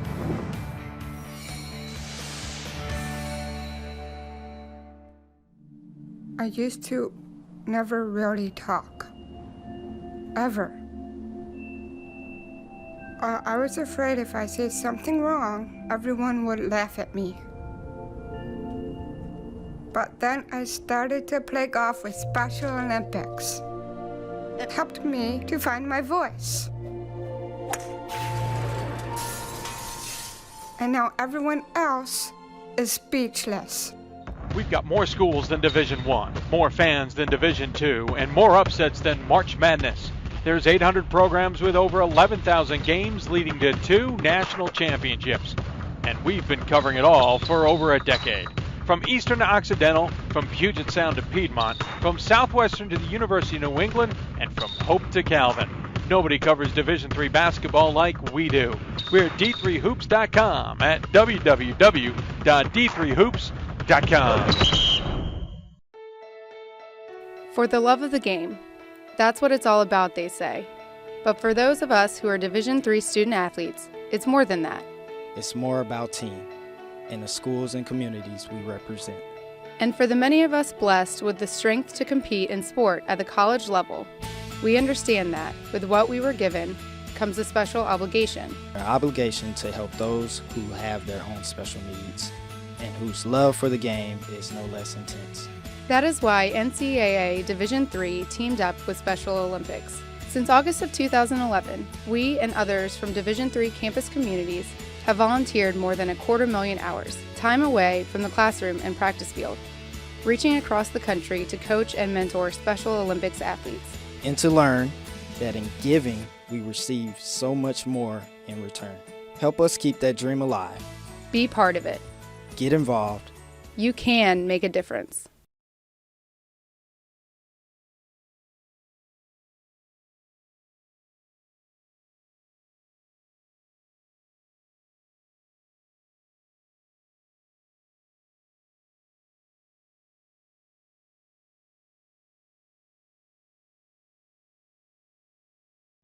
Welcome back to Hoopsville. Sorry for the pregnant pause there. The break ran out. I was still trying to get our next guest on the line. If you got any questions for us, at D3Hoopsville or hashtag Hoopsville, email us, hoopsville@d3hoops.com. Join us on Facebook, facebook.com/Hoopsville. This is the Hoopsville Marathon, all surrounding the Hoopsville fundraising campaign. We'll talk a little bit more about that, but we're going to get into a little more fun, as it were, and have a little more enjoyment. We get some fun guests on every once in a while. On this one, I've been actually wanting to talk to this guy for a couple of years now. We just keep forgetting to do it. when it gets this time of year. And sometimes when the D3 guys go out there, it's hard to find them too. You got to get contact information for these guys. But joining us on the Hoopsville hotline is one of the guys I enjoyed covering early in my D3Hoops.com career, but I was probably about midway through my career, to be honest. Ben Strong from Guilford, now formerly from the D League. Well, we'll get into it. Ben, welcome to Hoopsville, sir. How you doing, Dave? Thanks for having me on, man. Oh, absolutely. Appreciate it. Thanks. I'm doing well. First and foremost, congratulations on this simple fact. I'm impressed you are still playing, especially here in the United States. I know that'll change a little bit, but still, you're still getting a chance to play, and that's awesome. Thanks, man. It's been 8 years of playing ball, so I surprised myself, to be honest with you. I didn't think I'd still play professional ball for 8 years, so it's been a crazy ride.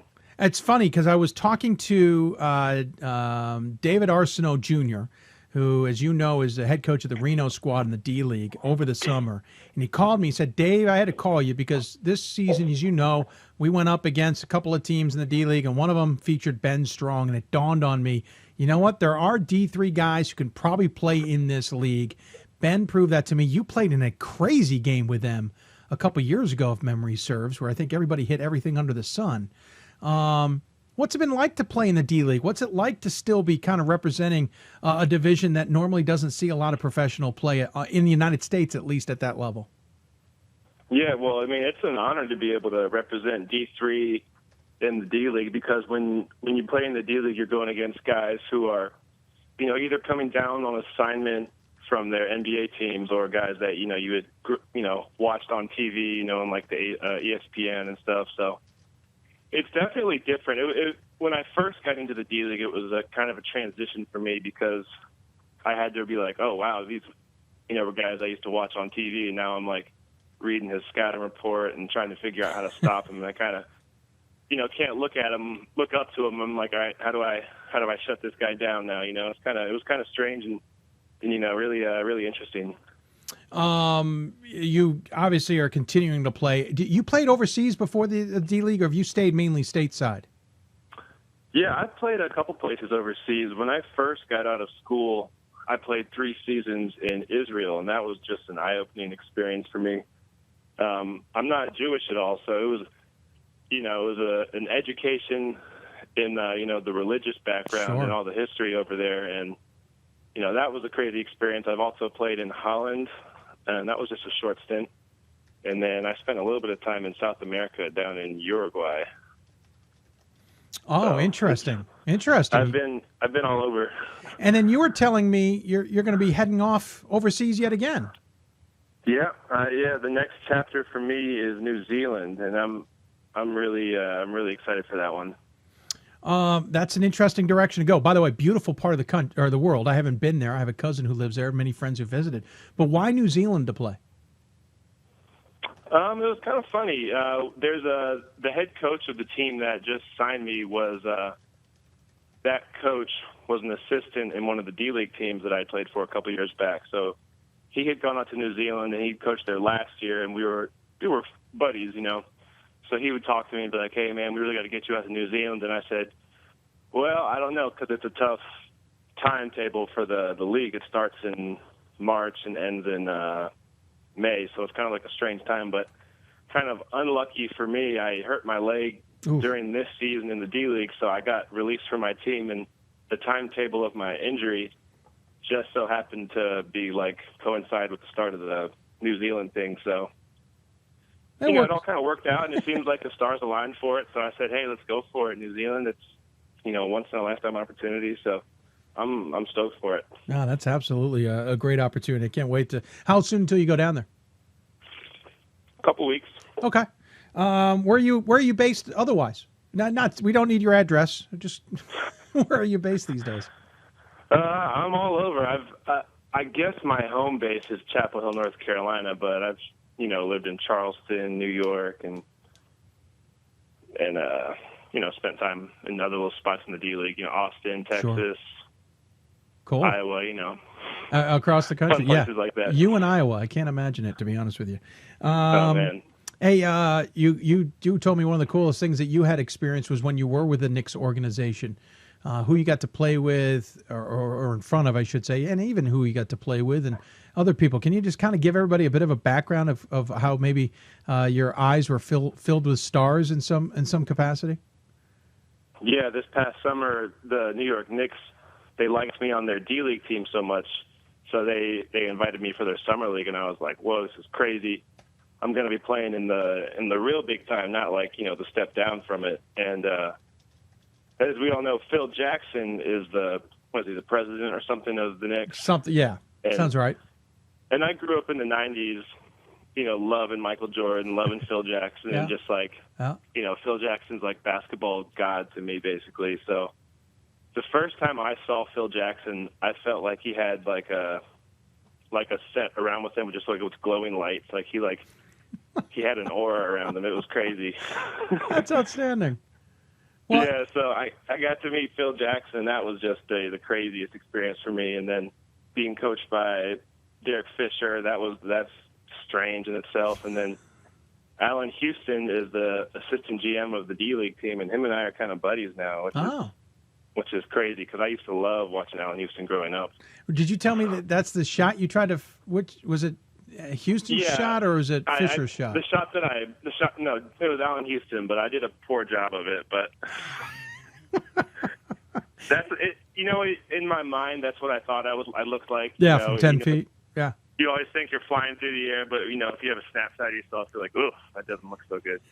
It always looks better in your head. Trust me. Yeah. It always looks better in your head. What else have you been involved with? How do you kind of keep yourself busy when you're not playing?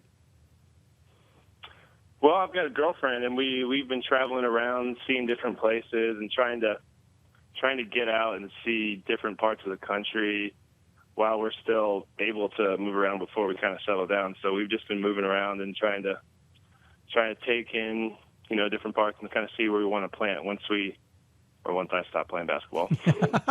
Well, there's a little bit of we in there, I'm sure. Well, there's we, but Wait, you get to go down to New Zealand. That's not too shabby, to say the least. How much can you relate to your D3 days? How much do you get the chance to talk about it? How much is it brought up in conversation, whether it be with a guy like a Phil Jackson or a Derek Fisher or be teammates? Is that a topic of conversation or not? Not really, to be honest with you. A couple guys, it'll just come up real briefly when they ask me where I played, and I'll say Guilford, and they'll say, where the hell is that? And I'm like, it's a D3 small school. But, it's not too much then. And then they'll say, what the heck were you doing playing Division III? I said, I was, undersized and underskilled in high school. Well, at the same time. Kind of grew into myself. Yeah. At the same time, D3 ain't that bad. No. And you guys certainly were the proof of that there at Guilford for a long time. You guys had some epic games in the ODAC.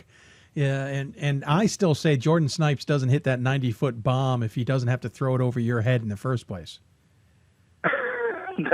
I mean, Are you talking about the one where he hit the at Randolph? At Randolph Macon. I mean, if he doesn't, he's got to clear your 6'10" frame. Well, 6'10". Yes, he's got to clear your 6'10" frame just to get the ball in the air. I say you should have gotten an assist on that.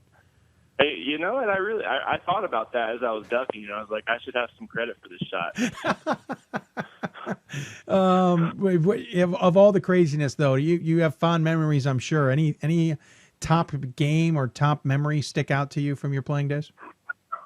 Yeah, the game that you called up at Virginia Westland has got to be the top dog for me. Yeah, the triple overtime game against Lincoln, where it was like 125 to 124 or something like that. I don't even remember the final. I just remember you put up 50 some odd points. Yeah, that was like an out of body experience right there. I'm sure, and of course, it took a Jordan Snipes 3 just to force overtime in the first place. But he was playing out of his mind too that game. Yeah, he was. One of your guys were playing against a guy who was playing out of his mind, and Merrick from Lincoln, probably one of the better players you probably ever faced off against. It was a crazy game to begin with. How much though did that game take out of you when you guys then had to face off against Virginia Wesleyan in the Elite Eight game? Oh, I felt like I was going on like a 40% tank the next night. Yeah. Well, it was. Bad. I didn't want to admit at the time, but I knew that my legs were pretty tired. Yeah. That next night, I felt it. I bet. Of course, Tyler Sanborn was a freshman that year with you, so he didn't have as much of the skill set he had later. But it was interesting. You kind of gave way right into Tyler Sanborn, or that year he's a freshman. I guess he was a sophomore the next year. How hard, and I hate to bring up a bad memory, but how hard was it to have that senior campaign end in the first round the next year? Oh, it still haunts me to this day. You know, I'll think back to it and be like, you know, God, if we just would have had, you know, a 5-point run, you know, here or there, it all would have been fine. But it's haunting.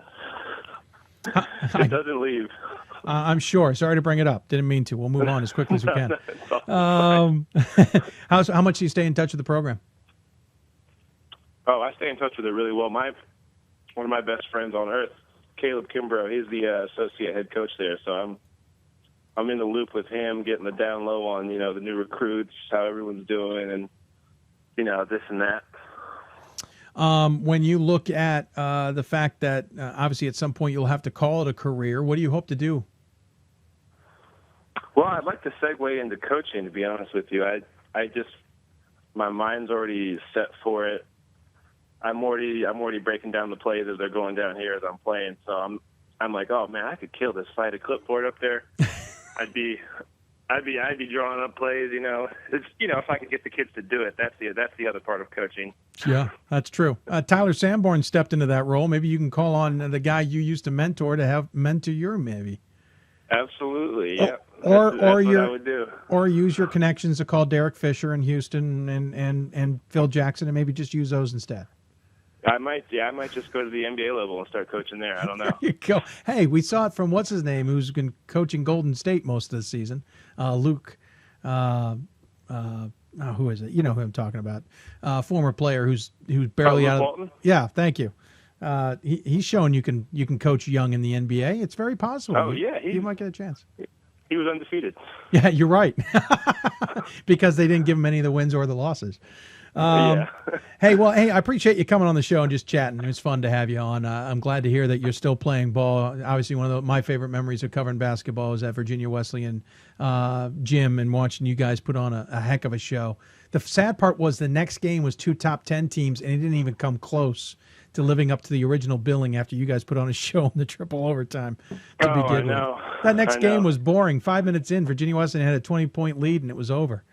Oh, I know. Tell me about it. By the way, watching those teams come out every time they thought your game was ending and then have to go back to their locker room, that was the other fun part of watching. I remember that, actually.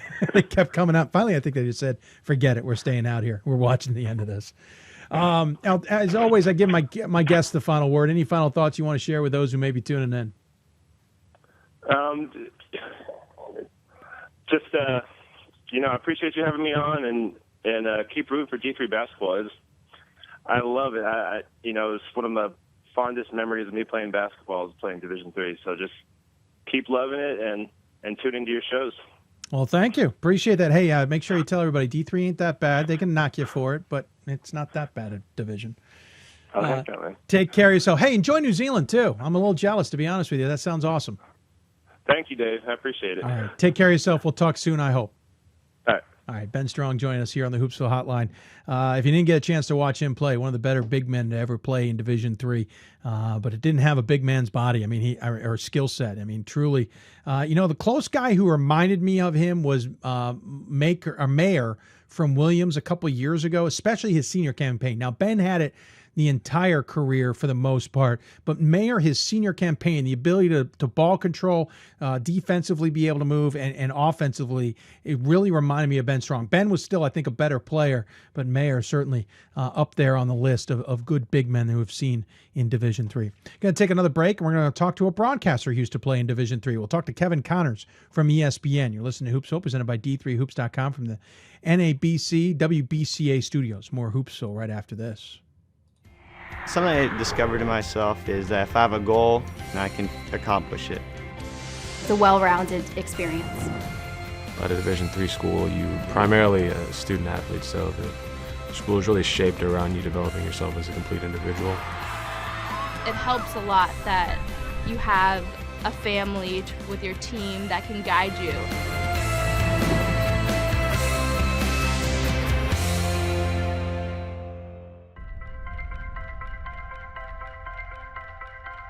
I'm a Division III student athlete, and I know how powerful words can be. The term gay doesn't mean stupid, lame, or less than.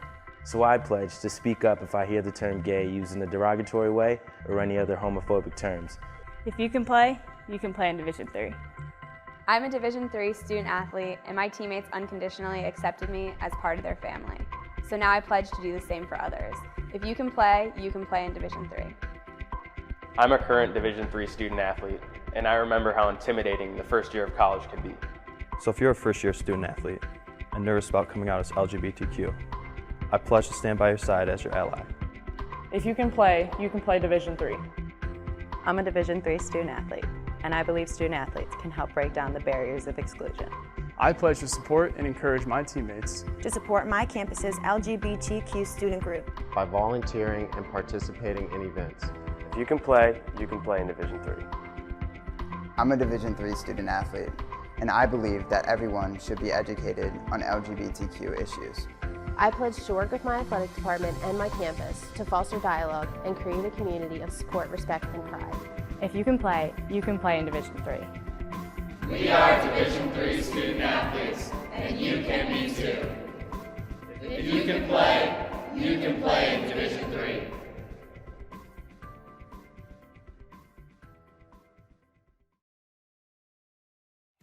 Something I discovered in myself is that if I have a goal, then I can accomplish it. It's a well-rounded experience. At a Division III school, you primarily a student athlete, so the school is really shaped around you developing yourself as a complete individual. It helps a lot that you have a family with your team that can guide you.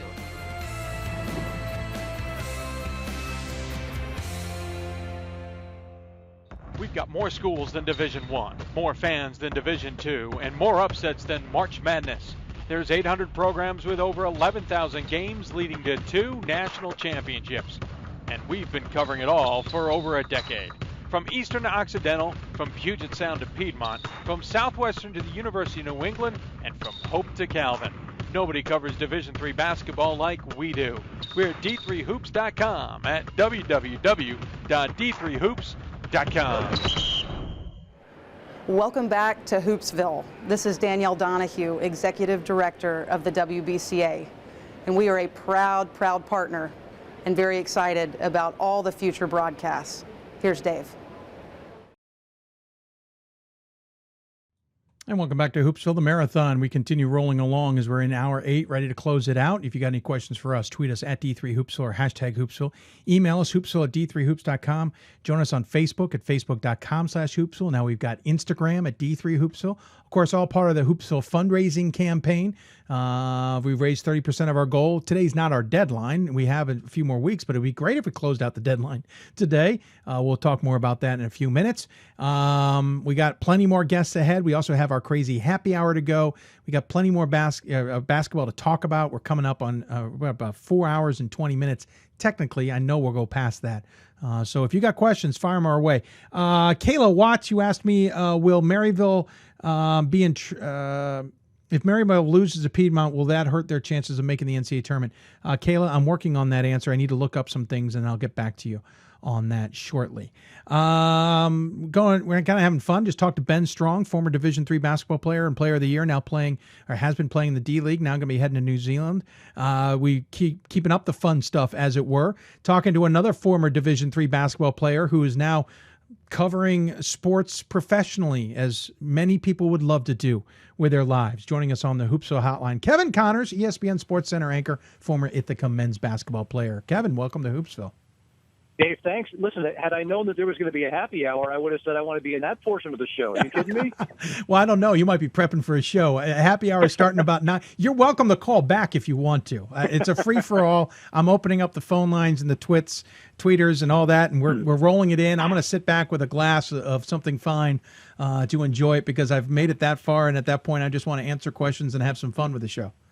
Sure, I would bet. Listen, I'm sure you've had enough coffee for the day, but it's great to be on with you, and I think it's an awesome thing that you're doing, providing this opportunity to talk about D3 hoops, which doesn't get the attention certainly here, but even on on a local level. But it's cool to be able to be a part of this. Well, thank you. I agree with you. It doesn't get the attention up there in your neck of the woods as much as a lot of us would like to see it, but it did get attention last year.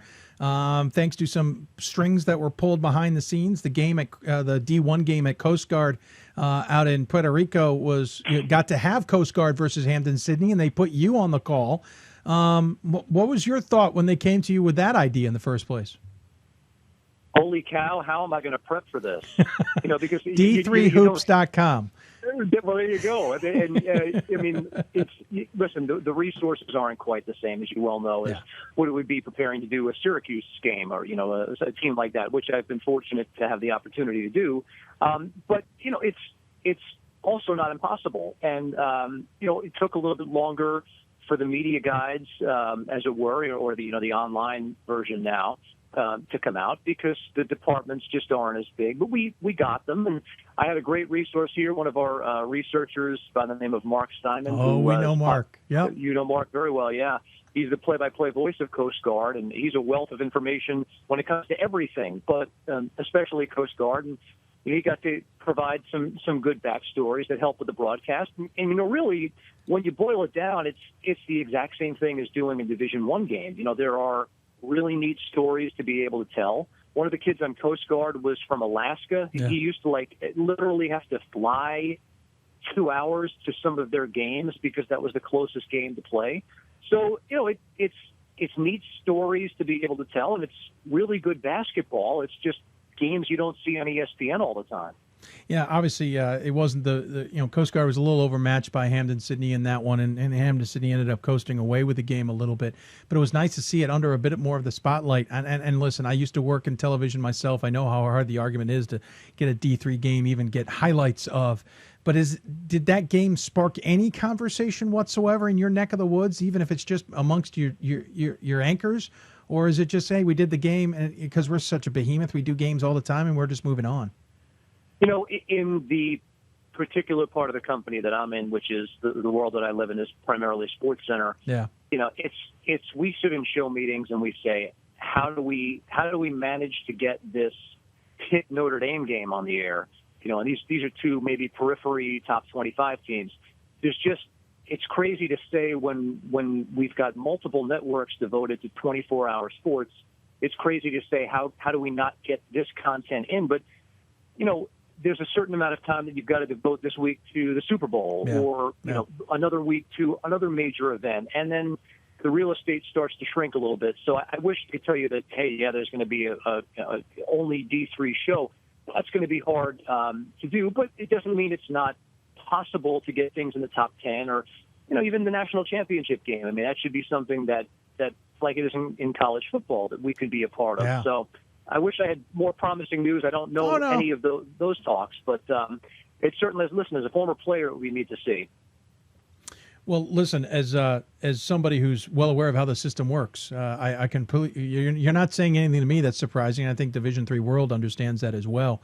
We're not shocked by the challenges of getting it out there, but Watch ESPN has certainly become a nice avenue to have. At the same time, you talk about that championship game and getting the highlights on there. So it's certainly fun to do it.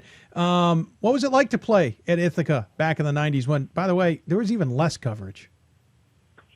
You're telling me. I mean, I'm trying to think. Now, I didn't play a ton in my career. I was certainly not the star of the team, and I didn't get a tremendous amount of time. But I'm trying to think if outside of the school student newspaper, who did a piece on me one time because I was a part the communication school major and played on the basketball team. I mean, I could probably count on one hand the number of times we had a TV or print person at our practices.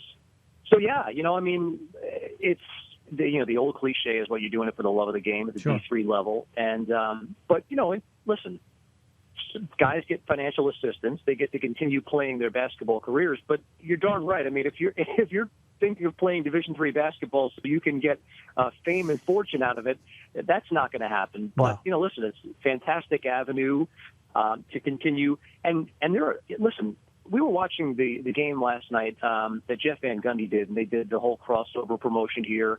pro guys doing college games and college guys doing pro games. And I only recognized during that game that Van Gundy was a D3 All-American. Yeah. And I was telling people, I'm like, you don't realize he was, I don't care that he didn't play at North Carolina. That means he was a really, really good player. So, as you well know, I mean, there's still a tremendous amount of very good basketball players at that level. And, it's obviously I did it for 4 years, and it's something that I've got a lot of pride in. Well, he also coached at Division III too. That's where he got his coaching start, and certainly did very well there too.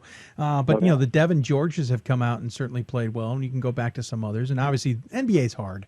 It's a much smaller pool. You see much more success in baseball and football from the Division III ranks. Obviously, Pierre Garçon and some others in the football realm that have succeeded. Basketball is just a much smaller target, as it were, for these rosters, certainly, and that is what it is. But it's interesting. I watch SportsCenter. There's a large wealth of Division III guys there. Whether it's Linda Cohn, who actually played hockey. There's Steve Levy, who was at Oswego as well, or not? Oswego, with Linda. I don't know if they were together with Linda, but they both went to the same school. Heidelberg is represented there. I mean, there's a lot of D3 guys who come up through the ranks of some really good communication schools and got up to the ranks. It's kind of and it's fun to see you guys on there. I'm saying you ought to pull together and cause a mutiny here.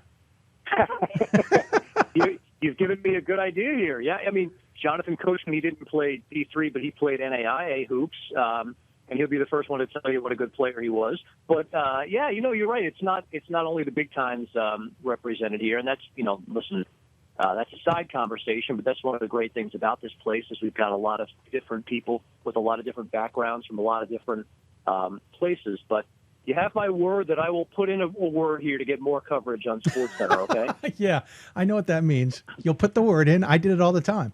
Do the best you can. What's your fondest memory of playing? Boy, I mean, I'll answer it two ways. Quite honestly, my career was tough because I was a pretty good high school player for my level. I started for my sophomore year on in high school. And I was known fairly well in my town and in my area. I was a two-time all-county player on Long Island. And I only tell you that to give you the backstory here, because when I went to Ithaca, my freshman year, I was not ready to play. And I thought I would be. I thought, D3, I got this. And it was a wake-up call. I mean, I got my butt kicked regularly in practice. I was not ready to play. And I feel that as my career went on, I deserved more time, but it didn't happen. And it was extremely difficult for me. I mean, there were some, I can look back now and say that they were good life lessons to learn, but at the time it was really tough, riding the bench for 4 years. I had a very difficult coach who did not make my life easy. But I can look back at that now and say, look, again, really good life lessons learned. And it prepared me for the field that I'm in, that you don't always get what you want. And things take time. And I made a lot of great friendships. I got to play college basketball for 4 years. I got to practice every single day, doing the thing that I loved more than anything. I think from the best memory that I have on an individual basis, I had a good game at New Paltz. I hit 3 3-pointers in the first half of a game, played 1 minute in the second half. But so that was a great experience. And, overall, I wouldn't, I'm glad that I wish that certain things would have gone differently, but I'm glad that I had the experience. And like I said, I mean, 4 or 5 of my teammates attended my wedding a couple years back, and it's a pretty good indicator of some of the friendships that I made. Sure. What's your fondest memory broadcasting? Trick question because you're on SportsCenter. I understand. No. Listen, I'll be honest with you. I was at a small station for 7.5 years. First 7.5 years at college. Which station?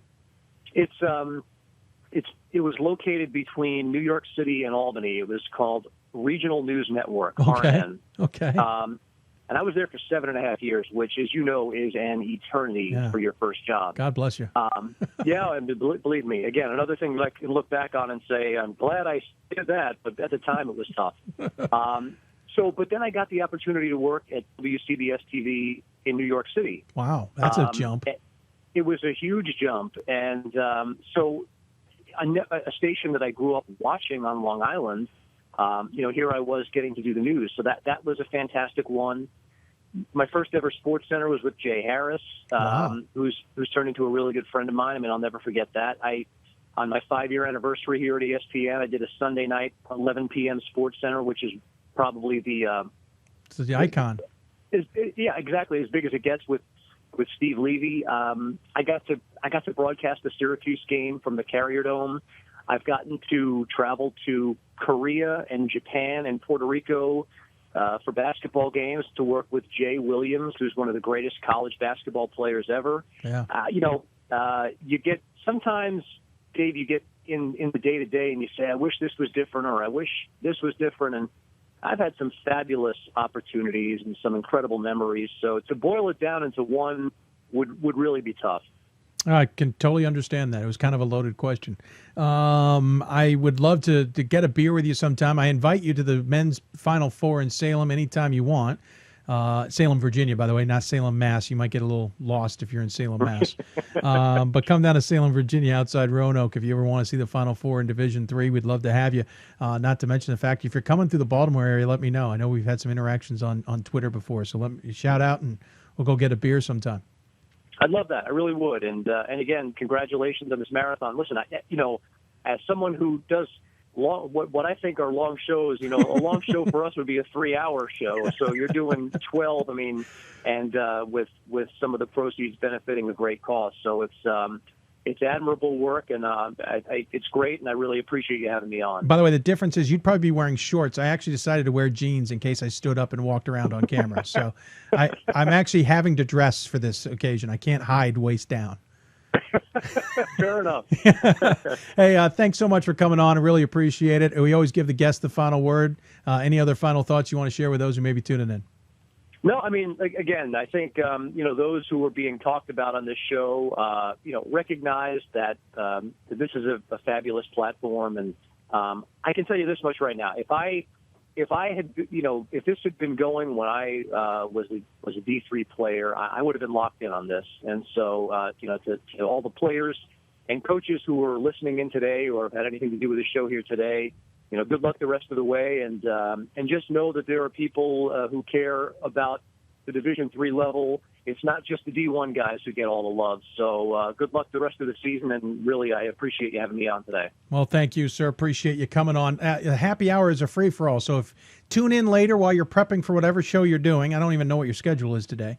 And if you want, call back in. We'll take it. At that point, I'm going to be sitting back, hopefully with a nice glass of something nice in my hand. I wish I could join you for that. I appreciate it very much, Dave. All right. Thank you for coming on. I appreciate it as well, Kevin. Take care of yourself, and tell everybody up in Bristol. Tell Mark especially we said hi. Well, I will do that for sure. Awesome. Thank you, Kevin. Kevin Connors from ESPN, grad from Ithaca. Appreciate him coming on.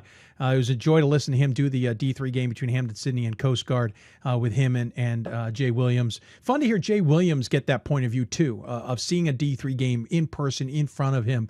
It was fun. It's too bad we don't get more of those. Obviously, it's hard to get more of those, but we'll do what we can, especially with a show like this, to make it bigger for the student athletes and the coaches. That is why we have the fundraiser, folks.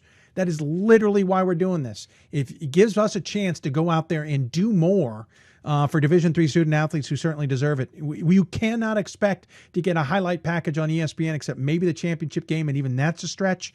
But we shouldn't be aiming for that anyway. What we should be aiming for is just giving them the experience to know that they're being recognized, and that's certainly why we're doing this show. And we thank Kevin for coming on the show. Thank Ben prior to that as well. Not taking a break here, I want to show you something. Speaking of Division III, there are now, in men's NCAA basketball, there are 4 1,000 game winners, and the man at number 3, having passed Bobby Knight, is Glen Robinson of Franklin and Marshall. You remember we had him on the show previously, and I wanted to show you a documentary that Franklin and Marshall put together with Coach on winning number 900. It was very well done. I thought it was a nice way of killing off a little bit of time. So we're going to listen to Glen Robinson here and then get ready for our next segment. We have plenty more ahead. We're closing out here hour number 8. We'll finish hour 8 here in a few minutes and keep going. We got 4+ more hours to go. You're listening to Hoopsville, presented by D3Hoops.com, the marathon here from the WBCA NABC Studios. Here is Glen Robinson and the documentary Franklin and Marshall put together, and they were so kind to let us run it as well. Enjoy, sit back, and have fun with this one.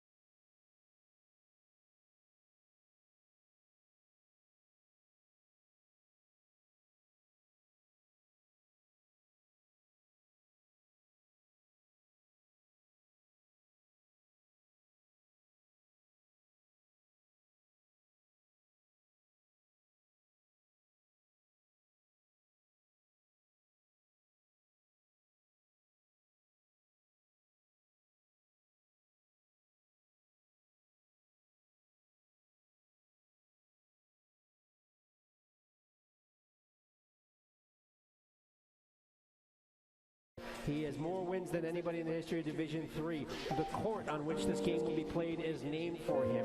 But 900 wins, he's got a chance at that today. That would put him in very rarefied air.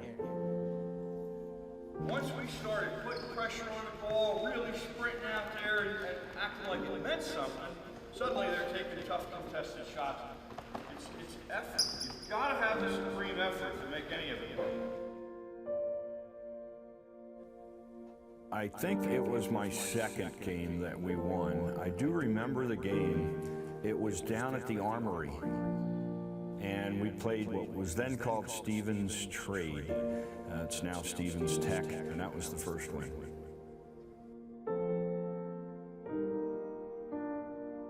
Yeah, I actually wanted to be a professional baseball player. Baseball was my best sport as an athlete, but I always loved basketball, and as I got older, I learned more and more about the nuances of the game, and as I've always said, they offered a job to the other 100 candidates, and they all turned it down, and they ended up with me. My wife, Kathy, has been with me the whole way. She comes to almost all the games. We have the team over to the house. She gets to know them. She lives and dies with Franklin and Marshall basketball, as I do.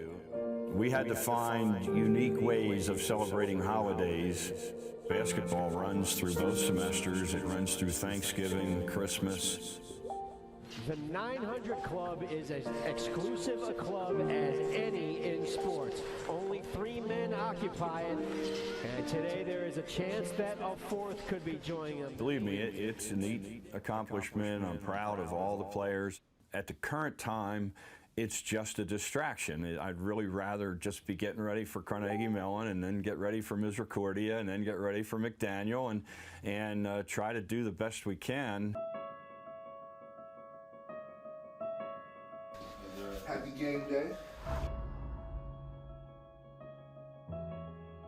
It's game day.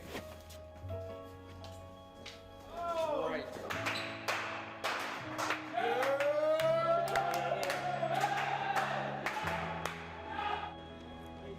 Team on three. 1, 2, 3. Team. Let's get it. Yes, sir.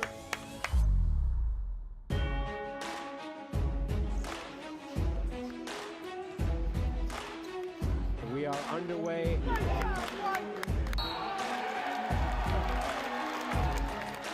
And Glen Robinson is about to blow a gasket.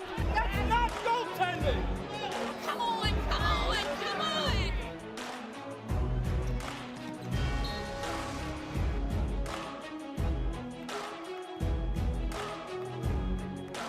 Federici, deep three-pointer.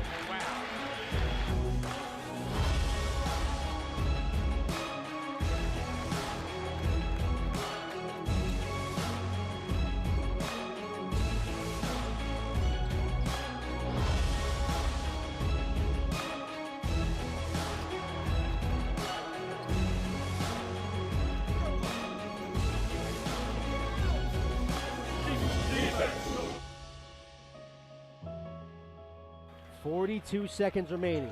Swarthmore by a point. He hits Eggers, turnaround from the elbow, it's good. 20 points for Hunter Eggers. 3.7 to go. It's all coming down to this. It's really exciting. Hands it off, Brennan gets it off, it is no good! Number 900 for Glen Robinson. Coach K, Herb McGee, Bobby Knight, and now Glen Robinson.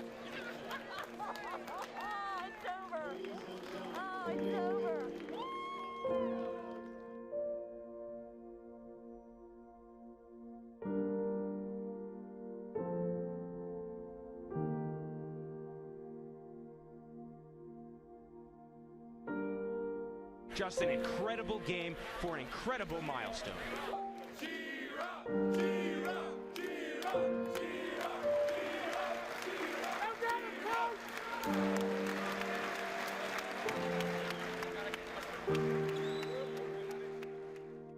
How do you want future F&M generations to remember you? That's an interesting question. I hope that if they knew me, they would at least think that I was a hard-working, decent guy.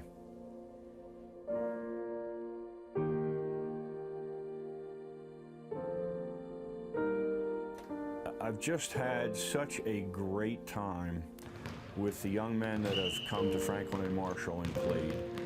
And in a lot of ways, they put up with a lot of stuff from me. Hopefully at the end, they see there was a reason for it, but it's been really, really just a wonderful life dealing with those young men. Okay. All right, layups up here.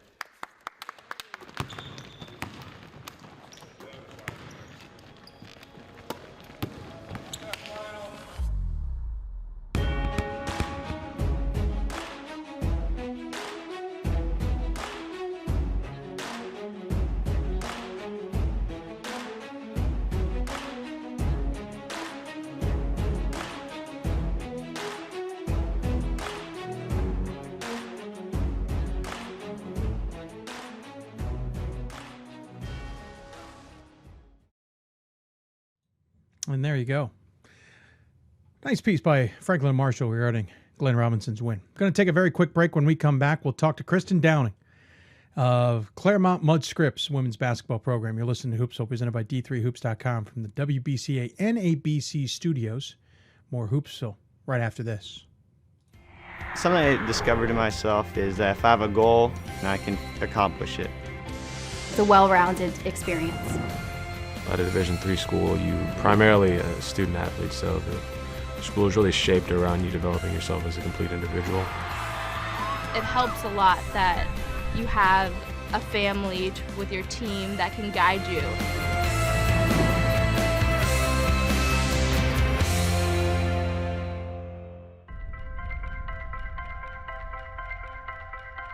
I'm a Division III student athlete, and I know how powerful words can be. The term gay doesn't mean stupid, lame, or less than. So I pledge to speak up if I hear the term gay used in a derogatory way or any other homophobic terms. If you can play in Division III. I'm a Division III student athlete, and my teammates unconditionally accepted me as part of their family. So now I pledge to do the same for others. If you can play in Division III. I'm a current Division III student athlete, and I remember how intimidating the first year of college can be. So if you're a first-year student athlete and nervous about coming out as LGBTQ, I pledge to stand by your side as your ally. If you can play Division III. I'm a Division III student athlete, and I believe student athletes can help break down the barriers of exclusion. I pledge to support and encourage my teammates to support my campus's LGBTQ student group by volunteering and participating in events. If you can play in Division III. I'm a Division III student athlete, and I believe that everyone should be educated on LGBTQ issues.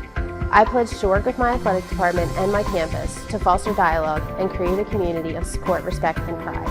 If you can play in Division III. We are Division III student athletes, and you can be too.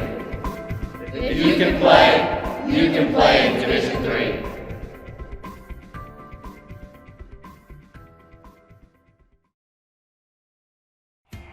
And welcome back to Hoopsville, everybody. Hope you're enjoying the marathon as we have now entered hour number 9, finishing 8 hours prior. We've got 4 more hours at least to go. Don't forget the happy hour coming up.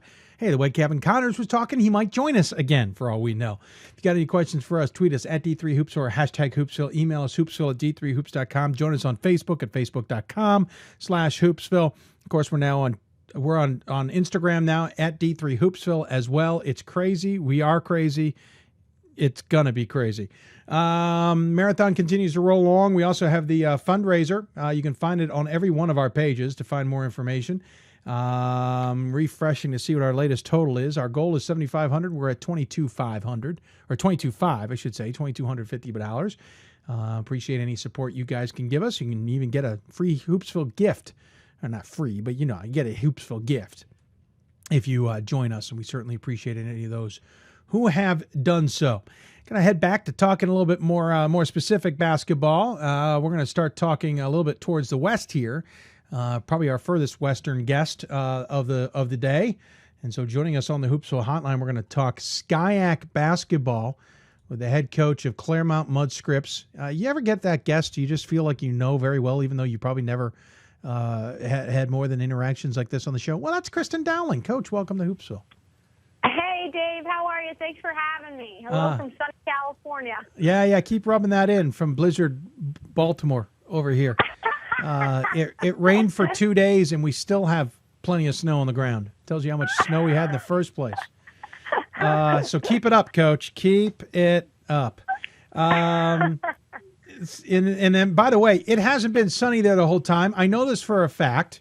It's been pouring rain there on quite a bit. You guys have had to get used to dealing with rain. You're right. We're not used to it, and it is El Nino, so we've definitely had some rain. But today it's 70 and sunny, so we're loving life. I really wish I could feel for you, Coach. I don't.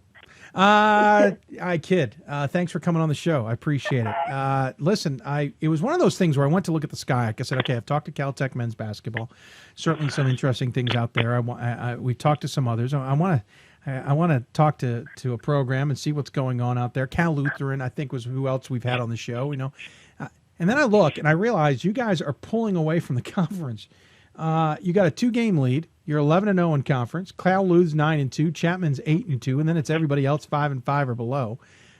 You're 16-4 overall. You're having a tremendous season, and I feel like every time I have you on, you are having a tremendous season. Though we'll forget about last season. What's going on? What's going on there in Claremont? Yeah, I mean, first off, have you ever been to the Claremont colleges? I haven't been there yet. Okay, so first off, you need to come out. I mean, the Claremont Mudscripts colleges are just some of the top colleges in the country. Academically, they're incredible. It's beautiful. We got great athletic support. We're opening a brand new athletic, $70 million athletic facility in the spring. And we got great kids. They're great athletes. They come from all over the Western United States. They play hard. It's really just a great place to be. And we're just trying to get better every day. So we're really excited just kind of about our athletic program, our colleges, and our women's basketball program specifically. They're doing a great job. Well, that's the other thing I was going to get to, but since you brought it up, you're opening up a brand new place, which means you do not have a home to play at. At least the men have a place that they're constantly playing at. You play at any one of 2, maybe 3 facilities. That's got to be crazy. Yeah, our gym got torn down after my second year to build a new facility, which we're excited about. But yeah, we've been bouncing around. I mean, we have a gym on campus that's a smaller gym that's kind of served us really well. And then Pomona Pittsburgh's generous enough to allow us to use their facility at times too. So we've just been bouncing around, but it's great for our character, and it builds us and makes us better. And we're really excited about just kind of where we're at and where we're going. And when we open that new gym, that'll really, really help everything as well. I saw the pictures of the designs for this thing. That thing is insane. It's going to be a really, really nice place.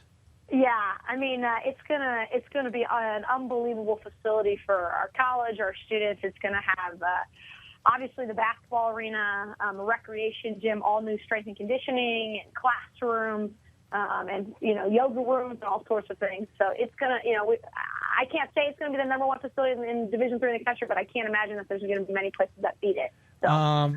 Yeah, well, it certainly looks nice on paper, as they say. We'll see what obviously we'll see what it looks like when it comes out. Looking forward to that. It hasn't hurt your program. Last year, obviously, tough year last year. 9 wins. I know that wasn't exactly how you drew it up, but you bounced back tremendously well this season. What's been the secret? Well, we actually didn't have 9 wins. Oh, wait, you know what? You're running. No, hold on. You're running all day. You've got all sorts of stuff. But we were 24-4 last year, lost in the first round of NCAA. Yeah, no.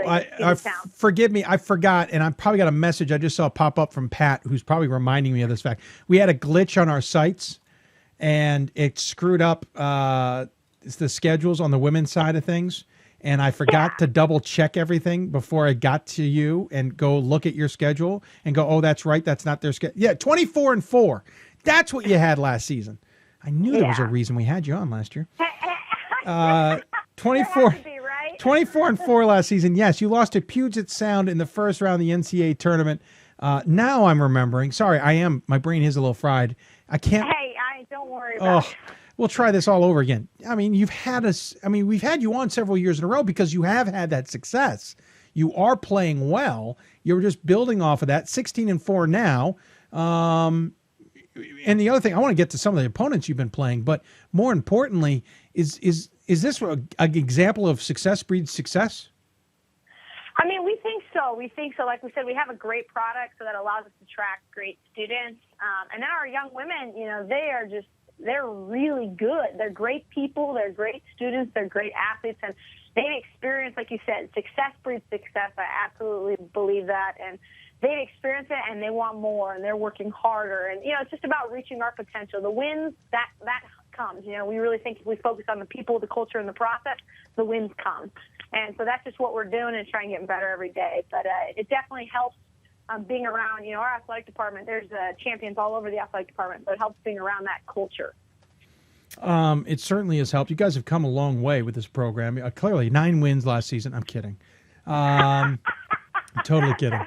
But I want to talk about this season because, you played Transylvania to open the season at home. And obviously, former West Coast coach there bringing Transylvania back over. And then, for some reason, I haven't figured this out, you then traveled to the East Coast to play at Hunter College. Did you not coordinate with Transylvania? I'm sure you could have found a better way to find it than them flying west and you flying east and then, something in between?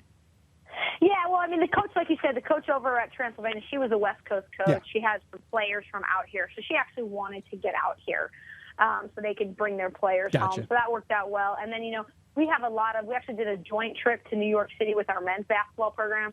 We have a lot of alums in the city. So we actually did a joint trip with our athletic director and administration to kind of get out there and visit the alums and have a joint tournament. So it was a really great trip. An incredible, once-in-a-lifetime, absolutely opportunity for myself and our young women to kind of get out to New York City. And then had an opportunity to come back and play some really good teams in Westmont and George Fox to kind of prepare us for our conference. Yeah, certainly. That was the other part I was going to get to this. Is then you went and took on Puget Sound, interestingly enough, in a repeat of that last game. Unfortunately, lost that one. I had played Willamette before that. You then went back up there or got him to come to your place, amazingly enough. Played George Fox and Lewis and Clark and took those losses. When you look at this schedule, and obviously it's a challenge, but you're not the only one in the SCIAC who's decided, you know what, we're going to go play the Northwest Conference. We're going to go play the top teams, win or lose. We're going to improve ourselves. What was the experience coming out of that for you? Yeah, it was an incredible experience. Westmont, they're an NAIA school, but they're ranked number 1 in the country right now. Yeah. Obviously, we know George Fox, as a Division III opponent, is ranked, I think, 2 or 3 in the country.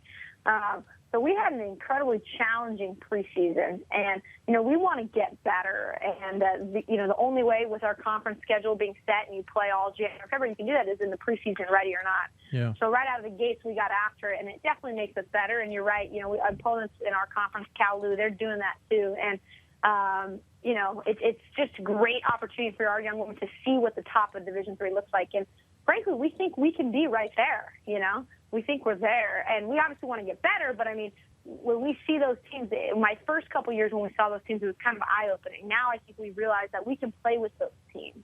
And so it's been a great experience for our young women and definitely helps us to compete once we get to our conference. The trick here, though, is you're out in that island. And while you might be getting better, you're probably going to have to go through those Northwest Conference teams. Yeah. Is it kind of a double-edged sword here? You've played them. You unfortunately have lost to them. They clearly have your number. While you're improving, you're still going to have to go play them. Scenario here. Now, granted, there's always a scenario that you may be sent somewhere else. I'm not betting on it, but it's always possible. Does that make this almost feel like, we got to get over a major hump there that we're actually out of control of? Yeah. Yeah, I mean, you're right. We're definitely on an island. You never know. I mean, first off, we got to get to the NCAA tournament. That's a ways off. We still have to get through Cali. We're going to have a conference tournament. We got a long way to go. We got to get a lot better defensively, specifically. That said, we are on an island. My second year here, we were sent to DePaul, to Indianapolis in the NCAA tournament. Exactly. So that you never know, but you're right. But I think we're in a different place than we were 2 years ago. I think 2 years ago we were just happy to be there. And I think now we've seen these teams, and we know we were up on George Fox. Yep. And well, you only lost by back. one.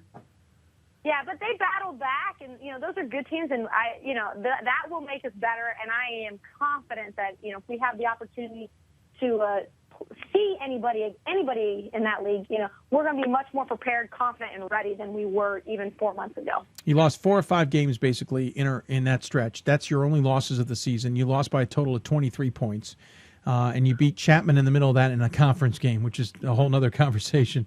Granted, the difference between the George Fox game and the Lewis and Clark game was 2 weeks, 2.5 weeks, really, 17 days. And then you kind of got back into things. You even had Smith come out to visit you guys. Everyone loves to come to Southern California, that's for sure. And then you rolled from there. And now you've been rolling through conference. You've won 11 straight games. You just beat Whittier the other night, 72-67. You got Accidental on the road coming up, and you got Laverne on the road coming up before you'll close with Kalamazoo and Pomona-Pitzer and then travel back to your alma mater, Redlands, to finish things out. What's the message to the team in these Final Five? Yeah, one day at a time. We got to just get better. We got to focus on us. At this point, it's not about the opponent. It's about us. And so we're just working every day, getting better, playing hard, just getting after it. And it's about us. It's the same thing, and it hasn't changed, and we're just getting better. And it's hard for our kids. We can't think 2 or 3 days ahead or even 2 or 3 games ahead. We are right here in this moment. Yeah. And they're doing a great job. It's a long season, but they're doing a great job and, trying to keep it short and sweet and to the point. Let's talk about your squad, if you don't mind. Led by a lot of underclassmen. Kaylee Sievert. Is that how I say it? Kaylee Sievert. Kaylee Sievert, your sophomore center, 12.5 points a game. She's pulling down about 4 rebounds a game as well. Then you've got a junior in, I'm not even going to try, Coach. I know, Jai Dunka. Oh, so it's like the G's almost silent. Yeah. Okay, Jai Dunka, 9.2 points a game, and she's got about 2 rebounds a game. Chris Brockman, a junior forward, 5.3 rebounds a game, 9.1 points a game. Claire Donnelly, junior center, 8.2 points a game and 3.2 rebounds a game. What's interesting here, Coach, is center, guard, forward, center, and then the next 2 are forwards and centers, and then a couple more forwards. You're not getting a lot, at least on paper, by them being listed as forwards, getting a lot of this offense going through the guards. You're getting this all from that mid-range area. And when you look at 3-point percentages, the interesting thing is they all shoot 3-pointers too. Yeah. Well, we spend a lot of time shooting every day. We do the best way to become a better shooter is to shoot. You're right? a team I'd enjoy playing on. Yeah. So we do, we spend about 10 minutes of practice every day shooting, and it drives me nuts because I just want to get to practice. But you got to shoot, you got to get better. But, really, even though they're listed at forward and centers, I mean, Kaylee Sievert is 6 foot, but she plays on the wing. She's shooting 39, almost rounded up 40% from 3. That's very impressive. She played inside last year as a freshman. She was a back-to-the-basket post player, and then this year she's on the outside, and she clearly is a great shooter and working hard. But, we just have a great all-around team, and I think that's been the difference. We had an All-American who graduated last year, and the difference is this year we have a really good team across the board. In conference, we got 5 people averaging over 7 points per game. So we got a lot of people who can step up. And so they have really stepped up. And so, our team across the board, Jai Dunka is our point guard. Kaylee Sievert is our shooter. Our post players are doing great. So it's really, as a team, the team is just really stepping up and everybody's ready to go. Keep talking, Coach, because I just lost my earpiece, and so I know you finished talking. I was actually going to ask you this part. You have this youth, and you're having this success, which means in reality you're not going to lose much talent off of this squad. You're going to basically be building and building and building and continue to play well. How much pressure does that put on the rest of the squad to succeed to what you had in the past? Yeah, I mean, we, honestly, we talk a lot about just being our absolute best as individuals, as a team, as people.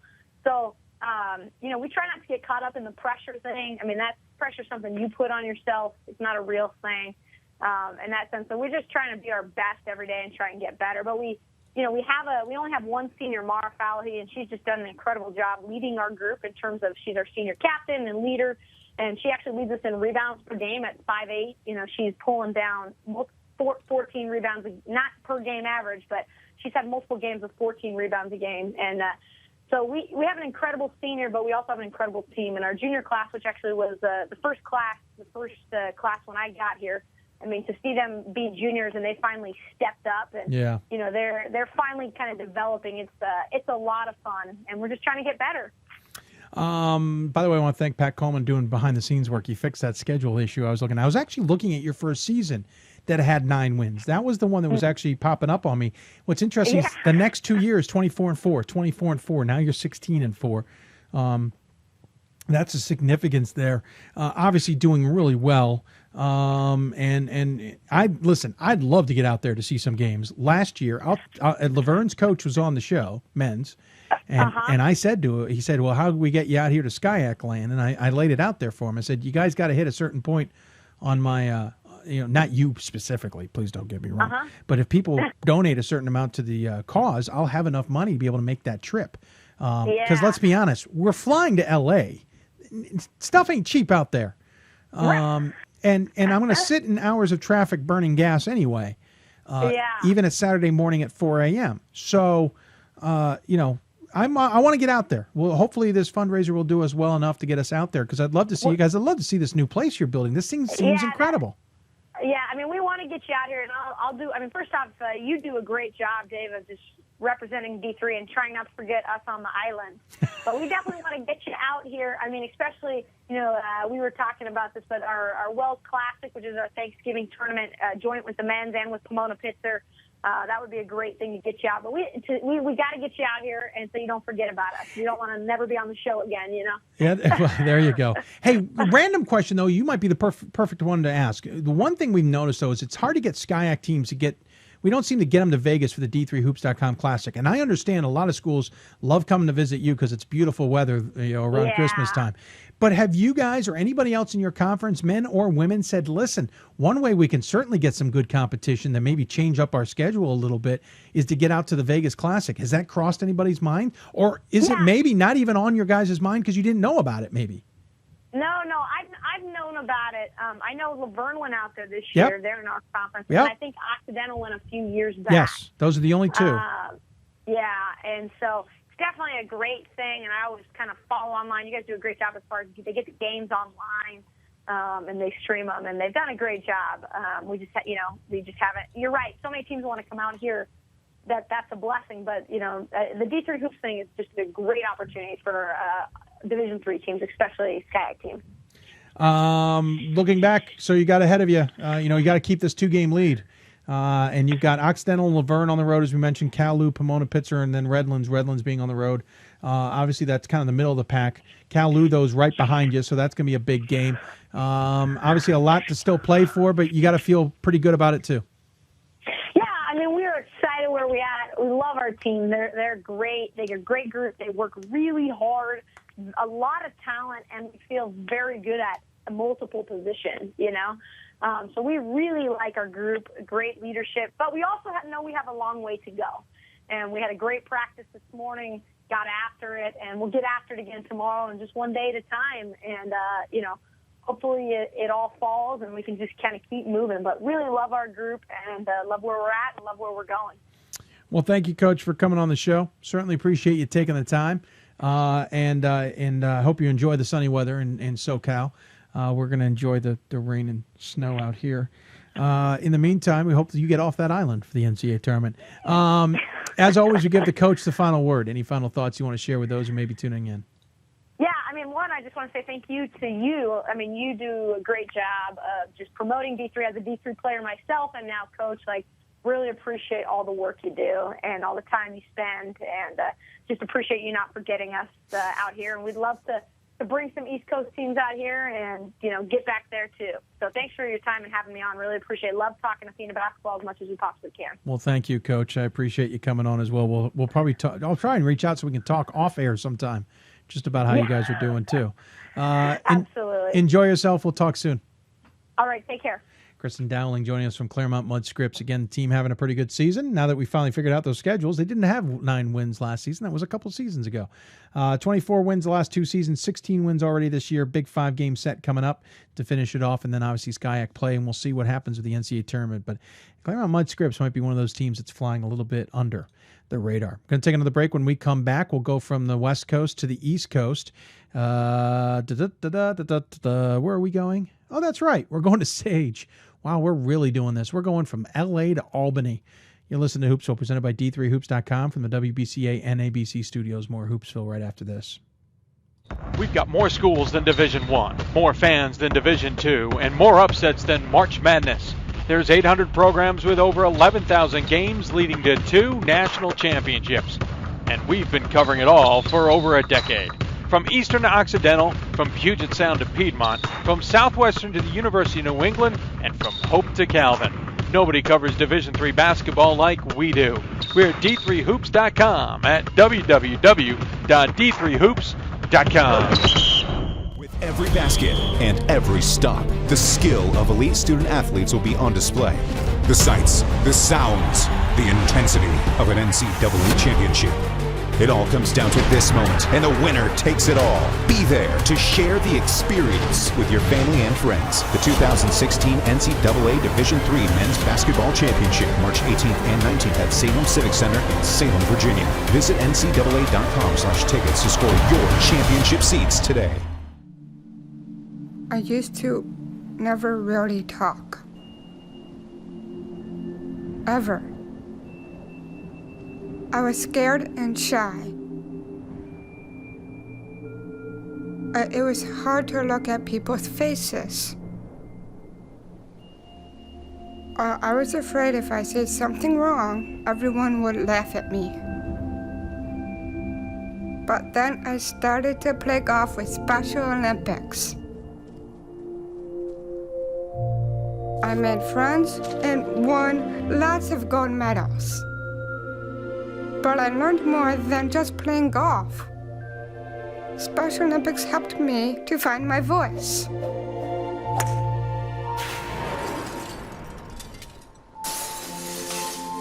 And now everyone else is speechless. Something I discovered in myself is that if I have a goal, then I can accomplish it. It's a well-rounded experience. At a Division III school, you primarily a student athlete, so the school is really shaped around you developing yourself as a complete individual. It helps a lot that you have a family with your team that can guide you.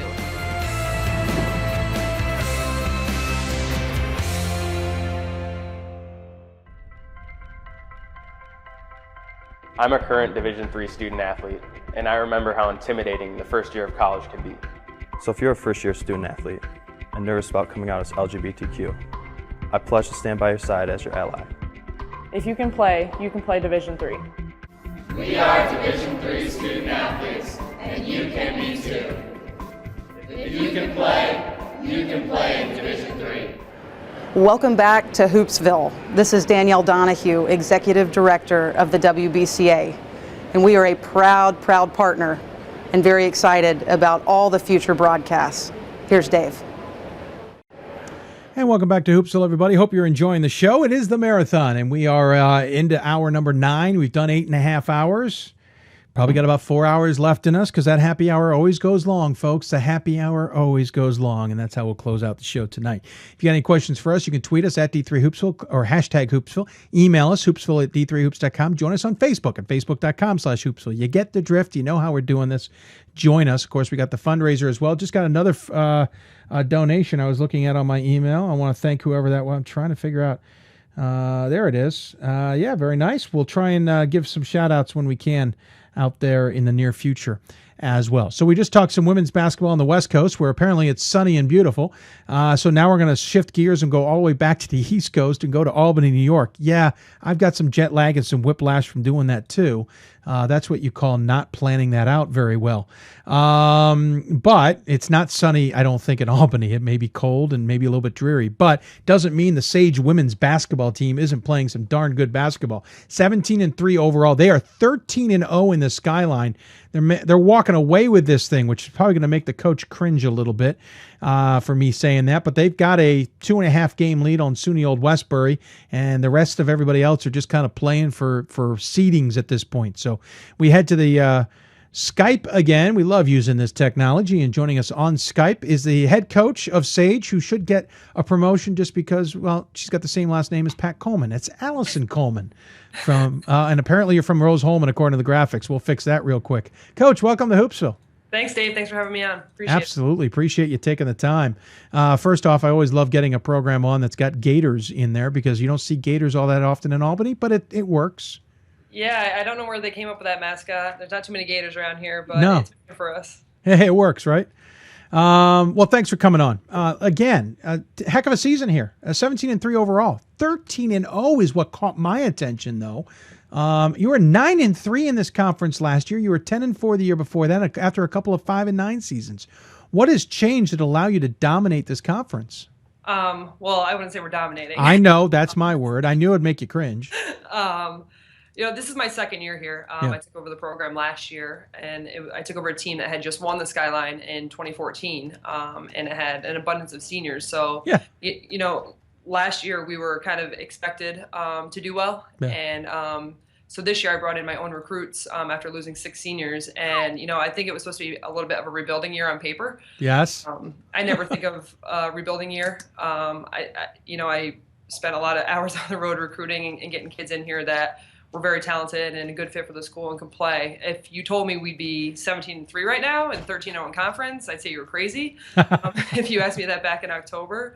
But yeah, I mean, we're doing pretty well so far. We had a long win streak.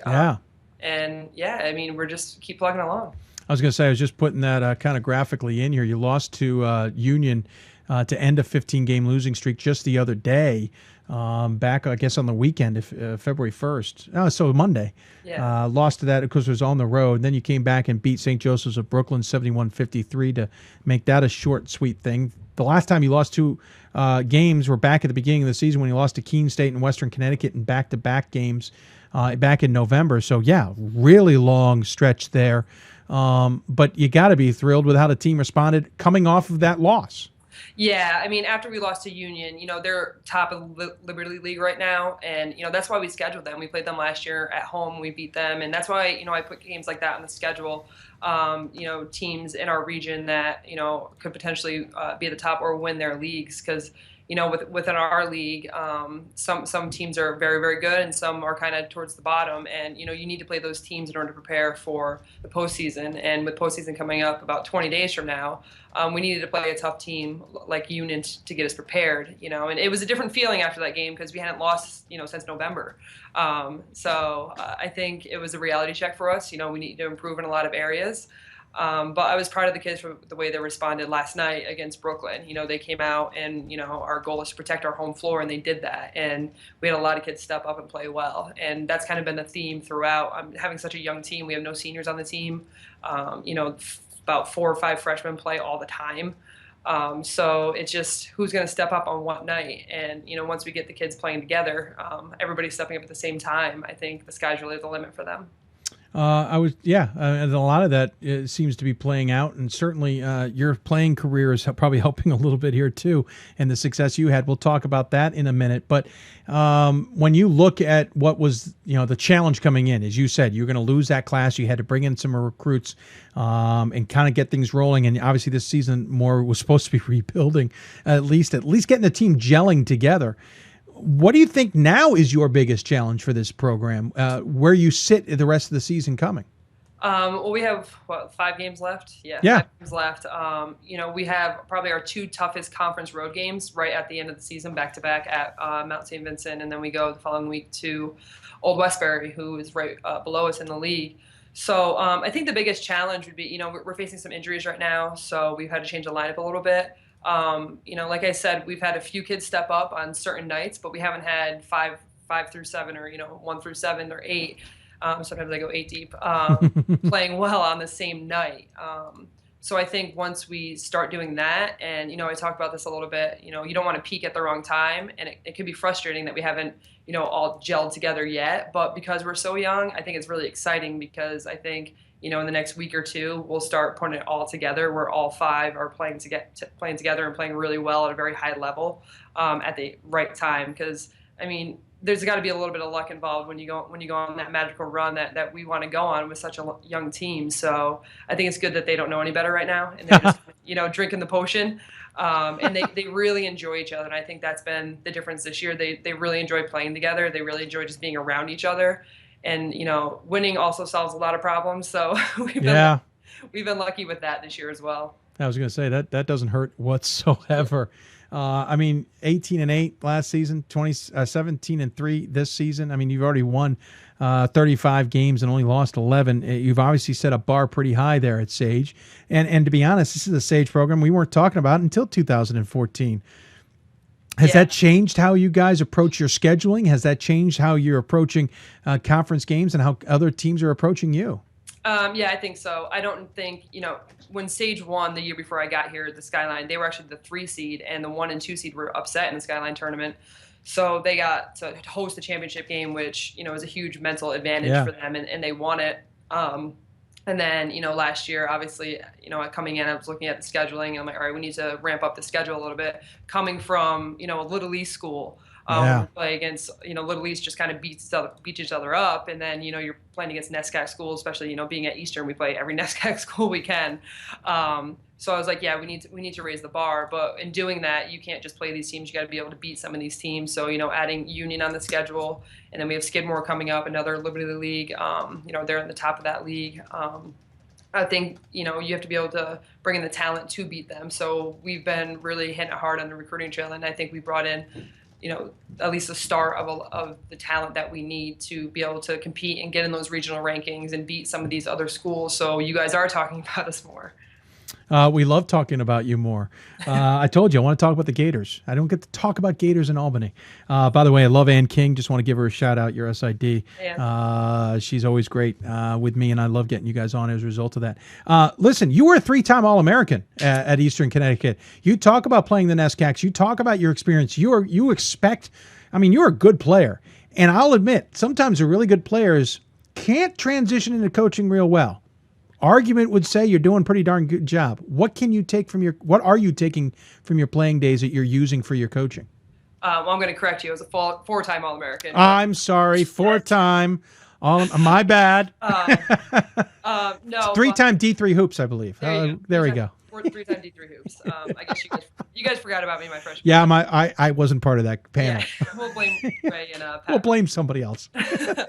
Obviously playing at Eastern, we made the NCAA tournament. I experienced a lot of success really early. There as a player, both individually and as a team. Went to NCAA tournament freshman year, and then went to the national championship game my junior year. Not too shabby. So I think just playing for and then coaching under Coach Beerley at Eastern. I tell all the time I owe everything in my basketball career to her, playing and now coaching. I got to learn from the best. She pushed me as a player to the absolute brink, and just told me that you can do amazing things. And although she was talking about on the court, she was definitely implying off the court as well. She just instilled this belief in me that I could do whatever it takes. And then I got to be an assistant coach under her for 4 years. And, to be able to learn from the best is something that is just invaluable. You get, she taught me what hard work is. We went through a complete program rebuild. And so, we went from NCAA 1 year to winning 8 games the next year, and that was really hard. And then we brought the program back, and last year they went to the Sweet 16, and I was a part of that whole process, and she completely opened the program to me. So that got me extremely prepared for my first head coach position here at Sage. And I just kind of took everything that she taught me and adapted it to how I wanted to run the program here. She set the bar very high. Accountability is number one, and at Eastern, and that's number one for me here. And that just transfers down to the kids. And I think, like I said, they're just drinking the potion. And when you put that much belief in them, and you're getting on them and telling them how much you believe in them, but you're going to push them to their brink, they just keep coming back for more. They want to be challenged. Potion. I'm telling you, I think maybe we got a new name for the Sage basketballs. Instead of the Gators, it's the Potions. But at the same time, you hope the potion doesn't run out. Obviously, you're playing well here, and obviously, you just need to get through the next 5 games, position yourself for the conference tournament, get the AQ, because we haven't seen regional rankings to even understand where you may be fitting into the Atlantic region, all the way up there in Albany. So get the AQ and get it out of the way. Do you have any grander goals, though? Yeah, being at Sage, they experienced some success here being in the NCAA tournament one time in 2014 before I came. And it's awesome to make the NCAA tournament, but there's not been a program at Sage that has won a game in the NCAA tournament, and that's, all sports across the board. So at least for me, I think I would want my program to be that program. To do that and put Sage on the map. But not just that, I have a team here, but I'm trying to build a program. And the way you build a program is, sustained overtime success. And we started that last year. We broke the school record with wins and had a 12-game win streak. Now this year, we're 1 game away from tying the program record of wins with 5 games left in the regular season. And we had a 15-game win streak. So we just keep setting the bar higher and higher and higher. That's the main goal, just building a program here and having the kids realize that they're a part of something that's bigger than themselves. Because that's the biggest thing that I took away as a student athlete. I'm not so far removed from being a student athlete. I hear you. I understand what they're going through and understand, how much pride I have in my alma mater, and I want them to feel the same thing that I did. I suspect with the way the trajectory is going, we expect an undefeated regular season next year or the year after. I'm just saying. Yeah, I don't know about that, Dave. Yeah, I don't think so either. I just felt like having fun. Hey, I forgot. We almost let you go without checking in about your team here. We usually talk about this, the players. You're obviously a young team. We knew that because you have no seniors on the squad. Genevieve Schaaf, the sophomore, leading the way, 15 points a game, 8.5 rebounds a game, 2 assists a game. Not too bad. Frankie Pearson. By the way, I'm sorry. Frankie Pearson, a junior, 12.5 points a game, 2 rebounds a game. Both of them shoot very well, we should point out. She's got 2.5 assists a game. Emily Parslow, the freshman, 10 points a game. We're going to round up from 9.8. 4.2 rebounds a game, 3.3 assists a game. Kristen Knockwood, 9.1 points a game for the junior, 8 rebounds a game, I should say. And the list goes on because you also have Macy Holmes, nearly 9 points a game. Caitlin Bauman, nearly 6 point a game. Both of them freshmen. Both of them pull in rebounds. Everybody's handing out assists. It's pretty impressive when you just look at the stat line. Like I said, sometimes you'll see teams where you have one player scoring 20, 25 points a game, and that's great. Yeah. But we're so well-rounded, and we have several go-to players that I can put in go-to plays for, depending on who's on that night. Yeah. And it's a good luxury to have as a coach, especially because they're so young. So their bar is really high for them. It's my job to develop them, and they're still drinking that potion. So we're going to keep developing them into, all conference player of the year. Jen was a rookie of the year. Frankie was a rookie of the year. So now it's my job to, keep developing them into being the best player that they can be here at Sage. Interesting enough, got out of conference game against Skidmore coming up, and then out of division game against Albany Pharmacy before betting back into the conference with Mount St. Vincent Yeshiva and Old Westbury. Well, Coach, appreciate you coming on the show. Love chatting with you about the Gators. I have a feeling we're going to be talking to you quite a bit in the future as well. As always, though, we give the coach the final word. Any final thoughts you want to share with those who may be tuning in? Yeah, no, I just wanted to thank you. I mean, when I was a player, you guys were so supportive of us. Your first ever live selection show was actually at my coach's house back in 2001. Wow. Ray was actually talking to me about that on Facebook a little bit yesterday, and he posted the audio of that, and it just brought a lot of memories. So you guys, I mean, you're the platform, you're the voice for Division III, and I remember being in college and just spending hours on Division III D3 hoops with my Sorry team. about that. No, just looking at everything, and I really appreciate that, because in a world of Division I and professional sports, it's good to have someone like you show what these kids are doing every single day, and I wish you the best of luck, and I'll keep supporting you as long as you're supporting us. Absolutely. Well, thank you, Coach. Appreciate it. Good luck the rest of the way. We'll talk to you soon. All right. Thanks, Dave. Allison Coleman joining us here via Skype. Appreciate her taking the time to do so. Team, again, playing very good basketball, 17-3 overall, 13-0 in conference. When we come back, we'll switch gears, go men's basketball, talk to Swarthmore, talk about another program that is making the leap forward and playing some pretty good basketball themselves. This is a program that not everybody saw playing well, maybe, but they're doing so. So, keep an eye on them, as it were. You're listening to Hoopsville, presented by D3Hoops.com from the WBCA NABC Studios. The marathon continues right after this. Welcome back to the Hoopsville Marathon. I hope you're enjoying the show. If you want to interact with us, you can always do.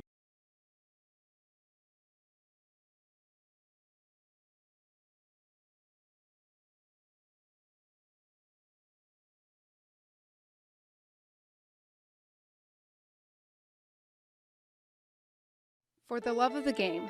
But for those of us who are Division III student athletes, it's more than that, a lot more. Sure, the game is important, but as we work so hard to build both mind and body, it's more about team.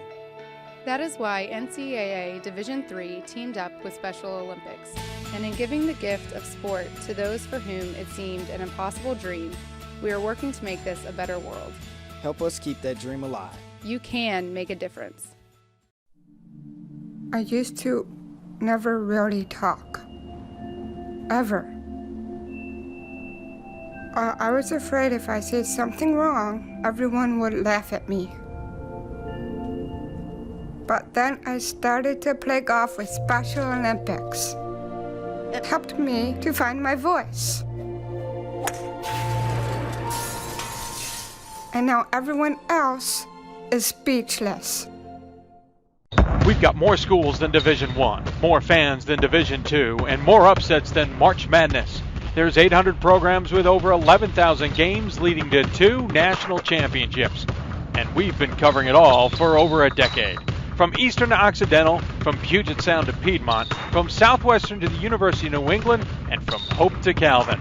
Nobody covers Division III basketball like we do.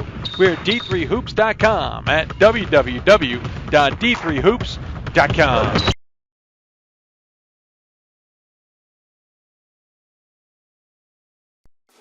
College basketball lives in Kansas City at the College Basketball Experience at Sprint Center. The College Basketball Experience is the place to get your game on. It's not a museum, it's an experience you won't forget. Discover the history of the game in the National Collegiate Basketball Hall of Fame, featuring the Gallery of Honor, Mentor Circle, and Honor Theater. Suit up in the latest CBE logoed Nike gear at the CBE Hoop Shop. Elevate your game today and visit the house that college basketball built. I know sports is important, but having the academic part along with it is a big plus. I've discovered in myself, a newfound ability to overcome adversity at all different angles. At a Division III school is really shaped around you developing yourself as a complete individual. The end result in my mind is you just become a very well-rounded person.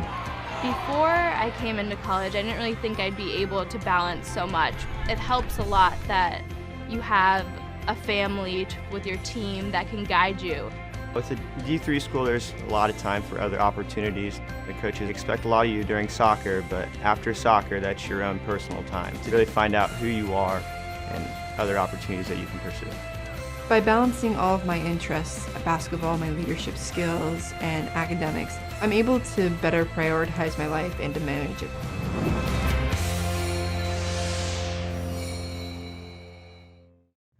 Welcome back to the Hoopsville Marathon. I hope you're enjoying the show. If you want to interact with us, you can always do so on Twitter at D3Hoopsville or hashtag Hoopsville. Email us, hoopsville@d3hoops.com. Join us on Facebook, facebook.com/Hoopsville. Of course, you can also join in the Hoopsville fundraising project. For more information, we've been tweeting it out throughout the day or on Facebook. It's on our homepage. It's on our show page. Lots of places to find out. We'll check in later on how it's doing. Of course, we're here on Hoopsville, presented by D3Hoops.com from the WBCA NABC Studios. Always want to thank the WBCA and NABC for their support. When we talk about Mid-Atlantic basketball, obviously the Centennial Conference is one of those conferences that's always in the conversation. Over the last few years, we've had some dandies of some races. Johns Hopkins, Gettysburg, Dickinson, and Franklin and Marshall have certainly made it interesting the last few years. And, of course, there's others in the mix. McDaniel's always playing foil. Washington College would like to make a role. One of the teams that's been kind of building over the years, and I guess for some is surprising they're having this good a season. I don't know why I thought I expected it out of Swarthmore. At least I expected them to be competitive. But Swarthmore is having a darn good season. The Garnet, 16-4 overall, 10-3 in conference, having just beaten Ursinus the other night, 83-64. Of course, coming off a tough loss, though, prior to that, to Johns Hopkins, 62-53, but started the season 9-0. So we've figured out we might as well talk to the team who's sitting second in the conference behind Franklin and Marshall in what is a very different looking Centennial this season. So joining us via Skype, Landry Kosmalski, head coach for Swarthmore. Coach, welcome to Hoopsville, especially this marathon shows.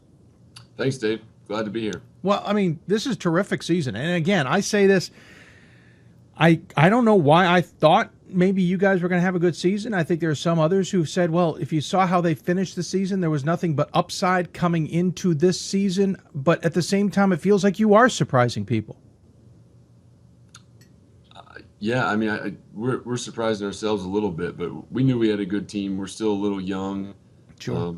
Really just kind of come together nicely. Everyone's playing their role and doing that, especially missing Chris Bourne, our leading scorer now. He's been out the last 7 games. He'll miss the rest of the year. So really a total team effort. We'll talk about Chris a little bit more in a minute, certainly in the rest of the team. But you guys start off with a bang, 9-0 start to the season. You had an early conference game against Ursinus and beat them at their place 63-58, kind of set the tone for the rest of the season. Beat Washington College by 30. Beat McDaniel at their place in early December and just kept rolling along until you got to the new year. And then you faced off against a good Delaware Valley team who beat you. But then you responded against Gettysburg. And then you had an epic game for many different reasons against Franklin and Marshall. But let's start about that 9-0 start. That certainly helped you guys get rolling. It did. And I think you mentioned earlier that we finished last season strong. Our guys were excited coming into this year. And we got off to a good start. And I think those 2 road games you mentioned in conference, McDaniel and Ursinus, really gave us confidence because they were games we were up, games that we lost the lead or had to come back and ended up having to finish strong and win at the end. And that was a big jump from where we were last year where we struggled to finish those games. So I think that gave us a lot of confidence to kind of keep going into the break. Yeah, certainly for 2 of your first 3 conference games being on the road, you're almost put in a scenario that you're going to need to win something here to have a positive move moving forward. Obviously, that helps out. But the Franklin Marshall game, I think, told the story of the season. It might have been a loss, but you took the number 1 team in the conference right to the wire. Granted, there was a lot of emotion going on to begin with Glen Robinson going for 900. You guys had a bunch of chances at the end there to tie it and just couldn't come through. But you guys stuck it out the whole way. That's a pretty good Franklin and Marshall squad, a little bit more seasoned than you guys. And you guys acted as if it was just another opponent. Well, that's what we tried to treat the whole season like. And obviously we knew Coach Robinson was going for 900 wins, but we weren't going to play any differently because of that. And our guys handled the environment. It was an intense environment. Someone told me after the game it felt like a conference playoff game, and I agreed with that. So it was a great environment, and our young team again, showed itself well. And you mentioned having a few opportunities at the end. I think that's kind of goes back to coaching. A lot of poor execution. I think could have given us a better chance at the end, but we learned the lessons from that, and I think it helped us going forward. It seems like Johns Hopkins, though, has your number. You then faced off against them after the Franklin and Marshall game, lost 60-49, and we mentioned the other night, lost 62-53. The interesting thing about Hopkins, they're banged up this season as well. Is this just a matchup thing? Are they just kind of have it because they've got just the right matchup, and sometimes there's just only so much you can do against that scenario? Well, I'm a coach, Dave, so I don't agree. I would Of never course say not. there's only so much you could do, but they are a tough matchup. I mean, they're long and athletic, and they're really smart and well coached. At the same time, I think the other day was a combination of, we've had a lot of games here in conference, everyone in our conference, but we really noticed, not getting to learn from film every day because we were always moving on to the next game, not having as much practice time, and we just kind of slipped a little bit in our discipline to do the details, and that's what we talked about the last 3 days is 2 days of practice last night against Ursinus. Let's get back to doing the details and playing discipline because that's when we're at our best. Well, obviously got that win back against Ursinus, 83-64, more dominating game at your place. You got Franklin and Marshall coming up this weekend in conference play at your place. Then you'll go on the road against Washington College and Dickinson before finishing at home against Muhlenberg and Haverford. Obviously, you're looking at Franklin and Marshall because that's the next game on the docket. What did you learn from that first game at their place hope to take advantage of maybe this time around? Well, I think if you look back to the last game, both teams defended each other well. So I think it's going back and looking at what they've been doing lately, look at how they played us last game and just trying to make some adjustments and get better. They're definitely, they're a great team. They're an outstanding coach, and as good as their players are, we're very impressed every time we play them with how well they're coached and how smart they play. That's just going to be the challenge, just having 2 days of prep, getting ready, and having the best game we can on Saturday. You guys are playing in a little bit of rarefied air. 16 wins on the season. Last year it was 11 wins. Prior to that, it'd been a long stretch of single-digit victories. The last I can go back to double digits was 07 when it was 11. I don't remember the last time the team had this good a record. It's been tough going for the Garnet for a long time. It takes a bit to get this ship going in a different direction, as it were. What's been the secret for you? It's definitely been a process, and we've tried to, if you look at our three seniors that are left, they were a part of a six-man class, and these three guys they're in with both feet. They're fully committed, and that showed over their 4 years. And then evaluating guys in the recruiting process and finding what we call our kind of guy. That's in terms of how they focus and how much effort they give and how good attitude they have. And and then you bring them in. The last 2 years we've played a lot of freshmen. Last year we played 4. The year before we played 3, sometimes 4. Those guys learning. It's kind of trial by fire. So they've learned, our sophomores this year, the guys that play, they're playing like juniors because they had a year of experience, playing almost 30 minutes a game. So, over time that's added up, and we've gotten the experience and confidence we need to be having the success we're having now. What's interesting about Swarthmore, and it's, Centennial's certainly full of nothing but very good schools academically, Hopkins and Dickinson and Franklin and Marshall, Haverford, et cetera. So you're obviously with a bunch of like-minded institutions. But I get this feeling Swarthmore is more of the MIT and Caltech class or than Ivy League class, even maybe a better than an Amherst. God forbid anybody up in Amherst yell at me right now about that. But, obviously academics are a major priority, and getting the right student athlete to come to Swarthmore is not as easy as it may be at an Amherst or somewhere else. But obviously things have changed. Obviously you're getting some good talent in there.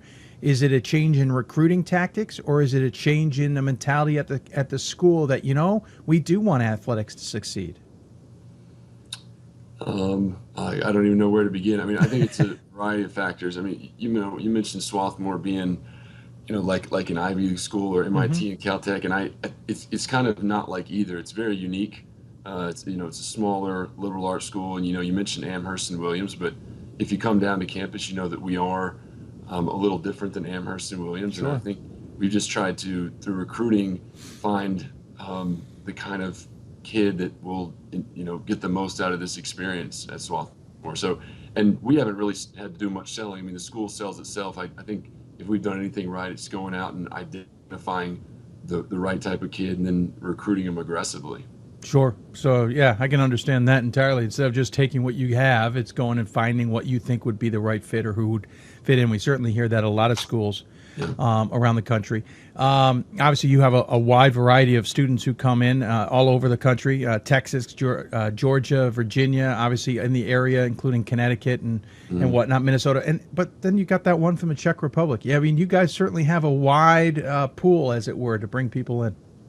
We do, and you know, we also, you know, our leading scorer now with Chris out is Zach Yonda, and he's from 15 minutes up the road. So we also have a local player playing a huge role. And in our freshman class, you mentioned, I mean, our 3 freshmen are from Atlanta, Los Angeles, and Minneapolis. So we do try to get out and go find kids from all over the country. That's one thing I learned at Davidson, and one thing Swarthmore does as a institution is it's not just going to be Mid-Atlantic kids or Northeast kids or East Coast kids. It's going to be from all over the country and all over the world.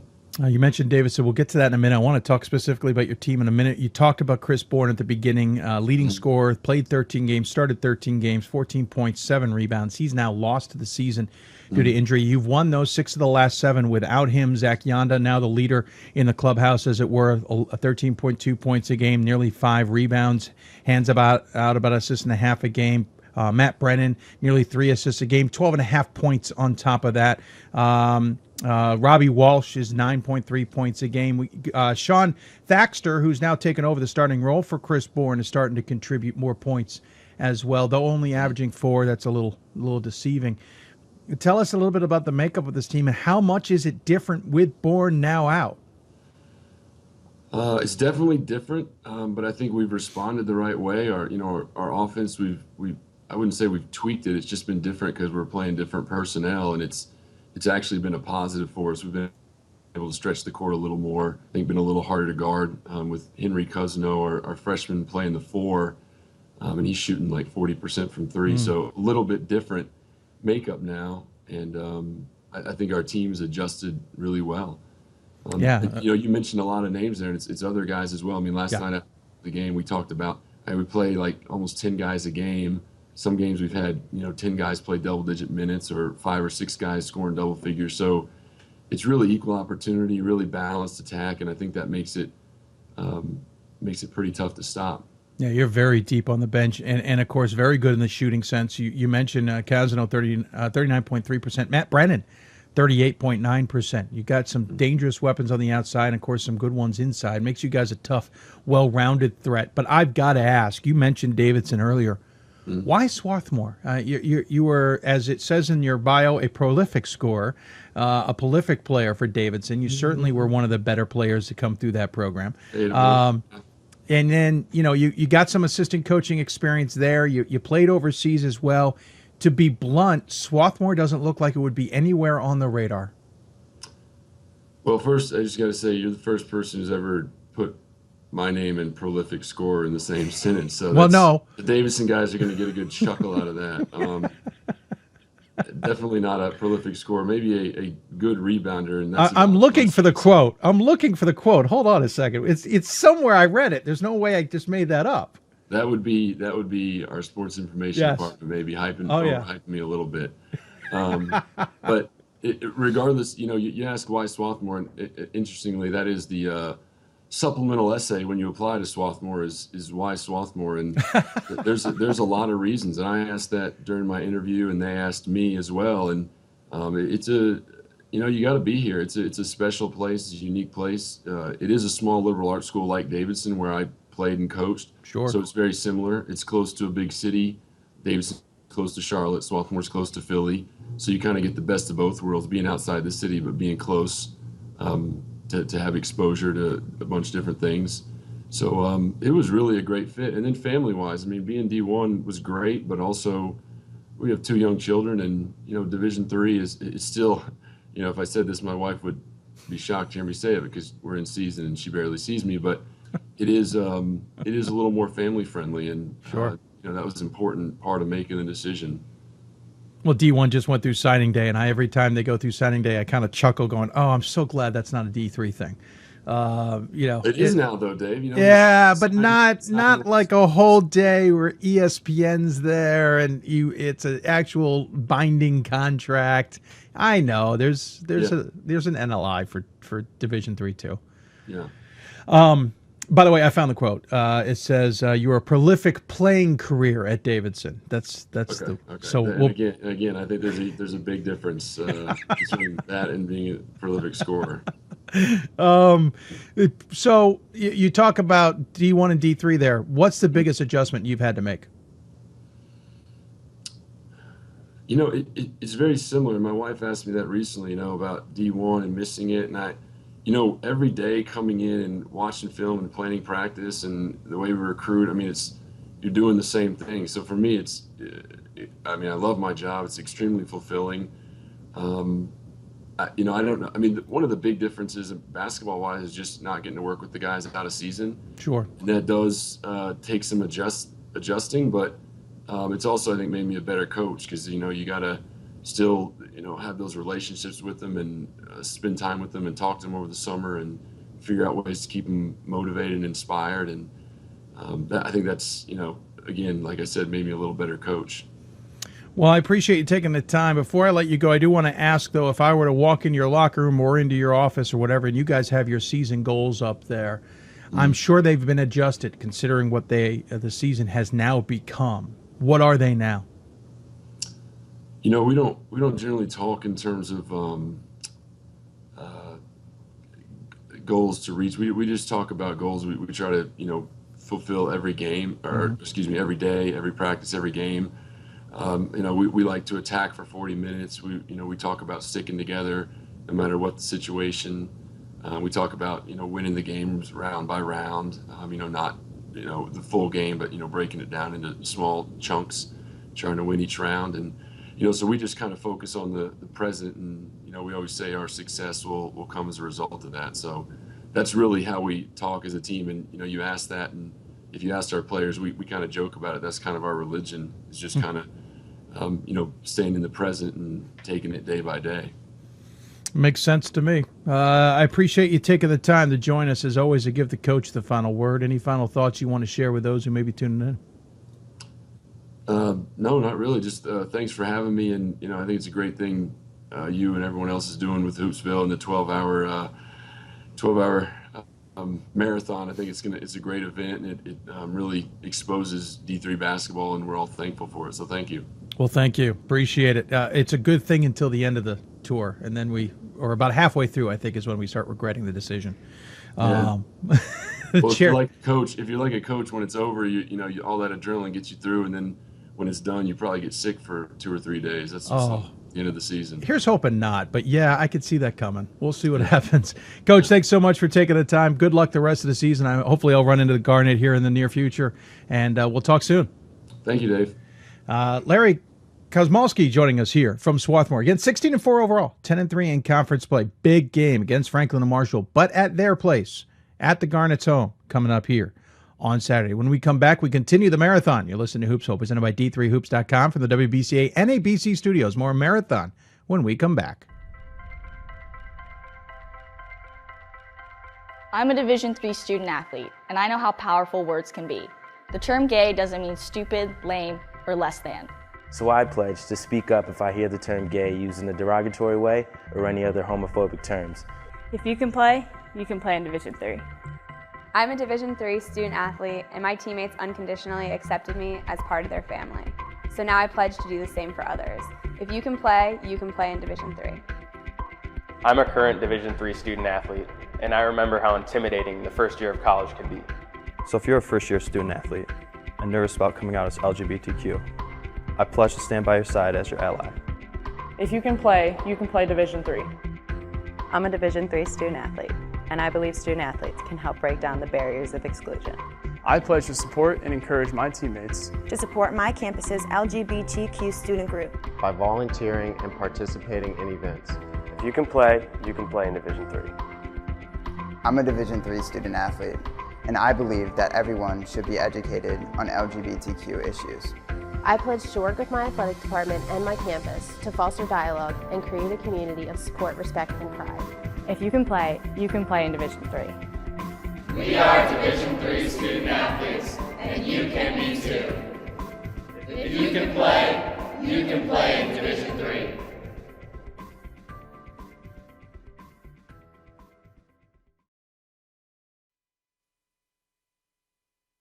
And welcome back to Hoopsville, everybody. Hope you're enjoying the show. If you got any questions for us, tweet us at D3Hoopsville or hashtag Hoopsville.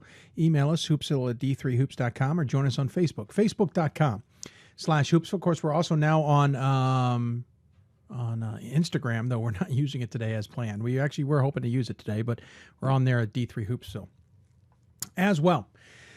Let's see. We have crossed into hour number 10, I think. 10, 11, 12. Yeah, we're into hour number 10. We've completed 9 hours of this show. And so I hope you're keeping track of it, as it were. We've got lots to cover, and hopefully you guys can keep up. We got plenty more to go. We've got the happy hour coming up as well. We're going to switch gears. We were just talking Swarthmore basketball on the eastern side of Pennsylvania. Now we head towards the western side of Pennsylvania, from the southeast to the northwest. In Erie, Pennsylvania, you'll find Penn State Barron. Coach Dave Nyland's squad is 18-1 overall, 12-1 in conference action, having won, 15 to 12 straight, I believe. Their last loss coming to LaRoche back in December. Talk about a team that, might be in that precipice that is like Lancaster Bible, might have been what Brian Van Haften talked about earlier. One of those teams that has really great record and a low SOS. What are they going to do with them? And obviously we'll find out in the weeks come ahead, but we want to know how the team's doing in general. And joining us on the Hoopsville hotline is their head coach, Dave Nyland. Coach, welcome to Hoopsville, sir. Thanks for having me, Dave. I appreciate you taking the time. Curiosity, did you guys, you guys are synonymous with 21 seasons at this point in time. 23-4 last year certainly was a pretty good season. Did you expect to be sitting here with one loss and be rolling through your conference? No. Actually, no. There you go. Not at all. No, absolutely not. It's been a great year, real pleasant surprise. We had a terrific year last year. We had 6 seniors, though. And so we lost all those guys, and then we had one other starter who was a terrific player for us, all-conference kid, decide not to play his senior year. So we play 7 freshmen, start 3, bring 4 off the bench. So, no, not that many young guys. Yeah, youth seems to be the theme these days, especially on our show, with teams that are doing really well with young squads and playing good basketball. You guys, the last game, again, was LaRoche. You lost 59-57. Tough game. That was your only loss of the season. You had started 4-0, and then you've rolled ever since. And obviously a lot of these games are in conference. You only have, 5 games out of conference, I believe. Is it 6? Okay. Yeah. Theo, Fredonia, Allegheny, Case Western, Carnegie Mellon. Where am I missing my 6? I'm sure it's there. Oh, there it is. Alfred State. Just played them the other day. That's why. I played them last night. Yeah. There's certain places I look for out-of-conference games, and that wasn't where I was looking for it. No. There's obviously 6 out-of-conference games. The rest is in conference, and you've been rolling along quite well. And the other thing that's interesting is you've been in control of most of these games. As I kind of scan back through the schedule, the last time you had a close one was Carnegie Mellon on January 6th. 76-71. You had Penn State Altoona 69-68, and obviously you had the loss, but the rest of these have been pretty much double-digit victories. Yeah, and it's been a strange year. We had a lot of injuries early. We lost some guys in the LaRoche game, and then the Altoona game went down with like 8 guys, played in that 7-8 guys, and it was a heck of a game. We pulled it out. We were missing guys, and then the Carnegie game, we played without our point guard, Andy Nyland, my son, and he's been a starter all year, so he got hurt. But our senior, Zane Hackett, who's had an incredible career here, first-team all-conference kid, had 36 against Carnegie Mellon, and kind of just bailed us out. We were down 8 with like 3 to go, so that was a kind of a good win for us to kind of be able to do it without some pieces, and certainly a tough place to play. They're huge. They're one of the biggest Division III teams I've ever come across, CMU, and Zane had a terrific night. So it's kind of, we got a long way to go, but it's been good so far. You got a game and a half lead on Hilbert, 1 in the win column, 2 in the loss column. You've got a 2.5 game lead on Pitt Greensburg. The size of these conferences, sometimes you have a little bit of an off schedule situation, and it'll catch up in the next, obviously in the next week or so. Yep. But you're obviously in the driver's seat. You've got wins over both of those squads. You've got Hilbert coming up, obviously, on February 17th. Well, not obviously. It's obvious to me because I'm looking at the calendar, but you're kind of coming up on February 17th. But what's interesting is you play 4 of the next 5, 4 of your last 5 on the road. You'll travel to Franciscan and Medaille, then you're home against Mount Aliosis, and then back on the road against Hilbert and Pitt Greensburg. So you guys might be wearing thin because the season will do that at this point in time. But now you got to hit the road. You got to do this the tough way. You had been enjoying home a little bit. Now you got to kind of enjoy the bus a little bit. Yeah, and you're exactly right. And there's no doubt about it. Last year we played on the reverse end of that. We were home, and it does make a big difference. We certainly have a group of guys that have never been in some of these gyms. But I think that the approach, and you probably heard this all day, you just play it to whoever's next. So we just tell our guys, it's just all about Franciscan, getting that trip down to Steubenville and going to play. We've struggled down there, and we need to go down there and be able to play. And if that goes okay, then you worry about Wednesday in Buffalo. But we just, especially with a young group, you just have to say, hey, this is what we got to get better at today. Certain things we didn't do well last night, and kind of approach it that way. Kind of keep an eye on how long you're going. You're not practicing as long, and making sure they're kind of keeping them as fresh as they can, because this is for the majority of my team, almost 80% of them, the first time they've ever been rolling into a second semester of academic work. Well, that's the other key about basketball is dealing with the academic stress, obviously, and dealing with that. But you're coming along here well. I mean, you beat Elford State 81-45. Franciscan's one of those squads that has been kind of knocking on the door for a long time, but they're right back kind of in the bottom again. But that doesn't mean nobody wants to take you out. I mean, Medaille is sitting in the middle of the conference. Mount Aliosis is sitting towards the bottom again. So you're kind of going to go through these waves. Hilbert back at the top, and then Pitt Greensburg. Your very final game is middle of the road. So you're kind of going to go through by record, an easier opponent, then a tougher opponent, then an easier opponent, then a really tough opponent. That can also kind of do some things to the team a little bit. How do you keep them focused? How do you keep them understanding? And I get that it's a game at a time, don't look ahead, but understand what I really mean is not playing to their opponent. Yeah, and the thing is, that's a really good point, is that the one thing unique about the AMCC, it's spread over 3 states. It is, every institution is different, even, from academics to mission. It's really a different league, and kind of a league of convenience when it started 20 years ago. And the style of play is really different. Every team plays a little different. There's teams that are very fast-paced, up and down. There's teams that are a little slower, teams that play a lot of zone, we have a lot of athletes in our league, very athletic league, because you have some teams that are centered in Pittsburgh and in Buffalo. There's 3 teams in Buffalo. There's a lot of, and then we have some teams that are kind of in rural areas. So really, really diverse league, always been that way. So given that, I think your players are more alert. Like, hey, this is a different style of play tonight than it was maybe Wednesday night. That type of thing. So here's the other trick too. You guys are kind of playing roulette. Well, we'll get to that in a minute. Let me talk about the team. This is a squad that, as you said, young, certainly has some good players on it. I always like going through them. I don't want to lose track of that. You do have a senior, and interesting enough, he's leading the way. It's Zane Hackett, 17.5 points a game. He's also got 11 rebounds a game. Not too shabby to have a double-double in that. Then you've got Andy Nyland, the freshman, 14 points a game. It's nice to get a freshman to provide that kind of impetus right off the bat, including 5 assists a game and an assist-to-turnover ratio of 2.0 to 1.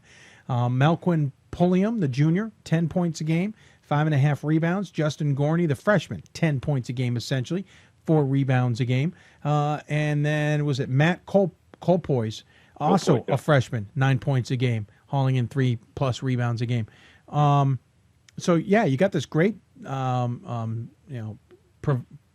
provided by Zach Hackett in a double-double. But you talk about that youth, 3 of the next 4 guys are freshmen. Yeah. And then when you go to the bench, it's all freshmen too, and which is fine. Look, and that's just, we knew it was going to be that way. It's not this drastic. But Zane's been terrific, and Mel Kwan, both those guys were on NCAA teams. They made that trip up to Hope and had to go through all that, and we found a way to win up there. And then, so they understand kind of when you get to this part of the year, and they have been great as far as getting our guys to understand. When you hit February, it's different. The whistle gets a little slower. It's much more physical. All those things that happen, they've been great leaders. I can't say enough about them. Connor McLaughlin's a sophomore from Ohio. he came off the bench for us last year and played some big games.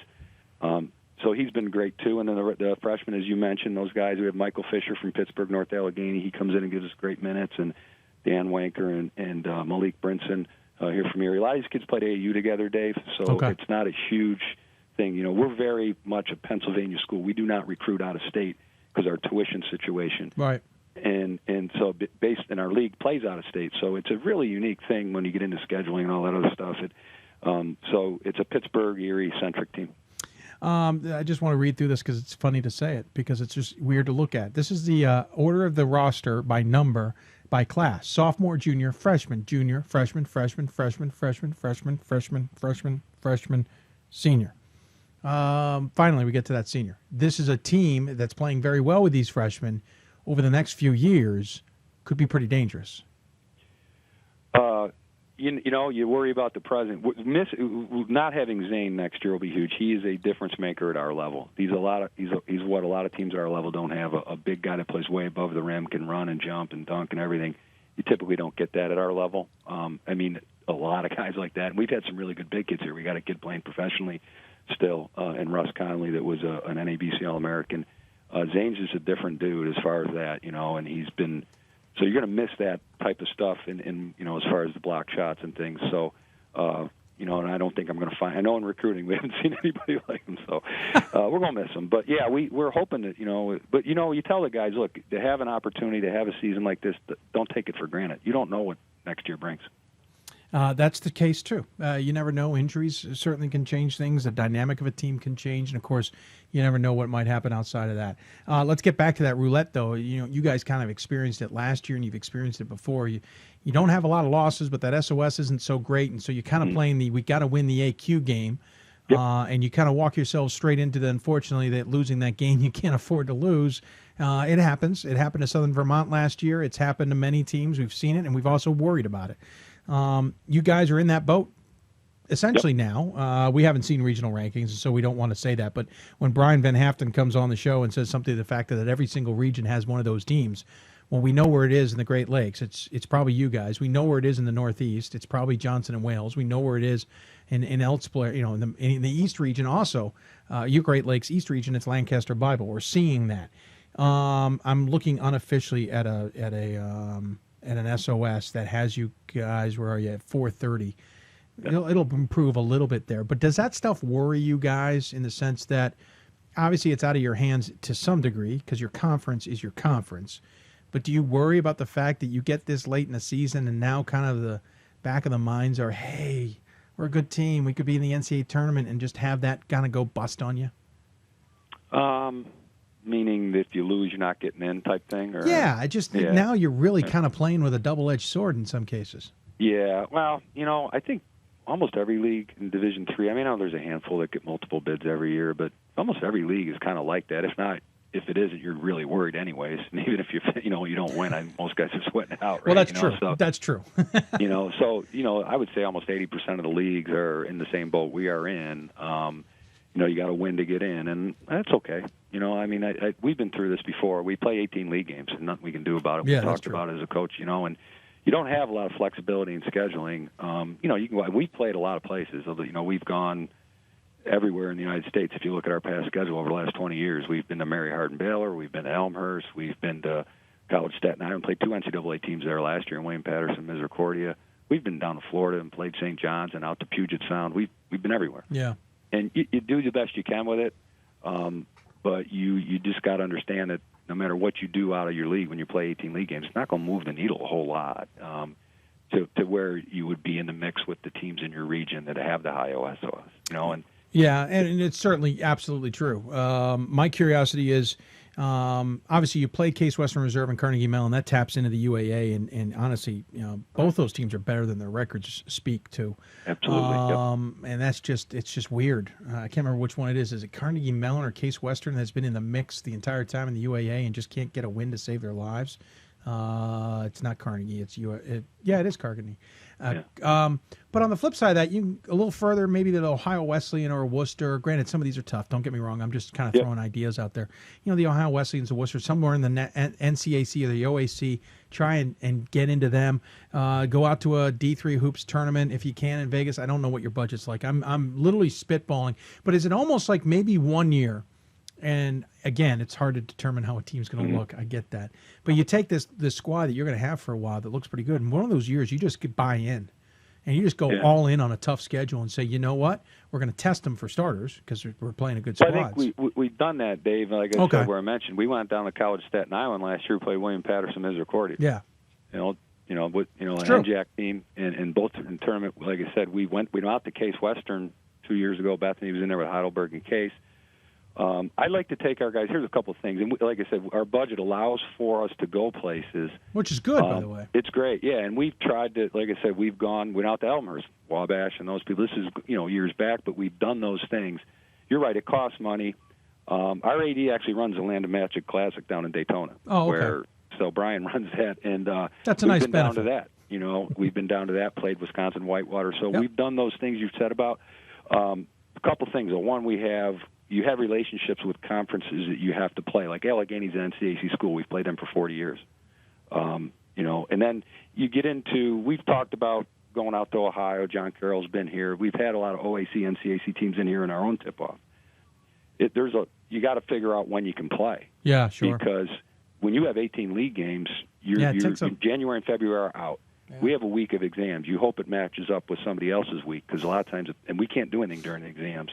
Yep. There's a lot that goes into it. We have a situation where we lose days in October or December, depending on what we want to do with it, with our ECAC affiliation. But I don't schedule towards the ECAC. We play. I love playing Carnegie Mellon because that's where we recruit. I'm hesitant to schedule way away from our state in a single game because we only play 2 games in Pittsburgh. Most of the kids that come to this college are from that area. Yeah.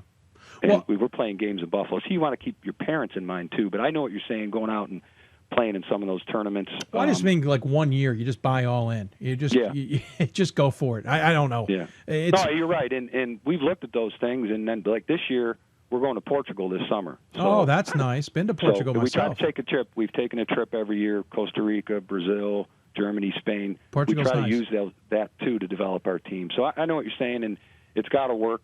And we certainly look at it every day. This year I got in a really bad situation. We only got 24 games. Yeah, I saw that. And we had 25. A league in our region expanded. We get dropped, and I'm calling people in August. But, again, our dates were horrible. I had people who wanted to play, but I can't play you then. I can't play you then. And by the way, when you talk about playing to the ECAC, you're talking about playing to the gap that they require you to have just so you can play a postseason game in the ECAC, right? It's an awful rule. I don't disagree with you at all there. Because especially for a league that doesn't have that much power anymore. Exactly, and it's a good tournament, especially our region. The South region is very good, and it's been a benefit to our program. I mean, the best team I think I ever had here, really, was the year before we made the Final 8 in 2000. We made a run in the Elite 8. Yeah. The year prior to that, we didn't get in. We were on the bubble. We got stuck in it wasn't even the old SOS days. It was one of those QOWI, wasn't it? Or even worse than that? It was actually like 6 guys in a room deciding. Oh, yes. I knew that one very well. Yeah, and we kind of get left out because we were kind of new kids on the block. But we beat the number one team in the East by 20 points, and we don't go. Hey, I think my alma mater took the same beating that same year. Trust me, I know. And so we had a hell of a team, and we went to the ECAC. That got us ready for the next year. The ECAC region that year was great. And so we embraced that tournament. The problem is the games are exempt, that week is not. Yeah, true. And either you're giving up practices in October or December. You can't play it both ways. You're talking about the ECAC practices, because the NCAA you can practice then. You can practice until the championship's over. But the ECAC, right? The ECAC changes everything. You have to plug in. You have to actually carve out almost another 7 days. Yeah, see, that's what we can go around in circles on the ECAC. It's really complicated. It's really unfair. It's just, and part of it is because they play their tournament like on a Sunday. It's like a 1 day matter. It's boring. I don't want to get into it. No, I know what you're saying. But and trust me, that's why the ECAC, one of the reasons the ECAC is shrinking. Why the South has been brought into one. It used to be 2 different regions now, and now it's one. Yeah. I get it. Trust me, I get it. Yeah. Well, I don't want to take more of your time. I find it interesting where you guys find yourselves. I think you're a pretty darn good team. I finally got you on my top 25 because you just sometimes you can't figure it out. Right, and we get that, and we as coaches sometimes, and I've been on the rack and I've been on the national call. You have the benefit of watching some teams. I know, like Sure. I saw Lancaster Bible on tape. I don't know that guy at all, the coach down there. I saw them on tape. They're really good. That's kind of what I get. Good. That's what kind of got me to buy into them too. I had a couple of people come to them and go, "Oh yeah, no, they're good." I'm like, "Okay, I'm gonna listen to you." Obviously, 5 big games ahead, plus the conference tournament, which is hopefully going to be going through Erie and your place. Thanks for coming on. I really do appreciate you taking the time. I'm sure we'll be talking to you down the road. Maybe even talking to you. Hopefully, we're talking to you about an AQ. That'd be great. And talking about you in the NCAA tournament. Otherwise, we always give the coach the final word. Any final thoughts you want to share with those tuning in? No, I think all day the themes have been the same. I've caught some of the show. Is we can't thank you enough for what you guys do for Division III. It is a huge, huge benefit to our student athletes and to the programs, Dave. And you guys do a wonderful job. And hope we can raise some money for you here in that marathon to keep this going. I don't know if the people really, parents and student athletes are in it, maybe in and out of this, but the coaches who are in it year to year really appreciate everything you guys do. Well, thank you, Dave. I appreciate the kind words. Good luck the rest of the season. We'll talk soon. Thank you. Dave Nyland joining us here on the Hoopsville Hotline. Appreciate him. It's a tough bind for them. Obviously, you can hear he's been making efforts to improve their situation, but they do have a ton of games in a conference that it isn't the NESCAC. It's not the UAA. It's not the ODAC. It's not one of those ultra competitive conferences. The bottom is tough, and it brings their SOS down. It'll be fascinating to see where they get regionally ranked next week. Fascinating to see where they shift in that as games get played. And see what happens at the end of the season. They missed out last year. They'd be itching to get in, though, with a team they weren't expecting to be in this situation with. So congratulations to Coach Nyland and his squad. Going to take another break. When we come back, we're going to talk to a team that is probably an even deeper hole, only because the team they're playing, they're being buried in their own conference by another really good team. We're talking GNAC, and we're not talking Albertus Magnus, and we're not talking Johnson and Wales. We're talking LaSalle. Coming up on Hoopsville, we'll talk to them about what they've got going on there. You're listening to Hoopsville, presented by D3Hoops.com, out of the WBCA NABC Studios. Back with more Hoopsville right after this. Division III schools offer academic scholarships instead of athletic scholarships. This really puts the focus that the student athlete needs to maintain that GPA. I did receive a non-athletic scholarship upon entering school. I got the presidential scholarship, which was huge for me. I think there's more opportunities for academic scholarships in Division III. A lot of people pick schools just based on the sport and don't get that experience. Being a Division III athlete and developing my leadership skills has definitely put my name out there and helped me get more recognition on campus, but more recognition nationwide. I did win the Jostens Trophy, which is based on leadership, academics, and then how well you do on the court. I'm also the Schwartz Scholar of my class. Schwartz Scholarship is basically a scholarship that is given to a student who's identified as a likely leader. And the end of the day, it won't matter how they play on the field, it will matter how they do in the classroom.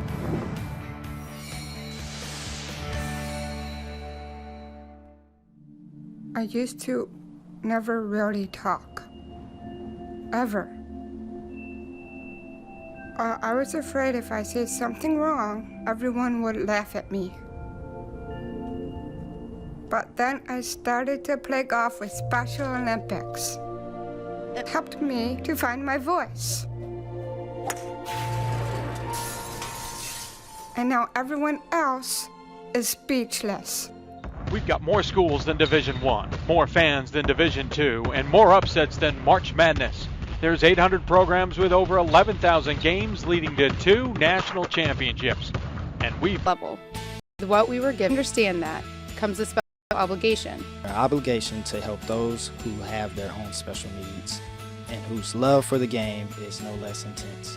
That is why NCAA Division III teamed up with Special Olympics. Since August of 2011, we and others from Division III campus communities have volunteered more than 250,000 hours, time away from the classroom and practice field, reaching across the country to coach and mentor Special Olympics athletes. And to learn that in giving, we receive so much more in return.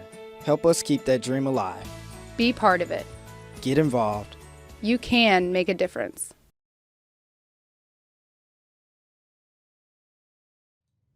All right, welcome back to Hoopsville, everybody. Hope you're enjoying the show. If you've got any questions for us, tweet us at D3Hoopsville and hashtag Hoopsville. Email us hoopsville@d3hoops.com.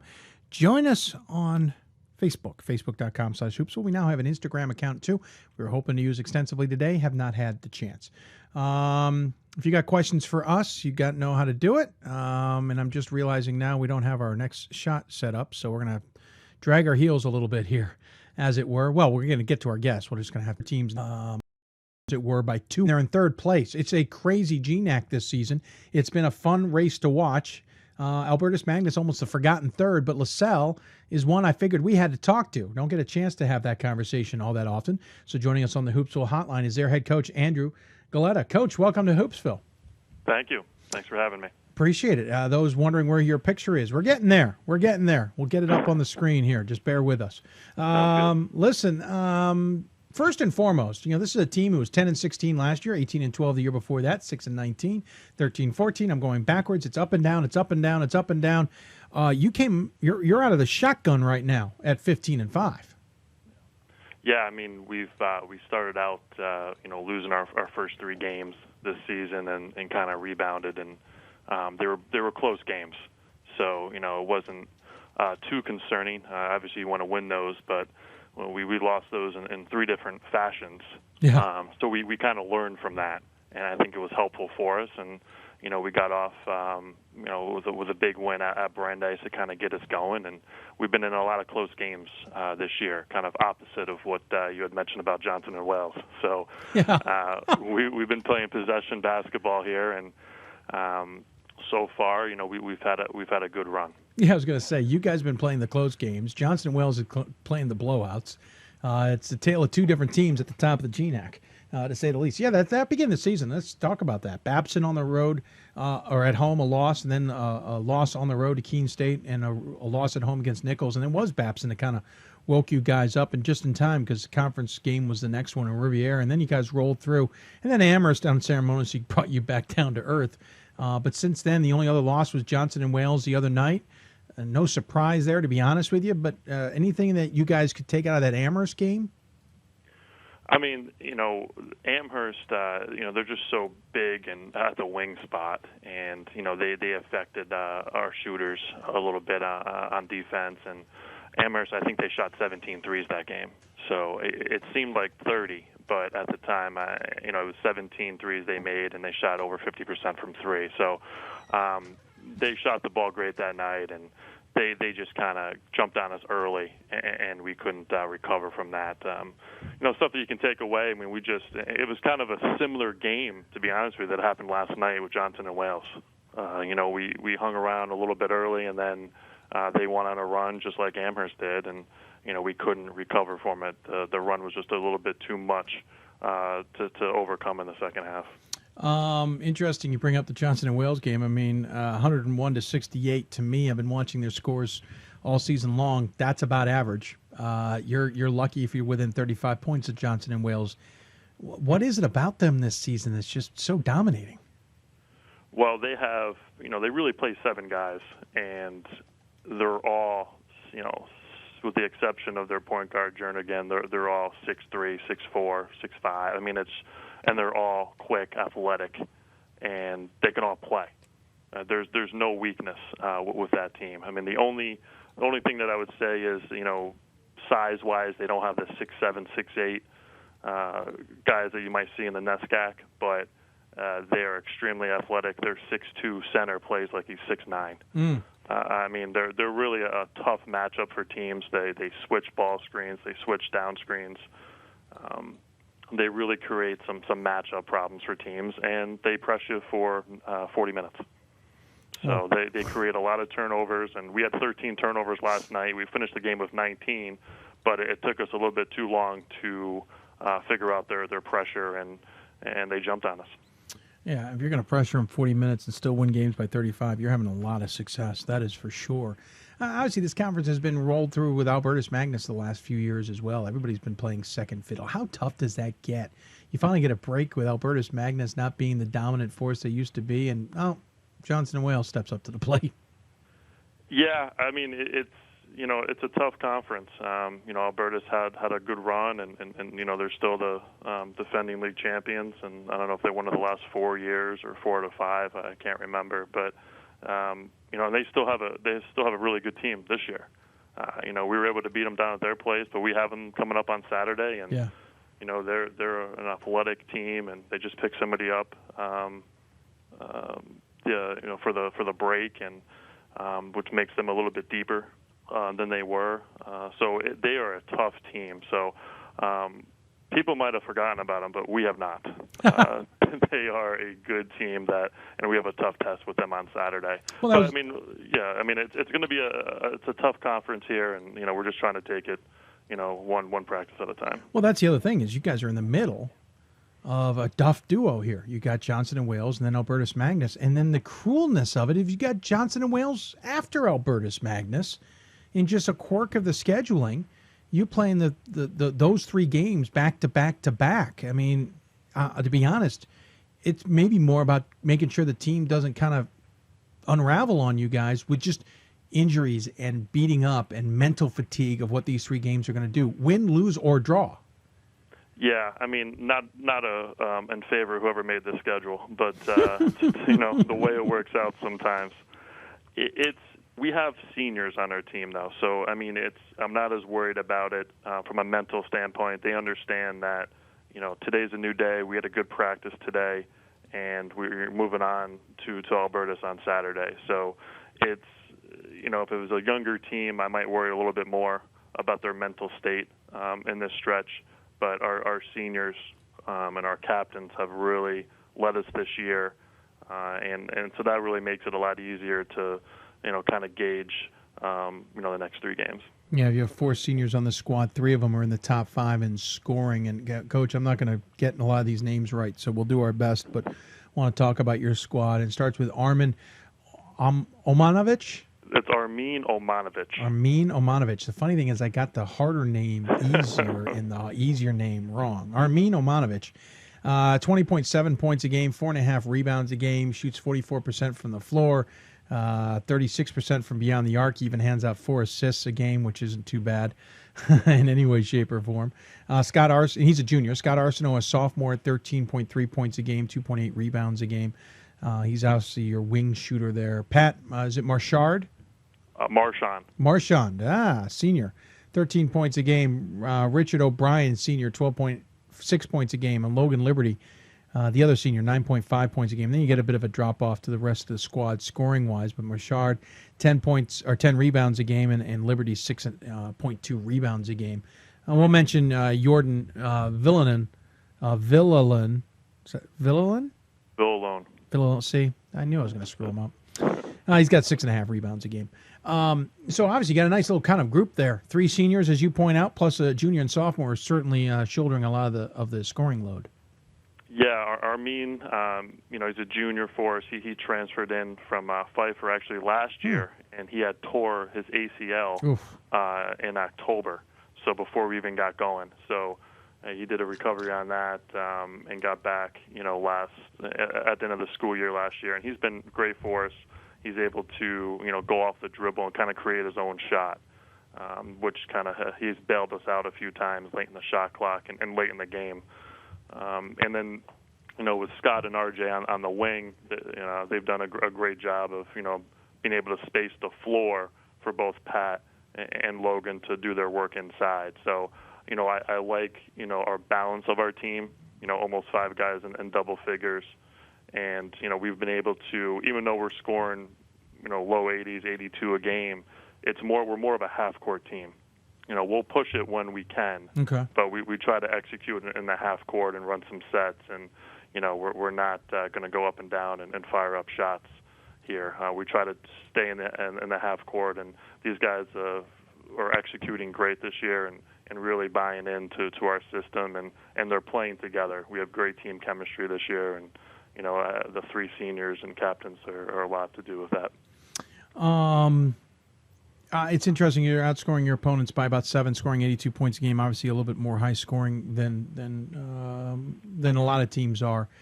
GNAC's obviously about winning everything. How do you get the team prepared to understand that, yes, every game counts and every game is important because you want to be in second place, if not lucky enough to maybe return the favor on Johnson and Wales and be in first.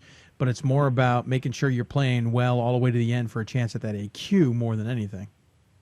Yeah, I mean, you have to be playing your best basketball right now, leading up to the conference tournament. You want to position yourself to get the best seed possible. We play 18 league games, so an at-large bid is not something that GNAC is going to get with the 18 league games. Being on the RAC committee for 3 years, I know how all that works. So it's all about the SOS, and unfortunately, with the 18 league games, it really limits our league to get that. But it's you just got to be playing well right now, and in the next 3 weeks, and that's it. I mean, the season could be over in a snap of the fingers if you're not careful. So we've had teams in the past that we were a number 1 seed in 2009, and we weren't playing very well down the stretch, and it cost us, and we lost in the conference semifinal. So kind of draw back to those experiences and try to tell these guys that you got to play your best basketball right now. Yeah, I was going to say, and obviously this stretch right now, these 3 games, certainly super important. The win over Albertus Magnus earlier on, especially coming off of a month layoff, certainly a tip of the hat there and a feather in the cap, as it were, and obviously some big games coming up. Obviously you've got some seniors here, but how do you feel this team can position itself for the future? Well, we brought in 7 freshmen, and that's kind of the change we've gone to with bringing in more freshmen now and trying to have them stay. With Logan Liberty and then R.J. O'Brien, they're 4-year guys for us, and we can sprinkle in some transfers like an Armin and then like a Pat, which will help us. But I think that I really like the freshmen. I like how they're handling themselves. Over the course of the year, and they're learning, our system and learning the game. They got some good players in front of them, and practices are so competitive, and that's something that we haven't had in years past. I really enjoy the depth that we have. We have some guys that, I'm trying to get in there right now, but it's tough when you're playing these close games, especially early on. Our non-conference schedule is tough, and I wish we could get some more guys in there. But right now we're about 7, 8, 9 guys. But in the future, we have some, obviously Armin coming back and Scott coming back out of our starting lineup, and I think there's going to be some guys stepping up for us next year. Well, I appreciate you taking the time. One other question I wanted to ask you for. You played at Union, but this is very different. How have you made you've been at LaSalle obviously a long time now. This is your 10th season. But it's a different world than the world that Union is and Union played in, just in the sense of different types of schools, different types of basketball, different types of expectations. What was the biggest thing for you to adjust to between the 2 types of programs? I think it was just a different student athlete that you're recruiting here, and different than Union was. But I think the school's done a great job of kind of getting some more athletic culture here on campus, and the school's grown. LaSalle's grown from 900 students when I got here in 2004 to almost 2,000 now. Wow! So there's been such a change with LaSalle over the years, and it was a big adjustment at first. It was a complete culture shock, but I really like where I'm at, and I like where my team is headed, and I like where our program is set up for. There's nothing wrong with Newton either. It's a nice little section outside Boston. Newton's great, safest city in America. Very nice, yeah. Near Wellesley and the rest. Obviously, a lot of great basketball in that area too. Well, Coach, I appreciate you coming on the show. Thank you so much for taking the time, talking about your squad and talking about the GNAC as well. As always, we give the coach the final word. Any final thoughts you want to share with those tuning in? Just that, I'll echo a lot of thoughts that people have had today, and when they're on the show, they'll really appreciate the exposure that you've given Division III basketball over the years, and us coaches really appreciate it. The student athletes do as well. So just wanted to thank you for everything that you've done, and hopefully we'll have the opportunity to talk to you soon. Oh, well, thank you, Coach. Thanks for coming on the show. Hopefully we will as well. Good luck the rest of the way, especially this set of 3 games that you're in the middle of, and we'll look forward to seeing how it all shakes out. Appreciate it. Thank you. Take care. Aaron Galetta joining us here on Hoopsville. Team is in second place, a game behind. I mean, talk about a trio of games, though. You play Johnson and Wales, then you're going to play Albertus Magnus, who's been the reigning champ for years, and now you're going to go back and play Johnson and Wales, all in the span of a week or so. He's right. Whoever came up with that schedule killed him. But good luck to them. They certainly are. It's interesting to see these teams sometimes. Teams that don't get all the attention because they're in conferences that maybe aren't as challenging. And, the last two guests we've had on, 18-game schedules. They don't have a lot of wiggle room outside of that. It has almost cost Albertus Magnus in the past, and we've talked about that. But we'll see what happens here with the Johnson and Wales, Cell, and Albertus Magnus as they play it out the rest of the way. After this set of games between Albertus Magnus and Johnson and Wales, they'll play Mount Ida on the road. Then they'll be at home to finish the season at Manual and Suffolk. When we come back, we'll go down the East Coast. We'll go outside Philadelphia, talk to Gwynedd Mercy, talk to the Griffins, see how they're doing. There's a lot going on there, to be sure. You're listening to Hoopsville, presented by D3Hoops.com from the WBCA NABC Studios. Back with more Hoopsville right after this. For the love of the game. That's what it's all about, they say. But for those of us who are Division III student athletes, it's more than that. It's more about team and the schools and communities we represent. And for the many of us blessed with the strength to compete in sport at the college level, we understand that with what we were given comes a special obligation. Our obligation to help those who have their own special needs and whose love for the game is no less intense. That is why NCAA Division III teamed up with Special Olympics. Since August of 2011, we and others from Division III campus communities have volunteered more than 250,000 hours, time away from the classroom and practice field, reaching across the country to coach and mentor Special Olympics athletes. And to learn that in giving, we receive so much more in return. Help us keep that dream alive. Be part of it. Get involved. You can make a difference. Division III allows you to give yourself to other things. Having that free time allows me to pursue the things that I want to pursue. Division III athletics affords students the opportunity to, engage in the other interests in their campus and in their lives outside of that sport.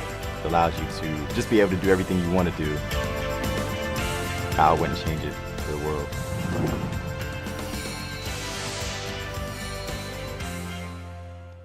College basketball lives in Kansas City at the College Basketball Experience at Sprint Center. The College Basketball Experience is the place to get your game on. It's not a museum, it's an experience you won't forget. Discover the history of the game in the National Collegiate Basketball Hall of Fame, featuring the Gallery of Honor, Mentor's Circle, and Honor Theater. Suit up in the latest CBE logoed Nike gear at the CBE Hoop Shop. Elevate your game today and visit the house that college basketball built.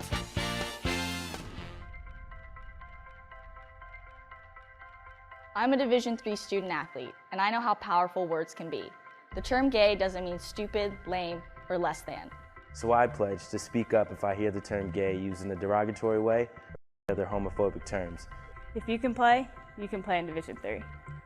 I'm a Division III student athlete, and my teammates unconditionally accepted me as part of their family. So now I pledge to do the same for others. If you can play in Division I. We've got more schools than Division I, more fans than Division II, and more upsets than March Madness. There's 800 programs with over 11,000 games leading to 2 national championships. And we've been covering it all for over a decade. From Eastern to Occidental, from Puget Sound to Piedmont, from Southwestern to the University of New England, and from Hope to Calvin. Nobody covers Division III basketball like we do.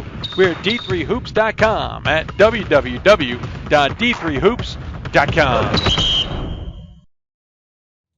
And welcome back to Hoopsville, everybody. Hope you're enjoying the marathon as we continue to roll along here, closing in on the completion of hour number 9 with 2 more to go, probably more than that.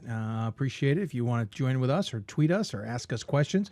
Don't forget the happy hour is coming up. We're going to have a little fun with that. You can ask us questions in that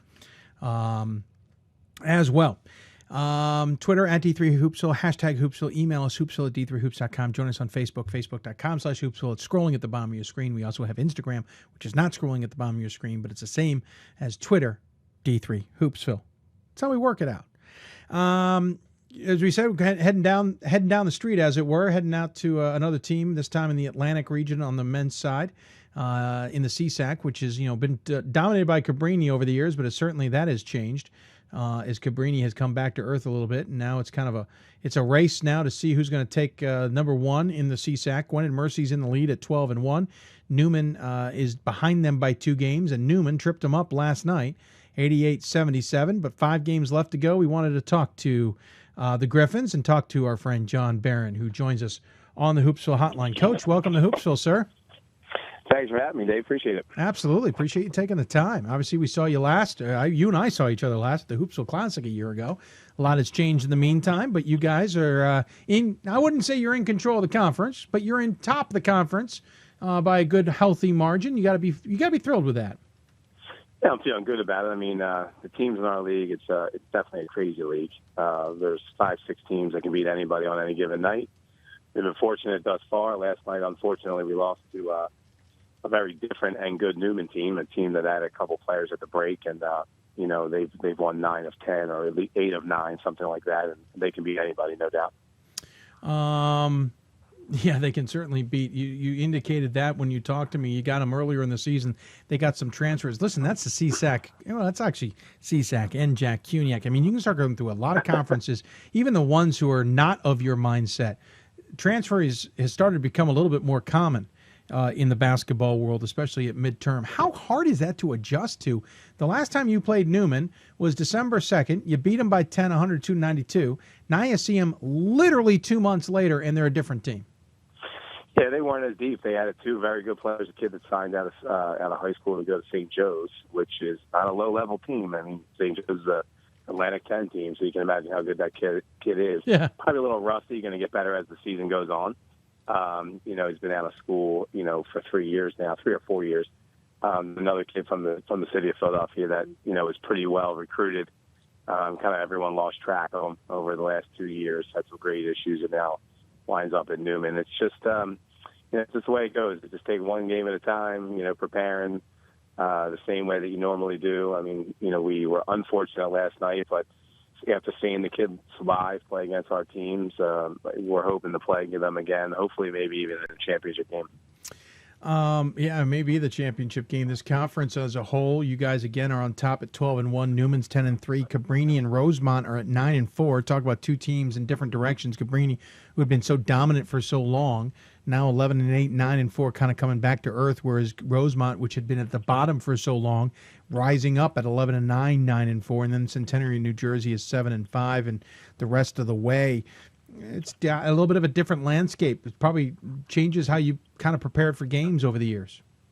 Yeah, I think just giving a little credit to. I think Bobby Hughes done a great job. Yes. I think he does the most with the least. I think his gym's not the greatest, but he pounds the pavement, in the city, trying to get kids and brings them in kind of like droves, and typically finds one or 2 really good ones to stay. They're academically sound, as well as basketball and athletically sound. So he's done a great job of putting a couple of pieces together each year.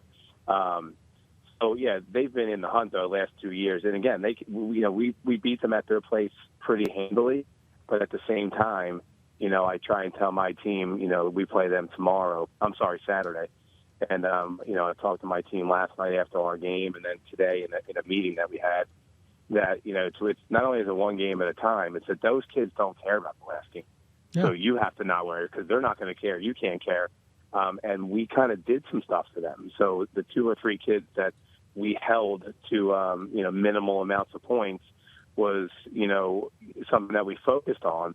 But if we let those 3 kids just get off pretty quickly, it could be a totally different game, without a doubt.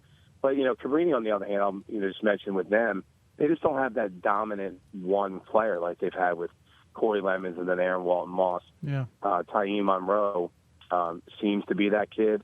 And to be totally honest with you, when you look at the roster, they can beat anybody on any given day, too. They are all young. They start Darryl Bagwell, who's a junior, Taim and Jair Green, Taim Monroe. They're only sophomores. They start a redshirt freshman, a kid that got hurt down at that classic, the Hoopsville Classic last year.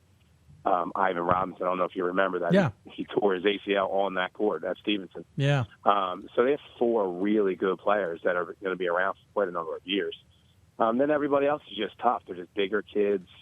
The one thing I kind of kid with people about our league, we're not all the same. You know, a lot of times you kind of, you know, generalize. Like I look at Centenary and you know, they're like a bigger bruiser type of team, and then you have athletic teams like us, Newman.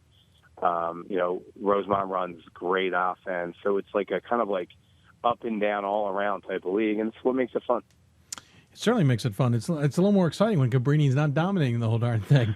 And it gives you guys all the chance to get back into it, and obviously that changes recruiting and stuff like that along the way as well. But you talk about, you know, good players. You certainly have your fair share of good players on your squad, and they've got all kinds of stories as well. By the way, love the team picture with the two guys in white in the front while everybody else is in red, just to kind of offset them. It's a nice look, whoever your photographer was. Okay, I'll make sure I mention that. I just kind of thought it was cool. Don't ask me why. I have no idea why. There are two captains, Darnell Artis. Brian. Oh, very cool. That's probably yeah. Julian Hyden's leading the team, 17.2 points a game and 8.5 rebounds. Cedric Ellaby certainly having a great season as well, 16 points a game, almost 8 rebounds a game himself. By the way, back to Hyden, 42 over 2 assists a game. Aaron Goodman, 14.5 points a game, 6.2 rebounds. Darnell Artis, 13.5 points a game and 2.5 rebounds. And I want to say Aaron Morgan's your other guy in double figures because he's at 9.8, which means he just has a decent game. He's going to be back over that threshold. 2.5 rebounds for him as well. So technically 5 guys in double figures, and you're scoring 86 points a game. You know, so certainly other guys are contributing, but that's a fearsome fivesome for anybody to get used to. Yeah, I actually think you know, you can add actually Brian Hennessy who can score at will. You know, I just had a conversation with, you know, him in my office just 2 nights ago, the day before the Newman game, about how he's kind of resigned to being a role player after starting for 2 years because you know, we have like a starting 6, maybe even a 7th in Larry Jones, who doesn't score a lot but does that rebounding and defensive thing. I think we're hard to game plan for. I think, you know, we play fast, and yet we can play half court with those types of teams. If you game plan for, you know, 1 or 2 of the guys, there's other kids that can come back and score. You know, it's kind of a unique year because, speaking of Julian Hyden, I mean, as a freshman, he didn't play much at all, if any. And then motivating him to see his potential was my issue for 2 years. And Darnell Artis was our guy pretty much for the last 3 years. He was Rookie of the Year. He was first-team All-League for his sophomore and junior year. He was runner-up to Walton Moss as Player of the Year in our league. And now he is, you know, 3rd, 4th, you know, in scoring because his role has changed. He's okay with it. And Julian Hyden has, I say, come out of nowhere because he's playing unbelievably consistent, where, like I mentioned, motivating him to see his potential and to try and get him to play consistent has been our issue. But I have to give him all the credit. He is in the gym. Not too many kids nowadays are morning kids or morning guys, but he's in the gym at 9:30 in the morning after his 8 o'clock class, or, you know, if he, you know, on Tuesdays and Thursdays he has class at 10. He typically sends me a picture of his shooting machine amounts on foul shots and shooting at 9 o'clock in the morning on Tuesdays and Thursdays. So to give him a lot of credit, he's like a quiet kid. Typically, I don't get along great with those quiet kids because they're hard to read. But I've learned how to deal with him, and he, I think, learned how to deal with me. And as long as he remains successful, then that's all I'm looking for. Yeah, I was going to say, as long as he continues to play well, I don't care. Yep. That's outstanding. Obviously, you're the 14th season here at the helm, as it were. This is probably one of the better seasons you guys have had. You've had some good seasons, don't get me wrong. 2011, you were 21-7. 2009, 23-6. 2005, you're 23-5. But obviously different conferences, different realms. You were in the Sweet 16 back in 2004. This just feels like a different squad this year. You guys seem to be a team that can that maybe can get a little special here at the end. Yeah, I mean, like I've said to some local people in the area, like, you know, when KYW did a little something on us about three games ago, and what I said to Matt Leon on that night was, you know, I don't think we were there yet. We're still kind of traveling up the mountain, knowing that if we can get to that peak and to that plateau, so to speak, and peak at the right time, you know, it could be a special season. I don't like to compare years because, you know, we have had some really good teams in the past. Yeah. And, like you had said, 2011 was the last time in the NCAA tournament. In 2009, we won a game in the NCAA tournament. So it was, that was a neat year. And obviously back in my early years when we had Badu and some of those other really good players. But, it's one game at a time for us. I think we see the potential. I think this team really wants to win. I think that sounds cliche, but I've been involved with some teams that I thought had potential to be really good, and I questioned how much they really wanted to do the things that make them uncomfortable to win or to get better at the things that make them uncomfortable. We've identified 3 things, which I'm not going to say on the air, on how I think other teams can beat us. Well, yeah, and now we've been addressing them a lot at practice because we've been doing them on purpose to try and get this group to feel uncomfortable and deal with it. And, they've responded well because I really do believe they want to win. It's certainly fun to watch you guys. I've been reading up on you. The reason the stories have been done on you guys is I didn't know came out of recently that you guys personally have been dealing with a lot. Your ex-wife and family are dealing with the fact that she's dealing with a pretty serious case of cancer. You guys have a big game coming up against Rosemont. Play for Jalen and JP, a fundraiser was it for, what is it? I'm trying to, here we go. They're my two kids. Yep, that's right. For helping out the kids, obviously, as you guys go through a lot. I know you aren't afraid to speak about it, but I don't want you to go in depth here, Coach. But can you give us a little bit of sense of what the fundraiser's for and what you guys hope to accomplish with that and with what your wife's going through? Well, it's really what it comes down to is Jane and I have been divorced for 7 years, and like most divorced couples, you try and put the emphasis on what's best for your two kids. And I have a daughter who's 13 and a son who's 11. And they've been at the forefront of our lives. And because of that, unlike some divorced couples, we became even closer probably than we were when we were married. And, it's hard to explain. And sometimes I think our relationship over the years, even our family, struggled to kind of describe it. But that's the kind of relationship that Jane and I have remained, or at least developed. So earlier this year, she's always been a thin woman. I kind of mentioned to her that I felt that she was getting a little thin, and she said, yeah, she lost some weight. She was trying to get ready for one of those tough mutters that she ran in the past. Yeah. And that was just she was training kind of for it for this past summer. And then another month went by. I mentioned to her again where she kind of got a little bit upset at me, but I still remained kind of on top of it. And finally, in one of we were in New York City and with our daughter who was doing some stuff on Broadway. And I said to her, there's something wrong. You're spending time in the bathroom. You're admitting to me that you're nauseated. And I took her to the hospital the next day. And unfortunately, after being in the hospital a couple hours, they came back and said, they thought it was pancreatic cancer. So the next day we saw a specialist who confirmed that it was pancreatic cancer, which unfortunately left her with 6 to 9 months on her life at 45 years old. So it was relatively devastating to our family. And, my parents are close to her. And, we had the toughest conversation with our 2 kids just a couple of days later, basically saying, unfortunately, this is what happened and your mom's going to die. And there's, at this point, unless there's a miracle here in the next 6 to 9 months. So ironically, tonight, of all the nights, tonight is the end of the 9th month. It was on May 5th or May 4th into the 5th when that happened. And now I think today's February 4th.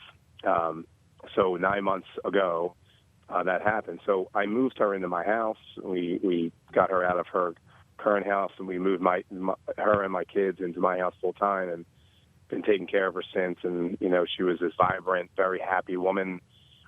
Still has a smile on her face every once in a while, don't get me wrong, but she's only 85 pounds now. And, she was a dancer by trades. We owned a dance studio together. And, she's been a ballet dancer all of her life. So like I said, she's never been a heavy woman. Right. But she's bedridden. I have to, I wake up 4 times a night to take her to the bathroom because we can't let her walk anywhere by herself because she's wobbly.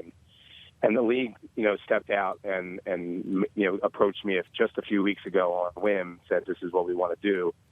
and I appreciate it. Really was from a lot of the coaches, and I think Bobby Hughes was one, and Jimmy Ruler at Newman was another, who kind of like reached out to our commissioner and said, you know, it's Coaches versus Cancer Week, meaning last week and the month, and what can we do? And they reached out to all the athletic directors, men's coaches and women's coaches, and said, this is what we would like to do. Everybody agreed.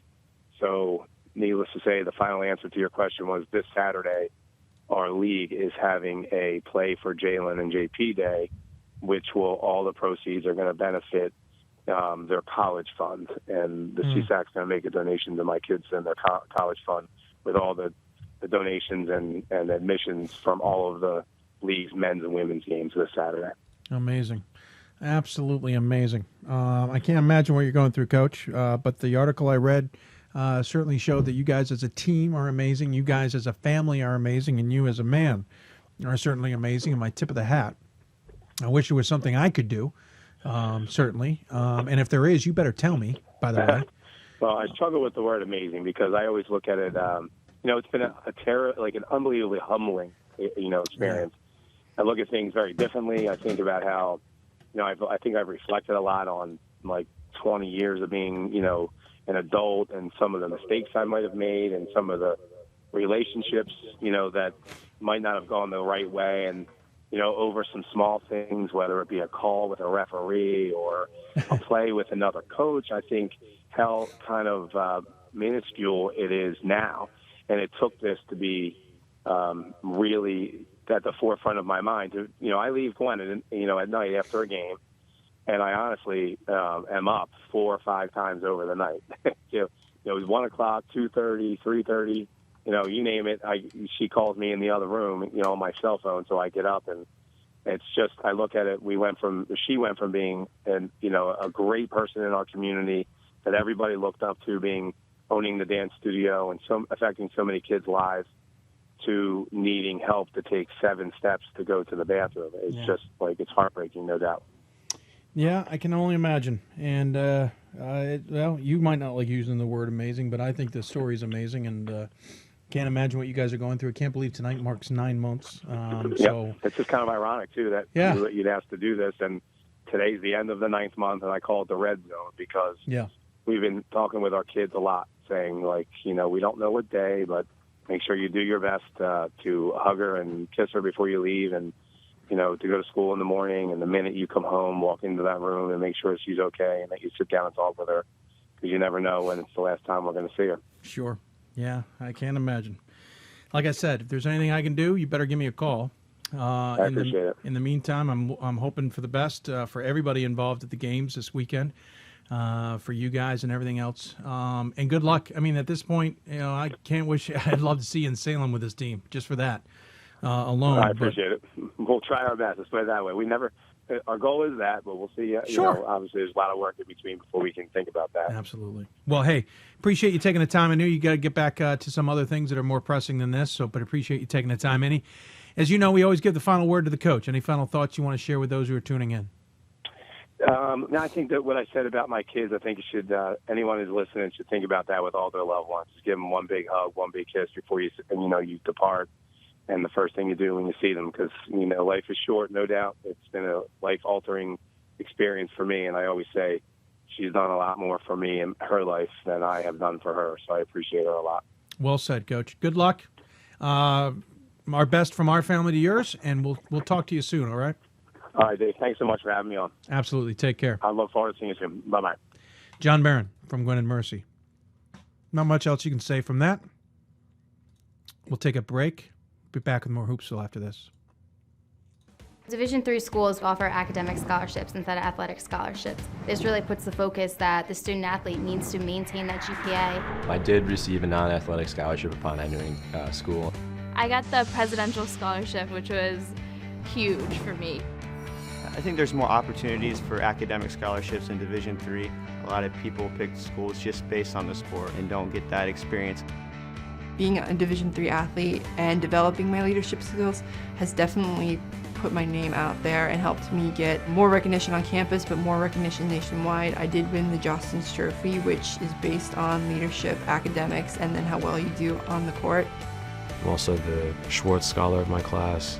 Schwartz Scholarship is basically a scholarship that is given to a student who's identified as a likely leader. And the end of the day, it won't matter how they play on the field, it will matter how they do in the classroom.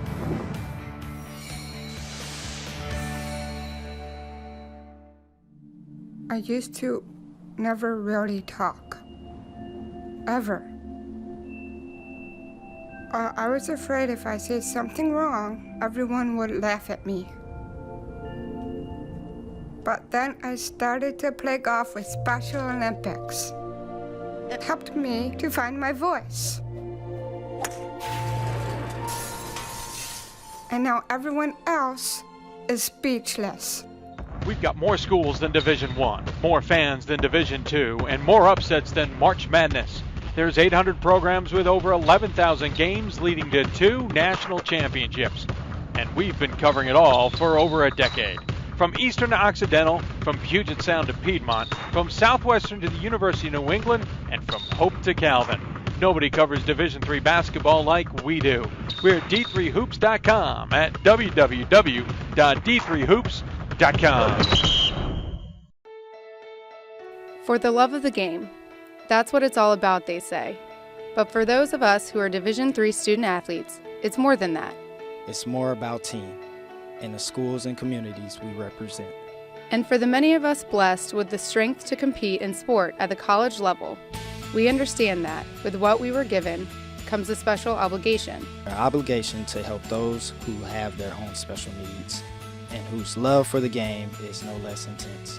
That is why NCAA Division III teamed up with Special Olympics. Since August of 2011, we and others from Division III campus communities have volunteered more than 250,000 hours, time away from the classroom and practice field, reaching across the country to coach and mentor Special Olympics athletes. And to learn that in giving, we receive so much more in return. Help us keep that dream alive. Be part of it. Get involved. You can make a difference. And welcome back to Hoopsville, everybody. Hope you're enjoying the show. If you've got any questions for us, tweet us at D3Hoopsville or hashtag Hoopsville. Email us, hoopsville at D3Hoops.com. Join us on Facebook, Facebook.com/Hoopsville. Of course, the marathon, we are rolling along here. Forgive me as I move. My chair got out of place there in the last segment, chasing down my ear sets, my earphones. Oh, there we go. There we go. That's better with the chair. That's what happens when you get those tall chairs versus the regular chairs. Anyway, one of the things we got a week ago was a sign that we put over our head, though I'm not sure what we're going to do with it. I like the spot, but it could be higher, but I block a bit of it with my big old head, and I'm not sure where else we would put it, but it's there for now, and we like it. But it's a wonderful gift. It is made out of wood. It's using some of the best technology there is with computers and such, and it's helping people get work who are at need, maybe have some deficits that keep them from being able to work like the rest of us can. It's something that near and dear to my heart. My wife works with children with autism, and so certainly I can see those challenges, and I appreciate the idea behind the gift more than anything.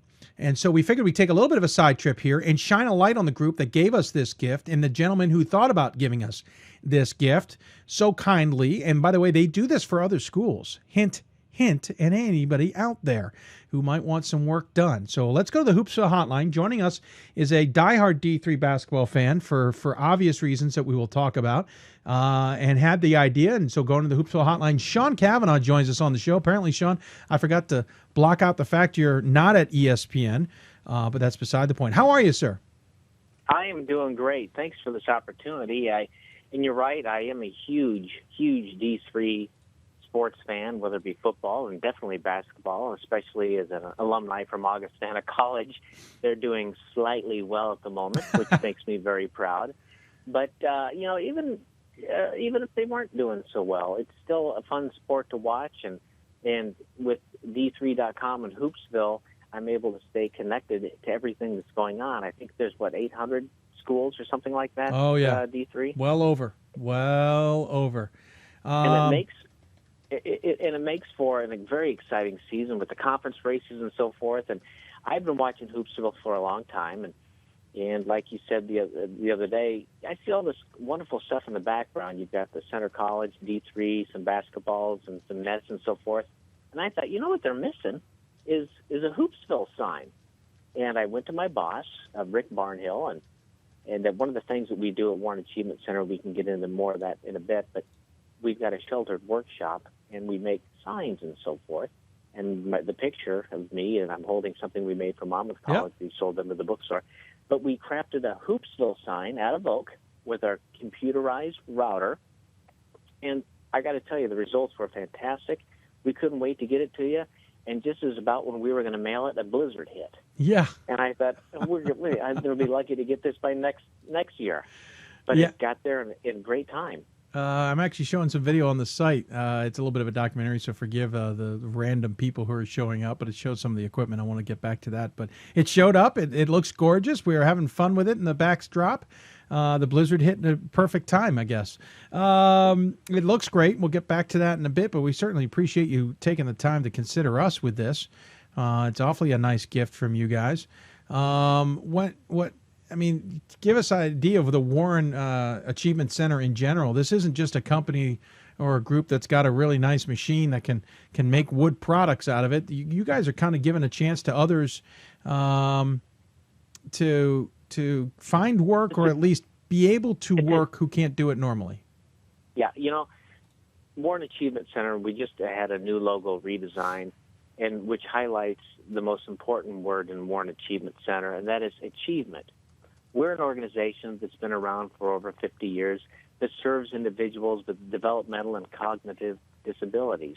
Every community is individuals that fit into this category, and we're an organization, and I believe we're the only organization in kind of a 7-county area that has a residential day programs workshop that basically we don't close. We're open 24/7, 365. And we've teach them life skills, nutrition, culture, team building. And through our sheltered workshop, where we've got that fantastic machine that crafted that sign, we were able to gain clients such as an art supply organization, and we craft many things. And so our achievers is what we refer to them as, because they are achieving. They're achieving every day. We make sure they live up to their potential every single day, that have the most productive life possible. And one of the ways that they can do that is be able to earn a wage. So we've got different products that we're able to fabricate through our production facility, and we've got them being able to work, and they want to be able to work to be productive, and whether it be sanding or other functions, and it's wonderful, and they're very excited about it. And I always like a couple extra dollars in my pocket, just as they do. And we were fortunate to be born like we were. They, were not born like us, and they require special needs, and there's a remarkable amount of care involved. So when we can step up the game for them and to allow them more of a possibility to live a life just like anyone else, that's a special gift, and we're so proud to be able to give that. We've got over 110 employees, a great team. I got great bosses, believe me. I love going to work every day. And we're able to do remarkable things. It's so fun. And so when I approached my boss, I said, there's this great podcast. And my boss, by the way, he complimented your podcast voice. He said, you're doing a great job. But, you need that sign. So we built that sign, and it looks good, although I think you need to lower your chair like 3 inches. Yeah, I'm debating if it's a lower. See, the problem is if I lower the chair, then my head, is way down here. I don't know. We'll see. We'll figure out something here. Hey, you could put it anywhere, but it looks great where it is, and we're proud to provide it. And that's something that not only can we provide to you, but we can make 1 or 1,000 of just about anything. We've got a wonderful staff that can program this machine. You can see I'm holding in this picture. Yeah. I look kind of like a goofball in the picture. But have you seen me on Hoopsville? You look great, man. You've been awake for, 800 hours straight or something? Something like that. But this is something we made for Monmouth College. This is located in Monmouth. Had I not gone to Augie, I would have gone to Monmouth most certainly. This is their seal that's carved out of poplar using the machine. We sold those to their college bookstore. Cool. And they're going to be ordering more. And we are going to be selling to other colleges and organizations for fundraising and so forth. And it's a lot of fun working there, let me tell you. You should, if you ever attend a game in the Midwest, come by and we'll show you the whole outfit. Well, I was out there a few years ago at Rock Island. I got to figure out if I can make another trip. Hey, those Augustana Vikings, I tell you what, they are looking great. They sweat out, the last couple of games, they really had to sweat them out. That North Park game, they got really lucky. They were down by a point with 2 seconds left. They throw 3/4 of the court, catch it. North Park guy fouls an Augie guy. Boom, it's in overtime. Yeah. And they pulled it out. I was sweating it. I thought, gosh darn it. And then, North Central, that's a great team. It's a wonderful conference. It's very competitive. And the beauty of it is no matter who they're playing, where they're playing, I can go to d3hoops.com. I can get live stats. I can get video feed. I can get schedules. I can get rosters. It's wonderful. Yeah. I mean, it is such a great resource. And, it's so fun being involved in it. All those teams, exciting, all those conferences. And you've got to be loving your job here. I mean, what a fantastic thing that you get to be part of every single day. It's wonderful. And the podcasts, they have to be so much fun. It can be fun. It can be also exhausting if you ask my family. But yes, no, it can be fun. Wouldn't call it a job. I'd call it a hobby, though. That's the secret about all of us. This isn't our careers. This is, we do this on the side of what we do for pay. Well, so we're crazy. In other words, Sean, we're totally and absolutely crazy. Yeah, I fit right into your mold because I'm involved in other things here locally that pay you with pats on the back. And, that's worth something, too, and it's important. But, Dave, a lot of people look to you and d3hoops.com as it's a vital source of information and being able to be connected to the sport in a way that was unimaginable 15, 20 years ago. When I was in college, hopefully you get a game on the radio. Maybe they put something in the newspaper. Now you get everything. You get it all. Yeah, it's amazing. Wonderful. It's amazing how much has changed. Web streaming nowadays and live stats and everything you can see. I mean, I can watch games on the West Coast now without even thinking about it, whereas when I first started covering Division III, I had to wait for the scores to come in to figure out what the heck had gone on in that game. It's certainly changed a lot in 15, 20 years, and I can't imagine what it's going to be like in 15 years from now. Oh, my gosh. It'd probably put a globe on our head and we can see everything at once or something. But when I was in college, you'd buy the Sunday paper. Yep. You'd scroll through east, west, north, and here you get it all. It's wonderful. And, I'm going to go ahead and make a prediction here. Oh, okay. Well, I think Augie's going to take I think they're going to take the whole thing. They're the odds-on favorite to win the national championship. That is for sure. They've been my number one pick the whole year, despite a loss to Elmhurst. They didn't. Well, and that was an overtime loss to a darn good team. Yep. That's a deep conference. They played just a remarkably tough schedule Augustana has, and even North Park. The schedule isn't the best, but they got a guy on there that makes Shaquille O'Neal appear to be a toddler. I mean, they've got that's a tough, deep conference. And then you have to take on like WEAC schools with so many more students, but that's part of the excitement. Any team can do any sort of remarkable thing. It's any given Wednesday or Saturday, as far as I'm concerned. It's wonderful. So, how are you getting along with this marathon? It's got to be tough for you. I'm starting to feel a little bit. I've switched to decaf, only because it's not smart to keep drinking the coffee. Let's see. We're now 10 and a half hours into this. Is that right? It's 8:30 Eastern time. We started at 10 a.m. So, we're 10 and a half hours into this. I got two more coaches to go. We got Melissa Hodgson from Wheaton, Massachusetts, who's near and dear to the heart of this show as well, coming up here in about 10 minutes. And we got GP Gromacki from number 2 Amherst coming up. So I got to be on my toes for those two. And then we'll switch it to the happy hour routine of the show. We've got a few guests like James Wagner. We'll probably hear from Ryan from the Mid-Atlantic. We'll probably hear from other people out there who've said that they would probably call. We'll open up the phone lines, essentially. I'm going to sit back with something more than coffee in my hands. It might be a nice brewski. It might be a nice. Well, we will toast the show off with a beer bourbon from Holland, Michigan. Those are all the plans. I'm just going to answer questions and have a conversation with the fans. So that's how we're. That's how we're going to finish the show. Usually, the last hour is the crazy part, and we have fun with it. Well, I think that sounds wonderful. I've had you playing all day at work today, and it's. Well, I'm sorry. One of the nice. One of the nice things about Hoopsville, I kind of am concentrated. You see all the stats and everything, but I think about CCIW or the WIAC and who we got to play and so forth.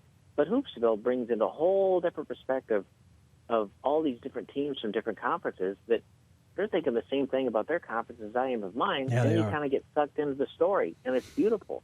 And Yeah. and by the way, so I get a chance, I want to send out from the whole entire Warren Achievement Center family our best to Coach John Barron and his family with what they're going through. That was a very compelling story that he told, and it can't be easy, and he should know that there are people outside of his immediate grouping, if you will, Mhm. that care about what he's going through and wish him the best, and will pray for him to be strong and make it through things. So Yeah, it's certainly going to be tough for him. That is for sure. Hey, quickly, before I let you go, I wanted to go back to the Warren Achievement Center. Did you want to name anybody in particular at the locale that was helpful? Absolutely. And I figured you wanted to give a little. I'll let you get the names out of the way. Make sure you can go back into that place tomorrow with your head held high. Right. Well, of course, I've got the greatest boss in the world in Rick Barnhill. Actually, I really do. You know, one thing, some people, they go to work and they have an idea, and the boss says, gee, I don't know, maybe, or whatever. But Rick is an individual. He's intuitive, and if someone's got a good idea and they say, Rick, I've got this great idea, he says, go for it. And I can't tell you the motivation that instills in me and other individuals. So it's very positive work environment. So maybe I can get a raise after saying that. But but I'm serious. It's a wonderful place, run very well, wonderful team from top to bottom. But also Michael Blint, he's our kind of a computer tech savvy guy, and he programs designs in the machine. So when I approached him about the Hoopsville sign, he said, well, what do you want it to look like? I said, I don't know, it's got to look great. And I said, maybe this Hoopsville with the two basketballs. And he goes, well, I don't really have the logo. And I said, yeah, I think you can work with that. And he, of course, looked at me like, thanks, Sean. But he came out, and it looked gorgeous. And we were doing cartwheels in the office. I was going to say, where'd you guys get the logo? Because I didn't send it to you. I was all ready for you to ask me for the logo. Well, we just sort of got it from the website in Hoopsville, and he was able to find a font that matched perfectly, and just went to work on it, and it worked out great. Yeah, it looks like you got the one that's the font. That's pretty impressive. And it's gorgeous. I mean, I showed my intern, and he's like, can I get one of these? I said, well, it says Hoopsville, not Monmouth College. He goes, I don't care. It's beautiful. So, and maybe next year as a fundraising idea, we could sell little itty-bitty ones or something. But for any college or organization listening out there, we can crank these things out, and they all look identical, and they're beautiful. And in addition to being able to provide something for whomever they are looking to please, they're also helping individuals with developmental and cognitive disabilities by allowing them to contribute to such a wonderful project. It's wonderful. It's inspiring working there. And if you're ever down the Monmouth Way, which is the county seat of Warren County, we will take you in. We will we'll buy you lunch. We'll buy you steak, and we'll show you around the place. You know, this is the birthplace. Wyatt Earp was born in Monmouth, Illinois. How about that? That's pretty impressive.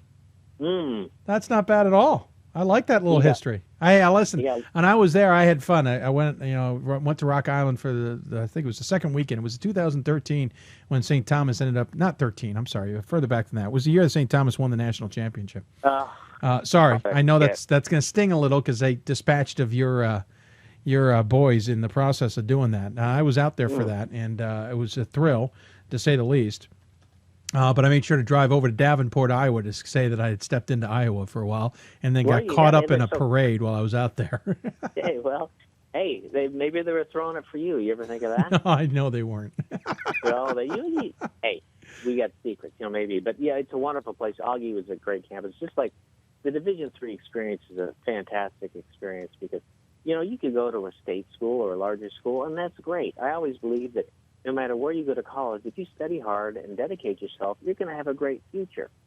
But the advantage of a Division III, in my mind, is that you can really participate in just about anything you want. If you want to be part of theater or the physics team or math, which is most important, of course, is the academics, but also you can get an opportunity to play on a basketball team or run track, I was a cross-country runner back in the day. You can do those things at a Division III school, and there's much more attention from faculty and so forth. You're much more part of what is really, truly happening on campus. And that's, why I love Division III sports. And right now I'm honking the horn for Augustana College. Thrilled to death. A couple of squeakers. I aged 10 years in the past 10 days.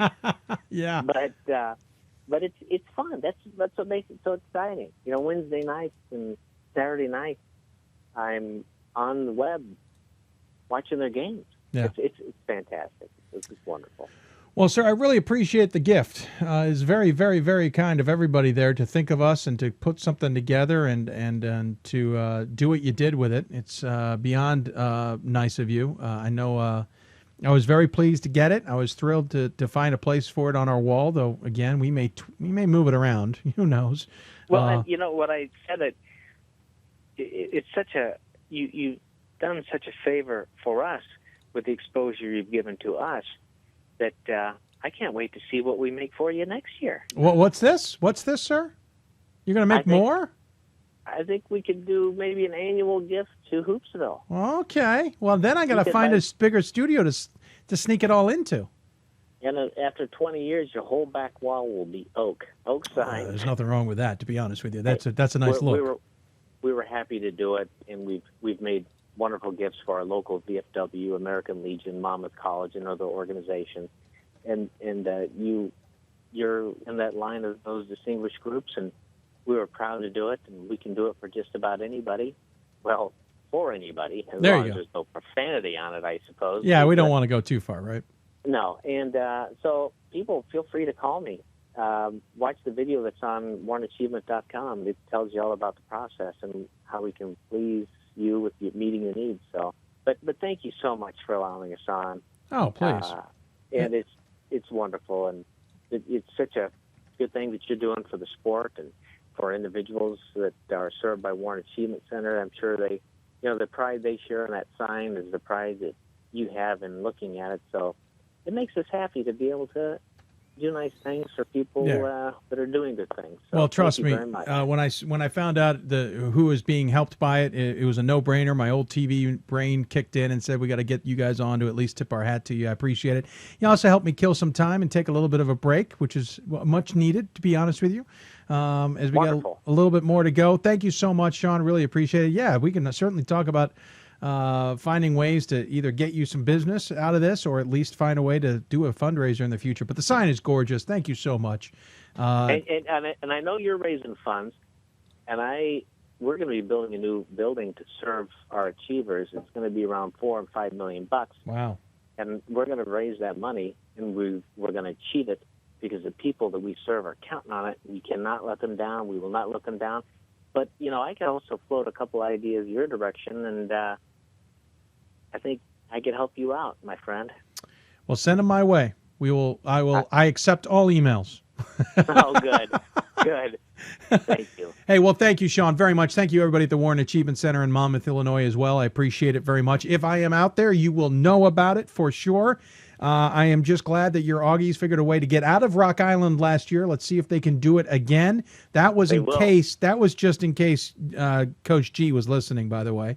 We'll look forward to talking to you down the road again. Thank you very much for the kind gift. And keep us in touch as to if anybody comes in inquiring on how to get one.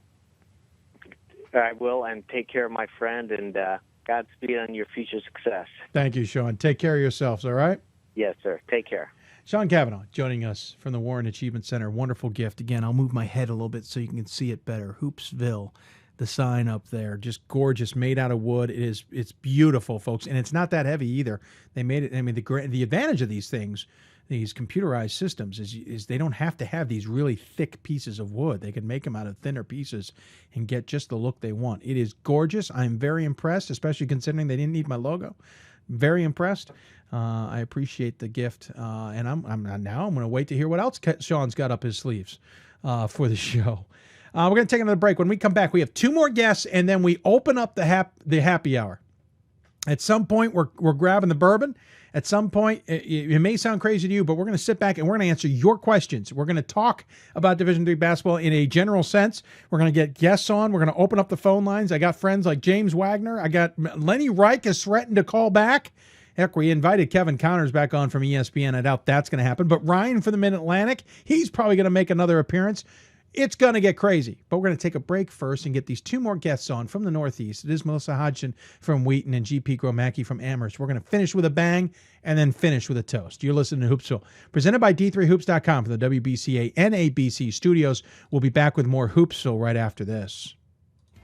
Something I discovered in myself is that if I have a goal, and I can accomplish it. It's a well-rounded experience.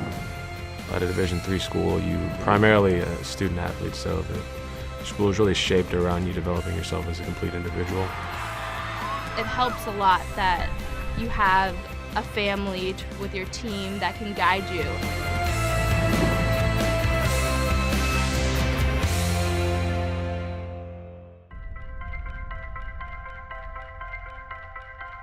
I'm a Division III student athlete, and I know how powerful words can be. The term gay doesn't mean stupid, lame, or less than. So I pledge to speak up if I hear the term gay used in a derogatory way or any other homophobic terms. If you can play in Division III. I'm a Division III student athlete, and my teammates unconditionally accepted me as part of their family. So now I pledge to do the same for others. If you can play in Division III. I'm a current Division III student athlete, and I remember how intimidating the first year of college can be. So if you're a first-year student athlete and nervous about coming out as LGBTQ, I pledge to stand by your side as your ally. If you can play Division III. I'm a Division III student athlete, and I believe student athletes can help break down the barriers of exclusion. I pledge to support and encourage my teammates To support my campus's LGBTQ student group. by volunteering and participating in events. If you can play in Division III. I'm a Division III student athlete, and I believe that everyone should be educated on LGBTQ issues. I pledge to work with my athletic department and my campus to foster dialogue and create a community of support, respect, and pride. If you can play in Division III. We are Division III student athletes, and you can be too. If you can play in Division III.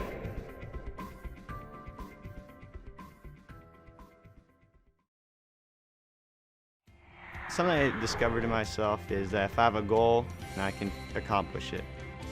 It's a well-rounded experience. At a Division III school, you primarily a student athlete, so the school is really shaped around you developing yourself as a complete individual. It helps a lot that you have a family with your team that can guide you.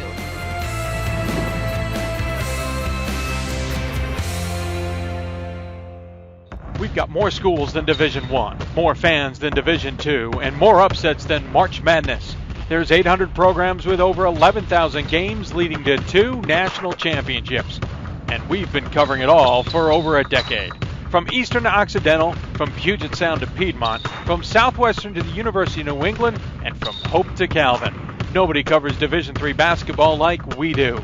We're at D3Hoops.com at www.d3hoops.com. Welcome back to Hoopsville. This is Danielle Donahue, Executive Director of the WBCA. And we are a proud partner and very excited about all the future broadcasts. Here's Dave.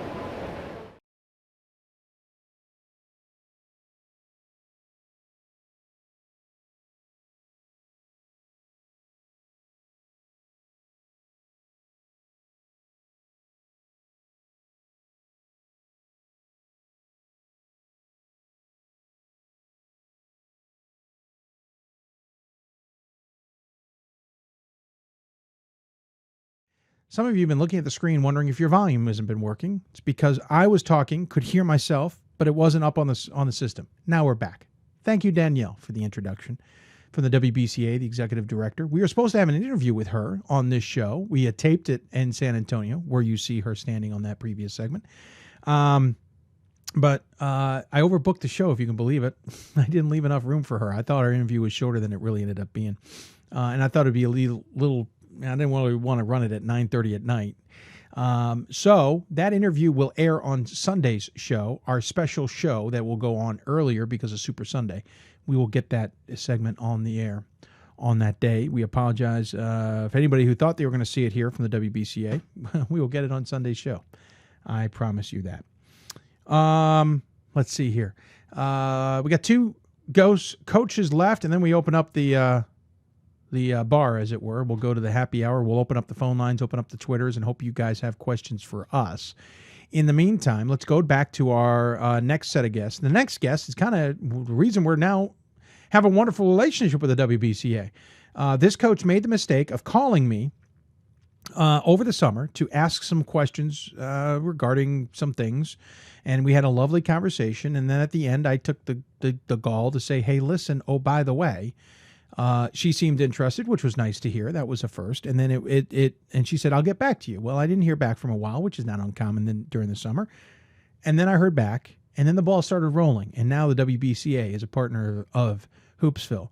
And yes, I'm going to directly tie that to her because there's others at the WBCA who will directly tie it to her. So we go to the Hoopsville hotline, and joining us there is the Wheaton women's basketball coach, Melissa Hodgson. Coach, welcome to Hoopsville. Dave, thanks so much for having me. And, the light's at the end of the tunnel. I'm here to push you through the finish line, fourth quarter, buzzer beater. Yeah. I'm here for you. Yeah, well, good, because I'm not sure I'm here for me. Yeah, just stay off the bourbon. There's no bourbon allowed until the final buzzer sounds. Well, how about the last hour when we're having some fun? Happy hour's all right. Yeah, happy hour. Good. Yeah, we're not going to do it for you. GP might drag me there, but we'll be good. All right. So as I said in the introduction, it was a conversation I had with you over the summer randomly. I said, oh, by the way, I'm having trouble getting a hold of people at the WBCA. I have not gotten anywhere with my conversations or my emails or whatever, and I've given up. But I don't want to give up. I feel, especially with the year coming, with the championship at the Final Four, why don't we have a relationship like I have with the NABC? You seem to have that response of, yeah, that makes sense to me. Let me work on that. I said, yeah, get back to me. And you did, and then the ball rolled, and the ball has gotten to the bottom of the hill fully rolled, as it were. Thank you for that. I am glad that the WBCA is now a partner of Hoopsville here, and we've been doing some good stuff.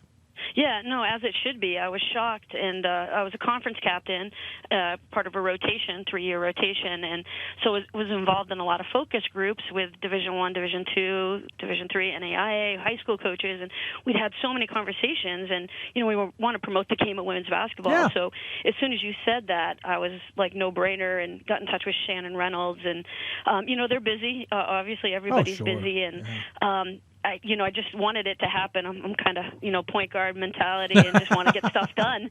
And I was anxious to hear back from them. And so, they were going to work on it. They were going to talk to Danielle, and I was really hopeful it would happen. And then I called in back up with Pat Manning at Williams, who obviously is a veteran in our division, and figured she might have a little more pull than me, and pulled her on board. And she was gracious to use her voice as well. And I was elated to hear that it happened, and the WBCA is excited about it. And we have a phenomenal, membership in Division III, obviously, and we've pushed to have more of a voice than just Division I that gets a lot of the glory. But there's so many good things about Division III, not just on the court, but off the court also. So, to have you be our voice and partner with the WBCA is just a great relationship, and I'm happy to be part of it. I'm your voice now? We need to reevaluate this. I don't know if this is such a smart move. Hey, and what you forgot to say is the reason why I called you. Yeah, I was being nice. I was trying to be nice. Boldly. No, I'm going to say it. Okay. I was like, how do we get some love in the top 25 Division III hoops pool? We got the USA Today, we got the WBCA. Give the NUMAC some love, and we talked about scheduling, and I love talking about basketball and the Orioles, the Baltimore Orioles. We went into the Red Sox. We went into the politics. Listen, of what you was going on in Baltimore. You drove the Red Sox on that one. That was very interesting. You slid hard into the action, and then you came out. Well, it was a great conversation, so I'm glad we had it. And, we have a great strength of schedule this year. I took what you said to heart as much as we can control it. And, so it's a good relationship, and I will use your voice all the time. Absolutely. I appreciate it. Yeah, no, I was trying not to say that a coach had called me with scheduling help. It just sounded weird. It sounded like it might be a little strange to say. But no. I use my resources, Dave. My resources. And to be honest with you, I talk to a lot of coaches about scheduling. It's because they always want that outside point of view. So it's kind of an interesting juxtaposition to be in. But I took advantage of it with you, and look where it is. We have this wonderful relationship now with the WBCA in the center court, that we now call it. And we started the show with the center court with Connie Tilley from St. Norbert. I don't know who we're going to get on Sunday's show. I haven't thought that far in advance, but we'll get somebody back into the center court on Sunday as well. But listen, the WBCA clearly has taken a different direction, Melissa. We'll talk about your team in a minute, but quickly, Danielle's come on board. I've seen it. It's amazing the different. Just outwardly, I'm seeing a difference. I got a contact, I think I told you over the summer, from an intern a couple years ago going, hey, we'd love to know why. But I'm like, you're an intern. You're about to leave. And lo and behold, I never talked to her again. Right. It's a different mentality. Do you guys feel it at your end? Yeah, no, Danielle has been a great presence. Obviously, she was a phenomenal basketball player and is extremely invested in the game. And, oh, yeah, she was a good game. Yeah, she played pretty good. Yeah, and the WBCA, like everything else, we're trying to find the best way to promote the game, and it's a broad scope, and everybody has different needs and different opinions. But Danielle's kind of taking the bull by the horns, and like any great leader would, she listens. She listens to the feedback, and everybody has their opinion. And I feel like when she connects with people, and she's done visits with leagues and conferences and individuals, and she hears what they have to say, and she's trying to point the boat in the right direction, and they're making a lot of progress, and it's great for women's basketball. And beyond that, girls trying to create the game at a younger level, to promote our game at a younger level, and that's where it starts. Like, that's the foundation, and I think everybody's really invested in making the game better and building it, all the way through the WNBA and beyond. So it's good. It's good stuff. Yeah, no, absolutely agree with you. It has been great stuff to see the expansion. Let's talk about your team and talk about great stuff. 14-7 overall, 7-5 in conference. Obviously, you were expecting a bit of a year that would kind of come down to earth a little bit from your 13-3 season last year in conference action. You're right in the middle, smack dab of the darn conference. You are 4.5 games back of WPI. In a dogfight, to the lack of a better description. WPI off to an amazing season here, 19-1, 11-0. Babson 15-5, 11-1. MIT's having a great season. Coast Guard always comes on at the end, don't they? She's having a great season, and you're right behind Springfield. It's a crowded NUMAC race, Coach. Yeah, and interestingly enough, I'll just start from the beginning. We graduated 4 seniors. We graduated 60% of our scoring. Yeah. We got picked preseason poll, I think, like 6th or 7th out of 11. I don't really pay much attention to that. A lot of love. WPI did as well. They got picked really low. Yeah, they did. So I'm just really proud of our seniors, that just kind of rallied and believe, obviously, in the system and having a younger team. And we had 2 transfers come in, a couple freshmen, and just how we've gotten better every day, and everybody buys into that philosophy. And it takes the pressure off when you kind of put it in that small of a scope. And then we went into the Williams tournament, and, Babson was in that tournament as well. And I think they were really shocked of how good we were. We were ahead of Williams pretty much at halftime. And then RPI, we beat a good RPI team, talking strength of schedule, and then beat Vassar after Christmas, which probably nobody thought we would do. And the NUMAC is just well-coached teams, well-scouted teams, and it gets really tough in every game. We had Babson last night, and it was a great game, and we were in foul trouble, and that hurt us a little bit in the third quarter, but we were right there. And Smith went to overtime at Smith. We lost to them here by 3, had 2 free throws to tie it at one point with 20-something seconds left. And so every NUMAC game, down this final stretch is going to have major implications on playoff standings, and 7 teams of the 11 make the playoffs.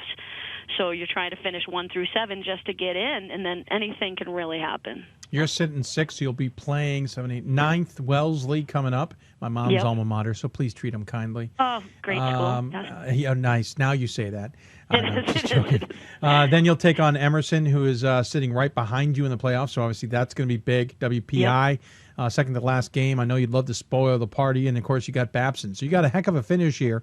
You're kind of starting at the bottom with Wellesley in the sense, and then Emerson, and then WPI and Babson. You got a heck of a foursome here, and you go road, home, road. Right. Tough test, especially you guys. You're sitting right there trying to fight to get into that 7. Not into it, you're there, but to stay there and if not improve.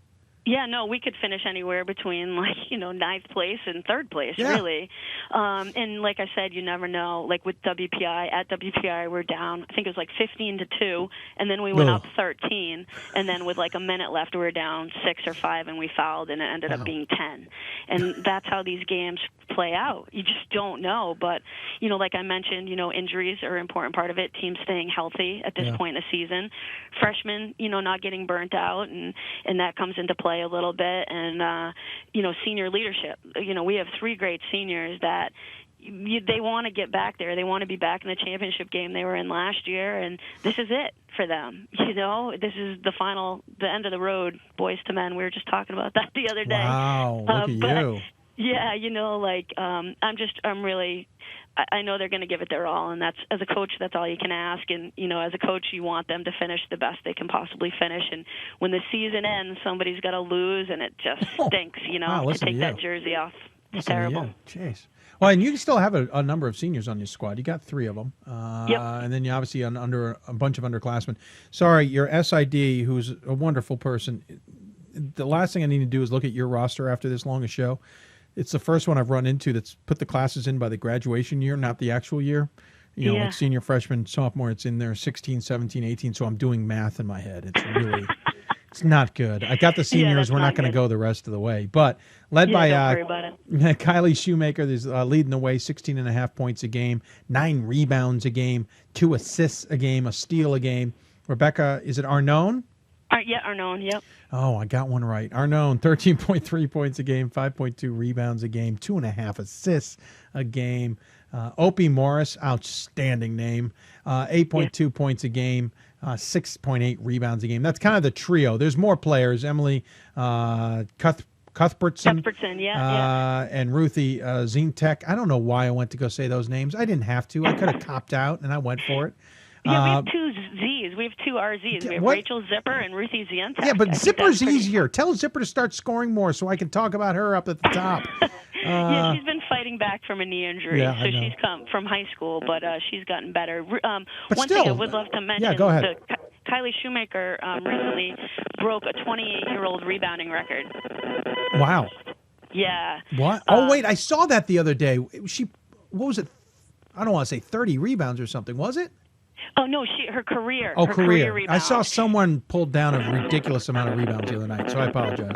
Yeah, no, I wish. She only had 1 rebound last night, which was, I reminded her today of being the all-time leading rebounder at Wheaton College.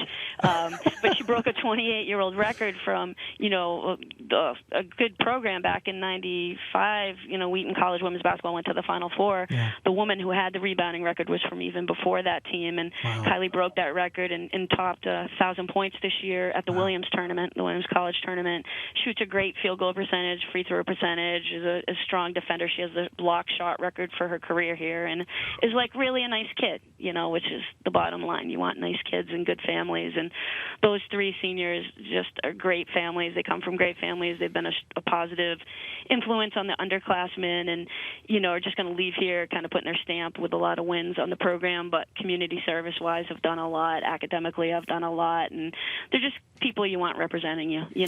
Yeah, absolutely agree with you. I don't want to let you go before talking about something else that, listen, the great thing about Division III, and we kind of heard in the last segment that Warren Achievement Center, well, it wasn't related to a team, it's about giving back. And certainly it's all about YD3, and there's lots of ways Division III gives back, as everybody knows that the championship's very involved with the Special Olympics and elsewise. But a lot of schools like yourself and programs get very involved in their communities, and you guys are doing so this yourselves.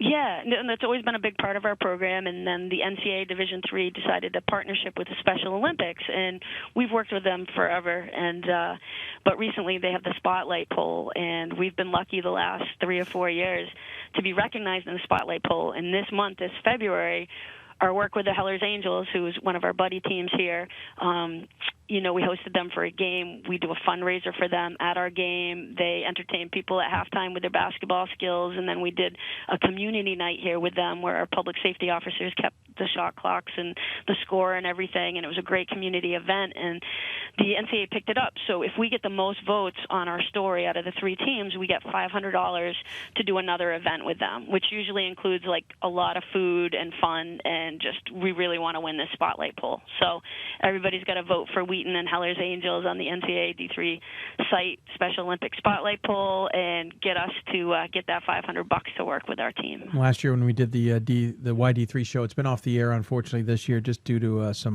some health challenges at the beginning of the year didn't allow us to get it ball rolling, and the last thing I can do is get that thing rolling when I'm gotten into basketball. That thing needs to start rolling first, and then I get into basketball. But we always recognize that spotlight. It is a wonderful thing to notice, even if we just kind of give a tip of the hat versus a segment to it. It's always fun. I just love the name though, Heller's Angels. That's just outstanding. Yeah. The founder is Karen Heller, and it's Heller's Angels. Perfect. And Dave, let me tell you, like, there's so much pressure on me. There's more pressure on me to win this spotlight poll from the Heller's Angels. Oh. Like, I let them down if we don't win it. So I lose sleep over this spotlight poll. It's more pressure than winning games, I think. Well, your SID's tuning in, I think, and I'm going to have to go tell them to have them lay off the pressure. That's not fair. You got a basketball season here to coach. I know, but our Special Olympians, mean a lot, and they look forward to hanging out. And if we lose a spotlight poll, we'll still do something. But victory is important down the road. So Well, we hey, like to get those wins. 4 games, Wellesley, Emerson, WPI, Babson. Obviously, big road ahead of you. Looking forward to seeing how the Lions do. I got to let you go though, because there's a guy named GP Gromacki you might know that I got to get to. Down the Mass Pike, get to him. Yeah, I got to get down the Mass Pike to get to him. Talk to him about his now mascotless squad. That's right. Yeah. In the meantime, you know this. I always give the final word to the guest. By the way, before I do that, we do have the basket still over our shoulder. Love our little basket. It's one of our favorite little memento. By the way, random. We just told people we had things. You come and go, I got a basket for you. I'm like, that could mean all kinds of things. That could be a real basket. That could be a mini basket. That could be a really small. Oh, I'll wait till it shows up. Yeah. But anyway, Little mini hoop. Yeah, a little mini hoop. Perfect. We always give the coach the final word. Any final thoughts you want to share with those who are tuning in? Wow. Just love the game. Everybody, remember it's about the kids in the game. Start them at an early level, loving it and having fun. I think is the most important. And the last shout out is to our 3 seniors who I'm going to miss, greatly as we get to this point in the season. And I guess I'll leave it at that. But I really appreciate you having me on and supporting women's basketball and Division III men's basketball, of course, too. And strong finish, Dave. You're almost there. Thank you. We're You're pacing. almost there. We're almost there. We're almost to the good part. Thanks so much, Coach. Really appreciate it for everything, especially. Good luck the rest of the way. Looking forward to seeing how the Lions do the finish off, and I'm sure we'll talk in the off season again as well. Awesome. Take care. You too. Cheers. Cheers. Melissa Hodgson joining us from Wheaton. Again, 14-7 overall. Big 4 set of games coming up. Hey, win the first 2, and you're playing with a little bit of house money, but you got a lot to figure out between now and then as well. By the way, just show you how much dedication I have to you in Division III basketball, ESPN 30 for 30, the Super Bowl 20 champs Bears video is hitting the air now. And I'm dedicating this to basketball. Well, that's because I have a DVR. I can go back and watch it later. I grew up in Chicago, folks. You can't take the Chicago out of the boy.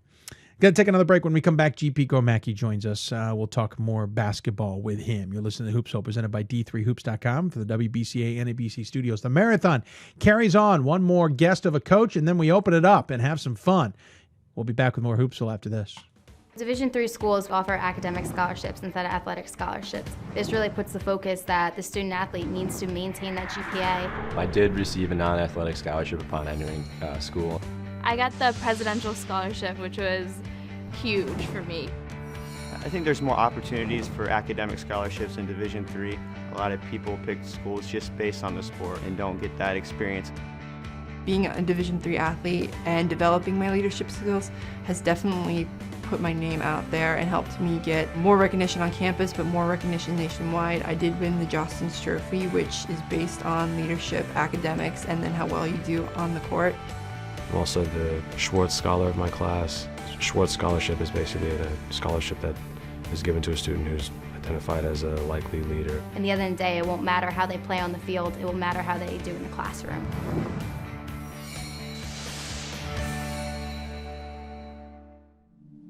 I used to never really talk, ever. I was afraid if I said something wrong, everyone would laugh at me. But then I started to play golf with Special Olympics. It helped me to find my voice. And now everyone else is speechless. We've got more schools than Division I, more fans than Division II, and more upsets than March Madness. There's 800 programs with over 11,000 games leading to 2 national championships. And we've been covering it all for over a decade. From Eastern to Occidental, from Puget Sound to Piedmont, from Southwestern to the University of New England, and from Hope to Calvin. Nobody covers Division III basketball like we do. We're at d3hoops.com at www.d3hoops.com. For the love of the game. That's what it's all about, they say. But for those of us who are Division III student athletes, it's more than that. It's more about team and the schools and communities we represent. And for the many of us blessed with the strength to compete in sport at the college level, we understand that with what we were given comes a special obligation. Our obligation to help those who have their own special needs and whose love for the game is no less intense. That is why NCAA Division III teamed up with Special Olympics. Since August of 2011, we and others from Division III campus communities have volunteered more than 250,000 hours, time away from the classroom and practice field, reaching across the country to coach and mentor Special Olympics athletes. And to learn that in giving, we receive so much more in return. Help us keep that dream alive. Be part of it. Get involved.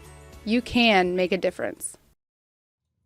And welcome back to Hoopsville, everybody. I hope you're enjoying the marathon as we have now clicked into the, we've now done 11 hours. We have an hour left of what we said we would do, and we'll probably go longer because after the next guest, we'll open up everything and have some fun in the happy hour and see how far it goes. You are listening to Hoopsville, presented by d3hoops.com from the WBCA NABC Studios. And, of course, you can interact with us on Twitter at D3Hoopsville and hashtag Hoopsville. Email address, which is hoopsville at d3hoops.com. And join us on Facebook, facebook.com/Hoopsville. Our last formal guest of the show, as it were, we have more that will be coming. But the last guest, coach-wise, is joining us now. Number 2 team in the country, synonymous with winning. I don't know the last time we didn't have, they had less than 4 wins. He certainly wasn't around. You got to go back all the way to 2007. Otherwise, this team is synonymous with getting it done, haven't had less than 2 losses in the NESCAC. Of course, right now they're 20-0 and 6-0. In other words, they're just as dangerous as they always are. They're number 2 in the country behind Thomas More. And joining us on the Hoopsville hotline is GP Gromacki from Hammers. Coach, welcome to Hoopsville, sir. Hey, Dave. Yes, it's great to talk with you. Well, I appreciate you taking the time, as you always do. You might be the first team to 20 wins, now that I think about this, but I'm not positive. I could be dead wrong on that. But nonetheless, congratulations on that. 20-0, 6-0. I would say, would you expecting this? Because I've been asking that about a lot of teams. But to be honest with you, we're kind of synonymous with you doing well that I got to a point this point in the season and went, how come I haven't talked to Amherst yet? Just because they're having a good season, we should talk to them sooner rather than later. How has the season gone, though, from your perspective? Well, I mean, we're always striving, to be the best and to, be in the hunt at the end and win as many games as possible. But, I will say this is, to describe the team a little bit. It might be the first team that I've coached, definitely at Amherst, that when you look at player for player individually, every single player was improved from where they were last year. And that's been the great thing. It's like I can't remember the exact game, but it was early in the season, maybe 3-4 games in. And I looked at my assistant coach, it's like, well, she's way better than she was last year. And then, as we started taking a closer look at some tapes, and boy, she's better too. And it's kind of neat. I mean, that's a great feeling as a coach to have, your team put some time in the off season and individually over the summer to come back a better player. So from that perspective, we're not that surprised knowing that they improved that much where we are right now. Yeah. That is saying something to say that every single one of them is improved. It's also scary as heck that every single one of them was improved. Of course, the season ended for you guys abruptly last season in the Sweet 16 to Salisbury. Though I got a sense that wasn't that team maybe couldn't live up to expectations that have been laid down in front of I almost said the mascot. I can't say it anymore. Almost in front of Amherst's teams to begin with. I mean, the bar is so high for your squads to begin with that it felt like last year's team was never going to achieve that unless they pulled off some kind of championship, which we all knew was going to be a pretty tall task to begin with for anybody. Right, yeah. I mean, we could have done a better job with that. In the way we were, the pressure got to us a little bit. And yeah, it ended a little earlier than we wanted it to. That's for sure. Yeah. And we kind of had a different look and feel this year when we're just really just focused on today and trying to get better rather than the end result, which maybe in other seasons we talked about a little bit more. What kind of goals do you have as a team? I mean, this is a squad that, under your direction, has always been a perennial power, has made numerous runs to the Final Four and championship games, has won a couple national championships. What can you put on a grease board? What can you put on a wall that is a reasonable goal that either hasn't been achieved already or actually can push the team to do something even greater? Well, I hate to correct you, but we only won one national championship. I was trying to give you credit. I apologize. It's been 11 hours. Yes, one championship. I apologize. Maybe that's it. It's number 2. Yeah, hopefully you're foretelling the future, I guess. Yeah, there you go. I like that. But really, I think it's a whole new team. I think they have that goal. They want to win a national championship, but we really have just enjoyed the season and not, again, really not talked about those type of goals. We're just enjoying ourselves at practice and every game that, every team that comes in, we try to step up to the challenge, and that's really what we're focused on. And I think it's really helped us this year. I'm just putting this down because I'm putting it on a graphic. You are 252-22 at Amherst. It's ridiculous. You are 415-60 for your career.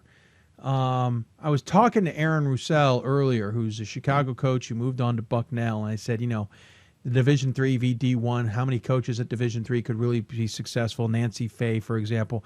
And he brought your name up. He said, listen, there's a guy who would definitely be successful at Division I, obviously chose to be at Division III. But, you kind of know at your Division I level well enough because of where you're located in the country. And obviously, I'm sure you've been courted by many a Division I program at some point in time. How successful could you do? Could you take what you've been doing at Amherst and be successful at a Division I institution? Or is it just that you found the perfect niche and the perfect way to accomplish what you want to accomplish at Amherst? Well, that's a great question, but again, I know Aaron pretty well, and I appreciate his kind comments. I didn't listen to him on air earlier, but he's done a great job, obviously, at Chicago and going to Bucknell, and so I appreciate what he said about me, and it's coming from a great coach. But I think there's a lot of coaches that could be successful at Division I that are at this level, or the D2 level, or any level really. Even successful high school coaches can do it. Whether I could, it depends on the situation, I think, and whether I want to do it.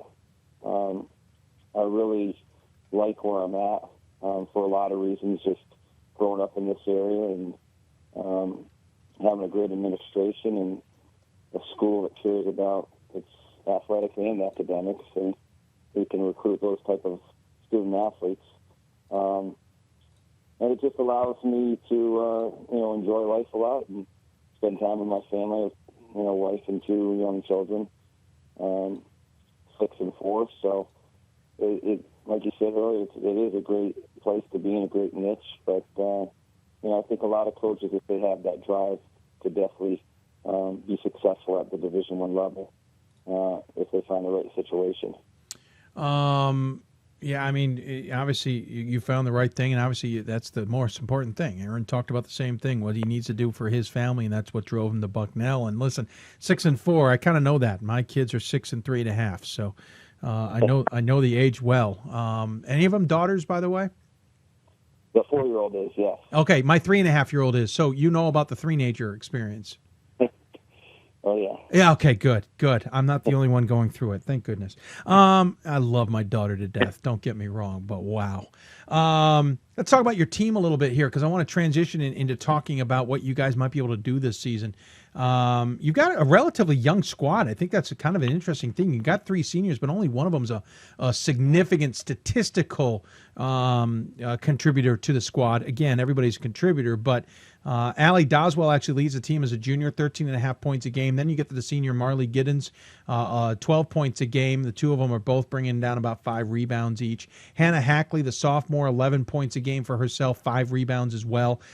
Jamie Renner, a junior, 7.5 points a game. Meredith Doswell, a junior, obviously Allie's sister, 7 points a game there, and obviously everybody contributes there. I should point out that Allie Doswell, 2.5 assists a game. Jamie Renner, 3.1 assists a game. And Meredith Doswell, 2.6 assists a game. That's obviously kind of the core. You also have contributions from Megan Sullivan and Jackie Nagel, and then the senior Cheyenne Pritchard, and some others in there as well. But it seems like this is a team that's playing really darn well right now and has the potential to be continuing that stretch for some time to come, which we've kind of gotten used to. Yeah, I definitely think we are playing well. We've stepped up to every challenge so far, and there's going to be more challenges ahead. We're a fairly young team, but with some experience, that's for sure. But we've had, some great senior leadership, which has really helped this team, and very unselfish people, and they care about the team and making this team better. So without them, we wouldn't be where we are. We've had injuries. We lost Megan Sullivan before Christmas break. Oh, I'm sorry. You're right. Yep, 7 games. I apologize. Really promising freshman. So she'll be back. So that hurt us for the time being, that's for sure. And we could definitely use her. But like I said, we've had to step up. We actually lost Marley Giddens to an injury as well. And it probably doesn't look like we'll get her back. Oh. But, that's definitely going to hurt. But, we've had Jackie Nagel, a sophomore, that's really stepped up, and obviously Cheyenne that you mentioned. So we have a very strong core that plays well together, and I think that's why we've been successful this year. Our chemistry is as good as any of our teams that have been to the Final Fours. So you can't take that away from them, and I think that's really driving us right now. And we probably have a little more talent than we definitely have had maybe in the past couple of years as well. It's certainly a scary thought when considering how good your teams have been over the years. Thanks for mentioning. I completely missed the fact that that Marley was out. Now, is it wait? Who did you say it was? Well, Megan. That was before, and then Marley also just happened a few games ago. Yep. Yeah, I see that now. Missed the Williams and the Trinity game. And let me just talk about this conference a little bit. You're tied technically with Tufts. You're 6-0. They're 7-0. That'll even itself off here. Tufts is 18-2. You're 20-0. Big lead on Connecticut College, who's a nice surprise of the conference this season, along with Bowdoin. Williams is struggling a little bit at 3-3 in the conference, along with Middlebury and Colby. How do you make out this conference this season? It seems a little bit different while it's the same, if that makes any sense. Yeah, I mean, every year is different, but it's, some of the same players, maybe, a newcomer or two. It's a pretty well-balanced conference this year. So it's definitely a test for us, every night, even the teams that maybe, if you look at the standings or in the box scores, the records maybe aren't as strong, but they're still very good teams. So, it's all going to play out in the next couple of weeks, and then we have the conference tournament in 3 weeks. So, there's still a lot of basketball to be played. Yeah, there's certainly a lot of basketball to be played. You have coming up a game against Bates and Tufts. What's interesting is that's games 5 and 6 in a row at home. How in the world did you get 6 games at home, all in conference except for Williams, who's part of the Little Three? That's at this time of year. I mean, that's just outstanding. Yeah, it was a big help after being on the road for so long. Yeah, I haven't looked at next year's schedule. I think it'll be slightly different compared to last year, because last year we had a stretch of like 7 road games in a row.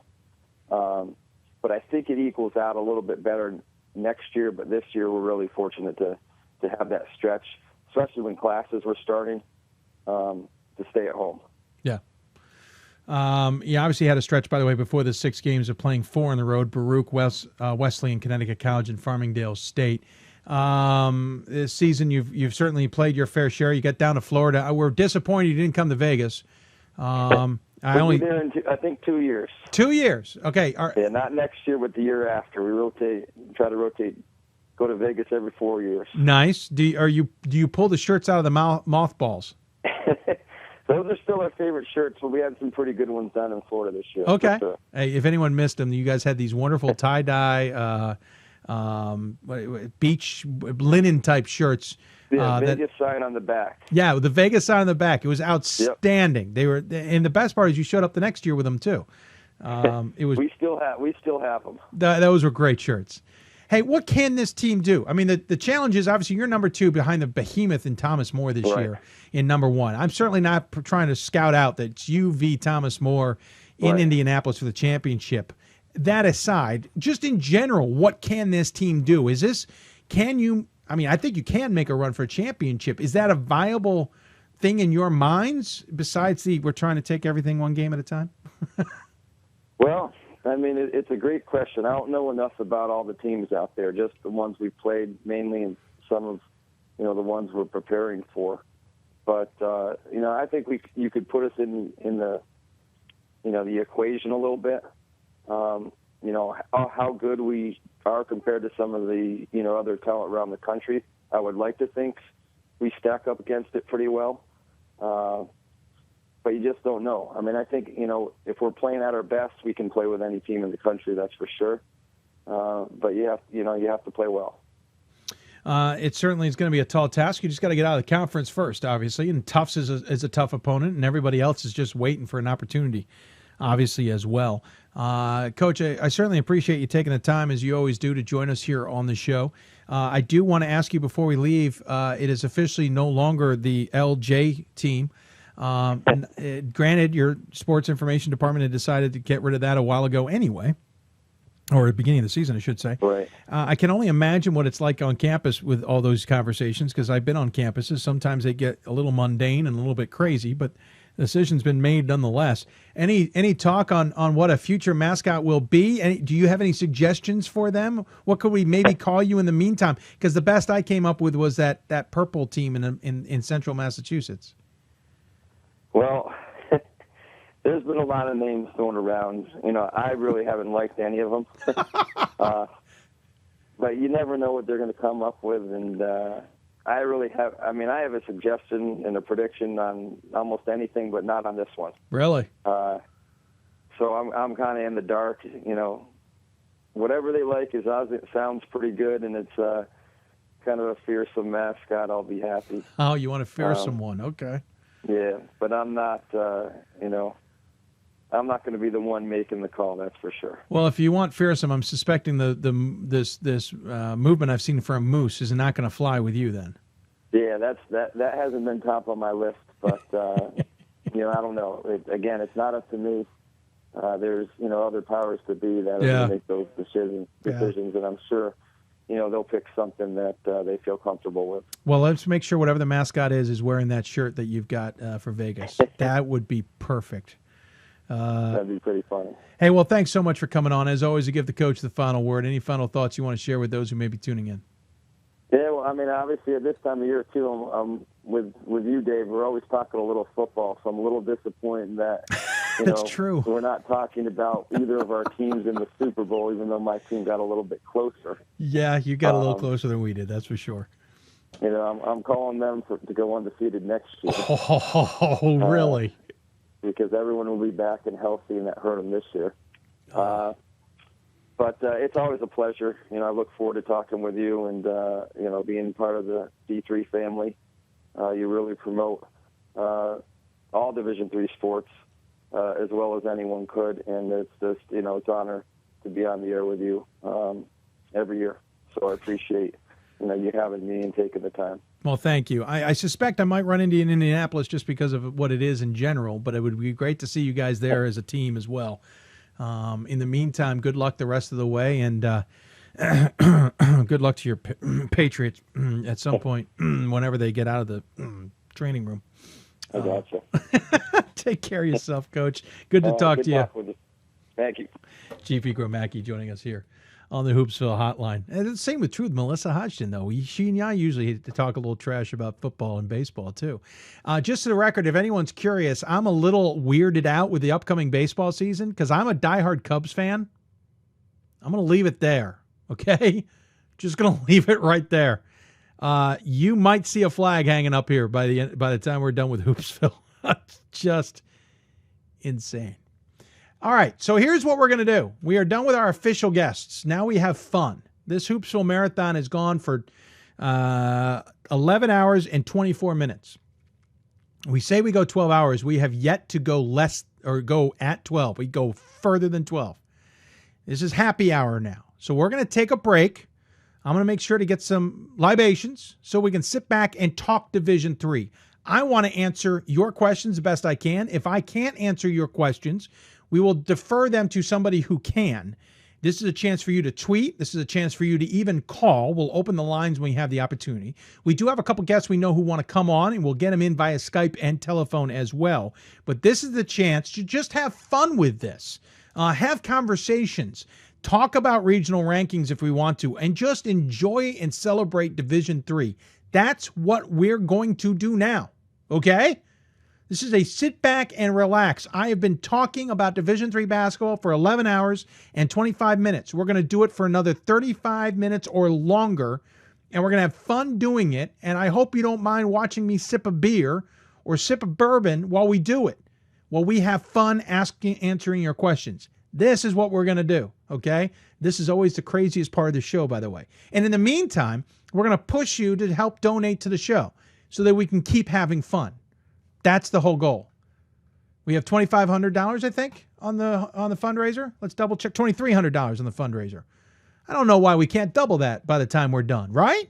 So that's what we're going to do. I'm going to have some of my friends in low places join me to do it. We're going to take a break, and when we come back, we'll get it on, as it were. You're listening to Hoopsville, presented by D3Hoops.com from the NABC WBCA studios. It's happy hour when we get back.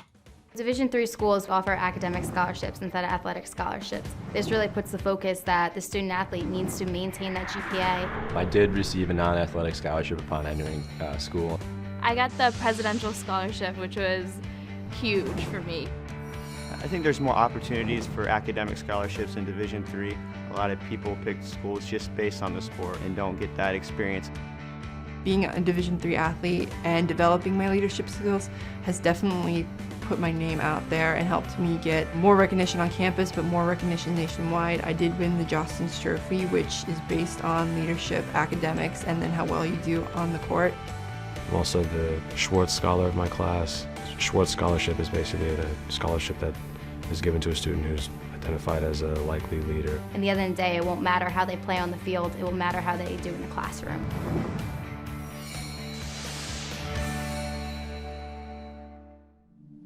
I used to never really talk. Ever. I was afraid if I said something wrong, everyone would laugh at me. But then I started to play golf with Special Olympics. It helped me to find my voice.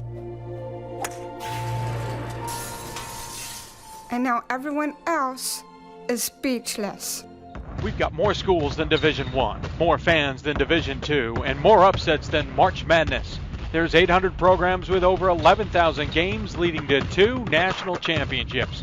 And we've been covering it all for over a decade. From Eastern to Occidental, from Puget Sound to Piedmont, from Southwestern to the University of New England, and from Hope to Calvin. Nobody covers Division III basketball like we do. We're at D3Hoops.com at www.d3hoops.com. For the love of the game. That's what it's all about, they say. But for those of us who are Division III student athletes, it's more than that. It's more about team and the schools and communities we represent. And for the many of us blessed with the strength to compete in sport at the college level, we understand that with what we were given comes a special obligation. Our obligation to help those who have their own special needs and whose love for the game is no less intense.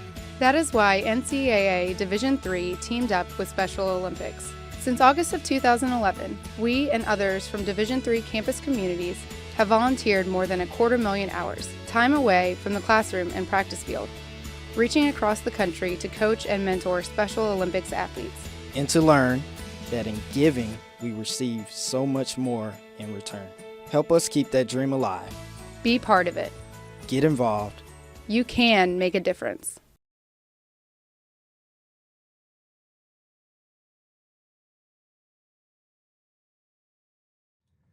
And welcome back to Hoopsville, everybody.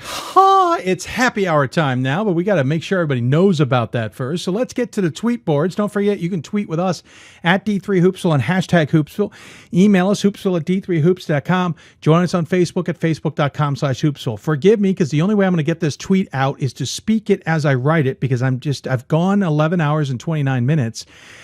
My brain just can't multitask that well anymore. So here we go. Now on Hoopsville, the happy hour has begun.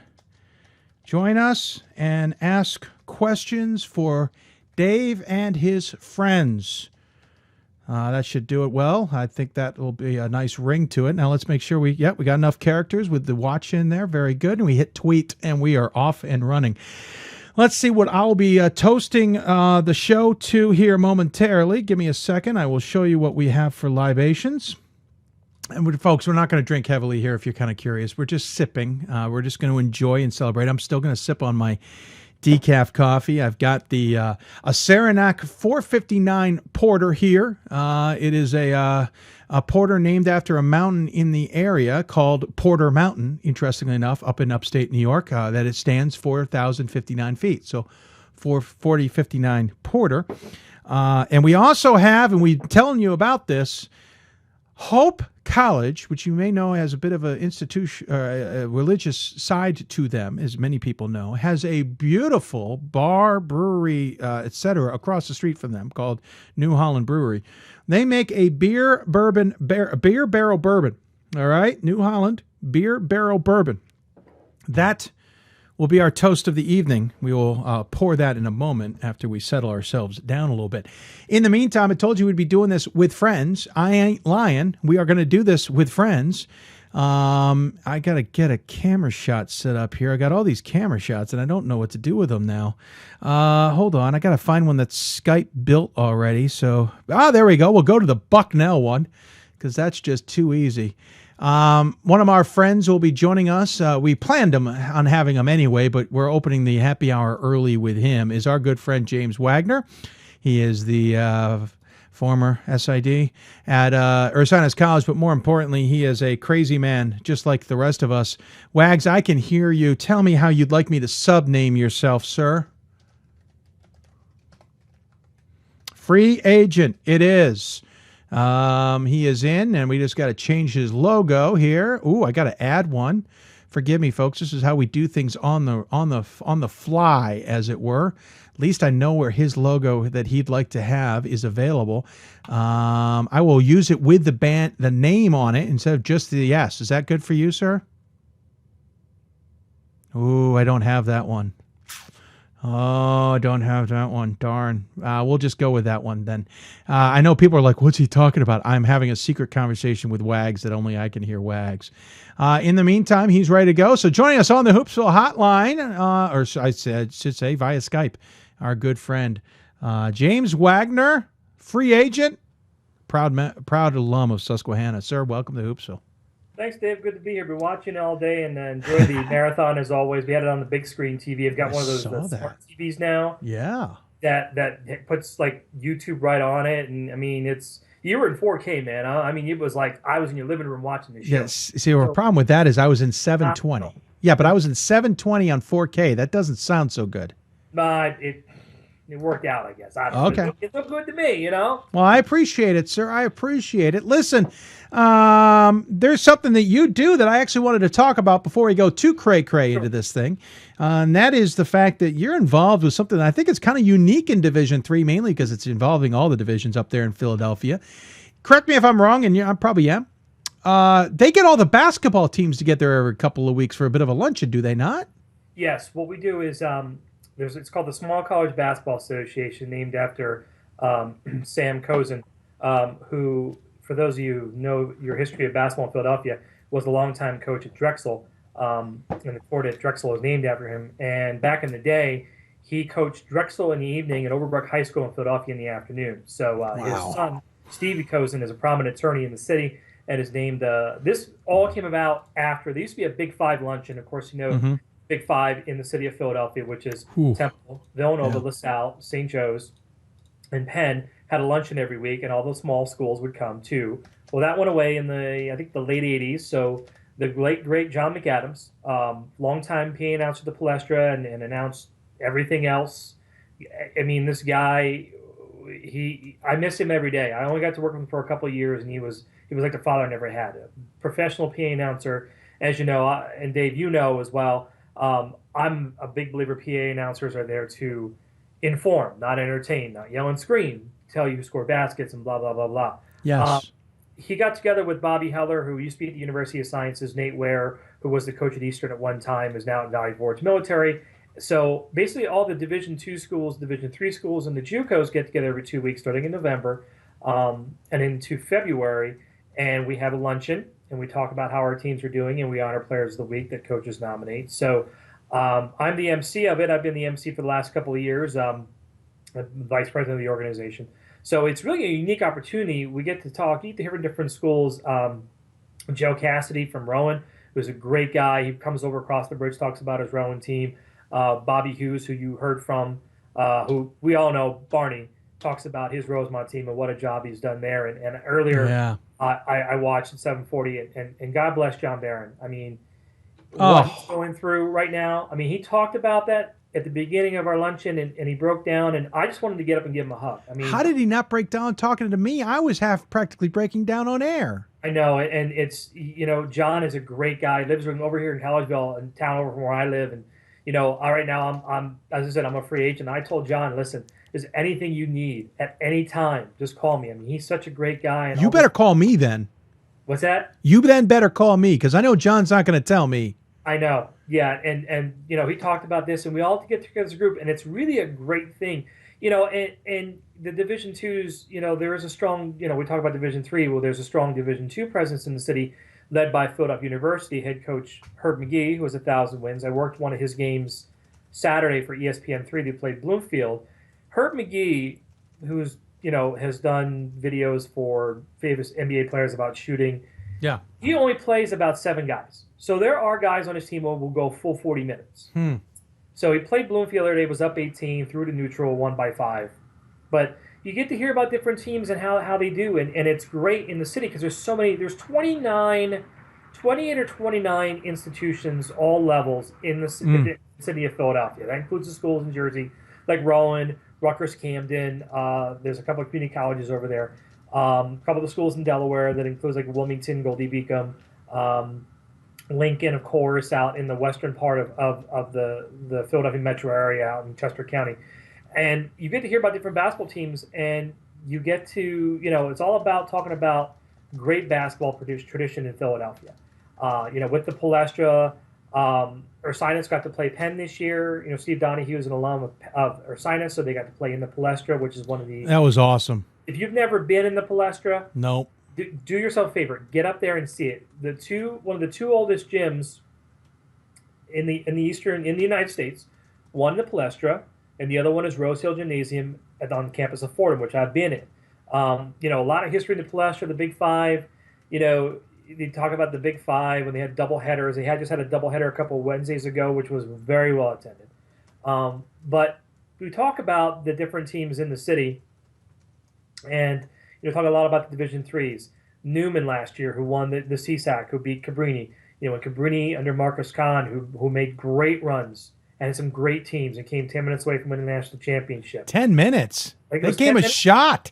It was a shot. Well, they were winning with 10 minutes to go when I turned it off. I know. You're right. They You're lost, right. so- And they had a so- shot at the end. But you're right. They were, yeah. And you talk about stuff that John's done at Gwinnett, Arcadia, what Justin Scott has done up there. Of course, Smalley, I was talking about Ursinus, Mike Mucci from Haverford, when Lee Wimberly, the former coach of Swarthmore, what Landry has done with Swarthmore is phenomenal. I mean, Lee Wimberly, I adore and I miss. He's a true Renaissance man.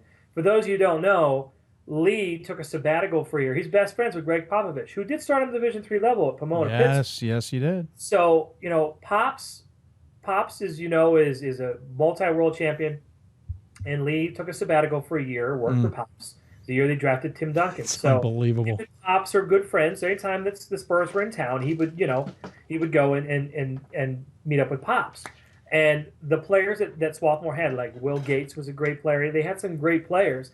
And I'm happy with what Landry's done down there in that program. I mean, Yeah. Swarthmore was the doormat in the Centennial Program. Oh, that's saying it nicely, Wags. I know, they were. And now they've built. Now you look at the standings, and I see the standings, and you see Swarthmore up there 2 and 3. The gold standard, F&M, Dickinson, they're always in the mix. Gettysburg is in the mix. But now Swarthmore's up there. You like to see that new blood every now and then. So, but it's great in Philadelphia to see, the coaches get together, they all talk to each other. Sometimes they'll scrimmage each other, and with the CSEC schools, they play each other twice a year. So it's interesting. It's also interesting, the joke we used to have with Community College of Philadelphia. Our first luncheon would be November, I think it would be election day, like the 6th or 7th. CCP would probably play like 4 games already. And they play like 4 games a week. They play like Monroe County, and it's just interesting, that schedule. But it's great, and I do enjoy emceeing it. And you get to hear about different teams in the city, and it's great. Well, that's a cool thing that they get to do. Listen, I'm Baltimore area. There was a long time my old TV station would do the Battle of Baltimore, featured Coppin and Morgan and UMBC and Loyola, and that's when they were good. And I hate to say it, near the end of that, those teams were no longer good. It was better to grab the D3 teams, and I mean that dead seriously. The Hopkins of the world and others, and put a Battle of Baltimore together featuring them instead. And there isn't that pride here in the Baltimore area, despite the fact there's a lot of good basketball, especially the high school ranks. And it's cool. And Philadelphia, it feels like it's got that old school to it. It does. It does. I'd love to MC an event like that. That would sound like fun. It's great. You should come up with our last one in a couple weeks. Come up on a Tuesday. It's great. Tuesday. It's on Tuesday in the afternoon. It's great. What day? The 16th. I might be able to pull that off, to be honest with you. Be my guest. I'll pay for your lunch. I might take you up on that. Let's talk off air. That sounds like something that would be fun to do, because I've known about it for years. Yeah, it's gone on. We actually will have our Hall of Fame in a couple weeks. We just put in Mike McGarvey, former point guard from Ursinus. Yes, I remember watching Mike play. Incredible player. And the one year we put in John Chaney, because Chaney was, as you may know, Chaney was the coach at Chaney State, Division II in the 70s, won a national championship at Chaney State before moving on to Temple. And some of the things that John said, I cannot repeat on the air, because that's how John was. But to get to meet a guy like, John Chaney's a legend. Yeah. And you see him in Philadelphia, he's the nicest guy in the world. Some of his tactics he used in the 70s and 80s probably won't fly now, but, a man of John Chaney's stature coming and talking about small college basketball. We had John Giannini get in last year, the coach of LaSalle, won a national championship, of course, at Rowan I believe it was the 90s he won a national championship. And some of his players, one who's Terrence Stewart, is now coaching Immaculata, having him come back and talk about his time. And there's a lot of guys around the area, people who don't know, Phil Martelli, the coach of St. Joe's, played at Widener. He played Division III basketball. Yeah, that's right. I do remember that now. Thank you. Played in the 70s under the late great C. Allen Rowe, who was a longtime coach. Oh, wow. There's a name. So, there is a lot of Division III connections in the city of Philadelphia, and a lot of Division III connections when we talk about, I mentioned about Philly U with Herb McGee, the longtime coach there, has been there for 50 years. A lot of the coaches in the Philadelphia area, a lot of the coaches in some of the ranks have gone through and been Herbie's assistants.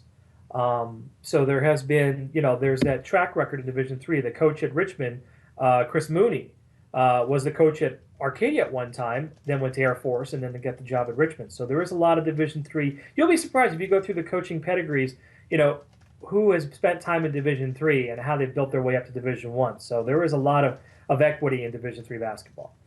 You're right. There's a lot of equity. Sorry, I'm doing 6 things at the same time. Taking a quick sidetrack, I got an email regarding a question from a fan. Chuck asks us, if Nazareth wins out in the Empire 8 or loses one more and 15-1 or 14-2 in conference, then loses in their conference championship, what are the chances of an at-large at 20-7, 19-8? Quickly looking at their SOS, which is not official, but we have it at about a 500, dead on the number, 500 SOS. I think Nazareth is in trouble. Yes. One thing that you have to realize, Chuck, that's a great question, by the way, is if you lose in your conference game, you have to look and see the people that were slotted for the Pool A's, the automatic qualifiers. If they lose 2, then your chances of getting a Pool C bid, you have to look at the whole picture. Those who are going to get in the tournament, win their conference tournament, if it's a 1-bid league, they're going to get in. But then if they lose in the conference title game when they were slotted as the A and then get the C, then someone else gets knocked out of the box. So yeah, the best bet is to win your conference tournament. Well, and the problem with Nazareth is the East is surprisingly challenging. I don't know where Nazareth sat necessarily in the mock selections. Obviously, we're not supposed to know that. But when you look at the number we were just looking at, and forgive me, I just lost the page. Here we go. To get a 500 SOS, you got Plattsburgh with a 546, Geneseo the 536, 590 out of Oneonta, Rochester's a 568, Oswego's a 547, Brockpart's a 572. Are we catching a hint here? Buffalo State's a 552. Lancaster Bible, I said this earlier on the show, is going to be an interesting case. They got a 429. NYU's got a 486, and that's being kind. That's right. Lancaster Bible's in the NEAC. They're right. in the NEAC. They're technically an East Region team. And listen, I already know, I kind of got word through the system that Lancaster Bible was ranked 6th. Interesting. They're undefeated. They have a 426 SOS. They got 6th. So they're undefeated in overall. And overall, they're undefeated. And the NEAC. And the NEAC, and they're sitting 6th. Now, here's a couple caveats.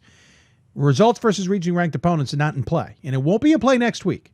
Lancaster Bible will move up strictly because they beat Franklin and Marshall, because Franklin and Marshall will be regionally ranked. Yes, and I think they've got something else on there too. But my point is to Nazareth, if you're behind Lancaster Bible and Lancaster Bible becomes an at-large bid, I'm going to be blunt. You're screwed.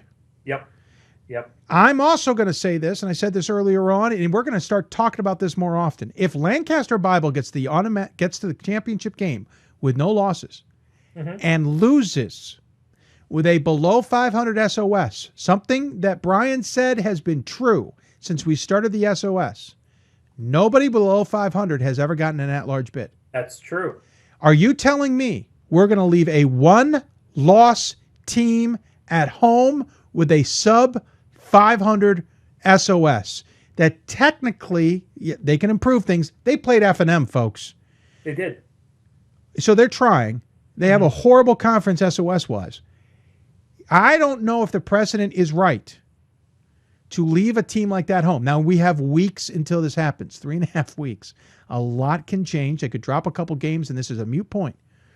I just can see this happening. And we're talking about the uh-ohs. And we're talking about a scenario here, and now we're going, maybe the SOS is taking too much precedent. I'm not saying it's happening, but we got an interesting situation in the East, and Nazareth is below all of that. You talk about the system where the 5 or 6 columns that the committee uses to determine who gets into the tournament once you get past the automatic qualifiers. The system is in place, and people realize, like, my team was 21-5 and didn't make it.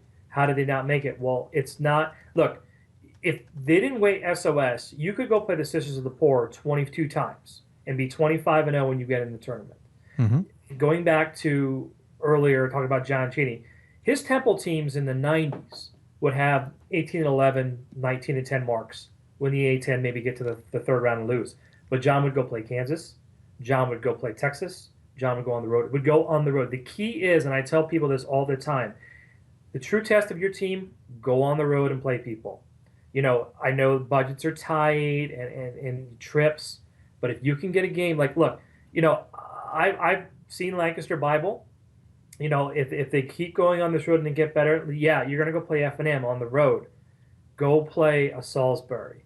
Get on the road, go play a Rowan. You don't have to be long trips, but find teams. The key is find teams that are good in their conferences and play them on the road and beat them. That will help your SOS. Yeah. Well. And if it's a terrible team in a terrible conference, if they're going to win their conference, go play them and beat them on the road, and that will help your SOS.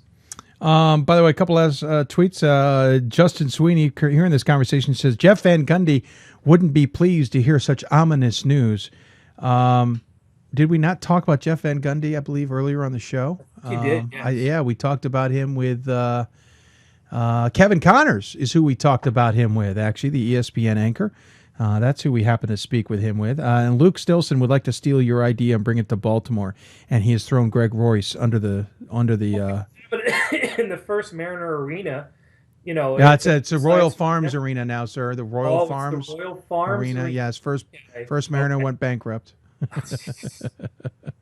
He keeps changing names. I mean, the last time I was in that building, it was just the Baltimore Arena with the Baltimore Clash, and I sat in the very there's the two times I was in there. One, I sat in there's a very top row in the Royals Farm Arena. That's like it looks like a press box. It just goes all the way around, three sides. And the last time I was there, I couldn't see the scoreboard, so I sat in one of the radio, I guess, lofts that hang down from the second row. Where they put actually, it's for spotlights and cameras and stuff. Yes, I sat in there. I could see everything. It was great. But the Royal Farms Arena, yeah, it's showing its age. It absolutely is. And by the way, their plan to fix it, we're way off topic here, but I'll quickly get it out of the way. The plan to fix it was to raise it in its location and build on top of it, which meant going dark for 3 years. Needless to say, when the city came out with that idea, the rest of the city went, no, try again. That was about 8 years ago. By the way, I'd like to say hi to Luke and Greg and all my friends, Bill Gorman, Scott Geis, and Joe Geis, and all the other people that are watching Jim Seavey. And his basketball team's up in Mass Maritime and doing great, 0-0 for the 25th consecutive year. So he tweeted me earlier. He tweeted out and said, hey, we haven't been scored upon and we haven't lost in X amount of years, but we still support D3 Hoopsville's marathon. So thank you. And Daryl, you're welcome for the Arcadia mention as well. And it's great. I mean, and I'm going to be down in Baltimore next weekend for the wrestling championships at McDaniel. So I get to spend Valentine's Day for the second straight year with Luke instead of my wife. So it's fun. I get to spend another weekend at West. Cute. So cute. If you got questions for us, tweet us at D3Hoopsville or hashtag Hoopsville. Email Hoopsville at D3Hoops.com. Join us on Facebook, Facebook.com/Hoopsville. Got a question from, I think this is going to be Johnson and Wales Athletics. It is Johnson and Wales, the Wildcats, tearing it apart. Everybody they face. They're averaging a 35-point spread in their own conference. Well, are they a culinary school? So they're carving their opponents up, right? Oh, look at you, sir. Look at you. Was that one simmering for a while? It was. It got in my head, and I got it right away. Yeah, very nice. Let us know if you will need to kill some time. The Wildcats are here for you. Thank you. I had you guys on the show earlier this season. We talked Wildcats basketball earlier this season when they came out guns a-blazing this season. Obviously, regional rankings come out on the 10th. First set that we get to see. We will be announcing the brackets on Leap Day. Nice. How's that for just an interesting twist in Division III basketball? Let's see here. What else have we got to cover? You got questions? Fire them at us. We want to answer them for you. This is what we do here. This is the crazy time. Eastern Connecticut, maybe. Hold on. Eastern Connecticut University women's basketball is 15-5 this season, tied for first place in the Little East. Yes, well done. But does not seem to any coverage on D3 Hoops. No news articles, women's write-ups, regional columns. Not a mention or talk about on Hoopsville. Of course, my daughter scored her 1,000th and grabbed her 1,000th rebound. What's it take to get? What's your take on Eastern Connecticut? Well, Myron, let me start with this first off. I can only talk about so much on this show. There are 800 some odd programs in Division III. I can't cover them all. Did you hear the commercial? 800 schools. Did you hear the commercial? They are 15 times today, okay? I actually have a long. Yeah, I did. I played it a lot, didn't I? I have it. Let's see here.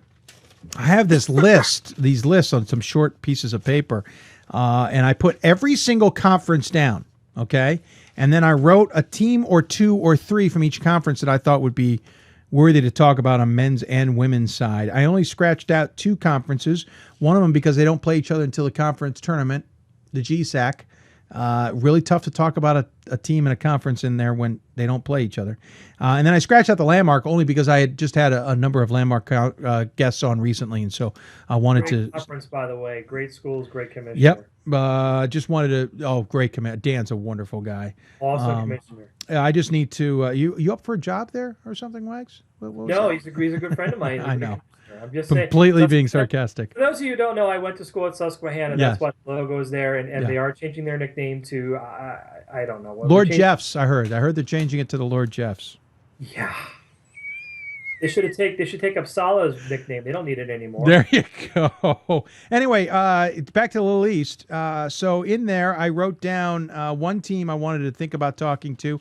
I looked at the women's side, and it was a cluster. It was kind of like some other conferences, and I was like, I don't have the brain capacity to deal with this.